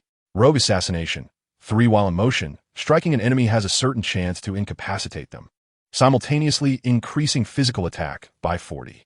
Cooldown 12 seconds. Magic cost 20 points. System notification. Influenced by the Lingxi Enlightenment fruit, your Gale Step 2 has successfully upgraded to Gale Step 3. Gale Step 3. After use, it grants an astonishing burst of speed, increasing movement speed by 70 for 20 seconds. Cooldown 20 seconds. Magic cost 20 points. System notification. Influenced by the Lingxi Enlightenment fruit, your Shadow Blade Dance 1 has successfully upgraded to Shadow Blade Dance 2. Shadow Blade Dance 2. Within a short duration, strike the target 5 times, inflicting continuous damage. Cooldown 45 seconds. Magic cost 25 points. System notification. Influenced by the Lingxi Enlightenment fruit, your Pickpocket 1 has successfully upgraded to Pickpocket 2. Pickpocket 2. After use on a specific target, there's a certain probability of successful theft. The higher the level, the greater the success rate. Cooldown 60 seconds. Magic cost 10 points. System notification. Influenced by the Lingxi Enlightenment fruit, your Shadow Clone 1 has successfully upgraded to Shadow Clone 2. Shadow Clone 2. Active skill upon use. Summon 3 Shadow Clones, which last for 20 seconds. The creator can deal 70 of their attributes in damage to the target using the clones. Cooldown 120 seconds. Magic cost 20 points. System notification. Influenced by the Lingxi Enlightenment fruit, your Nightfall 1 has successfully upgraded to Nightfall 2. Nightfall 2. Active Upon skill activation, summon a multitude of shadows, enveloping the entire battlefield in darkness. Under the state of nightfall, the visibility of enemies will be severely restricted. After consuming 2 Fiancée enlightenment fruits. Apart from the skills sold Devouring Venom Spike and Shadowless Hand, all other skills have been upgraded by 1 level. In this narrative, the skill of Stealth has achieved near total coverage, significantly enhancing Gunnan's current survival environment. Next, the Wind Step ability has been augmented, granting an additional 10 points to movement speed while also extending its duration. Most delightfully for Gunnan is the enhancement of Shadow Clone, which now allows the simultaneous release of 3 clones, each possessing 70% of Gunnan's attribute damage. Furthermore, the duration has been extended to 20 seconds, signifying that 4 Gunnans can now grace the battlefield concurrently, inflicting a toxic state on multiple targets. The mere thought of such a spectacle is exhilarating. Lastly, the Nightfall ability has expanded its range, thereby augmenting Gunnan's combat reach and survival capability. The only regret lies in the fact that the skills Soul-Eating Stinger and Shadowless Hand have not seen any enhancement. Nevertheless, with an abundance of Fiancée enlightenment fruits at his disposal, elevating skill levels is merely a matter of time. Now, Gunnan has come to terms with the situation. The ancient divine beast, Tung Shi, is confined here, unable to venture elsewhere. Eventually, all that belongs to it will rightfully belong to him. It is merely a matter of time. Acquiring more Fiancée enlightenment fruits is not necessarily a disadvantage. Equipment represents hard power, while skills embody soft power. Within the myriad realms of the continent, the enhancement of hard power can be achieved through purchases and monster slaying, whereas the elevation of soft power relies solely on fortune. If luck is on one's side, one may automatically level up while defeating monsters. If not, one must rely on rare fruits, such as the Fiancée enlightenment fruits. With the ample supply of Fiancée enlightenment fruits at present, Gunnan need not worry about enhancing his soft power for the time being. Contemplating this, he feels a sense of relief wash over him. After adjusting his mood, Gunnan dismisses the ancient divine beast, Tung Shi, turning to exit the abyss of trapped dragons. Damn it, who doesn't eat dumplings during the new year? What is there to be proud of? You won't be leaving the abyss of trapped dragons for 3 years. Everything you possess will eventually belong to me. What is there to gloat about? Just as he descends the mountain, Gunnan receives a message from Ying. The Fiancée enlightenment fruits you provided are extraordinary. All my skills have leveled up by 1. Ming exclaims excitedly, do you have more? I want more. 1 Fiancée enlightenment fruit for every husband, Gunnan teases. Husband. Without any hesitation, Ming immediately types and sends the 2 characters. Did you really just call? What happened to your modesty? What about your principles? You have known me long enough. When have I ever been modest? Ming replies nonchalantly, if there's a bargain, why not seize it? You scoundrel. Husband, husband, husband, husband, husband. Stop, stop, stop. Gunnan replies, exasperated, I have Fiancée enlightenment fruits now. No matter how many you call, it won't change anything. All right then. Without a moment's hesitation, Gunnan responds, wife, wife, wife, wife, wife, wife. Is that enough? If not, I can call a few more times. If you remain dissatisfied, I can't continue to call out in your presence. Who prompted you to be this way? Ming huffed. Shameless. I shall ignore you. The Fiancée enlightenment fruit is rather rare, with the fastest availability being 1 every 12 hours. Gunnan explained, as soon as I acquire some, I shall inform you immediately. That is more like it. Shortly after concluding the conversation with Ying, the system's voice echoed once more. Announcement from the 10,000 Races continent. Monster hunting event. Countdown. 30 seconds. Monster hunting event across the continent. Players can hunt monsters in the wilderness, dungeons, and other scenarios to earn a certain amount of points. This event will last 24 hours. The server of the player ranked first will unlock 3 level 3 main cities. The server of the player ranked second will unlock 2 level 3 main cities. The server of the player ranked third will unlock 1 level 3 main city. Please refer to the event details for specific rewards. Announcement from the 10,000 Races continent. The grand betting pool for the monster hunting event is now open. Grand betting pool for the monster hunting event. This event is divided into national and individual betting pools, and adventurers can explore the details themselves. The betting pool will close in 12 hours. For further information, please click to view the details. At last, the second comprehensive server event has emerged. At this moment, upon hearing the system's prompt, a smile unconsciously graced Gunnan's lips. He now possesses bargaining rights over 3 cities. Gunnan's pursuit of the first position serves not only to secure resources for the Huagua, but also, and perhaps more critically, to contemplate his future development. In the realm of the 10,000 races, whether it be a level 1, level 2, or level 3 main city, each represents a crucial strategic resource. The players in each main city are typically counted in the millions. The daily consumption of these millions within a city amounts to astronomical figures. Securing the bargaining rights to a city equates to acquiring a tax revenue equivalent to 10% of that entire city's quota. As the progress of the 10,000 races game unfolds, the amount of this tax revenue will increase substantially. In Gunnan's future endeavors, whether national wars or conflicts with foreign races, the essence of the struggle revolves around resource consumption. The more bargaining rights Gunnan can secure now, the greater the resources he will command in the future. The more resources he possesses, the more formidable his potential power will become. Had Gunnan focused solely on leveling up, he would have undoubtedly reached at least level 12 by now, surpassing the likes of Lucifer, currently ranked first globally, by 2 levels. However, Gunnan chose not to elevate himself, but instead upgraded Flame Princess. The rationale is simple. Flame Princess possesses extensive fire-based attack capabilities. The monster hunting event is exceptionally advantageous for classes like mages and formation masters, as they can eliminate monsters en masse with their extensive skills. In his previous life, the top 10 rankings in the monster hunting event were predominantly occupied by mage-related professions. Even those who are not mages possess formidable area of effect attack skills. Currently, Gunnan's abilities are predominantly single-target, placing him at a distinct disadvantage. Hence, the cost-effectiveness of nurturing Flame Princess is evidently superior to leveling up oneself.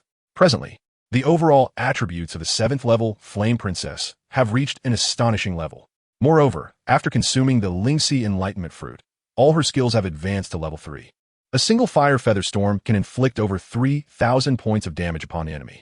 To be frank, Gunnan feels a pang of jealousy towards Flame Princess' enlightenment talent.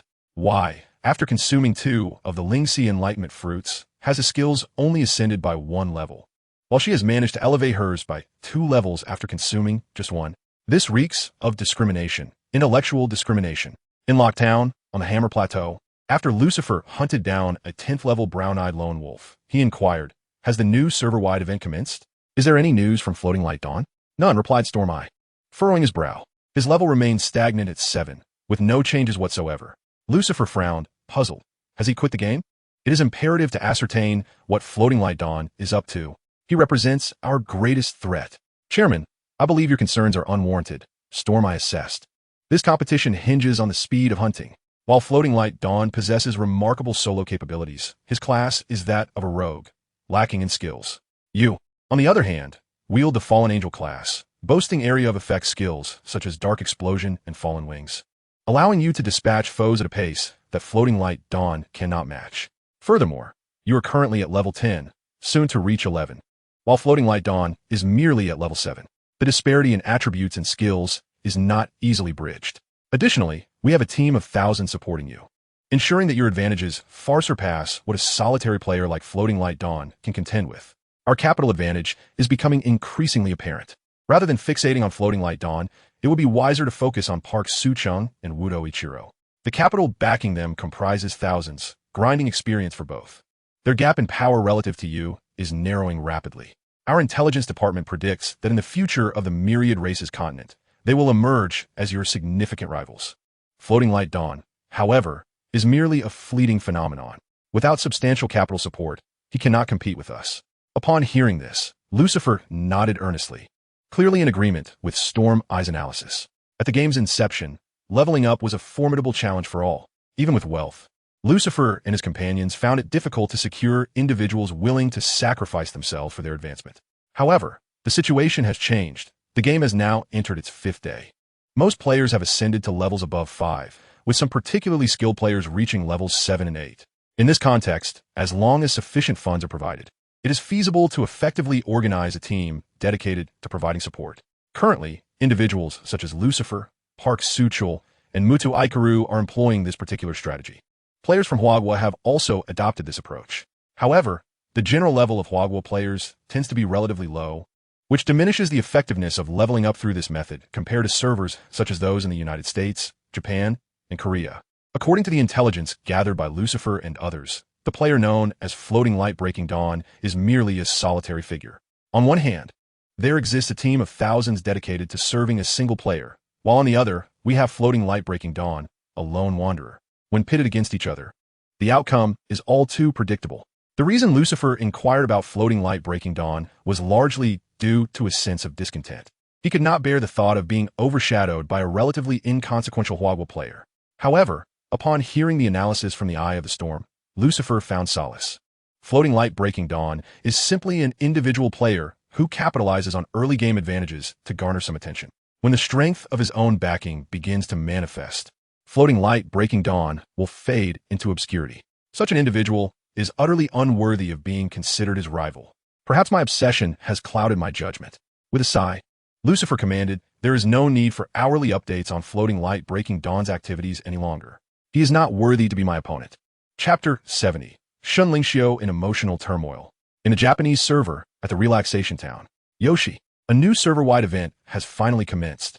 Mutu Aikaru exclaimed excitedly after reading the system announcement, then instructed, in no way Quinn, this time we must secure victory. President Mutu, his subordinate in no way Naoya interjected. 5,000 Imperial warriors have already been recruited. They will fully support you in completing this mission. For the glory of the Sakura Empire. Mutu Aikaru shouted. For the glory of the Sakura Empire. Echoed the players. In Jingu Town, Park Soo-chul clenched his fists, his expression grave. This time, our Korean Empire absolutely cannot afford to lose. Rest assured, Chairman Park, we are thoroughly prepared, his aide, Jin Jongdae, assured him. The conglomerate has provided substantial funding to recruit numerous players to assist you in this endeavor. Excellent. Park Soo-chul laughed heartily. First place this time belongs to the Korean Empire without question. We will fully support Chairman Park's actions. As the countdown for the monster hunting event of the 10,000 races began, players from servers worldwide became abuzz with excitement. Various gaming guilds, bolstered by financial backing, placed significant bets and engaged in the vast realm of the 10,000 races. The power of capital began to reveal itself at this moment. Amidst the fervor, Gunan logged off with an air of tranquility. Today marked the day of Shun Lingxiu's mother's surgery. Gunan had previously promised Shun Lingxiu that he would be there for her during the operation. Earlier that morning, Shun Lingxiu had sent a message to Gunan, informing him that the surgery would commence at 1:30 in the afternoon. By the time Gunan read it, it was already past noon. He had intended to exit the nutrient pod to attend to personal hygiene and replenish his energy, just as he noticed Shun Lingxiu's message. After silently cursing her miscalculation, she promptly summoned a hovercar and made her way to the First People's Hospital of Incheon City. At the hospital, her mother had already been taken by the doctors for various preoperative examinations. Once the checks were completed, she would change into surgical attire and be wheeled into the operating room. In this moment, Shun Lingxiu found herself both the most unoccupied and the most anxious. How she longed for a shoulder to lean on. However, ever since her father had departed from her and her mother, all burdens had fallen upon her shoulders. With her mother gravely ill, the only support in this world was herself. In this thought, Shun Lingxiu instinctively recalled that man, the one who had been supporting her. He had promised to be there by her side during her mother's surgery. Glancing at the clock, she noted that there were less than 20 minutes until 1:30. It was likely he would not arrive. Yet, at this moment, she desperately wished he could be by her side. Reflecting on this, she couldn't help but feel a twinge of self-mockery. After all, she was merely a plaything of Gunan. How could she entertain such thoughts? Given her status, she had no right to expect anything from Gunan. Even if he did not come today, it was entirely reasonable. A mere plaything could never demand anything of their master. With this realization, a slight sense of relief washed over Shun Lingxiu. Nevertheless, her mood remained dismal. As the time for her mother's surgery drew nearer, her anxiety intensified. Surgery inherently carries a risk of failure. Although they had engaged the finest surgeon in the country to perform the operation, the success rate hovered around 70%. While that may seem considerable, it is vital to remember that even the smallest probability, when applied to a patient, translates to a certainty. The thought of possibly losing her mother today plunged Shun Lingxiu's spirits further into despair. I'm sorry, I'm late. Just then, a hurried figure appeared at the doorway of the ward. It was none other than Gunan, rushing in. Upon hearing that familiar voice, for reasons she could not comprehend, Shun Lingxiu felt her eyes begin to moisten. Unbeknownst to her, tears cascaded forth like a dam bursting. Observing her distress, Gunan felt a surge of panic. Had she lost her mother? 1,000 questions flooded his mind, yet he hurried forward, explaining, I only saw your message at noon and rushed here as soon as I received it. Didn't I tell you? If anything important arises, you must call me. How is your mother? Has something happened? If there is an issue, we shall face it together. Rest assured, with me here, everything will be all right. Feeling Gu Nan's presence drawing closer, Shun Lingxiu could no longer contain herself and leapt into his embrace, weeping profusely. Her delicate form nestled against him, soft and yielding. Regrettably, the present Gu Nan is devoid of any ulterior motives. Instead, he finds himself somewhat at a loss. This is a novel situation for him, and he's uncertain how to navigate it. All he can do is repeatedly reassure her, saying, "It's all right. I am here." Shun Lingxiu cannot fathom why her emotions spiral out of control upon meeting Gu Nan, nor can she explain why she instinctively threw herself into his embrace. All she knows is that she is merely a recent graduate, having lived under the protective wings of her parents. Suddenly, life has dealt her a cruel hand. Her father has passed away, and her mother is gravely ill. The trials of life seem to have descended upon this fragile girl in an instant. Having never faced adversity alone, she has somehow managed to be resilient.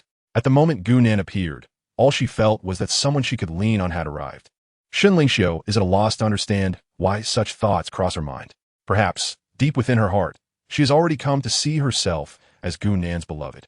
Although her status may not be honorable, she considers herself to be his woman. If she belongs to Gu Nan, then he is, in essence, her man, the very foundation of her world. In her moment of anguish, seeking solace in her man's embrace feels entirely justifiable. While Shun Lingxiu weeps, Gu Nan remains proactive, reaching out to her mother's attending physician via his mobile device. This doctor has been on the receiving end of Gu Nan's generous gestures, and upon receiving his message, promptly informs him that Shun Lingxiu's mother is currently preparing for surgery. Relieved to learn that her mother is stable, Gu Nan exhales in relief, recognizing that Shun Lingxiu has likely been suppressing her emotions for far too long. It is only natural for her to release her feelings.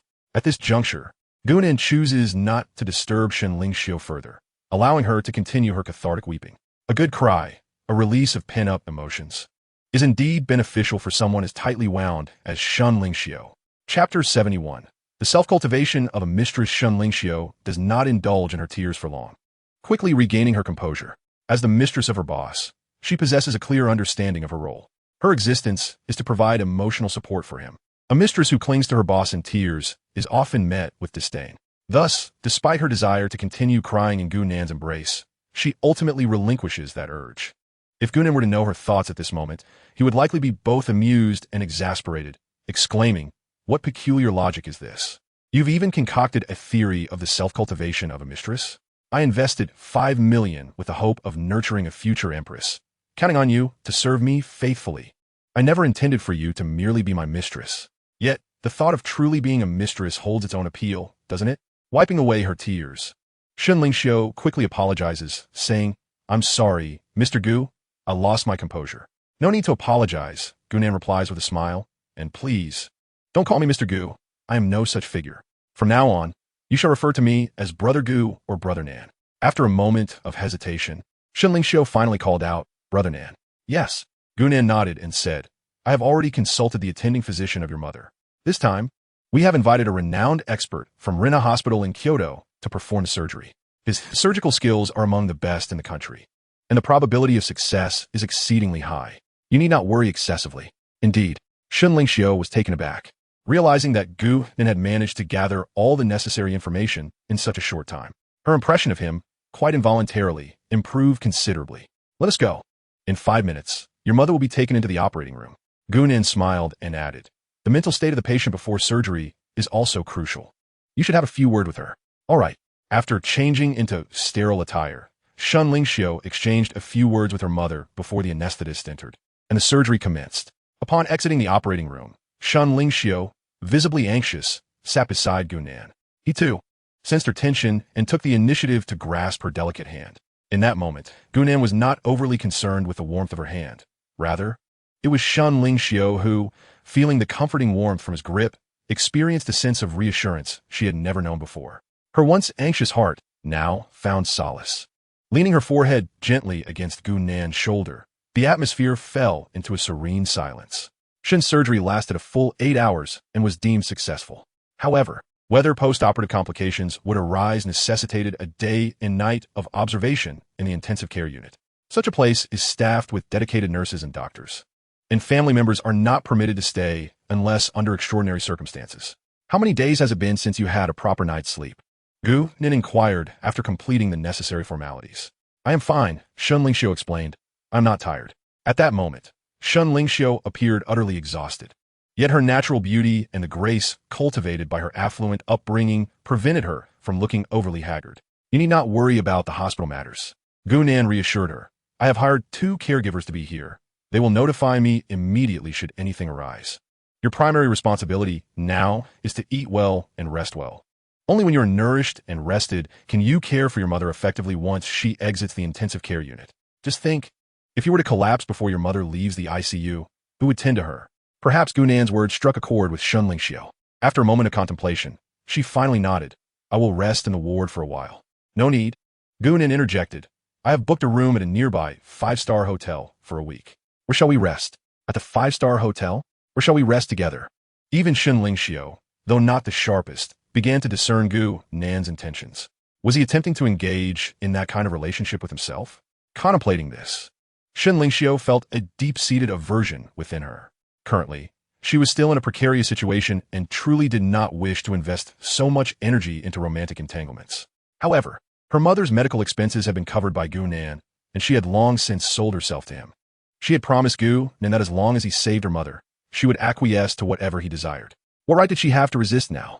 After a moment of internal conflict, Shun Lingxiu ultimately nodded and said, I will go with you. That's the spirit, Gu Nan thought, a sense of relief washing over him. If you were to break down, I would lose a significant ally in the future.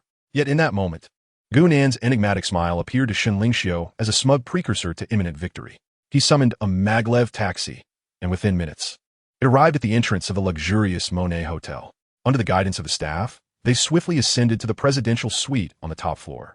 At that juncture, the value of tangible currency would diminish considerably. Gu Nan still possessed a considerable amount of real currency, and if he did not spend it now, it would soon become worthless.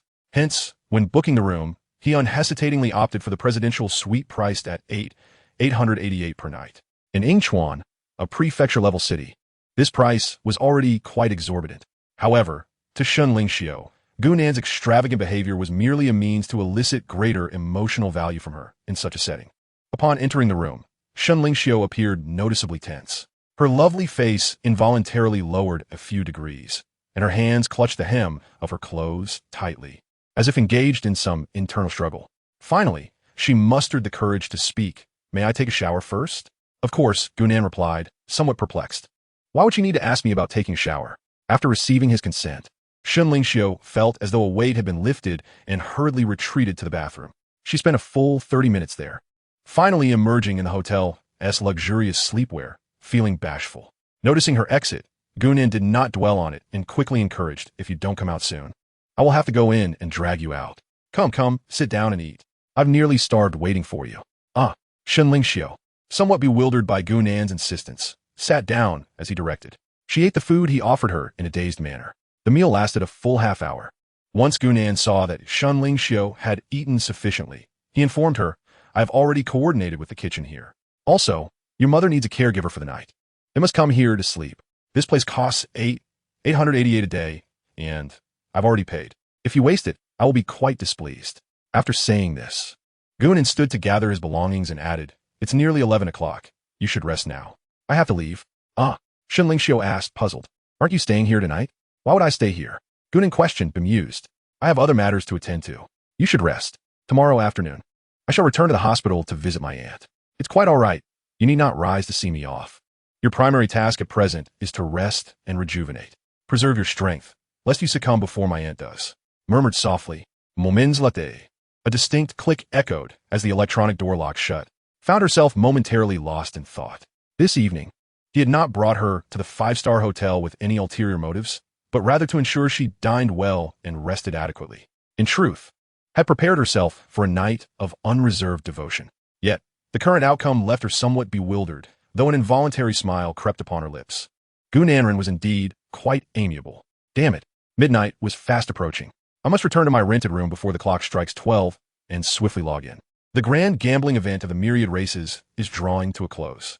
I must place my bets before the market closes. Over the past few days, the currency of the players had evolved from copper coins to silver coins, though this may seem a trivial shift in units. When converted to the stakes of the grand gamble, The amount at stake this time far exceeds that of the previous event by at least tenfold. This substantial prize, Gunan would never relinquish to another. He must seize it. With so much fortune left unattended, someone ought to claim it. Thus, I shall endure some hardship and toil for your sake. Rushing and hurrying, I finally arrive home just before 11:30. Without a moment's hesitation, I logged into Myriad Races continent. No sooner had I entered the game than I received a message from Miying. Why did you log in so late? This is a points competition. Are you planning to forfeit? Not at all. What is the matter? I inquired. Miying, with a hint of concern, replied. I was counting on you for this Myriad Races monster hunting event. It seems our hopes are dashed. I suppose I had been overly optimistic. I heard that this time, servers from the Eagle Sauce Federation, the Eastern Robe, the Goryo Robe, and the European servers all employed a knife padding strategy to accumulate points. Do you know what knife padding is? Indeed, Ming explained. Each major server has gone mad with knife padding. The Eagle Sauce Federation initially engaged over 3,000 individuals for this purpose. Unfortunately, their pace lagged far behind that of the Eastern Robe, which deployed 5,000. Consequently, the Eagle Sauce Federation quickly mobilized 10,000. South Goryo, not to be outdone, directly employed 15,000 for knife padding. Currently, the frenzy of knife padding among nations has reached a fever pitch. I heard that one individual can earn a staggering $10,000 in a single day. These individuals are spending billions just to accumulate points. Do you think they've lost their minds? Or is there intrinsic value to this game? Such an approach to knife padding has never been so rampant in previous generations. At most, only a few thousand people would be mobilized to support the cause. Such a scenario, where tens of thousands join forces, has never occurred before. However, it is understandable, as some influential tycoons have likely acquired insider information. Yet, the specifics remain unclear. It is evident that the game Myriad Races continent is extraordinary. Even so, they are willing to invest substantial resources. Under normal circumstances, competition would not be so fierce. However, during the first server-wide event, Gunan emerged triumphantly, securing first place. In a last-minute maneuver, the Sakura Nation snatched third place from South Korea through strategic support.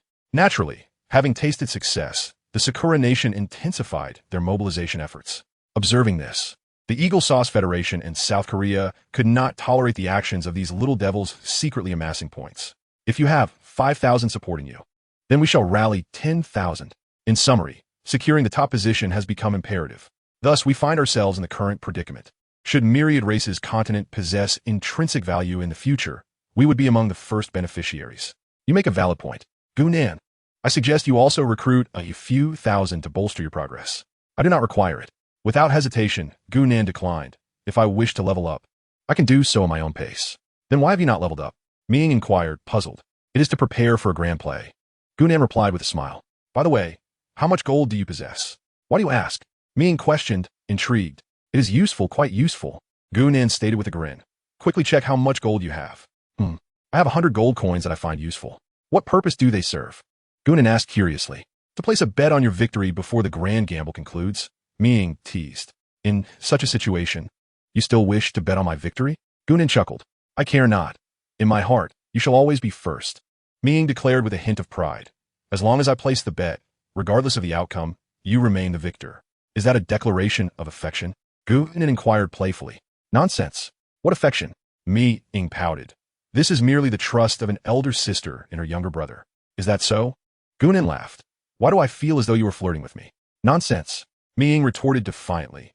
If anyone is flirting, it would be you with me. When have I ever flirted with you? Enough of this banter. You have yet to explain what you need the money for. I pondered it. Ming laughed. I dream of it. Then place all your gold on me, Gunan advised. However, do not act now. Wait until the final 10 seconds. Why?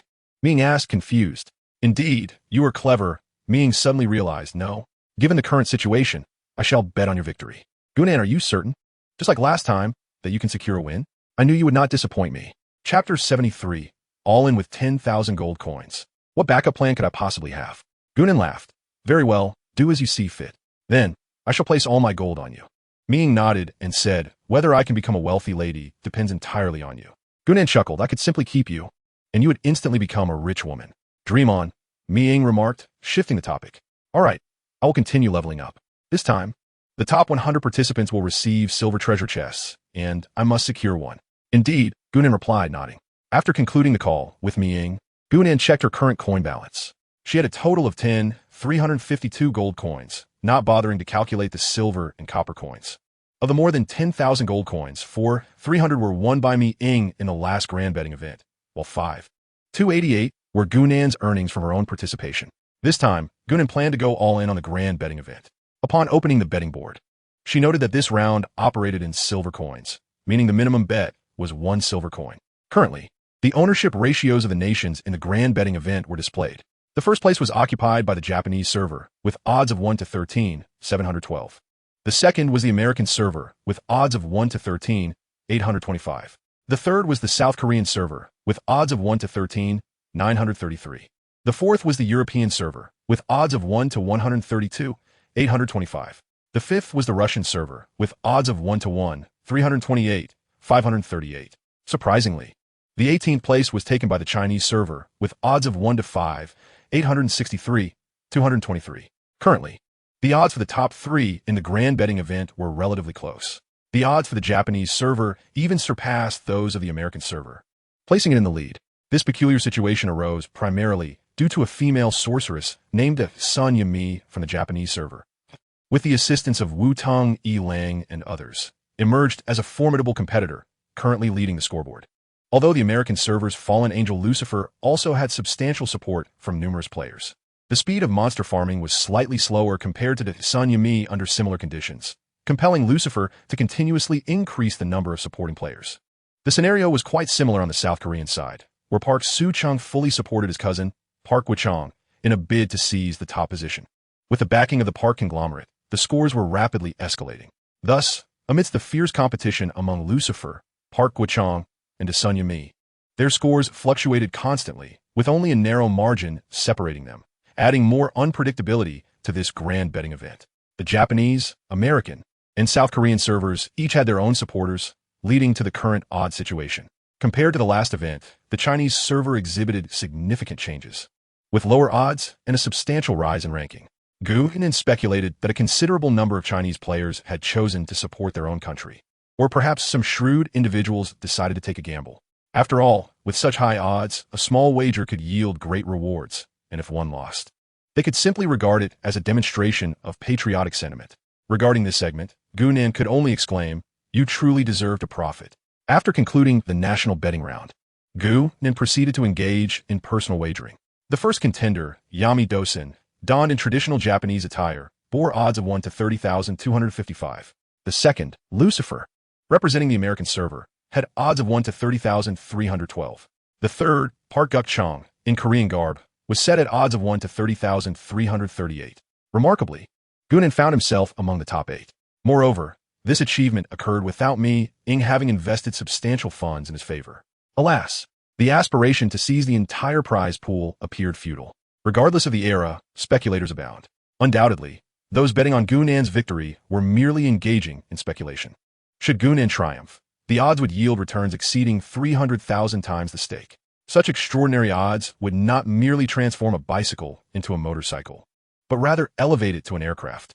My goodness, this group of individuals wagering on my success truly deserve their fate.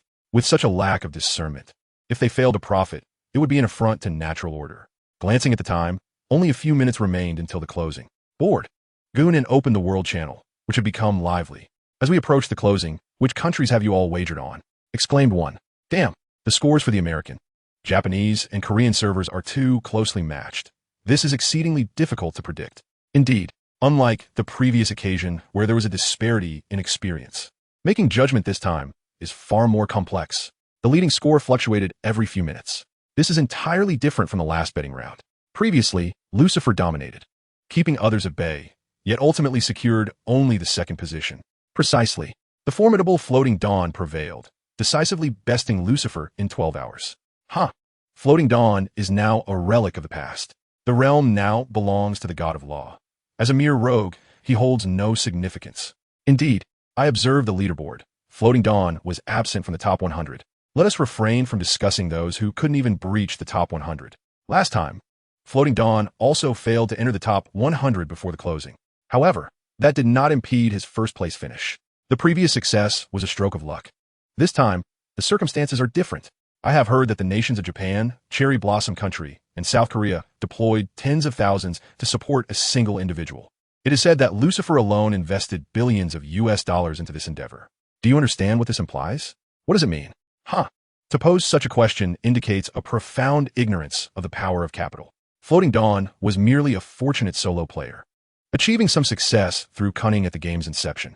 It was luck, not skill. When nations like Cherry Blossom Country begin to harness capital power, his fleeting fortune becomes insignificant, akin to a mantis attempting to stop a chariot. Indeed, the disparity between Floating Dawn and figures like Lucifer is akin to the difference between a lucky emperor and a capital titan. Regardless of the fleeting light of Dawn, it is merely a player devoid of substantial background and capital.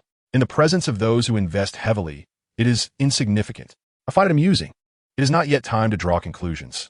How can you be so certain that this time the fleeting light of Dawn will inevitably lose? I care not for backgrounds or capital.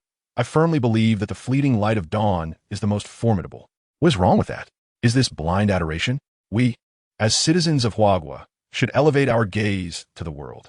Is it so difficult to acknowledge one's superiority over others? No results have emerged yet, and already a chorus of so-called intellectuals begins to bark. The outcome remains uncertain, and Huagua may very well emerge as the dark horse.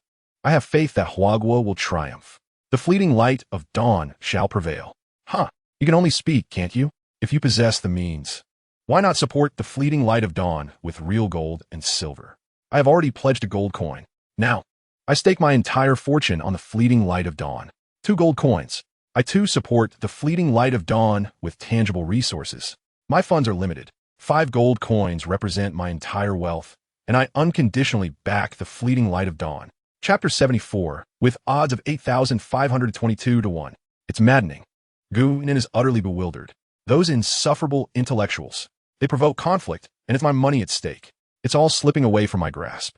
Furthermore, the good sons and daughters of Huagua, I have received your support. We need only voice our backing. There is no need for action. At this moment, Gunen wishes he could drag those intellectuals out and chastise them. You claim to be idle, and yet stir up discord. In less than a minute, my odds have plummeted to 1 to 986, 5312, and they continue to diminish at an astonishing rate. Clearly, more individuals are placing their real bets in support of themselves. Damn it, this will cost me at least several thousand gold coins. At this moment, Gunen feels a profound ache in his heart. If not for the fear of being deemed shameless, he would genuinely wish to declare that he could not secure first place, urging others not to bet on his victory. Alas, Gunen sighs in resignation. The losses are significant this time. However, considering that this money will flow to those supporting him who are his fans, he finds solace in the thought. Should he ever reveal his identity and join the Rhine Guild, many of these individuals may very well rally to his side. In this light, he is effectively providing benefits to his supporters. In the future, his fans will undoubtedly offer him even greater support. With this thought, Gunen's spirits lift considerably. He peruses world news for a while longer. With 10 seconds remaining until the market closes, Gunen notifies Miying, and they act in unison. Gunen invests all 352 gold coins into Huagua. Miying places all 325 gold coins under the banner of the fleeting light of Dawn. The odds for Huagua begin to decrease at a visibly rapid pace, ultimately settling at 1 to 58,922 silver coins. The odds for floating light at Dawn have begun to plummet dramatically, ultimately settling at 1 to 852,232 silver coins. Gunen has invested a total of 11,677 gold coins, which constitutes his entire fortune. Should he secure the first place, Gunen's assets would experience the most substantial inflation since the game's launch. Contemplating this, Gunen could not suppress his excitement. It was now time to focus on monster hunting. However, before that, Gunen needed to make a trip to the Dragon Trap Cliff to grind for Shadowless Hand. As he immersed himself in leveling up, Gunen blocked out all external messages, slaying monsters on his way to the cliff. At that moment, he was unaware that the final fluctuations of the grand betting market had ignited fervent discussions worldwide. In the chat channel of the Huagua server, exclamations erupted. What the heck? Something has happened. A major event. What is going on? Breaking news. Our Huagua's odds have risen to 4th place. The current odds are 1 to 58,922. No way. I just checked, and it was over 58,000. How did it suddenly change to 1 to 58,922? This shift is monumental. What is happening? There must have been a massive last-second bet placed on Huagua. Given such a drastic change, I'd estimate that several thousand gold coins were wagered at the last moment. Otherwise, such a shift would be impossible. Several thousand gold coins? Are they out of their minds? That's just throwing money away. Could it be that someone is certain Huagua will win, hence the substantial investment? Haha, do you really believe that? Our Huagua's top rank on the leaderboard is held by Fenghui Yinran, who is only in 22nd place. There is a points gap of several thousand to reach the top 10. Look, the odds for floating light at dawn have also changed. It has become the fourth. No way. It's true. The odds have shifted from over 90,000 to 1 to 852, 232 silver coins. Goodness, in the last 10 seconds. It's evident that significant funds were bet on floating light at dawn. What is going on? This is madness. Floating light at dawn hasn't even entered the top 100 yet. This is insanity. They are practically giving money to foreign servers. Huh. Why does this scene feel so familiar? Now that you mention it, I too find it reminiscent. If I recall correctly, the odds for floating light at dawn also changed at the last moment during the previous grand betting market. Indeed, based on our analysis, it's highly likely that floating light at dawn backed his own victory last time. From our calculations, he profited at least several thousand gold coins then. If our assumptions are correct, the only entity in the Huagua server capable of producing such a sum would be floating light at dawn himself. This implies that the fluctuations in our server's odds, along with those of floating light at dawn, are likely a result of his enormous final investment. If indeed it is the dawn of radiant light, who can enlighten me on its implications? What else might it signify? It suggests that radiant light possesses an unequivocal assurance of securing first place. Ha ha ha. If that is the case, I stand to gain immensely. I have wagered a gold coin on the victory of Huagua.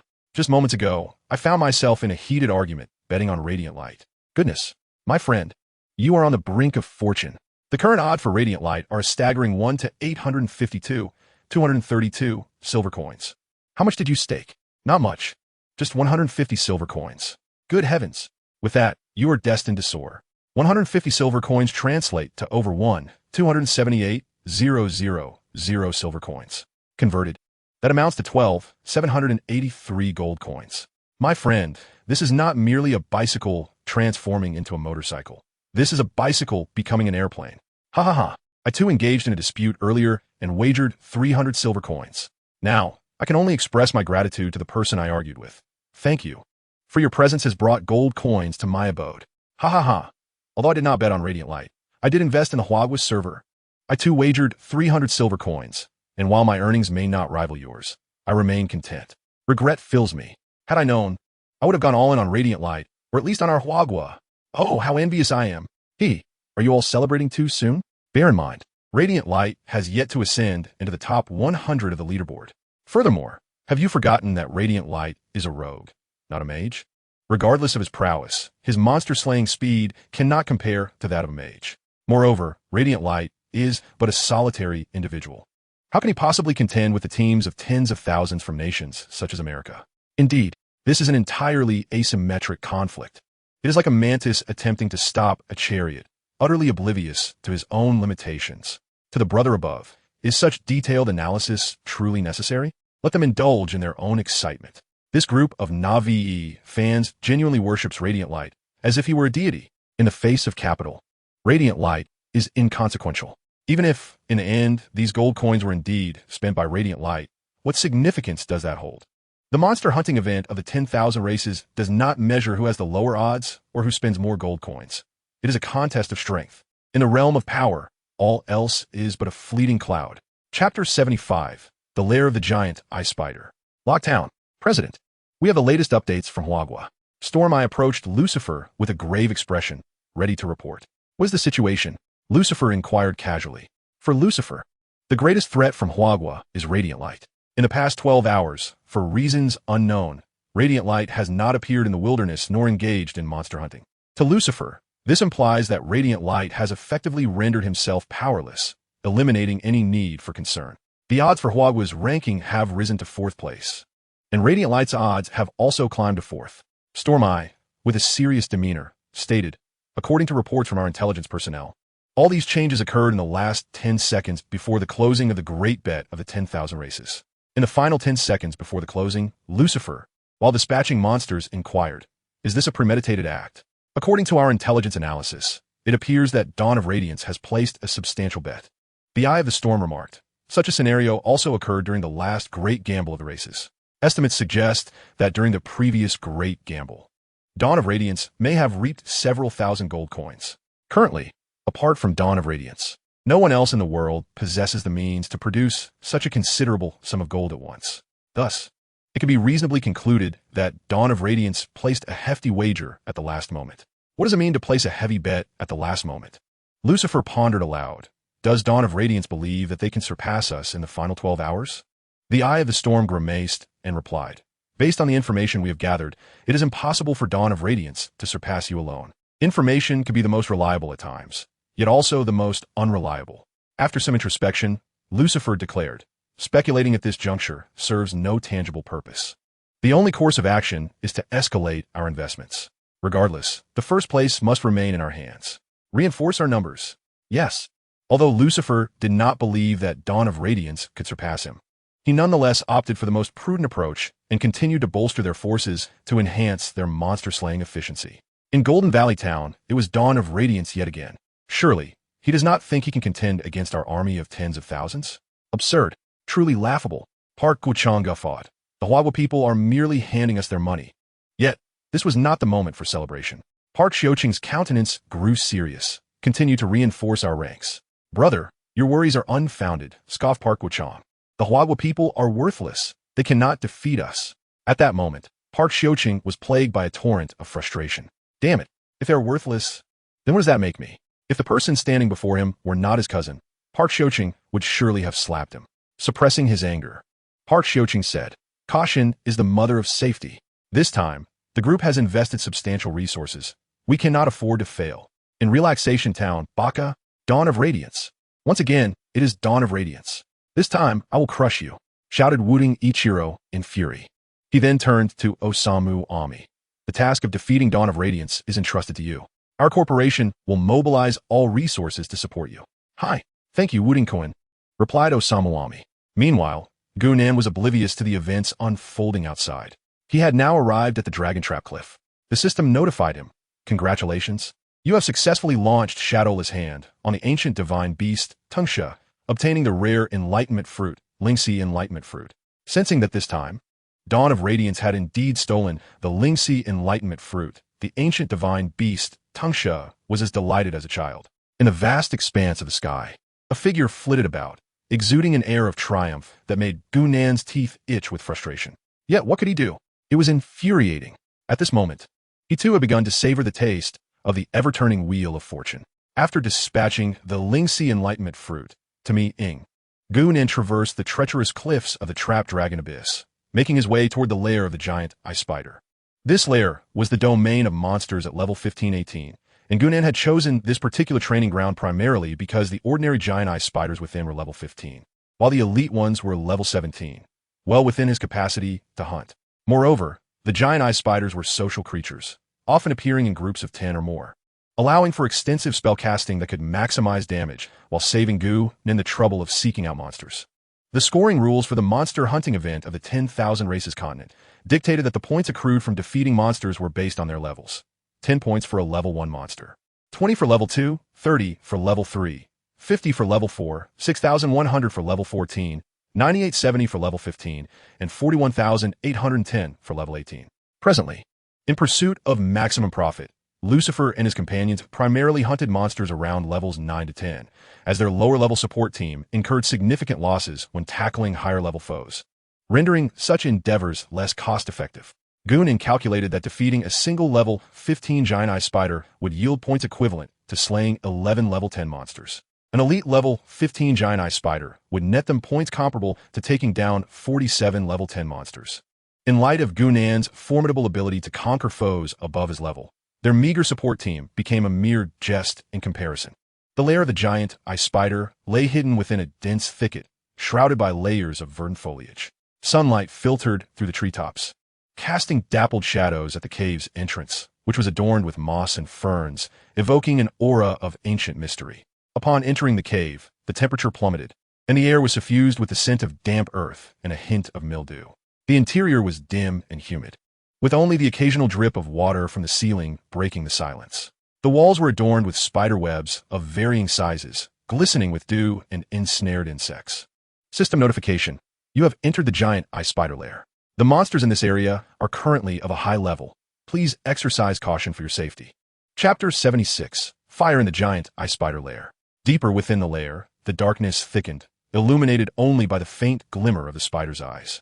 These colossal spiders, with their distinctly prominent eyes shimmering in an eerie blue light, appeared particularly sinister amidst the shadows. Monster name, Giant Ice Spider. Level, 15.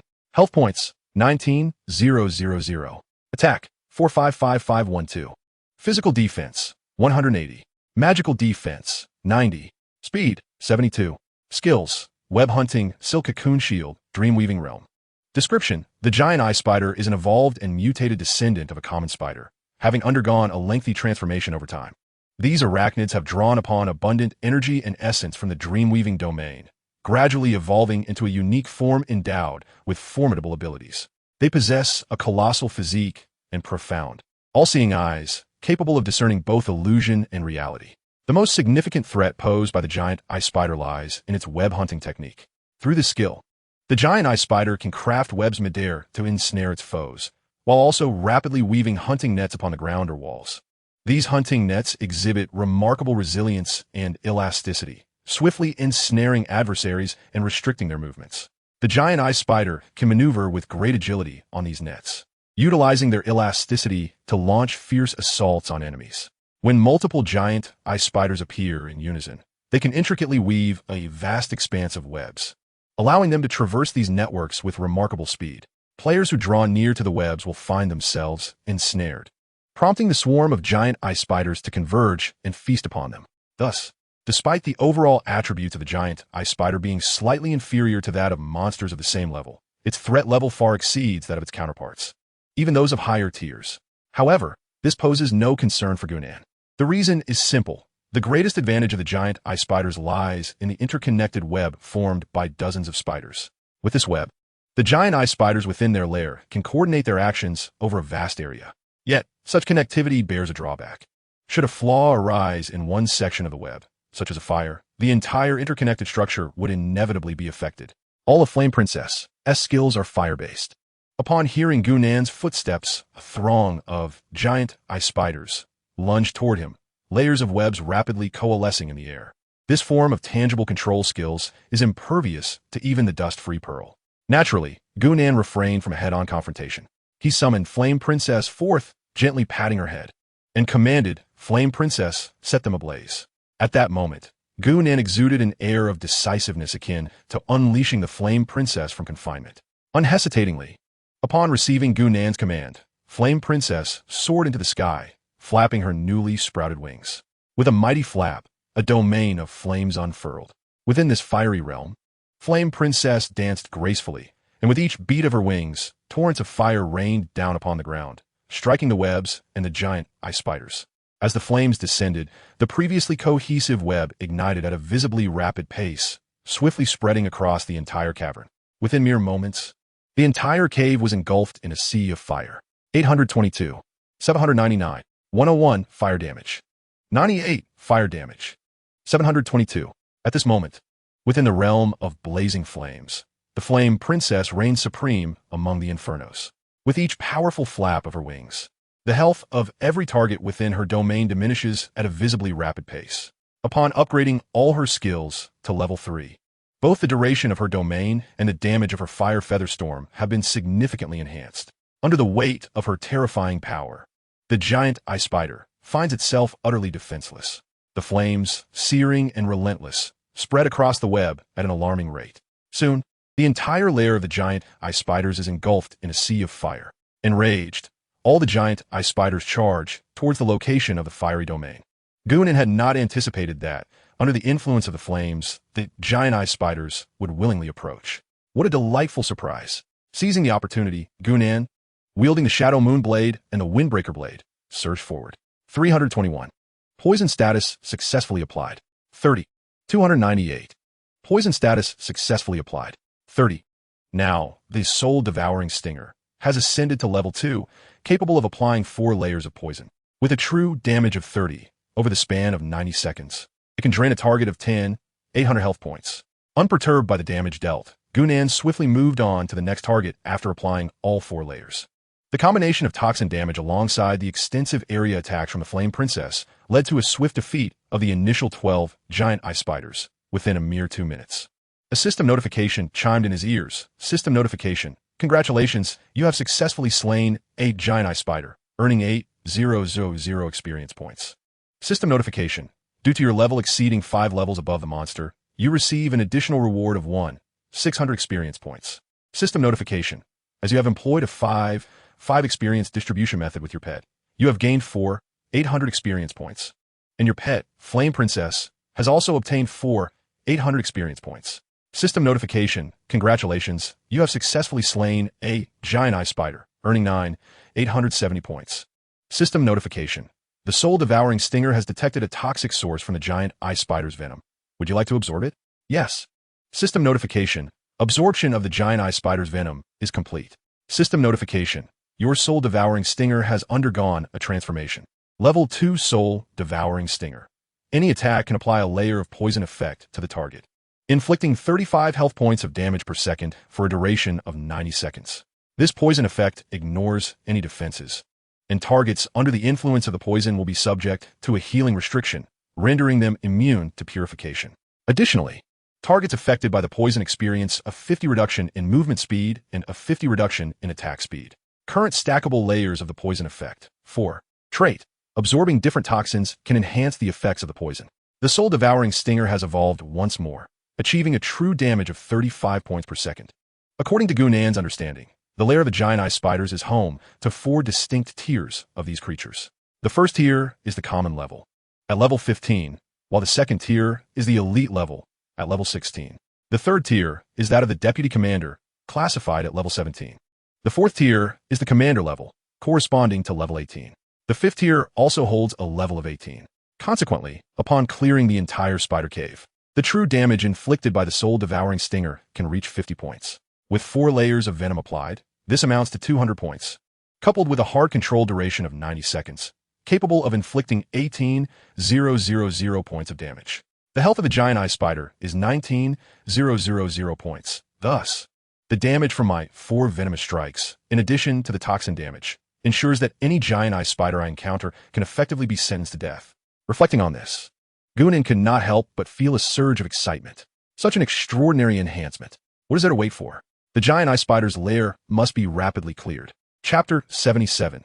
The soul-devouring stinger upgraded again. System notification. Congratulations, you have successfully reached level 8 and earned 4 free attribute points. System notification. Due to your experience distribution method of 5 between you and your pet, you have acquired 4,800 experience points, and your pet, Flame Princess, has also gained 4,800 experience points. System notification. Congratulations, you have successfully slain the giant eye spider and earned 9,870 points. System notification. Congratulations. Your points have reached 2,566,200, successfully entering the top 100 of the Monster Hunting Activity Points leaderboard in the Myriad Races continent, currently ranked 95th. For detailed information, please check the Monster Hunting Activity Points leaderboard of the Myriad Races continent. Have I truly ascended to 95th place so swiftly? Gunan murmured to himself.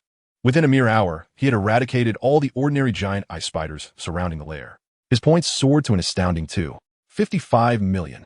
He opened the points leaderboard and took a glance. First place, Desanyami, level 12, server, One Nation, total points, 8,236,870. Second place, Lucifer, level 12, server, American server, total points, 8,226,850. Third place, Park Wichong, level 12, server, Goryeo server, total points, 8,226,520. 10th place, Qian Xiaowei Liang, level 11, server, Huaxia server, total points, 5,023,500. 16th place, Feng Hua Yin Ran, level 11, server, Huaxia server, total points, 4,568,030. 32nd place, Wen Chu Xing, level 11, server, Huaxia server, total points, 3,698,500. 37th place, God's Left Hand, level 11, server, Huaxia server, total points, 3,567,200. 42nd place, Kuang Ao Long Xiao, level 11, server, Huaxia server, total points, 3,526,100. 48th place, Blood Battle Tianya, level 11, server, Huaxia server, total points, 3,495,020. 59th place, Qing Yiwu Shuang, level 11, server. Huaxia server, total points, 326, 522. 63rd place, Miesher Fa Shun, level 11, server. Huaxia server, total points, 267, 200. 75th place, Sima E of the Turbulent Era, level 11, server. Huaxia, total points, 157, 600. 83rd place, Iron Blood Danqing, level 11, server. Huaxia, total points, 3095, 520. 91st place, Eternal Emperor Tian, level 10, server. Huaxia, total points, 759, 230. 95th place, Dawn of Floating Light, level 8, server. Huaxia, total points, 566, 200. Gunin cast a cursory glance and was unexpectedly met with the presence of Mi Ying in the 10th position. This revelation was rather surprising. However, upon reflection, it seemed quite understandable. After all, Mi Ying was now adorned entirely in silver equipment. Furthermore, she possessed the formidable area-damaging skill, Holy Light Baptism, along with the enhancement of the Lingxi Enlightenment Fruit. In terms of damage output, Mi Ying was likely the foremost player among those beneath her. Naturally, her monster-slaying speed surpassed that of her peers. Had she received assistance from a multitude of players, her score would have undoubtedly soared even higher. Besides the unexpected performance of Mi Ying, the overall achievements of the Huaguo players were also remarkable, including Gu Nan. A total of 12 individuals ascended to the top 100 of the leaderboard. In the previous iteration at this time, not a single player from Huaguo had made the list. This time, 12 had directly entered the ranks. Clearly, all of this was closely tied to Gu Nan's influence. Additionally, silver equipment was occasionally available for sale. Furthermore, the Shadow Castle dungeon had become a focal point. Currently, nearly all major guilds had procured Gu Nan's dungeon strategy. In terms of nightmare difficulty, Gu Nan was the only player capable of soloing it, while Mi Ying's team had also reached this level of proficiency. The elite team, led by Qin Xingyu, could now challenge Hell difficulty. As for the nightmare level, they were still stuck at the final stage. The extensive strategies for the Shadow Castle dungeon had resulted in an influx of high-level bronze equipment in the market. The overall leveling speed of Huaguo had significantly accelerated.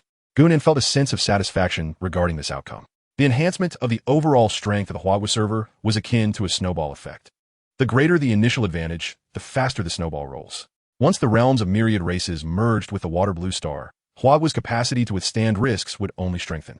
After closing the leaderboard for the monster hunting activity in the myriad races continent, Gu Nan picked up several pieces of level 15 bronze equipment that had fallen to the ground and continued deeper into the cavern. After less than 3 minutes of walking, a rustling sound echoed. Gu Nan immediately heightened his alertness. Moments later, dozens of blood-red eyes suddenly appeared in the darkened space. Gu Nan commanded Yin Ji to leap into the air and activate the blazing domain. The previously dim lair was instantly illuminated. Monster name, Giant Eye Spider Elite. Level, 16. Health, 21,000. Attack, 510, 560. Physical defense, 200. Magical defense, 110. Speed, 79. Skills, Web Weaving, Cocoon Shield, Dream Weaving. Description, evolved from the ordinary Giant Eye Spider. It possesses a colossal form and profound 4 eyes, capable of discerning all illusions and truths. Flame Princess, Ignite. Gu Nan commanded while charging directly into the domain. Inside the realm, the spider silk was rapidly ablaze. Gu Nan activated the Gale Step, darting among the elite Giant Eye Spiders. The Shadow Moon Blade and Windbreaker Blade in his hands sliced through the skin of one elite Giant Eye Spider after another with precision. 285. Poison status successfully applied. 35. 311. Poison status successfully applied. 35. 2 minutes later, as several elite Giant Eye Spiders collapsed, the system's voice began to flood the screen once more. System notification. Due to your 5 experience distribution with your pet, you have gained 5,400 experience points. And your pet, Flame Princess, has also received 5,400 experience points. System notification. Congratulations, you have successfully slain Giant Eye Spider Elite, earning 15,970 points. System notification. The soul-devouring stinger has detected the absorbable poison of the elite Giant Eye Spider. Would you like to absorb it? Yes. System notification. Absorption of Giant Eye Spider poison Elite completed. System notification. Your soul-devouring stinger has undergone a transformation. An hour later, all elite Giant Eye Spiders were exterminated. The true damage of the soul-devouring stinger reached 40 points. Gunan's points soared to 642, 300, propelling him from 95th to 18th place. Within just an hour, the points from a monster hunting event across the Myriad realms surged by 2 million. At this moment, even those who had previously abandoned their attention to Gu-nan were taken aback. Chapter 78, Suffocating Despair. Huagua's server. Wow, look, the ranking of Dawn of Floating Light has changed again. In just 1 hour, he jumped from 95th to 18th. I just did some quick calculations. That is 200,000 points in an hour. Incredible. If this continues, securing first place is practically a certainty. Haha. Forget about Lucifer, Park Wuchang, and Amy Dyson. They are nothing. I always knew that Dawn of Floating Light is the real deal. The mighty floating light. I want to bear your children. I knew it. The great floating light had it all figured out. Haha, what do you think? Did I guess right? Wasn't there a so-called intellectual who claimed that the great floating light knew nothing of capital's power? What do we say now? Haha, what nonsense, capital. In front of the great floating light, it's utterly irrelevant. I remember a certain intellectual once said that in the face of absolute strength, everything else is but fleeting clouds. I wholeheartedly agree. In the presence of the great floating light's absolute power, all the forces of capital are mere illusions. Haha, where are those brothers who quarreled with me earlier? I thank you, because of you, gold coins are now in hand. Oomph. The Dawn of Floating Light, isn't even first yet. You're celebrating a bit prematurely. In merely 1 hour, 2 million points were amassed. Who can fathom the means by which this was achieved? It may very well be the result of cheating, and soon enough, a ban will follow. In Locktown, recent news from Huagua has surfaced. The Eye of the Storm reports with a grim countenance. Within a single hour, the ranking of Fuguang Paxiao surged from 95th to 18th, accumulating 2 million points in that brief span. Now, we find ourselves with less than 4 million points remaining. Should Fuguang Paxiao persist at this astonishing rate of 2 million points per hour, in no more than 2 hours, our scores may well be eclipsed. Lucifer fell into silence. He had summoned over 20,000 from Locktown to assist him, yet in the same hour, he barely garnered 60,000 points. Given his monster-slaying velocity, this score is the pinnacle of his current capabilities. The prospect of further improvement appears nearly impossible. In stark contrast, Fuguang Paxiao possesses a staggering advantage, exceeding him by over 3 million points. Contemplating this disparity, a profound sense of helplessness enveloped Lucifer. The chasm is insurmountable. In Sanchi Town, Baka, Fuguang Paxiao. How can one individual be so formidable? Surely, he must be cheating. I must report him. Wu-Tung Ichiro exclaimed with a dark expression. Beside him, Omori Ami's countenance was hardly more cheerful. Although she currently held the top position, it was evident to all that if Fuguang Paxiao continued to accrue points at the previous rate of 2 million per hour, she would retain her lead for no more than 2 additional hours. Despair, an all-consuming despair. In Jinggu Town, why must Fuguang Paxiao be so powerful? Park Wuchang shouted, his face a mask of fury. Cousin, this is not the moment for anger, Park Xiuqing replied, his expression equally grim and brows furrowed. We have lost hope for the top rank in this server-wide event. The group's investment cannot be in vain. We must secure second place at all costs. At this moment, Gu-nan remained unaware that the frenetic pace of his point accumulation had instilled a sense of despair in Lucifer and others. He continued his venture deeper into the lair of the giant-eyed spider. An hour later, Gu-nan had successfully penetrated the depths of the lair. After a cursory tally, within less than 3 hours, Gu-nan and Yanji had collectively vanquished 260 ordinary giant-eyed spiders, 130 elite ones, 60 vice commanders, and 30 commanders. Even amidst a 5 versus 5 scenario, Gu-nan's level had ascended to level 9, merely a step away from level 10. His total kill points had amassed to 447,000, placing him fourth on the monster hunting activity points leaderboard of the Myriad Races continent. He now trails the first place by less than 5 million points. In addition to the points, Gu-nan's soul-eating poison sting underwent 2 further upgrades, currently inflicting 50 true damage per second. System prompt. Due to your massacre of numerous giant eye spiders, you have incited the wrath of the giant eye spider king. Hiss, hiss, hiss. Shortly after the system notification appeared, Gu-nan heard the sound of hissing. Following the direction of the sound, a colossal figure emerged into Gu-nan's view. It stood an impressive 5 meters tall, cloaked in a reddish-brown fur, with 8 enormous eyes shimmering with a profound glow. Its massive pincers were sharp and powerful, exuding a terrifying aura. Monster name, Giant Eye Spider King Gold. Level 18. Health, 100,000. Attack, 12, 301, 560. Physical defense, 860. Magical defense, 580. Speed, 132. Skills, Gaze of the Giant Eye, Silk Trap, Venomous Bite, Web Detonation, Fury of Rage. Description, nurtured by the energy of the Dreamweaver domain, it has gradually evolved into a supreme form with formidable abilities.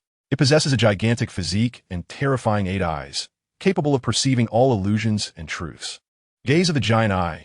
The Giant Eye Spider King can focus its 8 enormous eyes to emit a gaze that inflicts significant mental damage on the target, with a chance to instill fear, reducing their combat effectiveness and mobility. Silk Trap. The Giant Eye Spider King can swiftly weave a massive web, capable of ensnaring players and absorbing their energy, thereby granting the Giant Eye Spider King additional health and attack power. Venomous Bite. The pincers of the Giant Eye Spider King are sharp and venomous. It can deliver a fierce bite that injects venom into the player. This venom not only inflicts considerable damage, but also causes ongoing health loss and decreases defense, gradually weakening the player during combat. Web Detonation. When the Giant Eye Spider King's health falls below a certain threshold, it detonates the web within its body, creating a tremendous explosion. This skill can deal lethal damage to surrounding players and destroy nearby structures and obstacles, creating more space for the Giant Eye Spider King to maneuver. Fury of Rage. When the Giant Eye Spider King's health drops to a specific proportion, it enters a frenzied state, significantly enhancing its attack power, defense, and speed. In this state, the Giant Eye Spider King will attack enemies with greater ferocity, with a chance to trigger critical hits. Hiss. Upon observing the attributes of the Giant Eye Spider King, Gunan couldn't help but gasp in astonishment. Level 18 Gold. A staggering 1 million health, over 12,000 attack power. With 860 points of physical defense. Given Gunan's current strength, it would be exceedingly difficult to breach its defenses with standard skills. Gazing at the attributes of the Giant Eye Spider King, Gunan instinctively began to waver. Yet, the thought of achieving a world-first kill ignited a burning desire within him. What should he do? Engage? Or retreat? Or engage again? Chapter 79. The Giant Eye Spider King. In all honesty, Gunan felt a profound sense of trepidation. Now, at level 9, he found himself 9 levels beneath the formidable Giant Eye Spider King. However, this disparity was not the gravest concern. The true source of anxiety lay in the horrifying physical defense of the Giant Eye Spider King, which had reached an alarming 860 points. Such an extraordinary level of defense meant that aside from inflicting damage through a back attack while in stealth, Gunan's regular assaults could scarcely harm the creature. Without time for contemplation, the enraged Giant Eye Spider King materialized before Gunan. Its 8 elongated legs, sharp as needles, glimmered with an eerie blue light. Its enormous eyes, flashing with a blend of cruelty and cunning, fixed their gaze intently upon Gunan. The massive pincers, glinting ominously, lunged toward him, extremely sharp and laced with venom. These pincers posed a significant threat. Even with the protection of the dust-free pearl, Gunan was reluctant to endure a direct hit from the Giant Eye Spider King. At this moment, the speed of both its attacks and movements far surpassed Gunan's capabilities. Merely relying on his level 3 Gale Step would not suffice to evade its onslaught. Without hesitation, Gunan activated stealth, entering a concealed state.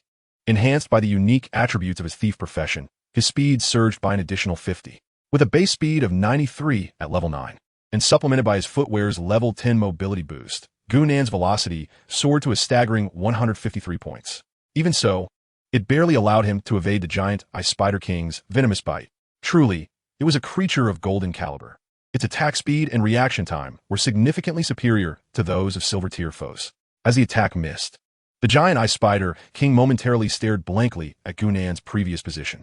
Yet, after just a fleeting moment, its vacant eyes began to shimmer with a green light.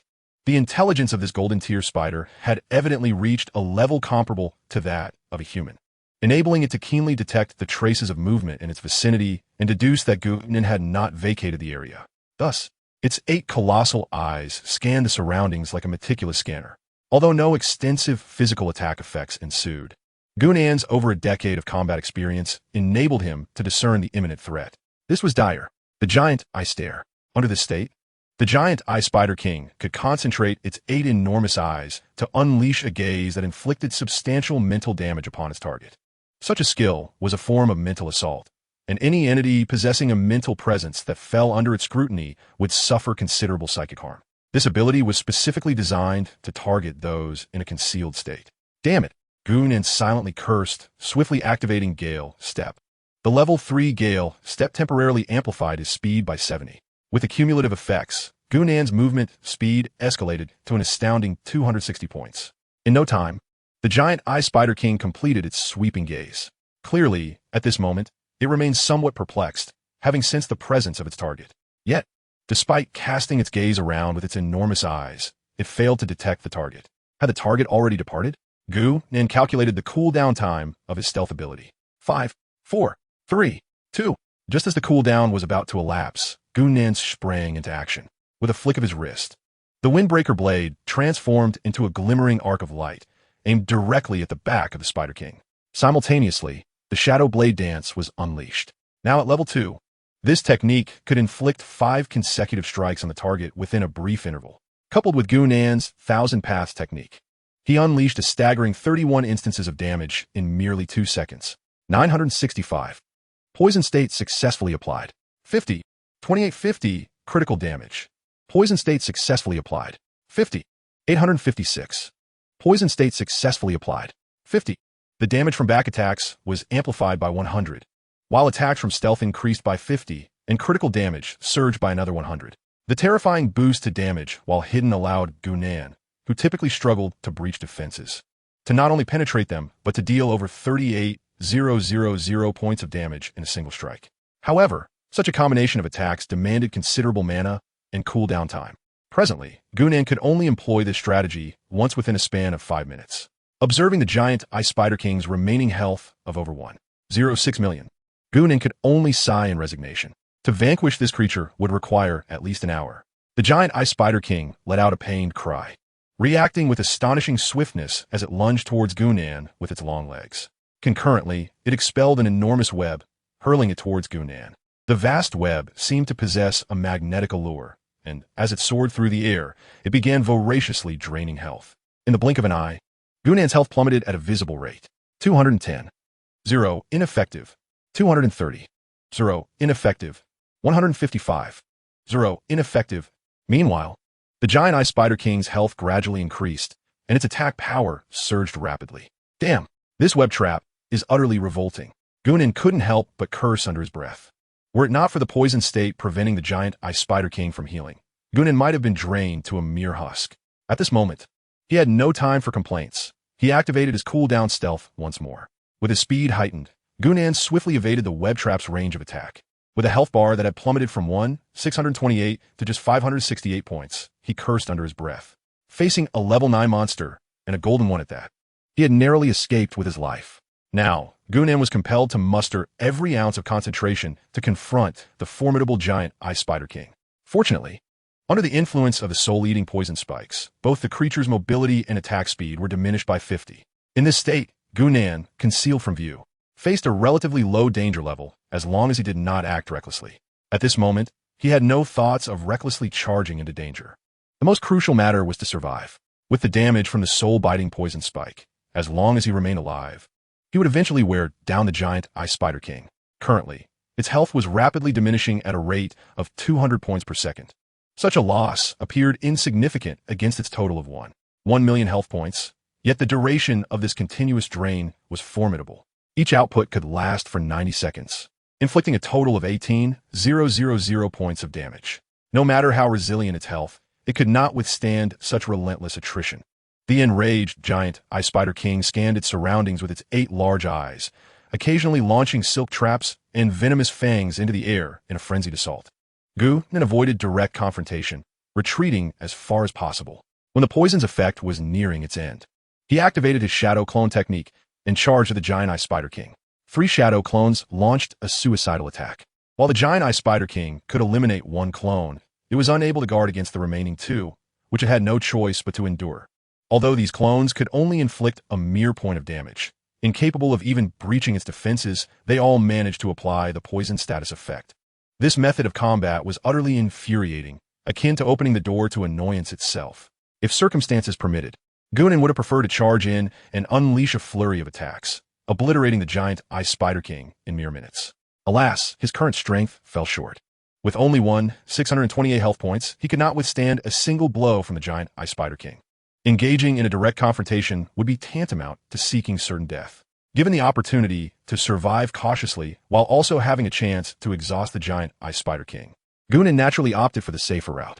After a painstaking 50 minutes of calculated evasion and utilizing the Thousand Stream and Shadow Blade dance techniques alongside the soul-biting poison spike, the giant Ice Spider King's health finally dwindled to 110,000. With its health reduced to a critical level, the giant Ice Spider King entered a state of frenzy.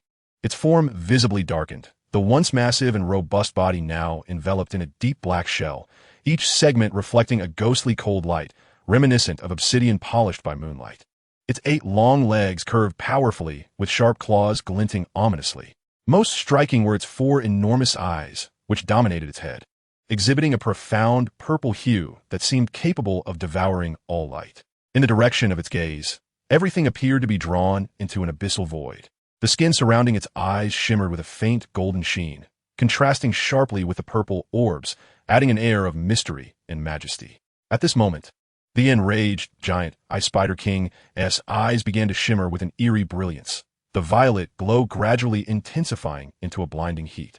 Simultaneously, 8 beams of gaze commenced their sweeping movements in all directions.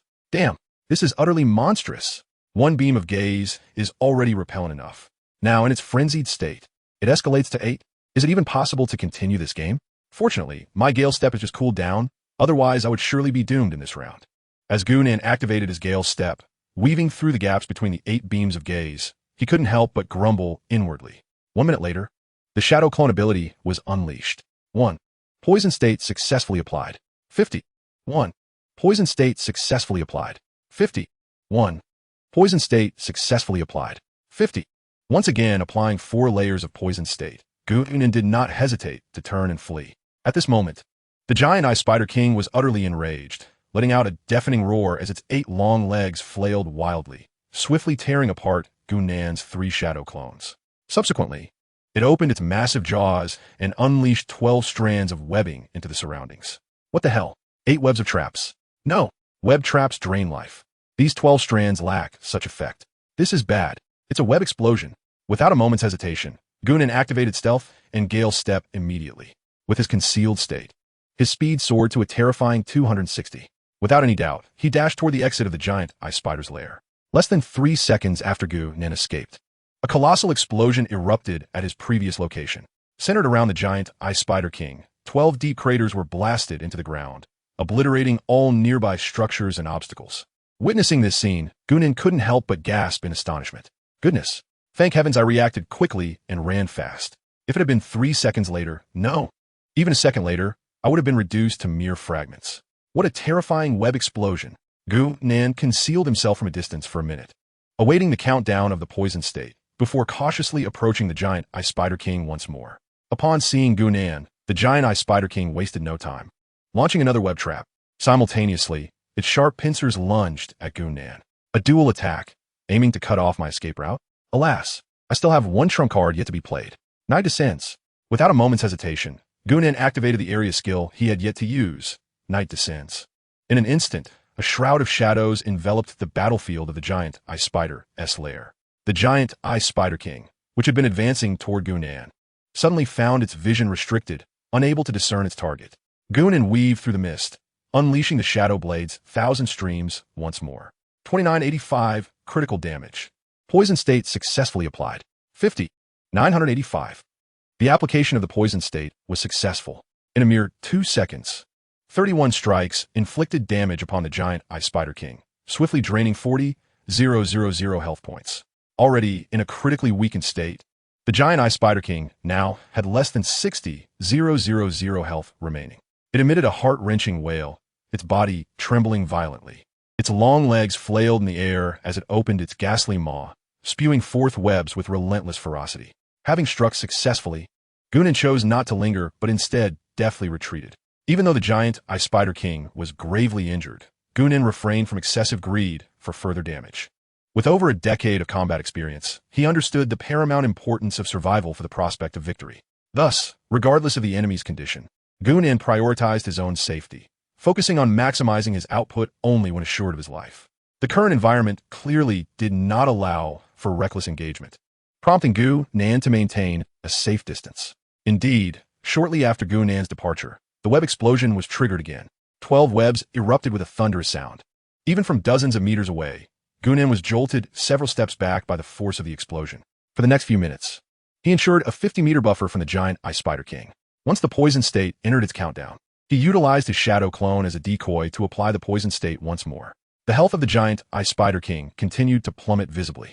In a fit of fury, the giant Ice Spider King roared, its gaze sweeping the surroundings as the web explosions intermittently reshaped the battlefield.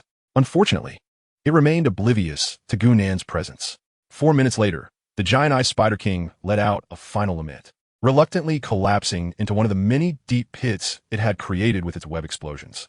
Ironically, these pits became its tomb. Until its last breath, it never glimpsed Gunan. Its 8 enormous eyes remained wide open, unblinking in death. At last it succumbed, gazing upon the lifeless form of the giant Ice Spider King. Gunan exhaled a sigh of relief. After more than an hour of effort, the giant Ice Spider King was finally vanquished. The system's warm voice resonated soon after. Chapter 81. From Bicycle to Empire. Ding! System notification. Congratulations to player Floating Light Dawn for achieving the first kill of the golden boss on the Myriad Races continent. The system will proceed with 3 server-wide announcements. Would you like to conceal your player name? Do not conceal. There's no hiding it anyway. Gunan opted for public acknowledgement. Myriad Races continent announcement. Congratulations to player Floating Light Dawn from the Huaxia server for successfully completing the golden boss first kill. Rewards include 500 luck points, 500,000 experience points, 100 gold coins, and a special golden first kill gift package. Announcement from the Myriad Races continent. Congratulations to the players from the Huaxia server who have successfully achieved the first golden kill in the Myriad Races continent, earning 500 luck points, 500,000 experience points, and 100 gold coins. You will receive a golden first kill gift pack.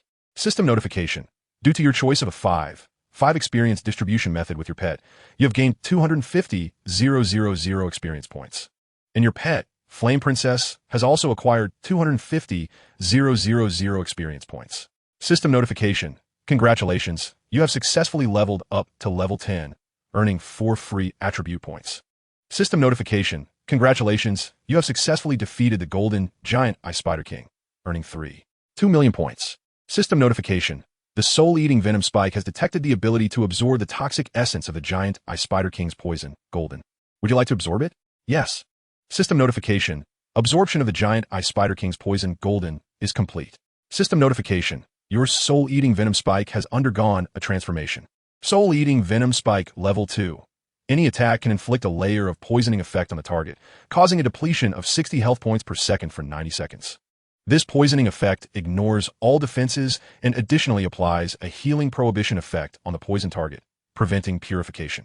Furthermore, the movement speed of the poison target is reduced by 50, and their attack speed is also decreased by 50. Current stackable layers of the poisoning effect. 4.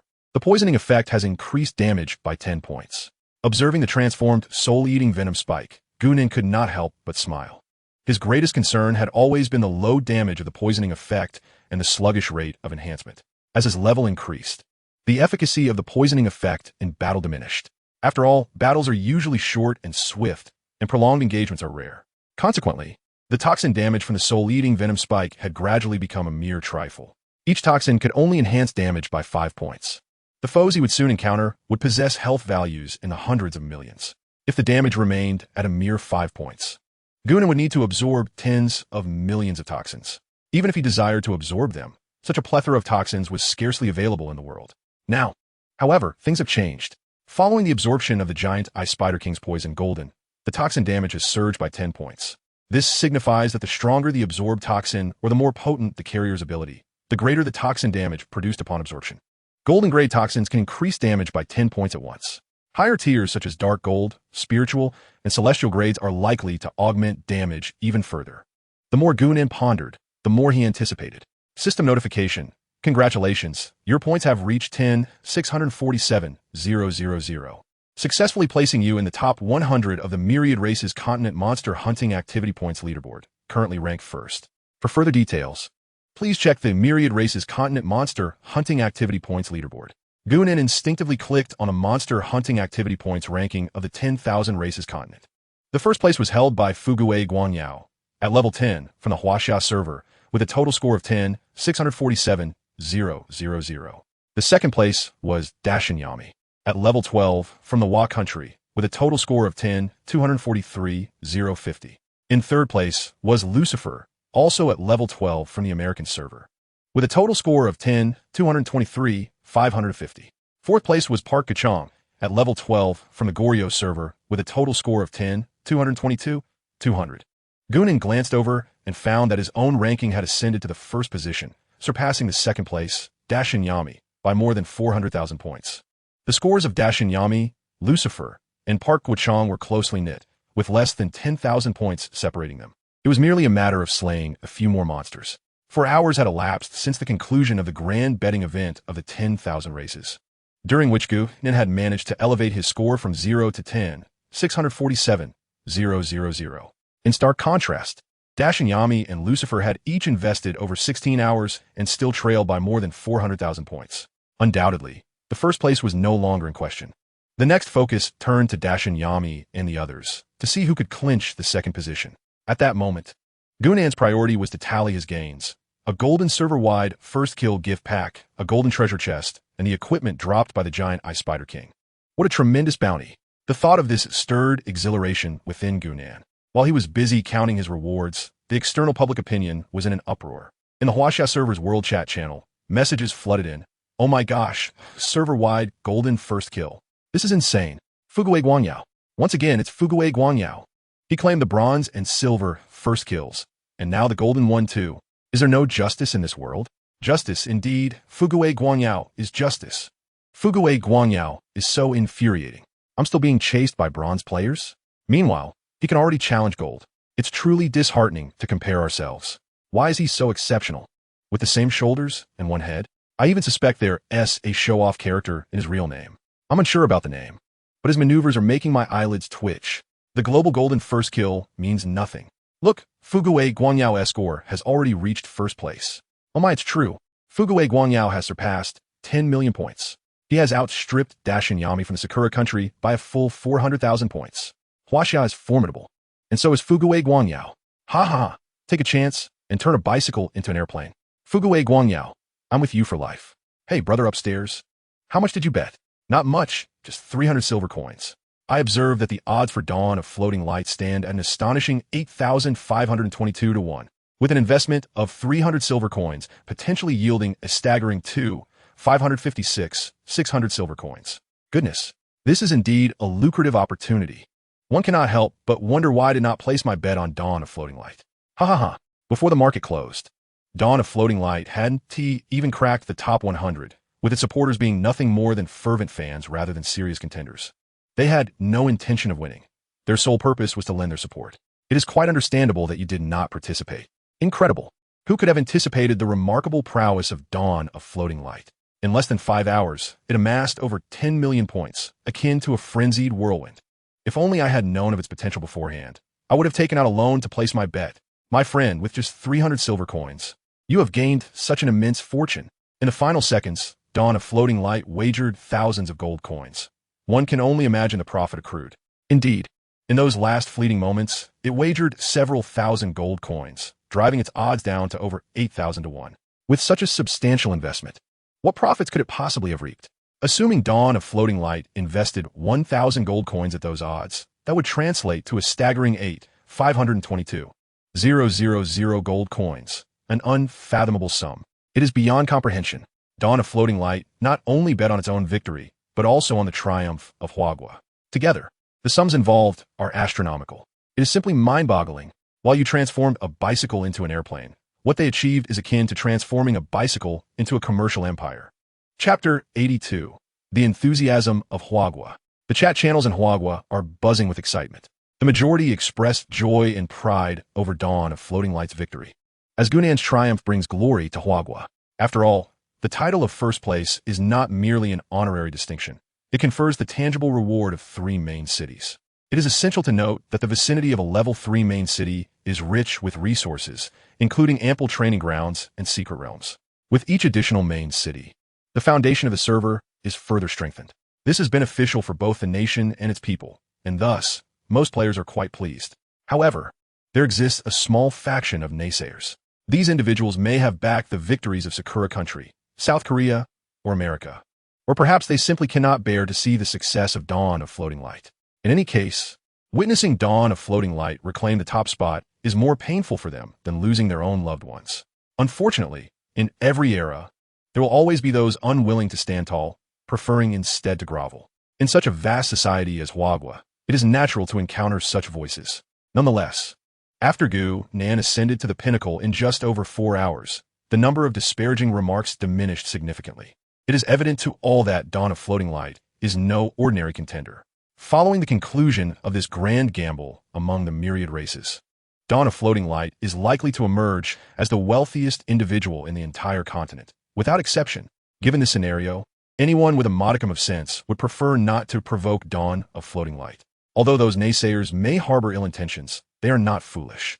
To offend a figure of such stature, who has already established themselves, is undoubtedly an unwise course of action. Thus, apart from a few individuals with questionable judgment who dared to voice their dissent, the majority of the timid souls instinctively fell silent. With the absence of their clamor, the Huagua World Channel was enveloped in jubilant celebration. In Locktown, Lucifer, visibly perturbed, brandished his longsword, surrounded by an eerie stillness. Silence. A deathly silence. At this moment, even the Eye of the Storm, who shared a close bond with Lucifer, chose to remain taciturn, standing obediently behind him. If given the choice, the Eye of the Storm would have preferred to hide beneath a vehicle rather than be present in this tense atmosphere, even though it was anticipated that Fuguang Padon would likely claim first place. Witnessing them effortlessly surpass Lucifer in just over 4 hours sent a chill down the Eye of the Storm's spine. One must understand the immense efforts expended by their own leader over the past several hours to secure the top position in this event. The leader had mobilized considerable resources and connections, investing billions of dollars, only to find that Fuguang Padon achieved greater results in less than 5 hours. The depth of Lucifer's potential despair was something the Eye of the Storm could truly empathize with. The bizarre atmosphere lingered for a full 5 minutes before Lucifer, with a darkened expression, commanded, "Investigate. I demand to know all there is to know about Fuguang Padon." Understood. The Eye of the Storm shivered involuntarily. Their leader was now taking this matter seriously. Having been bested by Fuguang Padon twice in succession, they found themselves in Gold Valley Town. Ah, Fuguang Padon. Who on earth are they? A thief who can outpace us mages in monster hunting. Park Guchong exclaimed angrily. Park Xiuqing's expression was grim. He had anticipated this outcome. Yet upon Fuguang Padon's actual claim to first place, he still felt a pang of frustration. Twice now. If he had been overshadowed by Americans or individuals from the land of cherry blossoms, he could have accepted that, as in his mind, they were his true adversaries. However, to be repeatedly outdone by the same individual from Huagua was unfathomable. How could a Chinese person surpass him? Baka! Baka! Muto Ichiro furiously swung his katana, striking down the bloodied monsters before him. Yet his mood did not improve, it only worsened. How was the information gathering on Fuguang Padon progressing? Muto Ichiro forcibly suppressed his burgeoning anger and inquired. Our external intelligence personnel have made contact with a Chinese individual named Sun Haojia. In no way now, you reported. He is a student at Peking University. And what relevance does this have to Fuguang Padon? Muto Ichiro asked, growing impatient. Do you recall the last hidden dungeon quest? In a direct manner, Naoya Aino stated, this Sun Haojia is known as Filong Zaitian within the Myriad Realms. He once traversed a hidden dungeon alongside Fuguang Paxiao. I distinctly recall this. Upon the completion of the hidden dungeon, an announcement is made to the entire world. Although he paid little attention to Fuguang Paxiao's 4 teammates, he still retained some memories of them. 2 days prior, our external intelligence personnel successfully established contact with Filong Zaitian. Naoya Aino continued. Filong Zaitian has taken a particular interest in our external intelligence staff. What sort of intelligence? Wuding Ichiro inquired with curiosity. Naoya Aino elaborated.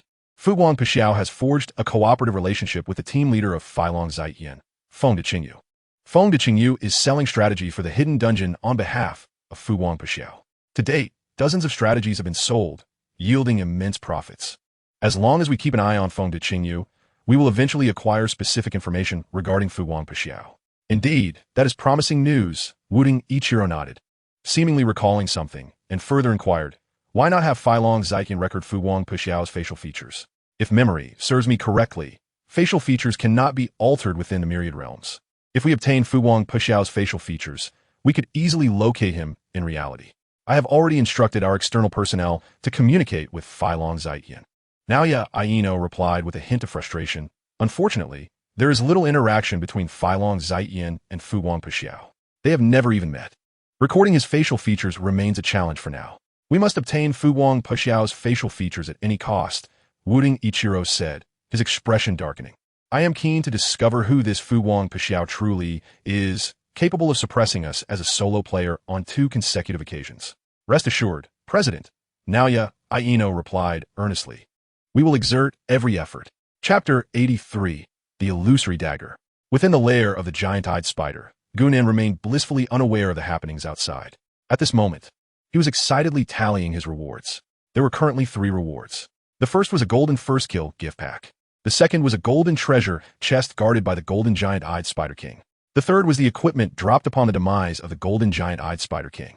Gunan first examined the equipment dropped by the golden giant-eyed Spider King. He discovered a piece of golden equipment, a skill book, and 3 pieces of silver equipment. Upon inspecting the 3 pieces of silver equipment, he realized they were not suitable for him and promptly discarded them into his backpack. He then eagerly turned his attention to the skill book. Item name, Gaze of the Giant Eye. Item level. Item description. The user emits a beam of gaze, inflicting substantial mental damage upon the target, with a certain probability of inducing a state of fear, thereby diminishing the target's combat effectiveness and mobility. Restrictions, Knight. Surprisingly, the first skill was a control ability tailored for knights, which held little value for Gunan.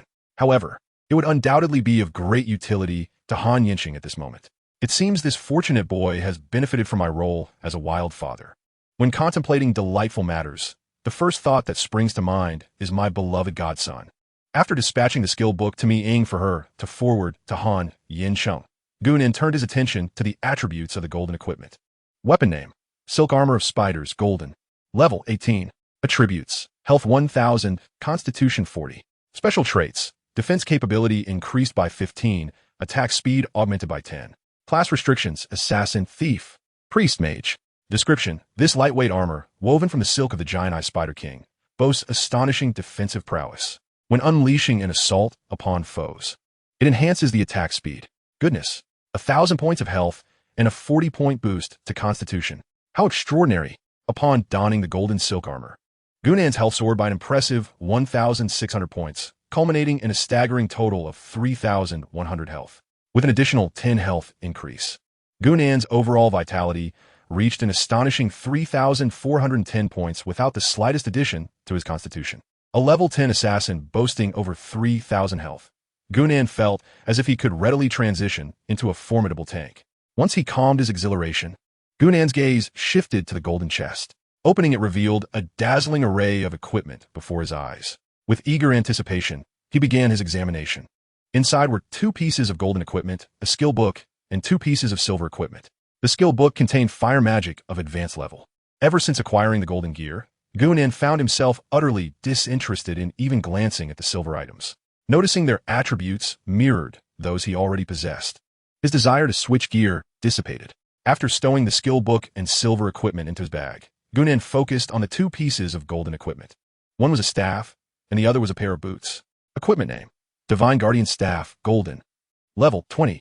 Attributes, spell attack increased by 325,355, intelligence 40. Additional effects, spell penetration increased by 20, healing aura with a 20 increase in healing effect. Class restrictions, priest. Description, the Divine Guardian Staff is resplendently adorned. Crafted from pure gold, emanating a soft yet brilliant radiance. At its head lies a dazzling gem, shimmering like the stars and exuding a mysterious and potent energy. Weapon name, Sun Chaser Boots, Golden. Level 20. Attributes, agility 60, bone, strength 20. Special traits, increases wearer's movement speed by 15, enhances break defense effect by 5. Class restrictions, assassin, thief. Description, the design of the Sun Chaser boots is both elegant and magnificent, with the upper crafted from gossamer thin sheets of gold that glimmer with brilliance. In combat, they enhance the wearer's speed and possess a chance to render targets vulnerable to attacks. The staff, being a priest's exclusive weapon, features traits for both assault and healing, seemingly tailored precisely for Mi Ying.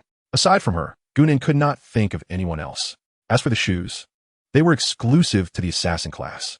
Not only did they significantly enhance speed, but what thrilled Gunan the most was the skill of break defense present on this piece of golden equipment. It is well known that the break defense effect is a coveted golden attribute among players. Gunan recalled that in his previous life, A pair of spirit-level break defense shoes fetched an astronomical price of 100 million gold coins. The golden break defense shoes at this moment were undoubtedly akin to a divine artifact. After excitedly donning the Sun Chaser boots, Gunnan's speed stat soared to an impressive 131 points, undoubtedly the highest in the entire server. Once he calmed his exhilaration, Gunnan turned his attention to the final gift, the golden first kill pack.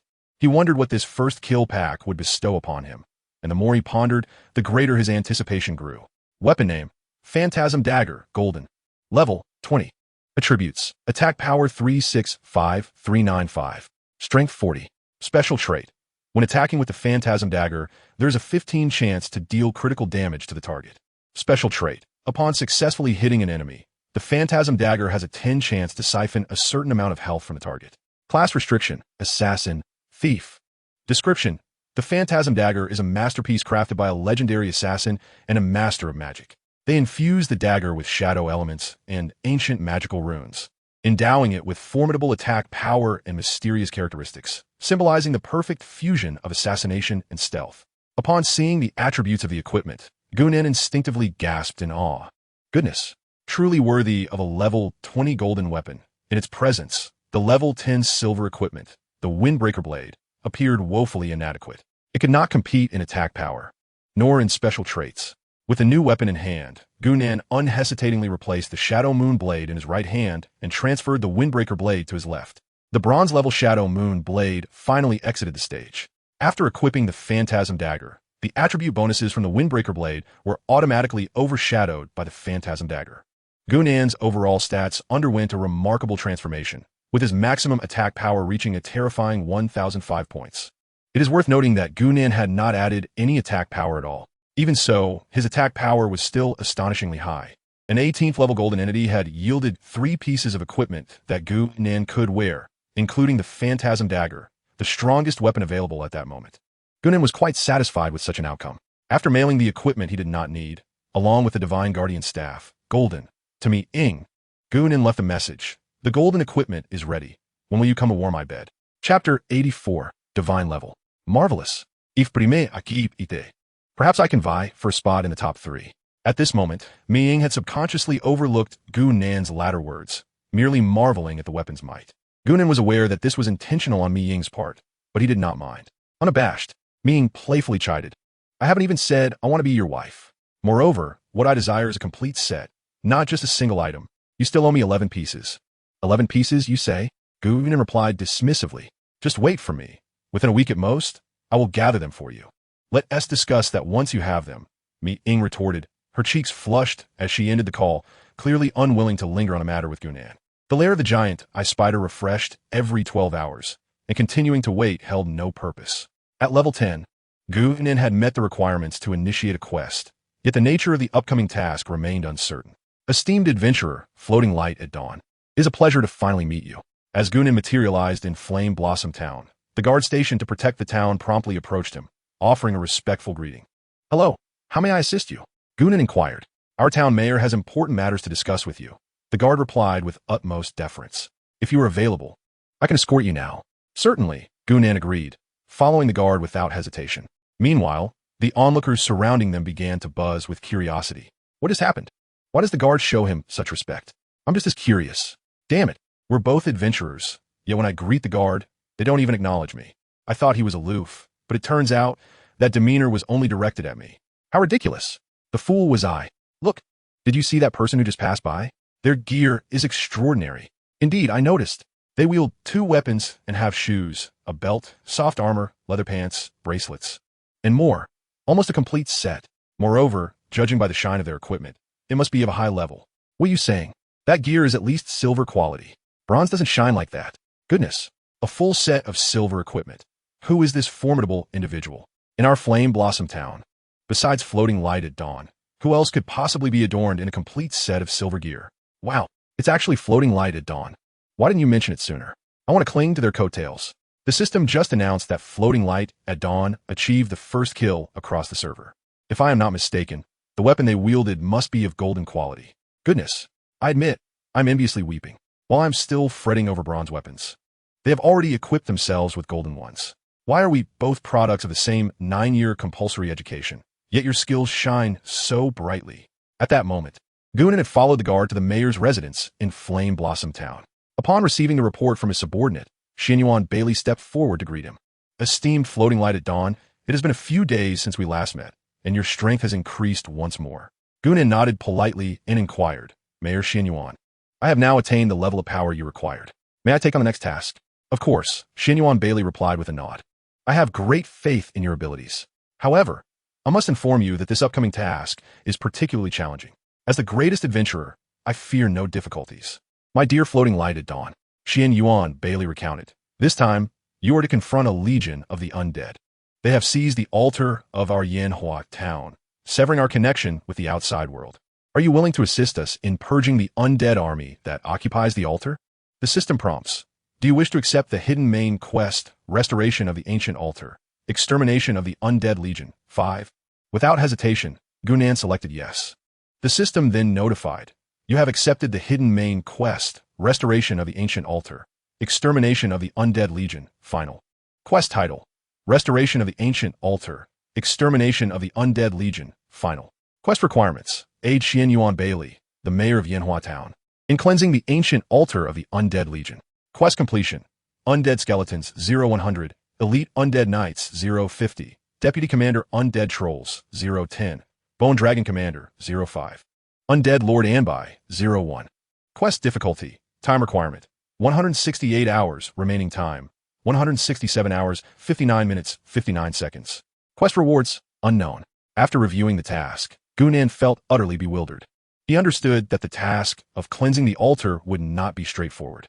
However, he never anticipated that it would be so arduous. The minimum requirement of undead skeletons at level 18 necessitated the elimination of 100. Additionally, he was required to vanquish 50 elite undead knights of level 19, 10 deputy commander undead trolls of level 20, and 5 bone dragon commanders of the same level. Yet, these challenges did not weigh heavily on his mind.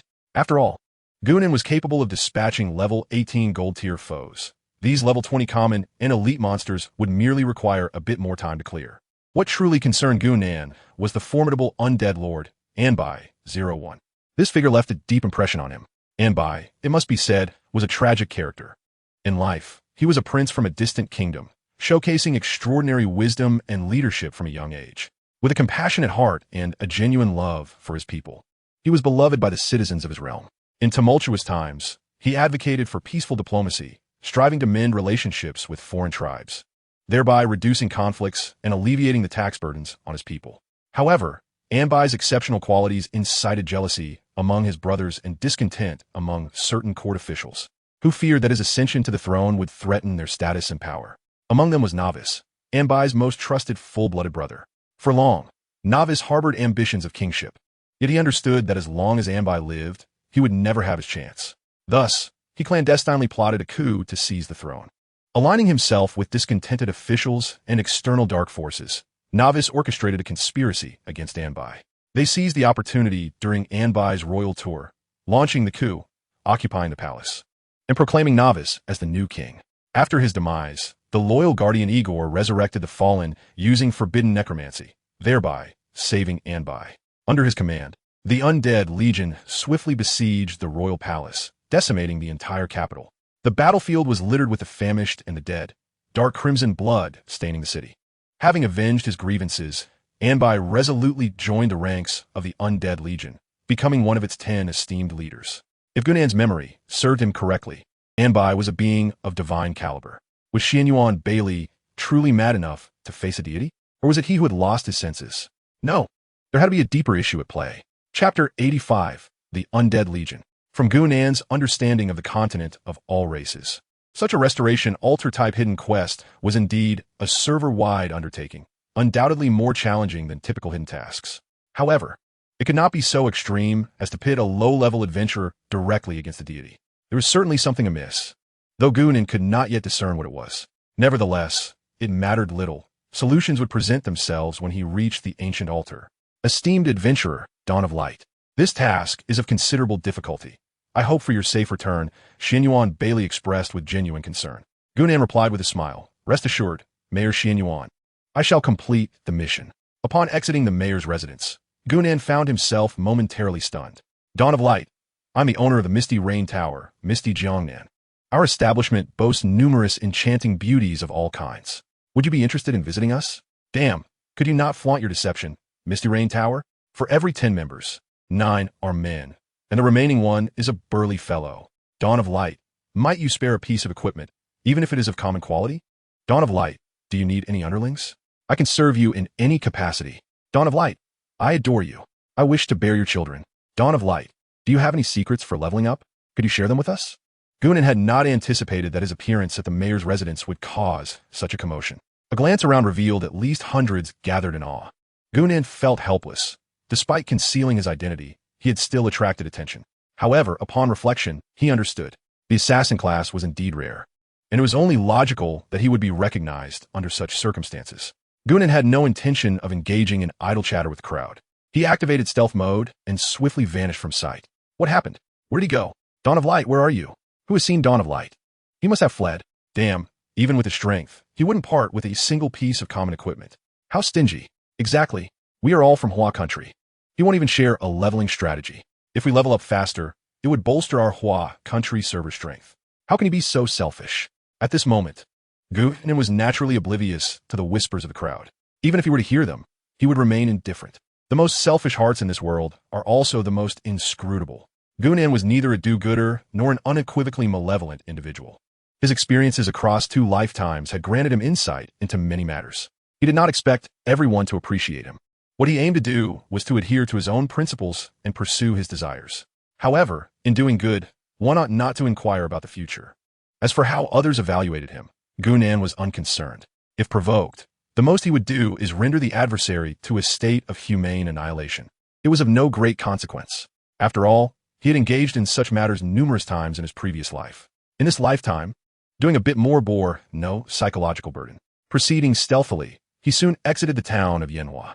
Following the guidance of Mayor Xinyuan, Gunan journeyed for half an hour and finally located the site of the ancient altar. System alert. You have entered the ancient altar. The monster level in this area is exceedingly high. Please ensure your safety. The altar lay within a vast underground cavern, surrounded by mottled stone walls adorned with intricate and mysterious runes. Around the altar, a desolate expanse stretched forth, littered with sand and stones. The altar itself was constructed from enormous black stones, their surfaces variegated, seemingly chronicling the vicissitudes of countless ages. Bathed in moonlight, these stones emitted a profound and enigmatic luster, as if capable of devouring all light. Atop the altar, a towering stone pillar soared skyward, its summit encrusted with a colossal gemstone that shimmered brilliantly in the night sky. An ancient and solemn atmosphere pervaded the surroundings, mingled with a faint odor of decay. Around the altar, one could vaguely hear an ancient and distant melody, as if the primordial deities were softly chanting. Viewed from afar, the entire ancient altar was segmented into 5 tiers. Gunan's task was to cleanse each of these 5 layers of malevolent spirits. System alert. You have entered the first layer of the ancient altar. The monster level in this area is exceedingly high. Please ensure your safety.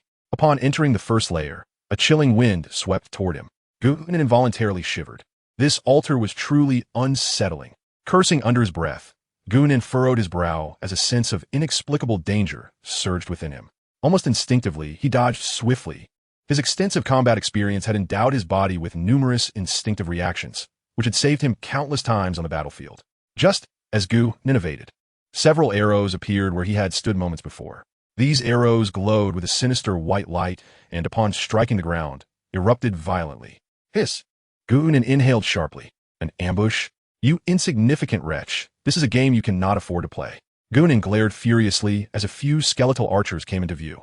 In front of the skeletal archers, several skeletal soldiers, perhaps alerted by the commotion, brandished large cleavers and charged towards Gunan.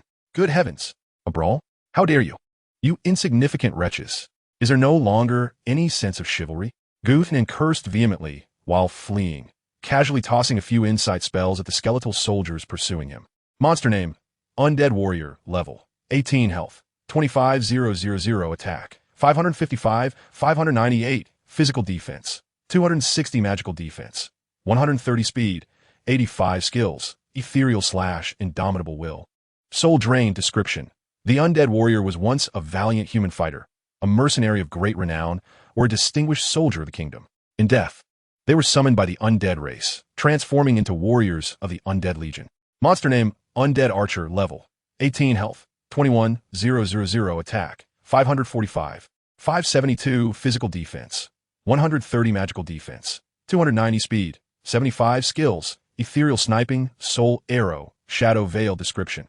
The Undead Archer was originally a human archer, a brave and skilled mercenary or an elite soldier of the kingdom in life. Upon death, they were resurrected by the undead, becoming archers of the Undead Legion. Gunan glanced back at the dozen or so undead soldiers trailing him, primarily consisting of warriors and archers.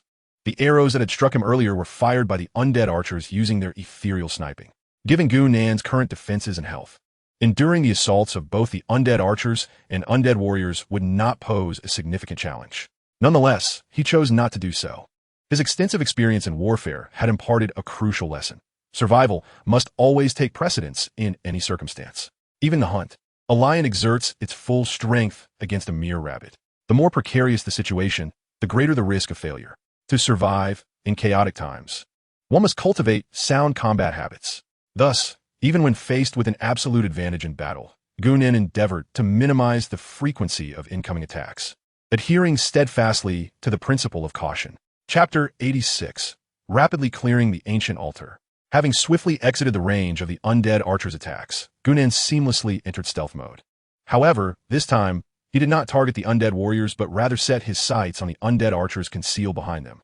At that moment, the 5 undead archers hiding behind the warriors remained oblivious to the impending danger, gripping their longbows in confusion as they gazed at the spot where Gunan had vanished. The timing was perfect. Shadow blades dance. 1,000 flows. A flurry of strikes ensued, and explosive numbers materialized above the heads of the undead archers. 2,785. Poison status successfully applied. 60. 5870 critical damage. Poison status successfully applied. 60. 2850. Poison status successfully applied. 60. Before the undead archers could react, they collapsed to the ground, rendered incapacitated by the onslaught of the 1,000 flows. System notification. Due to your experience allocation method of 5 with your pet, you have earned 8,000 experience points. And your pet, Flame Princess, has also received 8,000 experience points. System notification. Congratulations, you have successfully slain the undead archer and earned 41,810 points.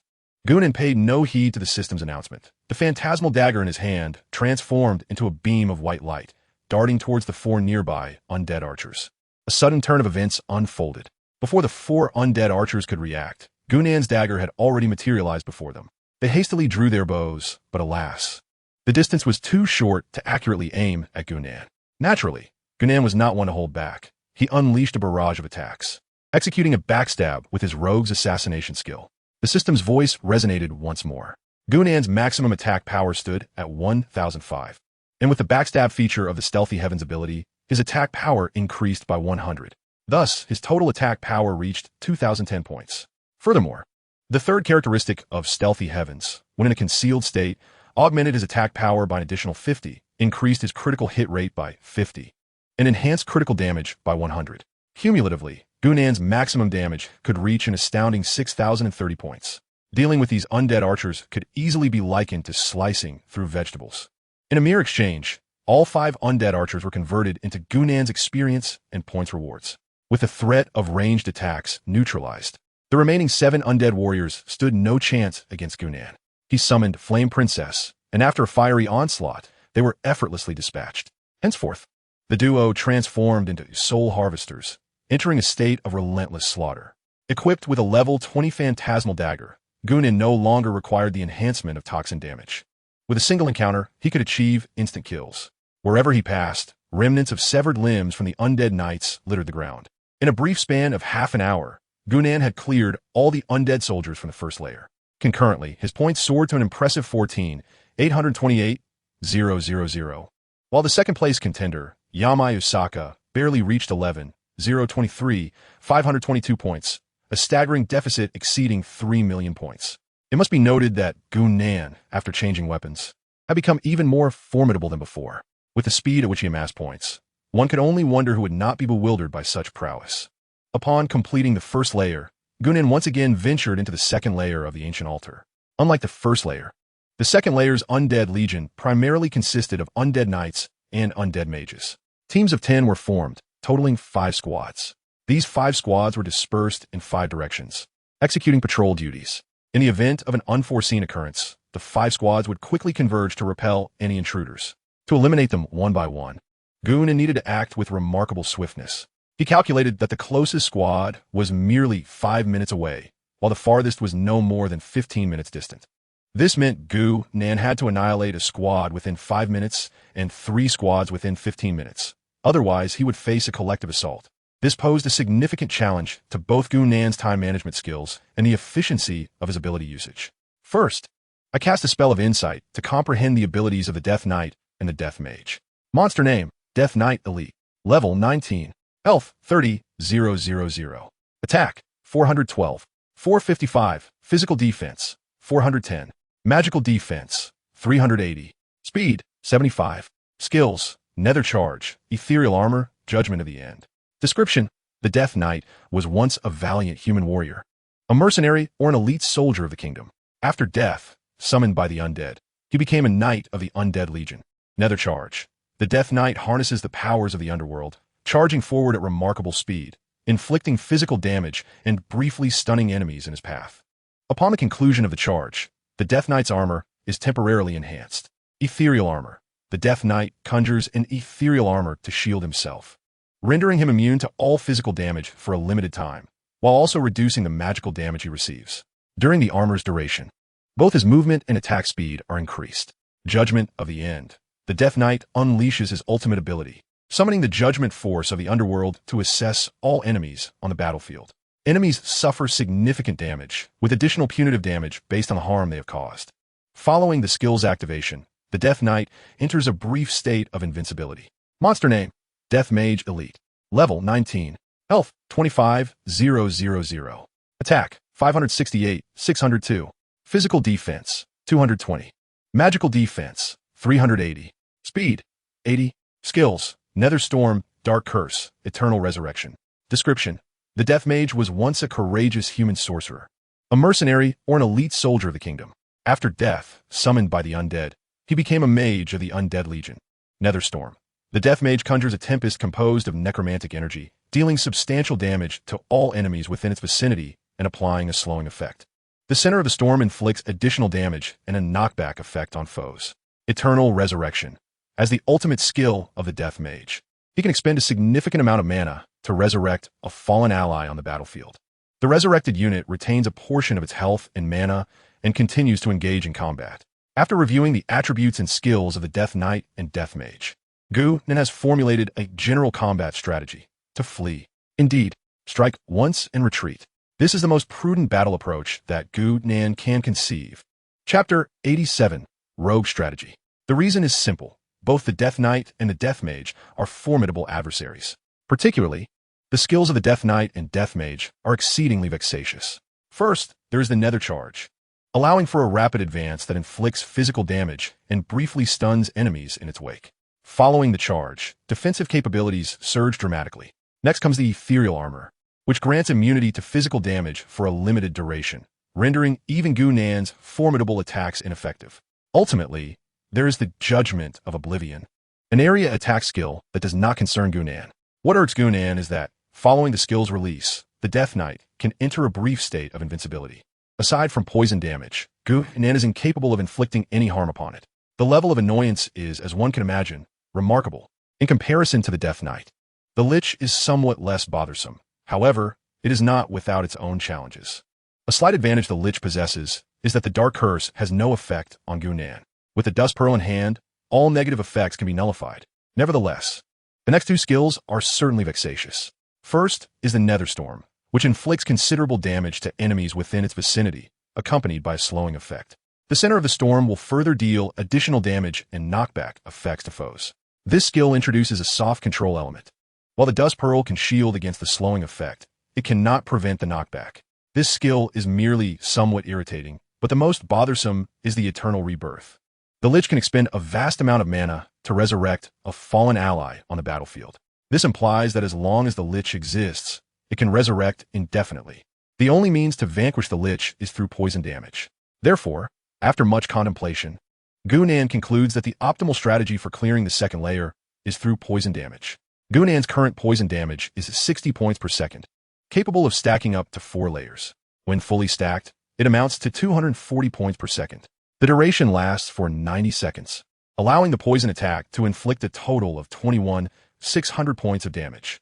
Gunan calculates that with 4 normal attacks, he can deal a minimum of 800 points of damage. Together, that totals 400 points of damage. Accordingly, a single wave of attacks can diminish the target's health by at least 500 points. The Lich possesses 25,000 health points, while the Death Knight has 30,000. After luring the enemies, it becomes feasible to easily eliminate the Lich and significantly weaken the Death Knight. With a strategy in mind, Gunan promptly enters stealth mode and approaches the Lich, hidden behind the Death Knight. Against the Lich, Gunan avoids prolonged engagement, primarily relying on normal attacks. If conditions permit, he naturally aims to exploit the attributes of the stealth of the Heavenly Thief for rear assaults, maximizing damage output. 1860. Poison state applied successfully. 60. 658. Poison state applied successfully. 60. 752. Poison state applied successfully. 60. Gunan, not greedy for damage, after 4 successful attacks, swiftly turns his attention to the next target, wielding the Annihilation Dagger. Within a matter of seconds, all 5 Liches have been afflicted with 4 layers of poison. As the rear ranks are compromised, the Death Knights react immediately. 5 Death Knights charge towards Gunan from 5 directions, launching their ethereal charge. Little pests. They cannot afford to play. Gunan muttered under his breath as the night descended and the shadows took form. The 5 undead knights, charged with momentum, suddenly found themselves engulfed in darkness, their advance halted.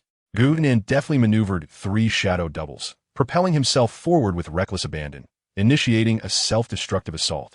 His objective was straightforward: to deplete the target's health by 5,000 points to fulfill his mission. The fate of the shadow doubles was of no concern to him. While orchestrating the shadow doubles, he communicated telepathically with Yenji, who soared into the sky. Beautiful flames erupted from her fiery feathers, showering down in brilliant arcs upon the undead knights and necromancers below. The poison status was successfully applied, diminishing their vitality. The damage from the shadow doubles combined with the fiery storm, and within mere moments, the targeted undead knight's health plummeted to 21,000 points, while the necromancer's vitality dwindled to approximately 20,000. Activating the Gale Step, Gunan's already impressive speed of 131 points soared to a terrifying level of over 200. The undead knights and necromancers, inherently slow, found their speeds further reduced to 50 points due to the poison effect, lagging behind Gunan by more than 100 points. In such conditions, Gunan effortlessly evaded their attack range, sealing the fate of this squad of undead. Without pausing, Gunan made his way towards the next group. As he approached, he encountered another contingent of undead. Midway through his advance, he received a system notification. System notification. Due to your 5 experience distribution with your pet, you have gained 10,000 experience points, and your pet, Yenji, has also gained 10,000 experience points. System notification.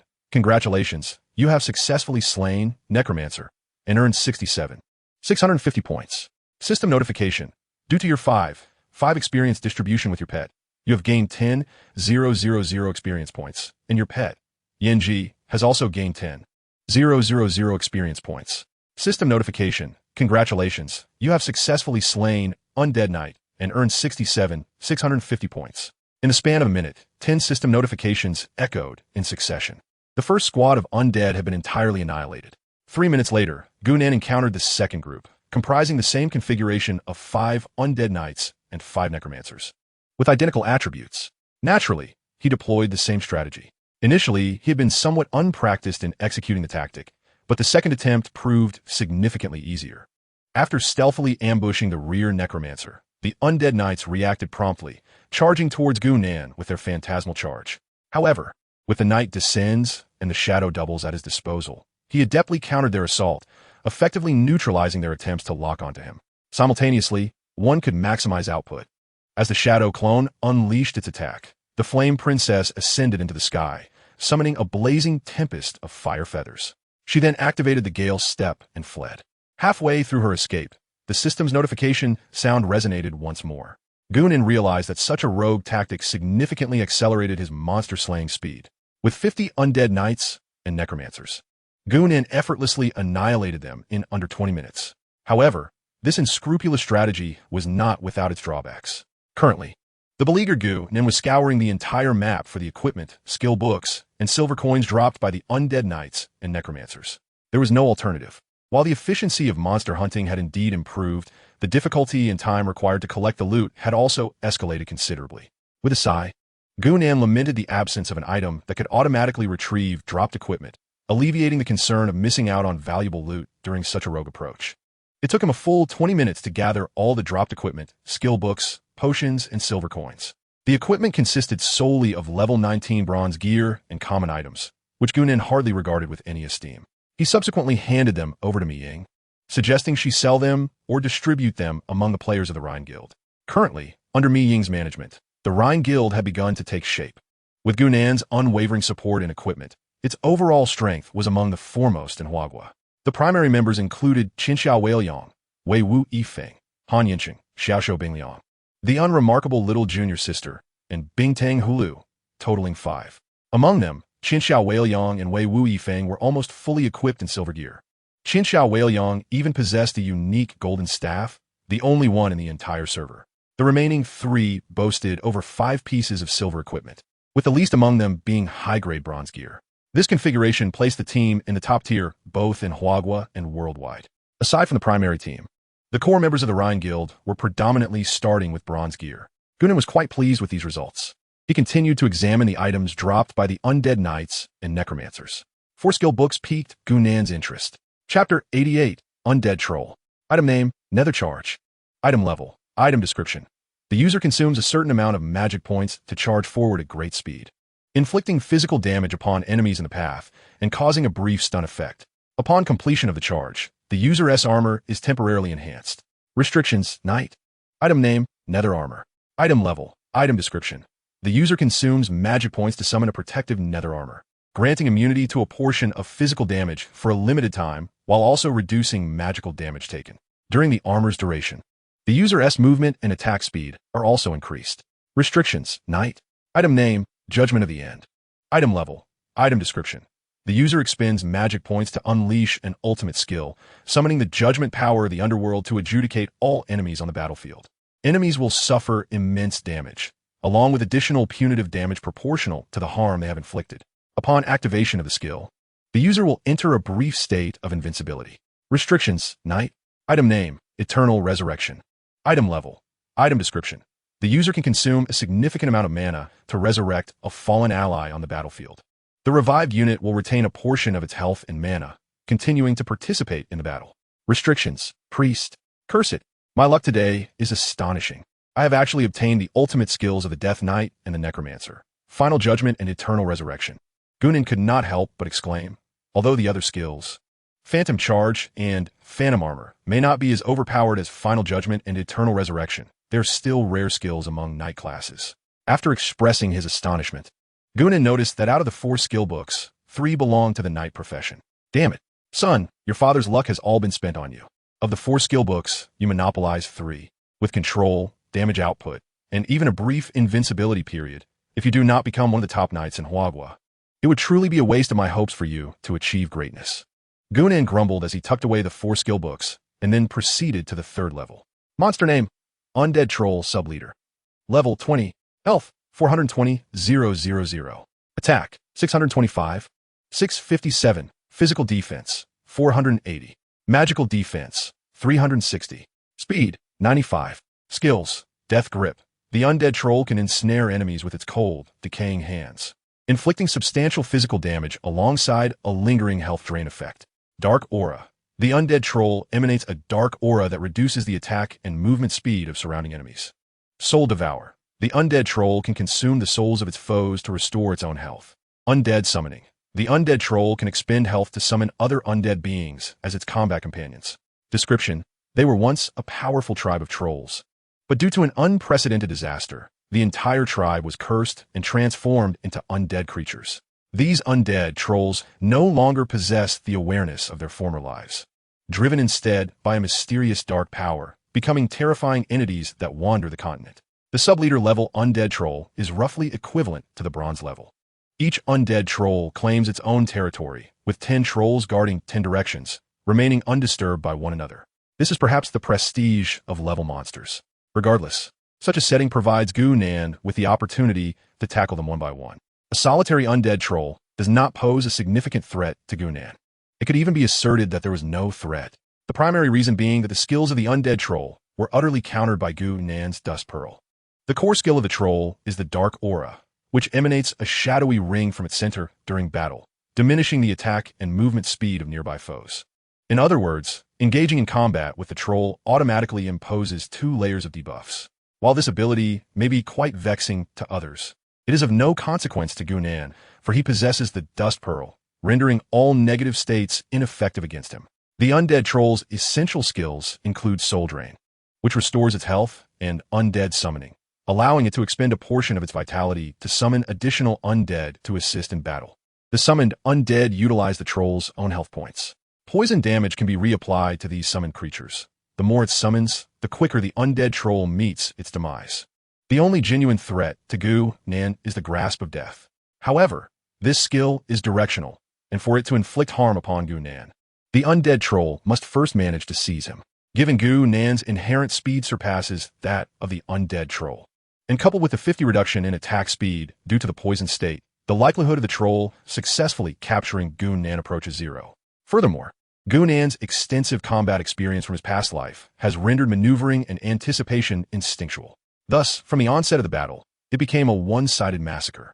The undead troll could only watch helplessly as its Grasp of Death repeatedly missed its target, while Gu-Nan effortlessly navigated through the oppressive Dark Aura. The undead it summoned not only failed to strike Gu-Nan, but inadvertently hastened the depletion of its own health. Despite managing to use Soul Drain successfully and inflicting some damage upon Gu-Nan, the outcome was merely a solitary restoration. The troll could only witness its health diminish gradually. The extent of its despair could only be fully comprehended by the undead troll itself. In a mere 5 minutes, the first undead troll, filled with reluctance, fell. System notification. Due to your 5 experience distribution method with your pet, you have gained 80,000 experience points, and your pet, Flame Princess, has also earned 80,000 experience points. System notification. Congratulations, you have successfully slain Undead Troll, Sub-Leader, earning 500,000 points. System notification. Your pet, Flame Princess, has successfully leveled up to level 9. System notification. Congratulations, you have successfully reached level 11, earning 4 free attribute points. With the Undead Troll's defeat, Gu-Nan successfully ascended to level 11, while Flame Princess attained level 9. Having gained experience from the hunt of the first Undead Troll, Gu-Nan effortlessly dispatched the remaining 9 undead trolls over the course of the next hour. After clearing 3 levels of the Ancient Altar, he spent nearly 4 hours in total. Besides the elevation of his level, his points surged dramatically. In Chapter 89, titled Bone Dragon Commander, when the first level of Undead Archers and Undead Warriors was cleared, Gu-Nan's points totaled 14,828,000. The second level comprised 50 Undead Mages and Undead Knights, each providing 67,650 points. Thus, the total from this level amounted to 382,500 points. The third level featured subcommanders of the Undead Trolls, classified at the Bronze tier. Although their level was merely 20, they yielded substantial rewards, with each granting 500,000 points. After vanquishing 10, Gu-Nan amassed a total of 5 million points. Upon completing the third level, his total points soared to 23,210,500. Opening the leaderboard for the monster hunting event in the Myriad Races continent, he observed the following standings. First place, Flickering Dawn, level 11, server, Huaxia, total points, 23,210,500. Second place, the Sunyame, level 12, server, Wakuni, total points, 14,532,621. Third place, Park Wuchang, level 12, server, Goryeo, total points, 14,532,200. Fourth place, Lucifer, level 12, server, America, total points, 14,523,550. At this moment, Gu-Nan held a staggering advantage of over 6 million points compared to the second place contender. With just over 3 hours remaining until noon, even if Gu-Nan were to remain idle, it would be impossible for Desanya Mei and others to surpass him before the conclusion of the monster hunting event. Moreover, the tasks at the Ancient Altar were far from complete, as he still had 2 levels of points to accrue. The Ancient Altar, being a quest map, presented a greater challenge than the ordinary maps outside, and correspondingly, the drop rates were significantly higher. The 10 undead trolls yielded over 20 pieces of bronze equipment and 2 skill books for Gunan, a commendable drop rate indeed. With his backpack nearing its capacity of 100 slots, he promptly sent the skill books to Mi Ying. Finding the staircase to the 4th level, Gunan ascended directly. Shortly after reaching the top, he sensed that he had been targeted by something. He immediately activated stealth mode and cast an insight spell. Monster name, Bone Dragon Commander. Level 20. Health 700, 000. Attack 785, 855. Physical defense 650. Magical defense 540. Speed 108. Skills, Bone Dragon's Roar. The Bone Dragon emits a thunderous roar, delivering a tremendous mental shock to all enemies, rendering them temporarily stunned. Gate of the Underworld. The Bone Dragon consumes health to summon a portal to the Underworld, from which it calls forth several bone dragons to assist in battle. Darkness devours. The skeletal dragon opens its massive maw, consuming all surrounding light and vitality. Those engulfed by its shadow will suffer tremendous loss of life force, accompanied by a persistent dark erosion effect. Dragon Bone Shield. The skeletal dragon constructs a formidable barrier from its own bones to withstand incoming assaults. While the shield endures, it diminishes the attacker's speed and movement. Fury of the Underworld. The skeletal dragon's ultimate ability unleashes its entire reservoir of dark energy, delivering devastating blows to all nearby foes.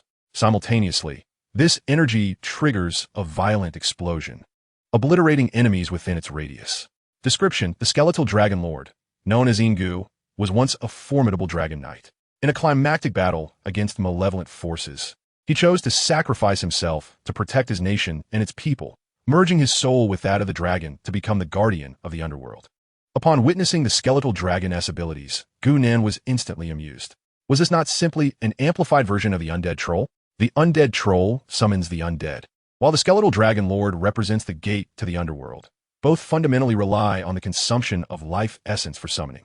The only distinction lies in the fact that the skeletal dragon lord's summons are marginally more potent. Nevertheless, the essence remains unchanged. Both require the sacrifice of life force. The soul-eating stinger relishes such life-draining summoning skills. Encountering it is tantamount to offering oneself. Furthermore, the skeletal dragon Lord's Darkness Devour is essentially a reimagining of soul consumption, with the sole difference being the skeletal dragon lord's ability to utilize light elements for life restoration. However, this is of little consequence. Any restoration skill is rendered ineffective in the presence of the soul-eating stinger. The Dragon Bone Shield and Dark Aura cannot be deemed entirely unrelated. They are, in essence, identical. The only variation is that the Dragon Bone Shield provides an additional layer of protection.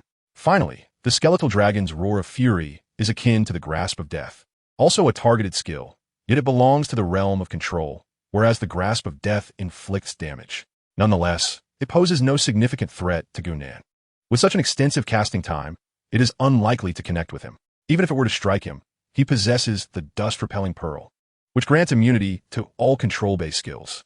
The only true peril for Gunan is the skeletal dragon lord's ultimate ability, Fury of the Underworld, which inflicts area-wide damage. This skill can only be activated when the skeletal dragon lord is in a weakened state.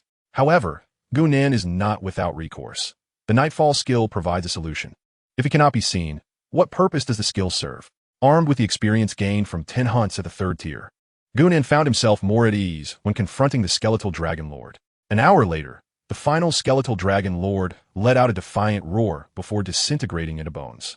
The system notification echoed. System notification: due to your 5 experience distribution with your pet, you've gained 150,000 experience points. And your pet, Flame Princess, has also received 150,000 experience points. System notification: congratulations, you have successfully slain Skeletal Dragon Lord, earning 1,000,000 points. As he picked up a piece of silver equipment and a skill book that had fallen to the ground, he cast a glance and was astonished to find it contained the ultimate skill of the Bone Dragon, Wrath of the Underworld. Item name: Wrath of the Underworld. Item level. Item description: the user expends a certain amount of magical energy to condense dark power, delivering a devastating blow to all surrounding enemies. Simultaneously, this energy triggers a violent explosion, utterly annihilating foes within its blast. Restrictions, night. Damn it. My foolish son has struck it rich again. How infuriating. With the skill book for my son in hand, I can't help but feel vexed. Is this what they mean by fearing for a brother's hardships while dreading his newfound wealth? 4 skill books. My son has truly struck gold this time. After muttering a string of curses, Gu Nin steadied his emotions and solemnly ascended to the final tier of the ancient altar.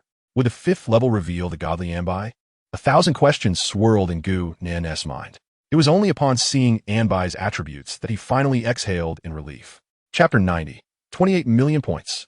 A staggering first place, shaking the global elite. Monster name, Anbai Clone Gold. Level, 20. Health, 1,500,000. Attack, 15, 801, 780. Physical defense, 1050. Magical defense, 860.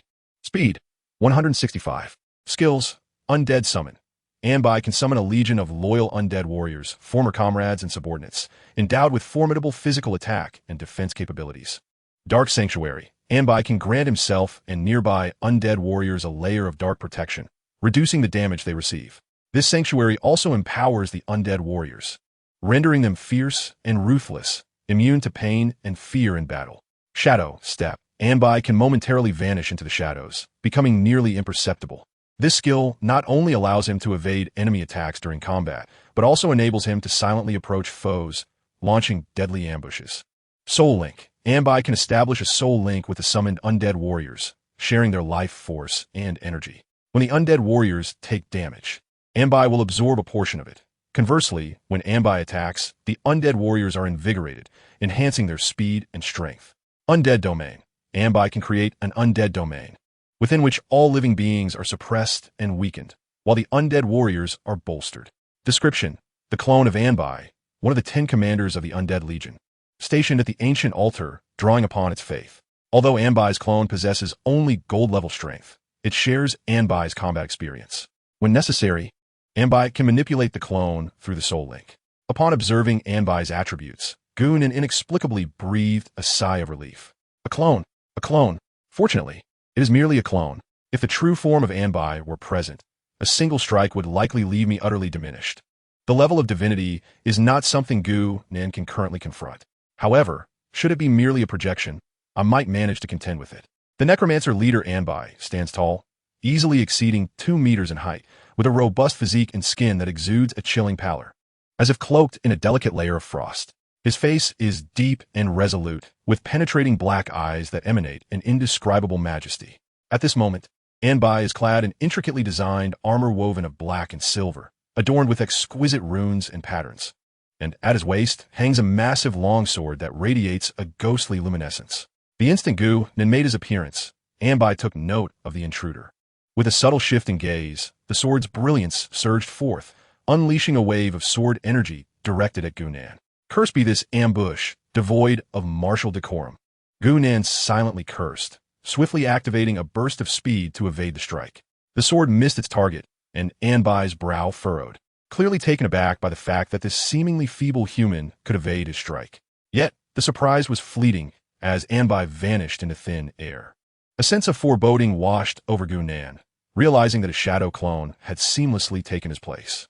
In the next moment, he found himself several meters away. Turning back, he witnessed a blade of energy striking where he had just stood, his shadow clone having been pierced through before it could react, dissipating into the air. A sharp intake of breath escaped Gu Nin. This was the shadow step. No wonder, for Anbai's projection inherited all of his combat prowess. The speed and combat techniques displayed were undoubtedly those of a top-tier master, faced with an adversary possessing combat skills and awareness nearly on par with his own. Along with superior attributes in health, speed, attack power, and defense, Gu Nin felt an unprecedented sense of crisis for the first time since his rebirth. He instinctively tightened his grip on the illusion dagger, his expression turning grave, while Gu Nin was embroiled in a fierce confrontation with Anbai's projection. The world erupted with excitement over his exploits. In the China server, an uproar ensued. What is this? 28, 210, 500 points. Can anyone explain this situation? I too am curious about what is happening. I've only been away for a few hours from the monster hunting activity leaderboard in the 10,000 races continent. Floating Light Dawn has claimed the top position. Not only that, but they also lead the second-place contender, Desunya Mi, by a staggering 13 million points. What could Floating Light Dawn possibly be doing? Even if they had stirred the monster's nest, such a rapid increase seems implausible. From midnight until now, just a little over 10 hours have passed. Floating Light Dawn has amassed over 28 million points, averaging more than 8 million points per hour. One individual, averaging over 8 million points each hour. It's madness. This is utterly insane. It is noteworthy that the second place, Amami Yusaki, the third place, Park Gukchong, and the fourth place, Lucifer, have managed to assemble a massive team of supporters, numbering in the tens of thousands. Astonishingly, this multitude pales in comparison to the singular prowess of Fuguang Pashao. The staggering gap of over 13 million points is a testament to an extraordinary lead. Fuguang Pashao, truly remarkable. Regardless of how Fuguang Pashao achieved this feat, I placed my bet of 100 silver coins on him, transforming a bicycle into an airplane. Fuguang Pashao, esteemed master, I shall henceforth be your devoted admirer. In Huagua, Shiyuan. Excellent. Outstanding. 28 million points. A definitive first place. This time, the first position for our Huagua server is assured. The excited voice of the first leader resonated, his aged visage illuminated with joy. In the second full server event, Huagua has once again claimed the first position. Huagua has now monopolized 6 Tier 3 main cities. This remarkable start can only be described as a dream come true for the Huagua leadership, who initially harbored little hope. It is important to recognize that the player base in Huagua is the largest in the world, given the fixed resources in the novice town. The competition faced by Huagua is indeed the fiercest globally. All hopes were pinned on the development in the mid to late stages. Who could have anticipated the emergence of Fuguang Pashao, who, through sheer individual strength, elevated the entire Huaxia server's potential?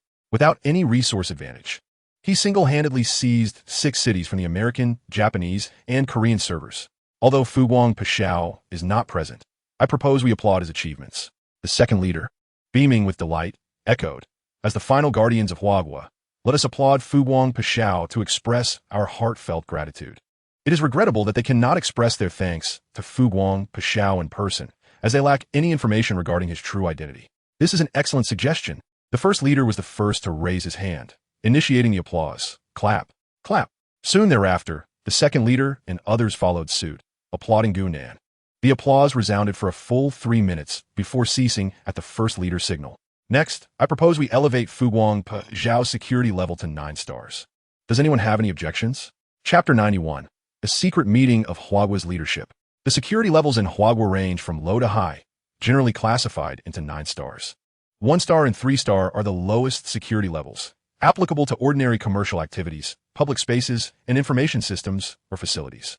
4 star to 6 star represent medium security levels, suitable for significant national confidentiality tasks and administrative bodies at the county and municipal levels, as well as important confidential facilities or information. Levels above 7 stars denote high security, primarily applicable to important leaders at the provincial level, significant national leaders, and critical economic, technological, cultural, and military facilities or information. This classification is characterized by stringent confidentiality and protective measures, with rigorous restrictions on access to and understanding of related information. The 8-star security designation is reserved for the paramount leaders of the nation, specifically the head of state and the deputy head of state, as well as the most classified facilities or information. It is governed by the strictest confidentiality and protective measures, accessible only to a select few who have undergone rigorous vetting and authorization. The 9-star designation represents the pinnacle of security levels in our country. It is only invoked for matters of fundamental significance to the nation or for individuals or tasks deemed crucial to the country's development. Once the 9-star security level is activated, the entire security apparatus of the nation is compelled to protect that individual or mission at all costs. Present at this gathering are the highest-ranking leaders of the nation, each with a corresponding security level for their safety. Notably, the highest-ranking officials, the head of state and the deputy head of state, are only afforded 8-star security. The slightly less senior Minister of Defense, Su Beichun, the Director of the Security Bureau, Li Wenzhong, and the Chief of General Staff, Zhang Xia, are each granted merely 7-star security. However, the head of state has directly proposed elevating the security status of Fuguang Boxiao to 9 stars, surpassing even his own level. This implication is unmistakable. The head of state is essentially stating that, should an unforeseen circumstance arise, he could sacrifice himself, but Fuguang Boxiao must not perish. This clearly illustrates the head of state's profound regard for Fuguang Boxiao.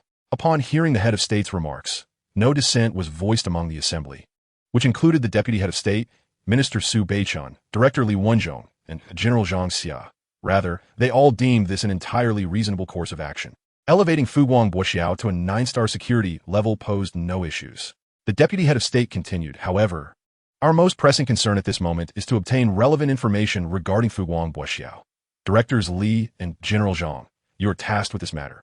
Do you have any updates? It is indeed a failure on the part of our security bureau, Li Wenzhong admitted with visible shame. We currently lack any authentic information on Fu Guangbo. General Zhang Xia echoed this sentiment. Our intelligence department has also failed to acquire detailed data on Fu Guangbo. However, we do have a suggestion. Please share, responded the deputy head of state.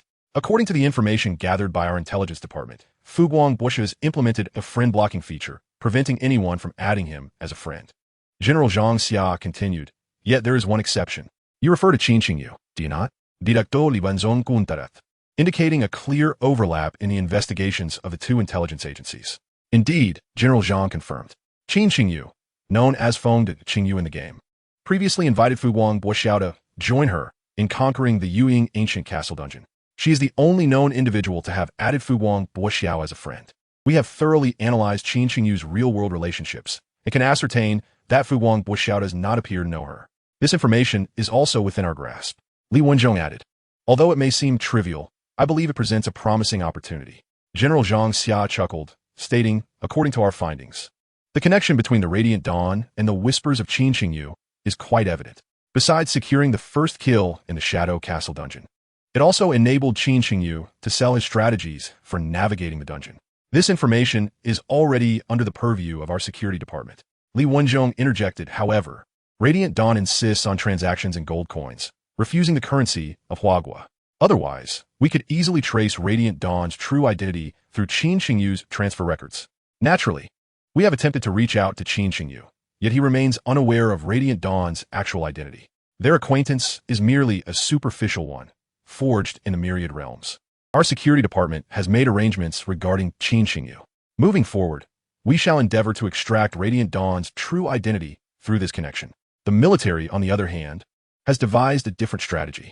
Zhang Xia continued, the guide sold by Radiant Dawn is quite expensive, leading us to deduce that he is a person who values his own interests. Thus, the military intends to take the initiative and establish a collaboration with Radiant Dawn. Take the initiative? Collaborate with Radiant Dawn? The second-in-command inquired with curiosity, how do you propose we collaborate? Zhang Xia elaborated, after the conclusion of this server-wide event, we will have one more day before our military can enter the Myriad realms. Currently, the first-tier players from Huagua have reached level 12, while the second-tier players have attained level 10. In the Myriad realms, players can wear equipment that exceeds their level by a maximum of 10. Once they surpass this threshold, the equipment's inherent attributes cannot be utilized. Upon our military's entry into the Myriad realms, the most straightforward way to level up quickly is to amass high-level equipment. From what we have gathered, Radiant Dawn appears to be a solo player. In addition to his own equipment, he possesses a substantial amount available for sale. Presently, he sells through an auction on a trading platform. If we can establish an offline partnership with Radiant Dawn, we could acquire a significant quantity of equipment, thereby accelerating our military's leveling speed. Furthermore, we could obtain Radiant Dawn's true information and ensure comprehensive protection for his personal safety. Upon hearing Zhang Xia's proposal, everyone present was struck by the brilliance of the idea. The entry of Huagua's military into the Myriad realms is primarily to prepare for the eventual fusion of the Myriad realms with Waterblue Star. The stronger the military's power, the swifter the development, which would contribute positively to societal stability during the fusion. Therefore, after careful consideration, both Li Wenzhong and the first and second commanders found Zhang Xia's suggestion to be feasible. Consequently, the first commander spoke, General Zhang Xia. The matter of contacting Radiant Dawn through Qin Qingyu is entrusted to you. As for the terms of cooperation, let Radiant Dawn propose freely. We shall do our utmost to accommodate whatever Huagua can manage. Should any difficulties arise, do not hesitate to reach out to me. I will fully support your efforts. Yes. Zhang Xia rose and saluted.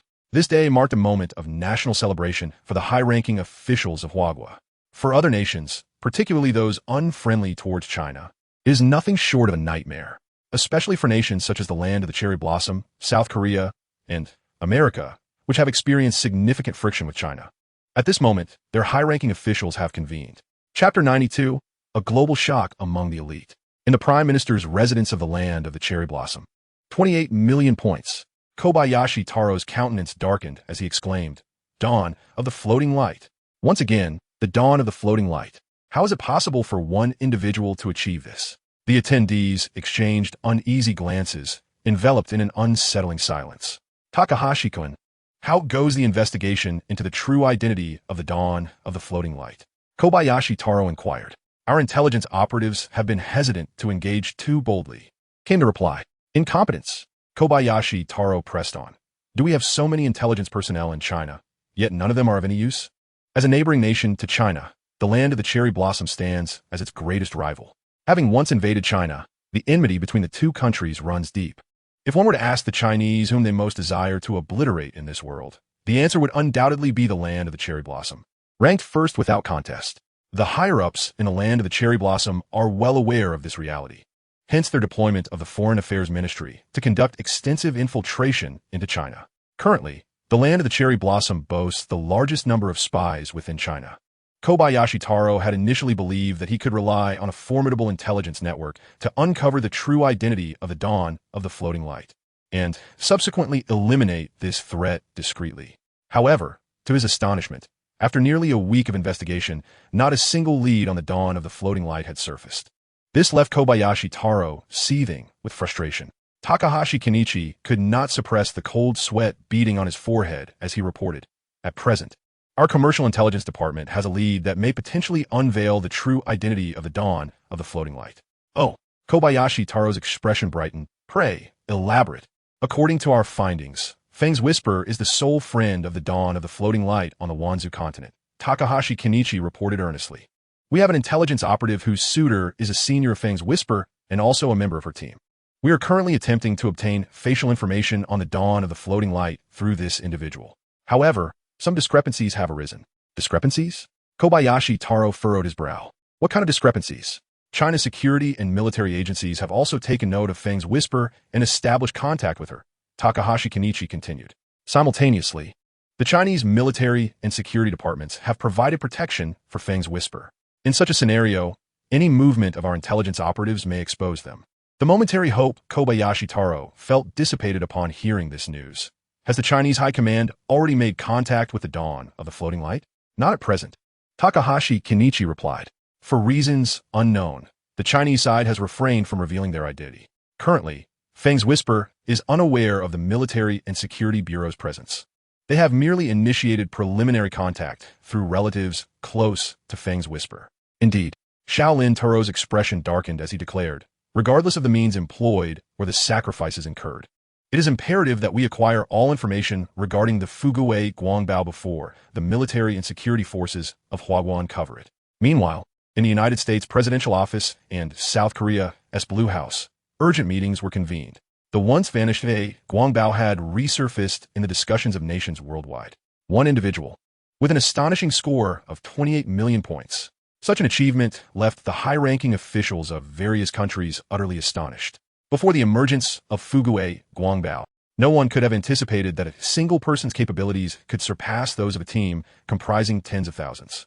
The potential of Fuguei Guangbao and the secrets it harbored were of intense interest in nations such as the United States, South Korea, and Sakura country. At this moment, Gunan remained oblivious to the events transpiring beyond his immediate surroundings. Clutching the dusk dagger, he remained vigilant, fixated on the distant figure of Nbai. In battles between masters, the opportunity for victory is fleeting. After the shadow step failed, Nbai's offensive did not wane. Rather, it intensified. A blood-red longsword danced through the air with great swiftness, unleashing sonic booms with each thrust as the sword energy sliced through the atmosphere. Simultaneously, propelled by the shadow step, Nbai advanced rapidly towards Gunan. Gunan's brow furrowed as he gently withdrew the dusk dagger. 50 meters, 40 meters, 30 meters.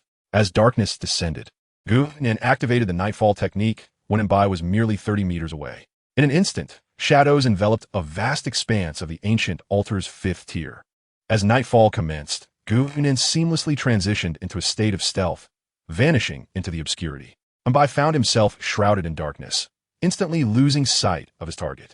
However, he remained composed, a flicker of surprise crossing his features as he pondered how such a seemingly feeble human could wield domain-like abilities. Yet, after a moment of astonishment, he swiftly conjured a chilling domain, centered around himself, which began to expand rapidly. Soon, the darkness of nightfall was visibly eroded by the encroaching necromantic domain, a formidable level of domain. Gunan's nightfall was thoroughly suppressed by and by. Nevertheless, all of this was part of Gunan's strategy. At that moment, employing the Gale Step, he had silently positioned himself behind him by. The dusk dagger gleamed ominously in his grasp as he launched his attack. Striking from a concealed state, he unleashed a flurry of shadow blades. Confronted with an adversary of Mbai's caliber, Gunan's opening move was lethal. Though Mbai was merely a clone, his combat experience was inherited from his original self, endowing him with an acute sense of threat. As he activated the necromantic domain, he sensed the chilling presence behind him and swiftly turned to block. Unfortunately, his reaction was just a fraction too slow compared to Gunan's. As he turned, Gunan unleashed his full power, delivering a relentless barrage of attacks. 1985 critical damage. The poison state was successfully applied. 60. 859. The poison state was successfully applied. 60. 2005 critical damage. The poison state was successfully applied. 60. A torrent of strikes surged forth, and Gunan effortlessly drained nearly 50,000 health points from Mbai. After equipping the elusive dagger, Gunan, now at level 11, achieved a maximum attack power of 1,010 points. In a backstab state, he could inflict 2,020 points of damage. With a concealed state attack of 50, this equated to 3,030 points of damage. If a critical hit occurred, the damage would soar to 6,060 points. Even with Mbai's formidable physical defense exceeding 1,000 points, Gunan could still deal at least 4,000 points of damage under extreme circumstances. Unfortunately, Mbai's reaction speed was astonishingly swift, rendering the backstab effect ineffective. Consequently, the damage was halved, resulting in a maximum output of just over 2,000 points. It was only due to the extraordinary nature of the torrent of strikes that Gunan managed to deplete over 50,000 health points in one go. Regaining composure, Mbai retaliated with a swift sword chi, aimed directly at Gunan. 1,555. Gunan winced in pain, retreating 2 steps. Thanks to the effects of Gale Steps, he evaded quickly. At that moment, Mbai, under the poison state, experienced a significant reduction in both attack and movement speed. Only managing to unleash 3 sword chi strikes, Gunan effortlessly sidestepped them, leaving Mbai in a state of bewilderment, struggling to comprehend how a seemingly feeble human could inflict such adverse conditions upon him. Chapter 93. The high-value target Mbai. However, Mbai quickly dismissed the incident. Casually, he cast a skill upon himself, and a beam of white light enveloped him. Gunan surmised it was a necromantic skill meant to cleanse negative states. Regrettably, the healing restriction and adverse effects of the soul-biting poison spike could not be purified. At this moment, Mbai realized that his skill was ineffective against the negative state, leaving him momentarily confused. Yet, this confusion lasted but a fleeting moment as he refocused his gaze on Gunan. In the throes of the negative state, Mbai possessed a clear understanding of both his own and his opponent's capabilities. Under such circumstances, landing a blow on the elusive Gunan seemed exceedingly challenging. Thus, he opted for the most prudent course of action, necromantic summon. As Mbai's sword light descended, phantoms of the undead were summoned forth.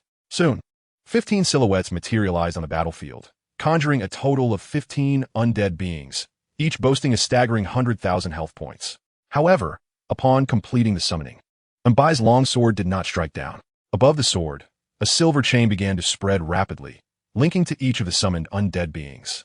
Simultaneously, Mbai, with his impressive health pool of 1.45 million, began to experience a swift increase in overall vitality. 1.55 million, 1.65 million, 1.75 million, 1.85 million. In the brief span of mere seconds, a silvery chain ensnared 15 spectral entities. This must be Ambi's skill. Soul Link.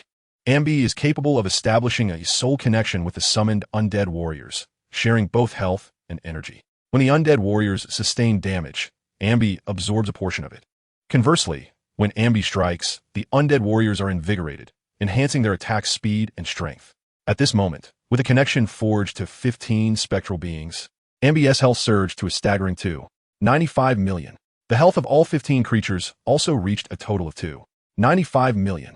Clearly, Ambi's strategy was to compensate for his slower speed by overwhelming his opponent with numbers, creating a defensive formation to encircle Gunan. Objectively speaking, this tactic is indeed commendable. Had it been anyone else, they would undoubtedly have been thoroughly subdued by Ambi. Yet, he faced none other than the originator of Gunan's rogue methodology. To Gunan, those 15 spectral entities represented 15 targets for assaulting Ambi. In a one-on-one scenario, the efficiency of his soul-devouring toxin would be significantly diminished. Yet, Ambi, dissatisfied with his own mortality, summoned forth 15 undead. Each spectral being could share in his vitality. Was this not an offering? Without hesitation, Gunan activated his shadow clone once more, executing a self-destructive assault on the nearby undead creatures. 321. Toxin application successful. 60. 298. Toxin application successful. 60. 333. Toxin application successful. 60. Within a short span of a minute, Gunan had inflicted the toxin status upon all undead creatures, including Ambi. At this moment, Gunan wore an ecstatic grin. Ambi's painstakingly formed offensive formation proved utterly ineffectual. With merely 3 shadow clones disrupting the battlefield, Gunan's true form remained concealed, rendering Ambi's numerical advantage futile. The inability to strike Gunan was not the most vexing aspect.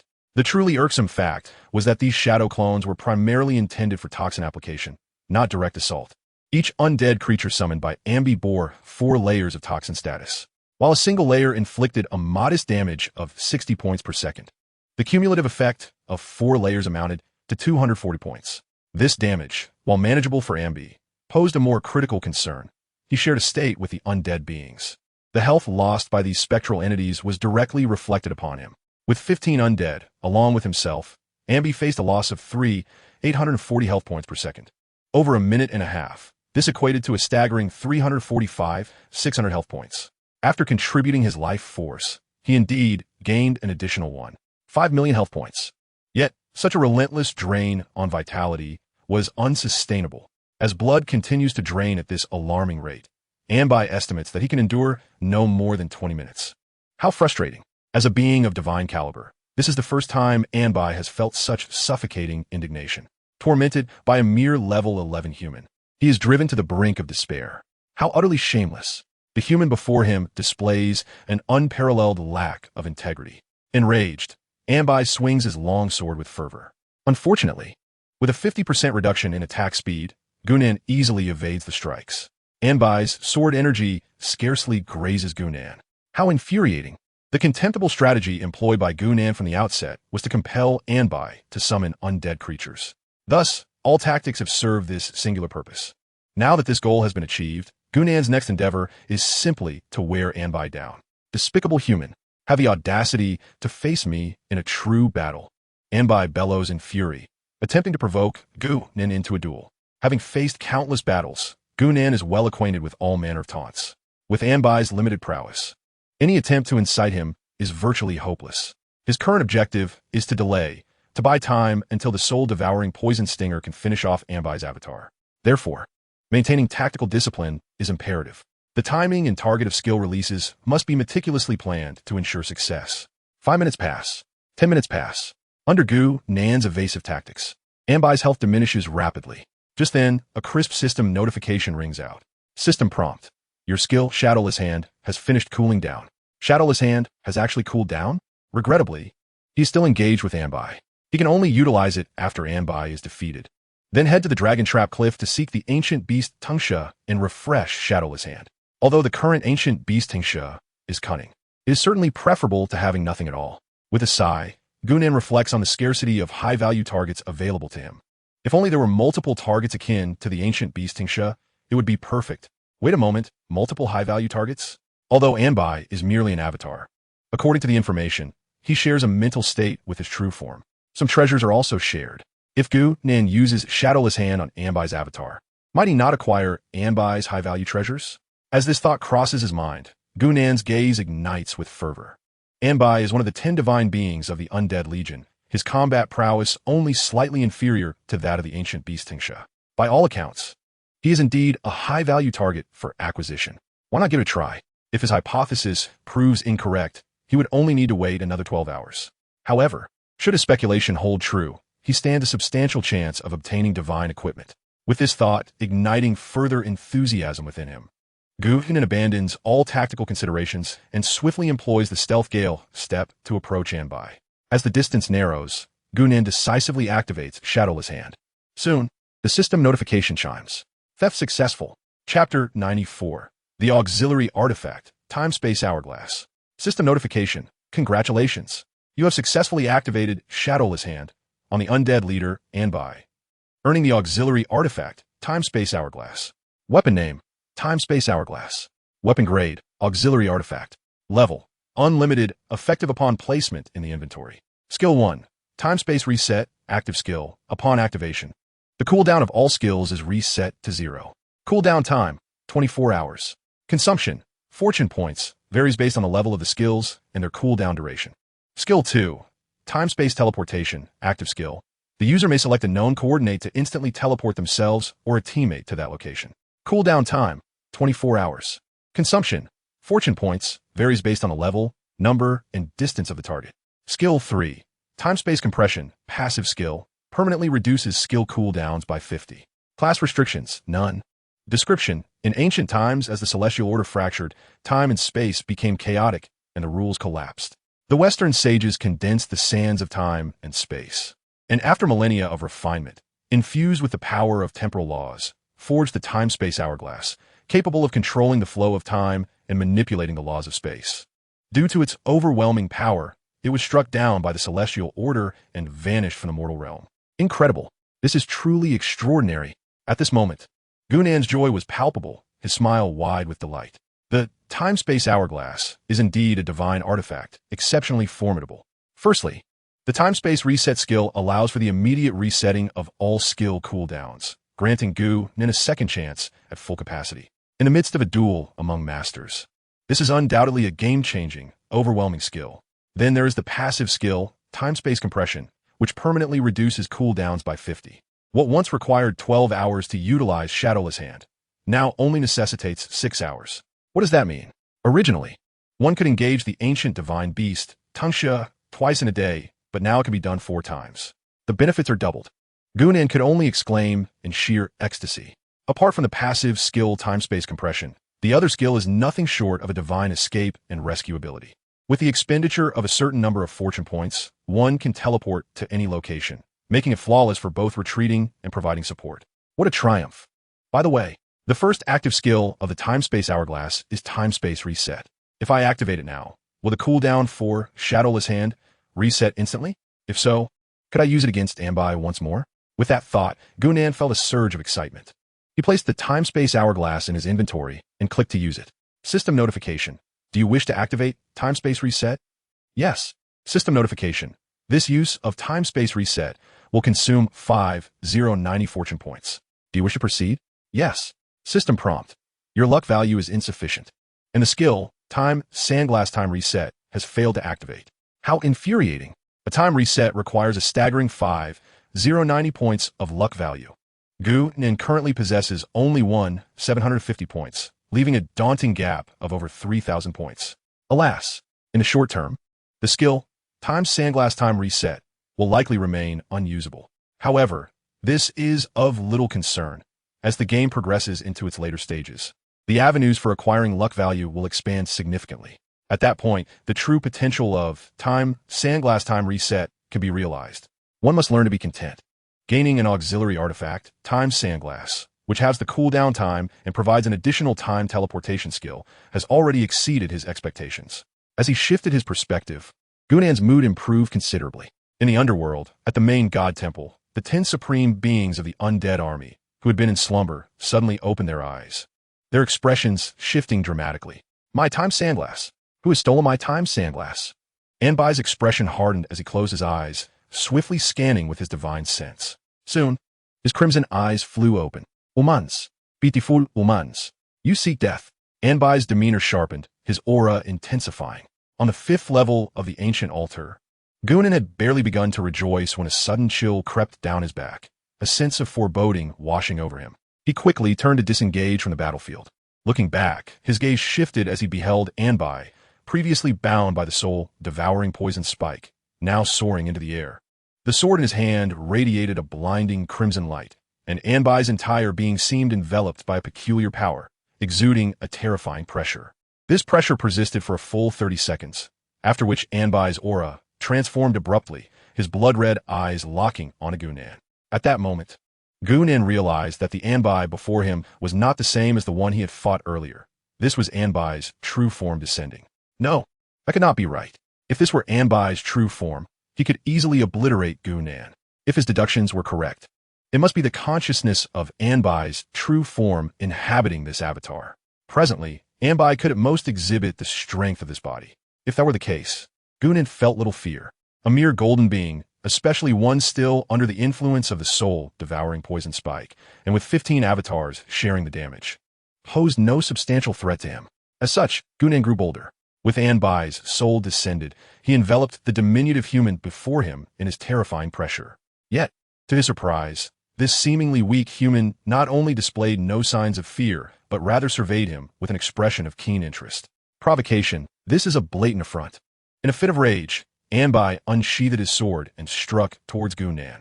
However, to his astonishment, the speed of his sword's energy was significantly diminished. The frail human before him effortlessly evaded with a mere shift in position. Even more surprising was the fact that, instead of retreating after being attacked, the human conjured 3 clones that charged towards him. These replicas did not aim to attack him, but rather engaged in a self-destructive assault against the undead creatures blocking the way. Soon enough, the poison took effect. Observing his dwindling vitality, Anbai promptly employed a holy light dispersion on himself. Alas, even this advanced, dispelling skill proved futile. The potency of this toxin is formidable. Even if my true form were present, it seems I would be unable to escape its damage. With this thought, Anbai gasped, then spoke slowly. Human, allow me to introduce myself.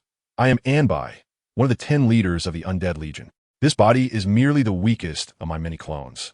I have descended here solely to offer you an opportunity. An opportunity? Gunan inquired with curiosity.